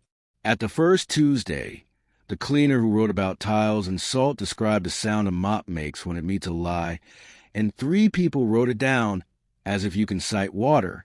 In recovery, a nurse from Cole's cohort corrected a doctor about the eject button without apology, and the doctor said thank you like a person. Blackfriars remained a place to count breath and confirm nothing wanted to be a metaphor today. The burr under the second step did its good private work. The river used its one syllable and stayed useful. The city put its lights on strings and let them be municipal instead of holy. On the last afternoon of the month, Clara found herself alone in 4B, which had become as blank and serviceable as a well-kept cupboard. She stood in the center only because old habits sometimes deserve a visit. No hum answered. No heat asked for interpretation. She pressed her thumb into her palm and felt only skin, then opened her hand and let the body keep doing its unsentimental job. On the ledge by the window sat Emily's sketchbook, closed, elastic-tired from being honest. Clara didn't open it. She slid it back into the shelf in B, 47, where paper lives with other paper. Spine squared, air at decent temperature, silence the right weight. On the wall by Sarah's blank, someone had added a small pencil question in a neat, hopeful hand. What comes after witnesses? Under it, 3 tidy answers in 3 different inks. Practice. Maintenance. T. Clara pinned them straighter. The way you do when you trust what's been said and intend to live by it. Then she went to the desk, signed the ledger where keys keep their promises, checked the night listener's notebook had a fresh page, and walked out into a city that had decided to be ordinary, which is to say, survivable, and let the evening take her the long way home. Chapter 32. Aftercare. The new brass slider on her door had learned its job overnight. Steward of rooms, it said without pride. Inside, a high-vis vest hung on a hook that had once held a lab coat. The cap in recovery slept in its box. The Institute, relieved the theater, settled into care. They changed the sign and meant it. Where a painted arrow used to say Annex, the wall now read Mara Keen Room in letters that refused to pretend to be a logo. Wilkes held the spirit level until the bubble found center, as if it had always known where to go. The old sign went into B, 47 with a card that told the truth. Retired for cause. At 5, the key arrived on its blue ribbon. The oak case accepted it without drama. The brass label did the quiet work of names. The ledger learned today's lines. Date, timeout, 1702. Time in blank. Signature, Institute C, Wren. Signature, Keen H, Keen. Paper looked pleased when people behaved. Noreen trained the second night listener beside the white square. Walk the loop, she said. Not to patrol. Patrolling is theater. Walk to listen. Radiators, doors, human breath. Water that thinks it's a shortcut. Wake for tone. Write nouns. The trainee, a former porter whose shoes had learned 3 a.m., nodded and drew Noreen's tiny symbol for leak, not emergency, in the right corner of the page. Fard brought printouts that looked like boredom and were therefore glorious. Calendar clean, he said. If anything tries to be clever at 3:11, it calls me and apologizes. Petra replaced a stubborn strip in the east stair and wrote Works on the work order with unembarrassed satisfaction. Anand set a new tray of tamper seals in a drawer with the calm of a woman who likes the way plastic can tell the truth. Eleanor read aloud the paragraph she would post at 6. Dr. Clara Wren steps into the role of steward of rooms, overseeing doors, nights, consent in the first Tuesday forum. She looked up, oddly amused. You've made the budget smaller. On purpose, Clara said. Smaller budgets are less tempted to lie. The boy in the blazer arrived early with a pencil stub and a library card. I can straighten notes, he announced. Noreen deputized him into the wall. Pin, smooth, square. He added one of his own in careful graphite. Joined the Wednesday reading group. Rooms help. Sister Cole's nurses came back for a refresher and practiced the eject button until the word no stopped sounding dramatic and started sounding like a tool. A junior doctor hovered in the doorway, winced at his own reflex to explain, and then didn't. Progress seldom looks like anything but that. The paper published at 10. What rooms deserve words italics like a clean bandage? People read it on buses and in break rooms. One of the art students taped the abstract near the coffee machine and underlined the 4 sentences about doors. A midwife sent an email. I use your 3 words on consultant who performs consent. It helped. I owe you tea. Clara filed a message in a folder named Aftercare and let herself keep it. At noon, Imogen walked in sideways carrying 2 frames wrapped in brown paper. Reflections and refusals. Return to sender, she said. They don't belong in my flat. She hung one in the corridor. The annex window. Printed almost too large to be comfortable, the lighter ugly and the ring undeniable. Beneath it, a line in small type that did not perform. Annex window, April 2017 reflection. The other, Sarah's white dust, she propped on the floor for later. Rooms should be allowed to decide if they want more pictures of themselves, she said, and left it leaning. Lyle appeared the way punctuation appears, exactly when needed, without fanfare. 2 calls, he said. 1 from a hospital that wants to borrow a night listener. 1 from a lawyer who wants to borrow your nouns. He held out a paper cup that thought it was coffee and got close. After sentencing letters, he added. Some kind, some unkind. I filtered. Leave the unkind, Clara said. Unkind helps make sure we're not singing to ourselves. She wrote for an hour. A page titled Manuel, D stanza, that would live in a drawer where people could find it at 3 a.m. Doors aren't metaphors. Nights are a profession. Consent is a practice. If a room asks you to keep a secret, open a window and call a name. At the bottom, a small elegance stolen from Sister Cole. Kindness is a policy choice. At 3, Mrs. Keene came with the sandwiches for the person who listens at night. I cut them smaller, she said, as if that were cleverness. Big sandwiches make long nights rude. They'll be stolen in an orderly fashion, Noreen promised. They sat a minute under the white square. Do you sleep? Noreen asked, not out of nosiness, as a professional query. Better, Mrs. Keene said.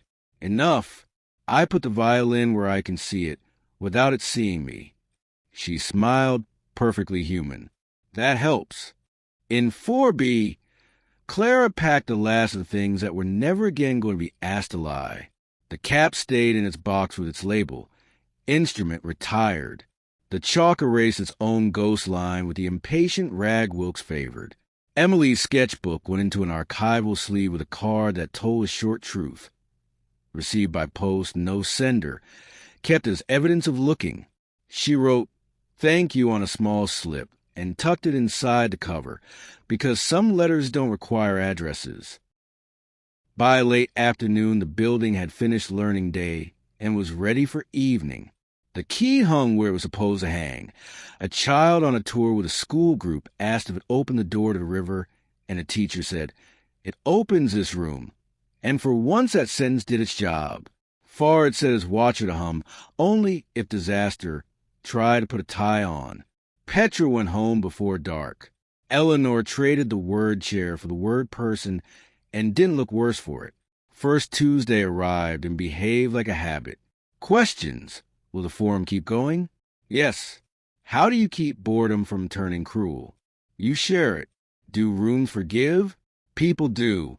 The cleaner who wrote about tiles said she taught her team to write nouns in the night book. It looks dull, she said, pleased. It isn't. When the circle dissolved into chairs again, Wilkes brought out a shallow drawer he'd built into the oak case's base. Inside lay the second brass plate and a small padlock, inexpensive, lawful, in case nights or years required it. Redundancy, he said, content. Rooms like it. Clara walked the last loop alone. B47 quiet. Recovery obedient. The bursars seemed to seem. She pressed her palm to wood because gratitude had nowhere better to go and felt only wood. On the stairs, she met the boy in the blazer returning with a pencil now too short to use. "Keep it," she said. "Souvenirs are allowed if they help you remember what to do." He nodded solemnly, as if accepting a tool. On Blackfriars, the burr under the second step did its small, faithful job. The river used its inside voice. A cyclist did not cut the corner. A bus decided to be on time. Nothing dramatic applied. She went home and stood by the window while the city put its lights on strings. On the table, 3 index cards. Notice, name, stop. She flipped them the way children flip flashcards when the words have been learned, and laugh because the point wasn't memory. It was practice. At 3:11, the calendar did nothing, and kettles and owls divided the minute between them with grace. In a cell across the river, a man slept without performing it. In a flat over a laundrette, a woman woke, put a hand on a violin case, and did not need to open it. In the room with the white square and the key in the ledger, paper waited without anxiety for the next honest line. Morning would bring 2 more chapters worth of days, enough to close without pretending endings are anything but decisions. For now, the building behaved. That was the work. That was aftercare. Chapter 33. Handover. September let itself in without ceremony. The sky remembered how to be a lid. The pavements practiced damp. Inside, the Institute did what good buildings do when told the truth often enough. It kept to its verbs. Clara's brass slider, steward of rooms, had stopped feeling like a joke. On her hook hung a high-vis vest and a cardigan that forgave midnight. On her desk, 3 index cards face down, because their lessons had moved into muscle. Notice, name, stop. "Today we hand over," Eleanor said in the doorway, a folder under one arm, a pen that had earned politeness. "Interim becomes permanent. You keep the rooms." "Gladly," Clara said. "I never liked budgets pretending to be ethics." They began with an audit that refused to be theatrical. Petra led the new director, quiet, competent, allergic to adjectives, along the bursar's corridor. Tamper seals, intact, seam a seam. Fard opened the cupboard and showed a calendar that had learned boredom. "If a ghost tries to rehearse, my phone blushes," he said. The new director nodded in a language made only of tics. In the annex, the oak box performed its small office. The label, Mara Keene, key. At 5, Mrs. Keene arrived with a ribbon looped through her fingers, as if carrying a small river. The hook accepted metal. The ledger took names. Date, timeout, 1702. Time in blank. Signature Institute. Signature Keene. Paper held still while hands did what hands do. "May I?" The new director asked, not authority, of ritual. "Please," Mrs. Keene said. Keys behave best when more than one person tells them how. Wilkes hovered with the satisfied gravity of a man whose screws had stopped inventing personalities. "Box is a cousin," he announced, producing a second shallow drawer he'd built into the plinth. Inside, a tube of graphite, a cloth, a spare hasp, rooms like redundancies. Noreen arrived for nights with a trainee at her shoulder, a man whose shoes knew 4 a.m. walk. "Notice wake," she said, handing him the radio. "Write nouns. If you run out of nouns, knock on a door and borrow some." At 6, the last first Tuesday before the handover filled itself without fuss. 12 chairs, then 15, then enough. The white square held its pale defiance. The plaque accepted fingertip polish. The key shone the way brass shines when it doesn't ask to be jewelry. Clara stood only long enough to set the tone. "Plain words," she said. "Questions with teeth." She passed a folder to the new director and took a second-row seat beside Eleanor, content to be punctuation. A nurse asked whether the eject button had survived doctors. "It did," Sister Cole called from the back. We made it policy so it wouldn't have to be a favor. The room approved with the sound good rooms make. Chairs easing, pens remembering paper. A student asked if boredom can be shared. Yes, Noreen said from the threshold. It's a team sport. A cleaner said she'd started writing dust collected here on the night sheet when lies tried to settle. Petra wrote it down as if it were a part number. Near the end, the boy in the blazer, longer by a summer, sleeve too short, chin still trying on courage, raise a hand. Who keeps it safe when you're not here? He asked, eyes at Clara and then at the new director and then, sensibly, at Wilkes. All of us, Noreen said. And the ledger, Wilkes added, tapping the book with a finger that could tune hinges. Paper remembers when people forget. Afterward, there were sandwiches for the person who listens at night, and tea that tasted like tea. Imogen leaned a shoulder against a drying rack, camera asleep. The show's down, she said softly. The frames came home, looked around my flat, and refused to be interesting. Good sign. Keep them in a drawer, Clara said. Some truths work best lying flat.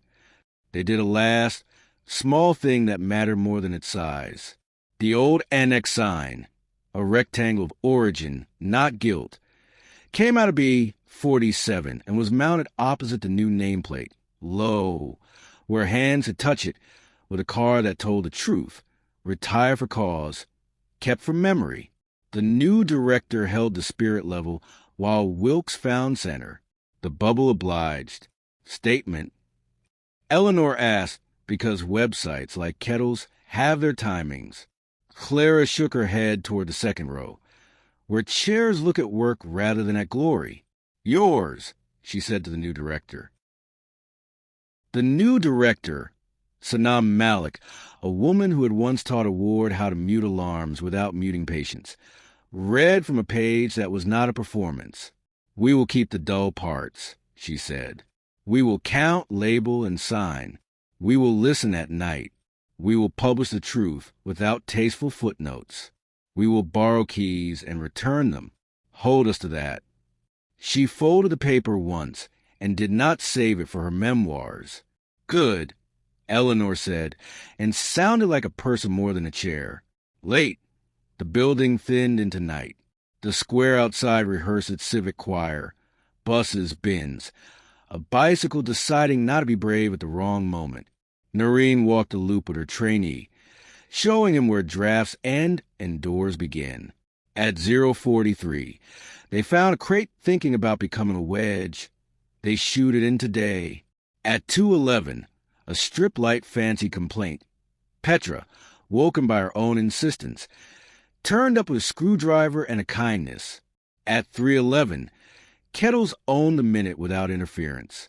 In 4B, the cap slept in its box. Clara wrote a simple card and taped it inside the lid where fingers would find it someday and understand.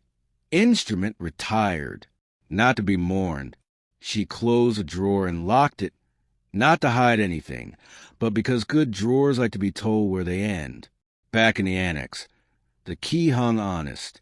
The boy in the blazer had pinned a note straighter than last month. Joined the Wednesday reading group. I'm on chairs.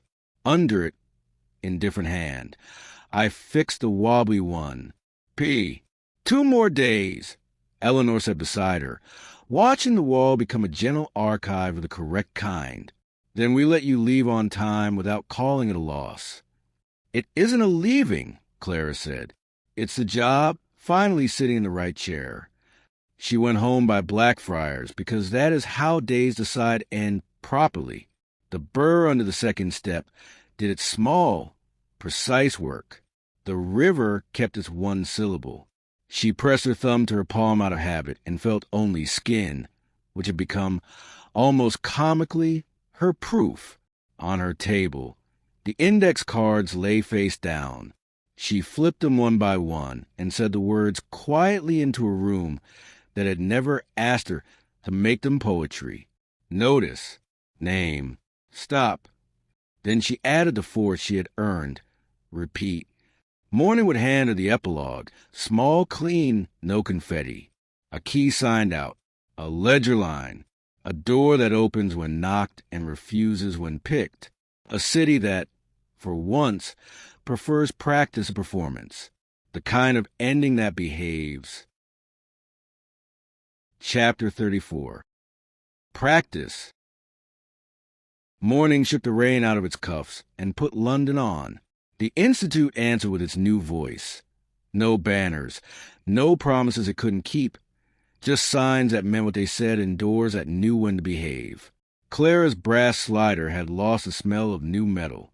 Steward of rooms looked like it had always been there. On the hook, the high-vis vest, the cardigan that forgave midnight. On the desk, the 3 index cards face down, their lessons moved into muscle. Notice, name, stop. She had added a 4th, and didn't need to see it to remember. Repeat. Sanam Malik, the director now without the interim, joined her for a short walk that refused to call itself a tour. Petra met them by the east stair, and tapped a plate she'd fitted flush to the skirting. Draft cured, she said, pleased by the dullness. Fard raised a hand from the cupboard where calendars sleep and don't misbehave. If a ghost rehearses, my phone blushes, he said. It hasn't blushed in weeks. In the annex, the oak box waited with its small, honest job. Mara Keen key. The brass caught a line of weather and made it sober. On the wall, the pencil squares multiplied in tidy grammar. The boy with the blazer, longer by September, straightened one and added a new line with grown-up care. Chairs ready. Pencils sharp. I can wait. Clara spent a late morning at St. Bridget's Clinic by the river, where a nun in a cardigan painted skirting boards and a matron with architecture for shoulders introduced her to a room that used to be an oratory and had learned to hold breath better than prayers.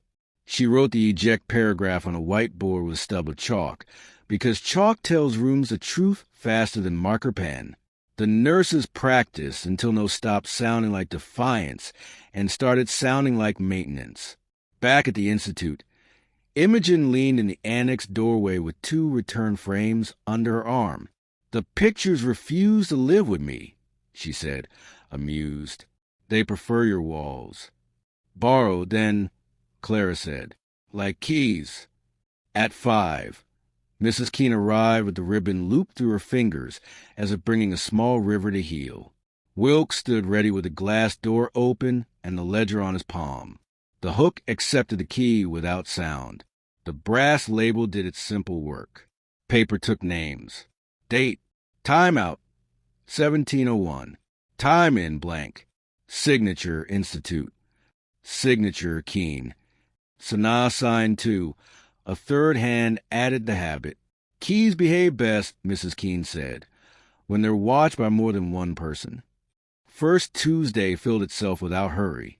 No lectern. The white square held its pale refusal. The plaque took fingertips and gave them back polished. Noreen stood at the door with the radio asleep and the notebook awake. Questions with teeth, Clara said, then sat second row and let Sanaa hold the center. A porter asked about boredom, how to keep it from turning cruel. Share it, Noreen said. It gets kinder when you give away. A student asked whether rooms forgive. People do, Sanaa answered. Rooms remember. The cleaner who wrote about tiles described the sound a mop makes when it finds a lie in a corner. Petra wrote the verb down as if it were a part number. Near the end, Mrs. Keene raised a hand without drama. I will keep bringing the key, she said. When I can't, someone else will. Write that down so it doesn't depend on my good health.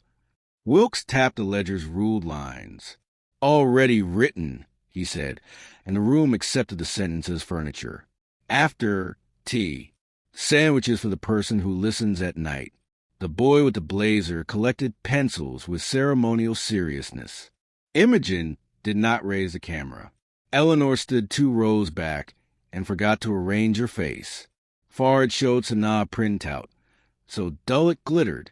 Petra tightened a screw that no one would ever credit and felt better anyway. Clara slipped out to Forby with a habit you keep when you owe room thanks. The cap slept in its box, its card taped inside the lid. Instrument retired, not to be mourned. She pressed her palm to the center not to ask for heat, but to confirm the absence. Skin, blood, nothing mystical trying to borrow her pulse. Good, she said to the air and meant, enough? On her way back to the annex, she stopped at B47 and squared a stack, then slid a thin envelope into the strays folder, a brass padlock in tissue, noting careful capitals, for the box if knights asked for it, not to lock people out, to keep the key safe. AV. She closed the drawer. Knowing something existed was sufficient. Use could wait for the right question. Dusk put gentle geometry on the white. The key hung honest. The ledger lay open on its line like a shallow river that knows where it's going. Sanar wrote a sentence for the website and showed it to no one before posting. We will keep the dull parts. Hold us to that. At 9, Mrs. Keene returned the key with the efficiency of a nurse changing a dressing. Glass open, ribbon practical, signatures plain.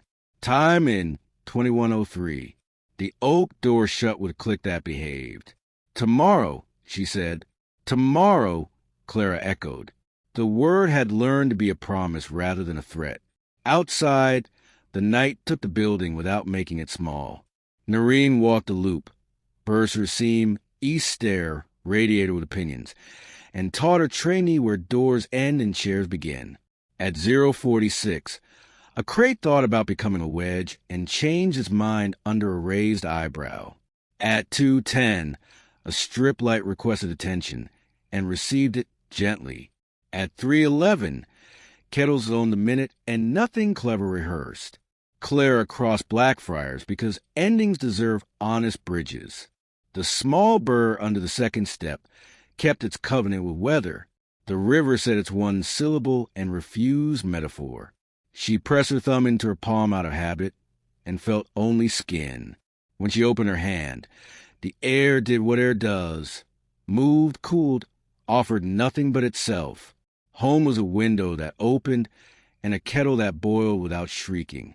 She put the index cards on the table and flipped them once more, not to study, just to be polite.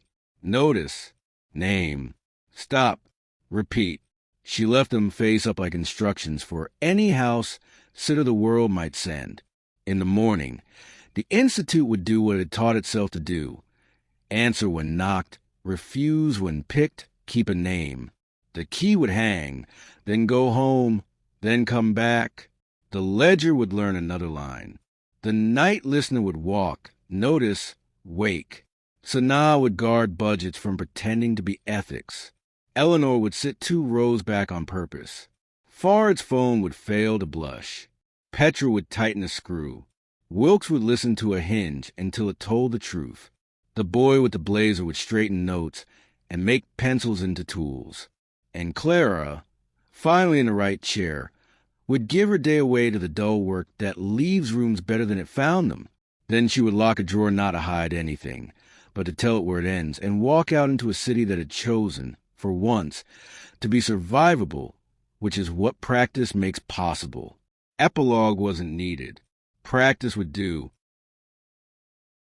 Epilogue. The first Tuesday of October asked for nothing special. 12 chairs made a circle without arguing. Light arrived in polite rectangles. In the oak case, the hook waited for the blue ribbon. The brass plate said what needed saying, Mara, Keene, key. Clara came early, ran a finger along the glass edge, checked the ledger, dates, times, signatures, a row of small dams holding the course of things. Sanam Malik joined her with the gait of someone who has adopted a building. I'm reading today, she said. Second row for you. Clara obeyed gladly. The work finally had the right chair. Noreen came in with the cardigan that forgives dawn and a new trainee. Walk, notice, wake, she said, the way true things are repeated. Wilkes leveled a fickle baton and brought it to heel. Fard, from the cupboard where calendars sleep, showed a clean screen like a conscience that dislikes fireworks. Petra tightened a screw no one would ever thank and felt better. At 5, Mrs. Keene brought the key. The glass opened without ceremony. Metal took its place. 2 signatures. Then the brief silence that follows necessary gestures.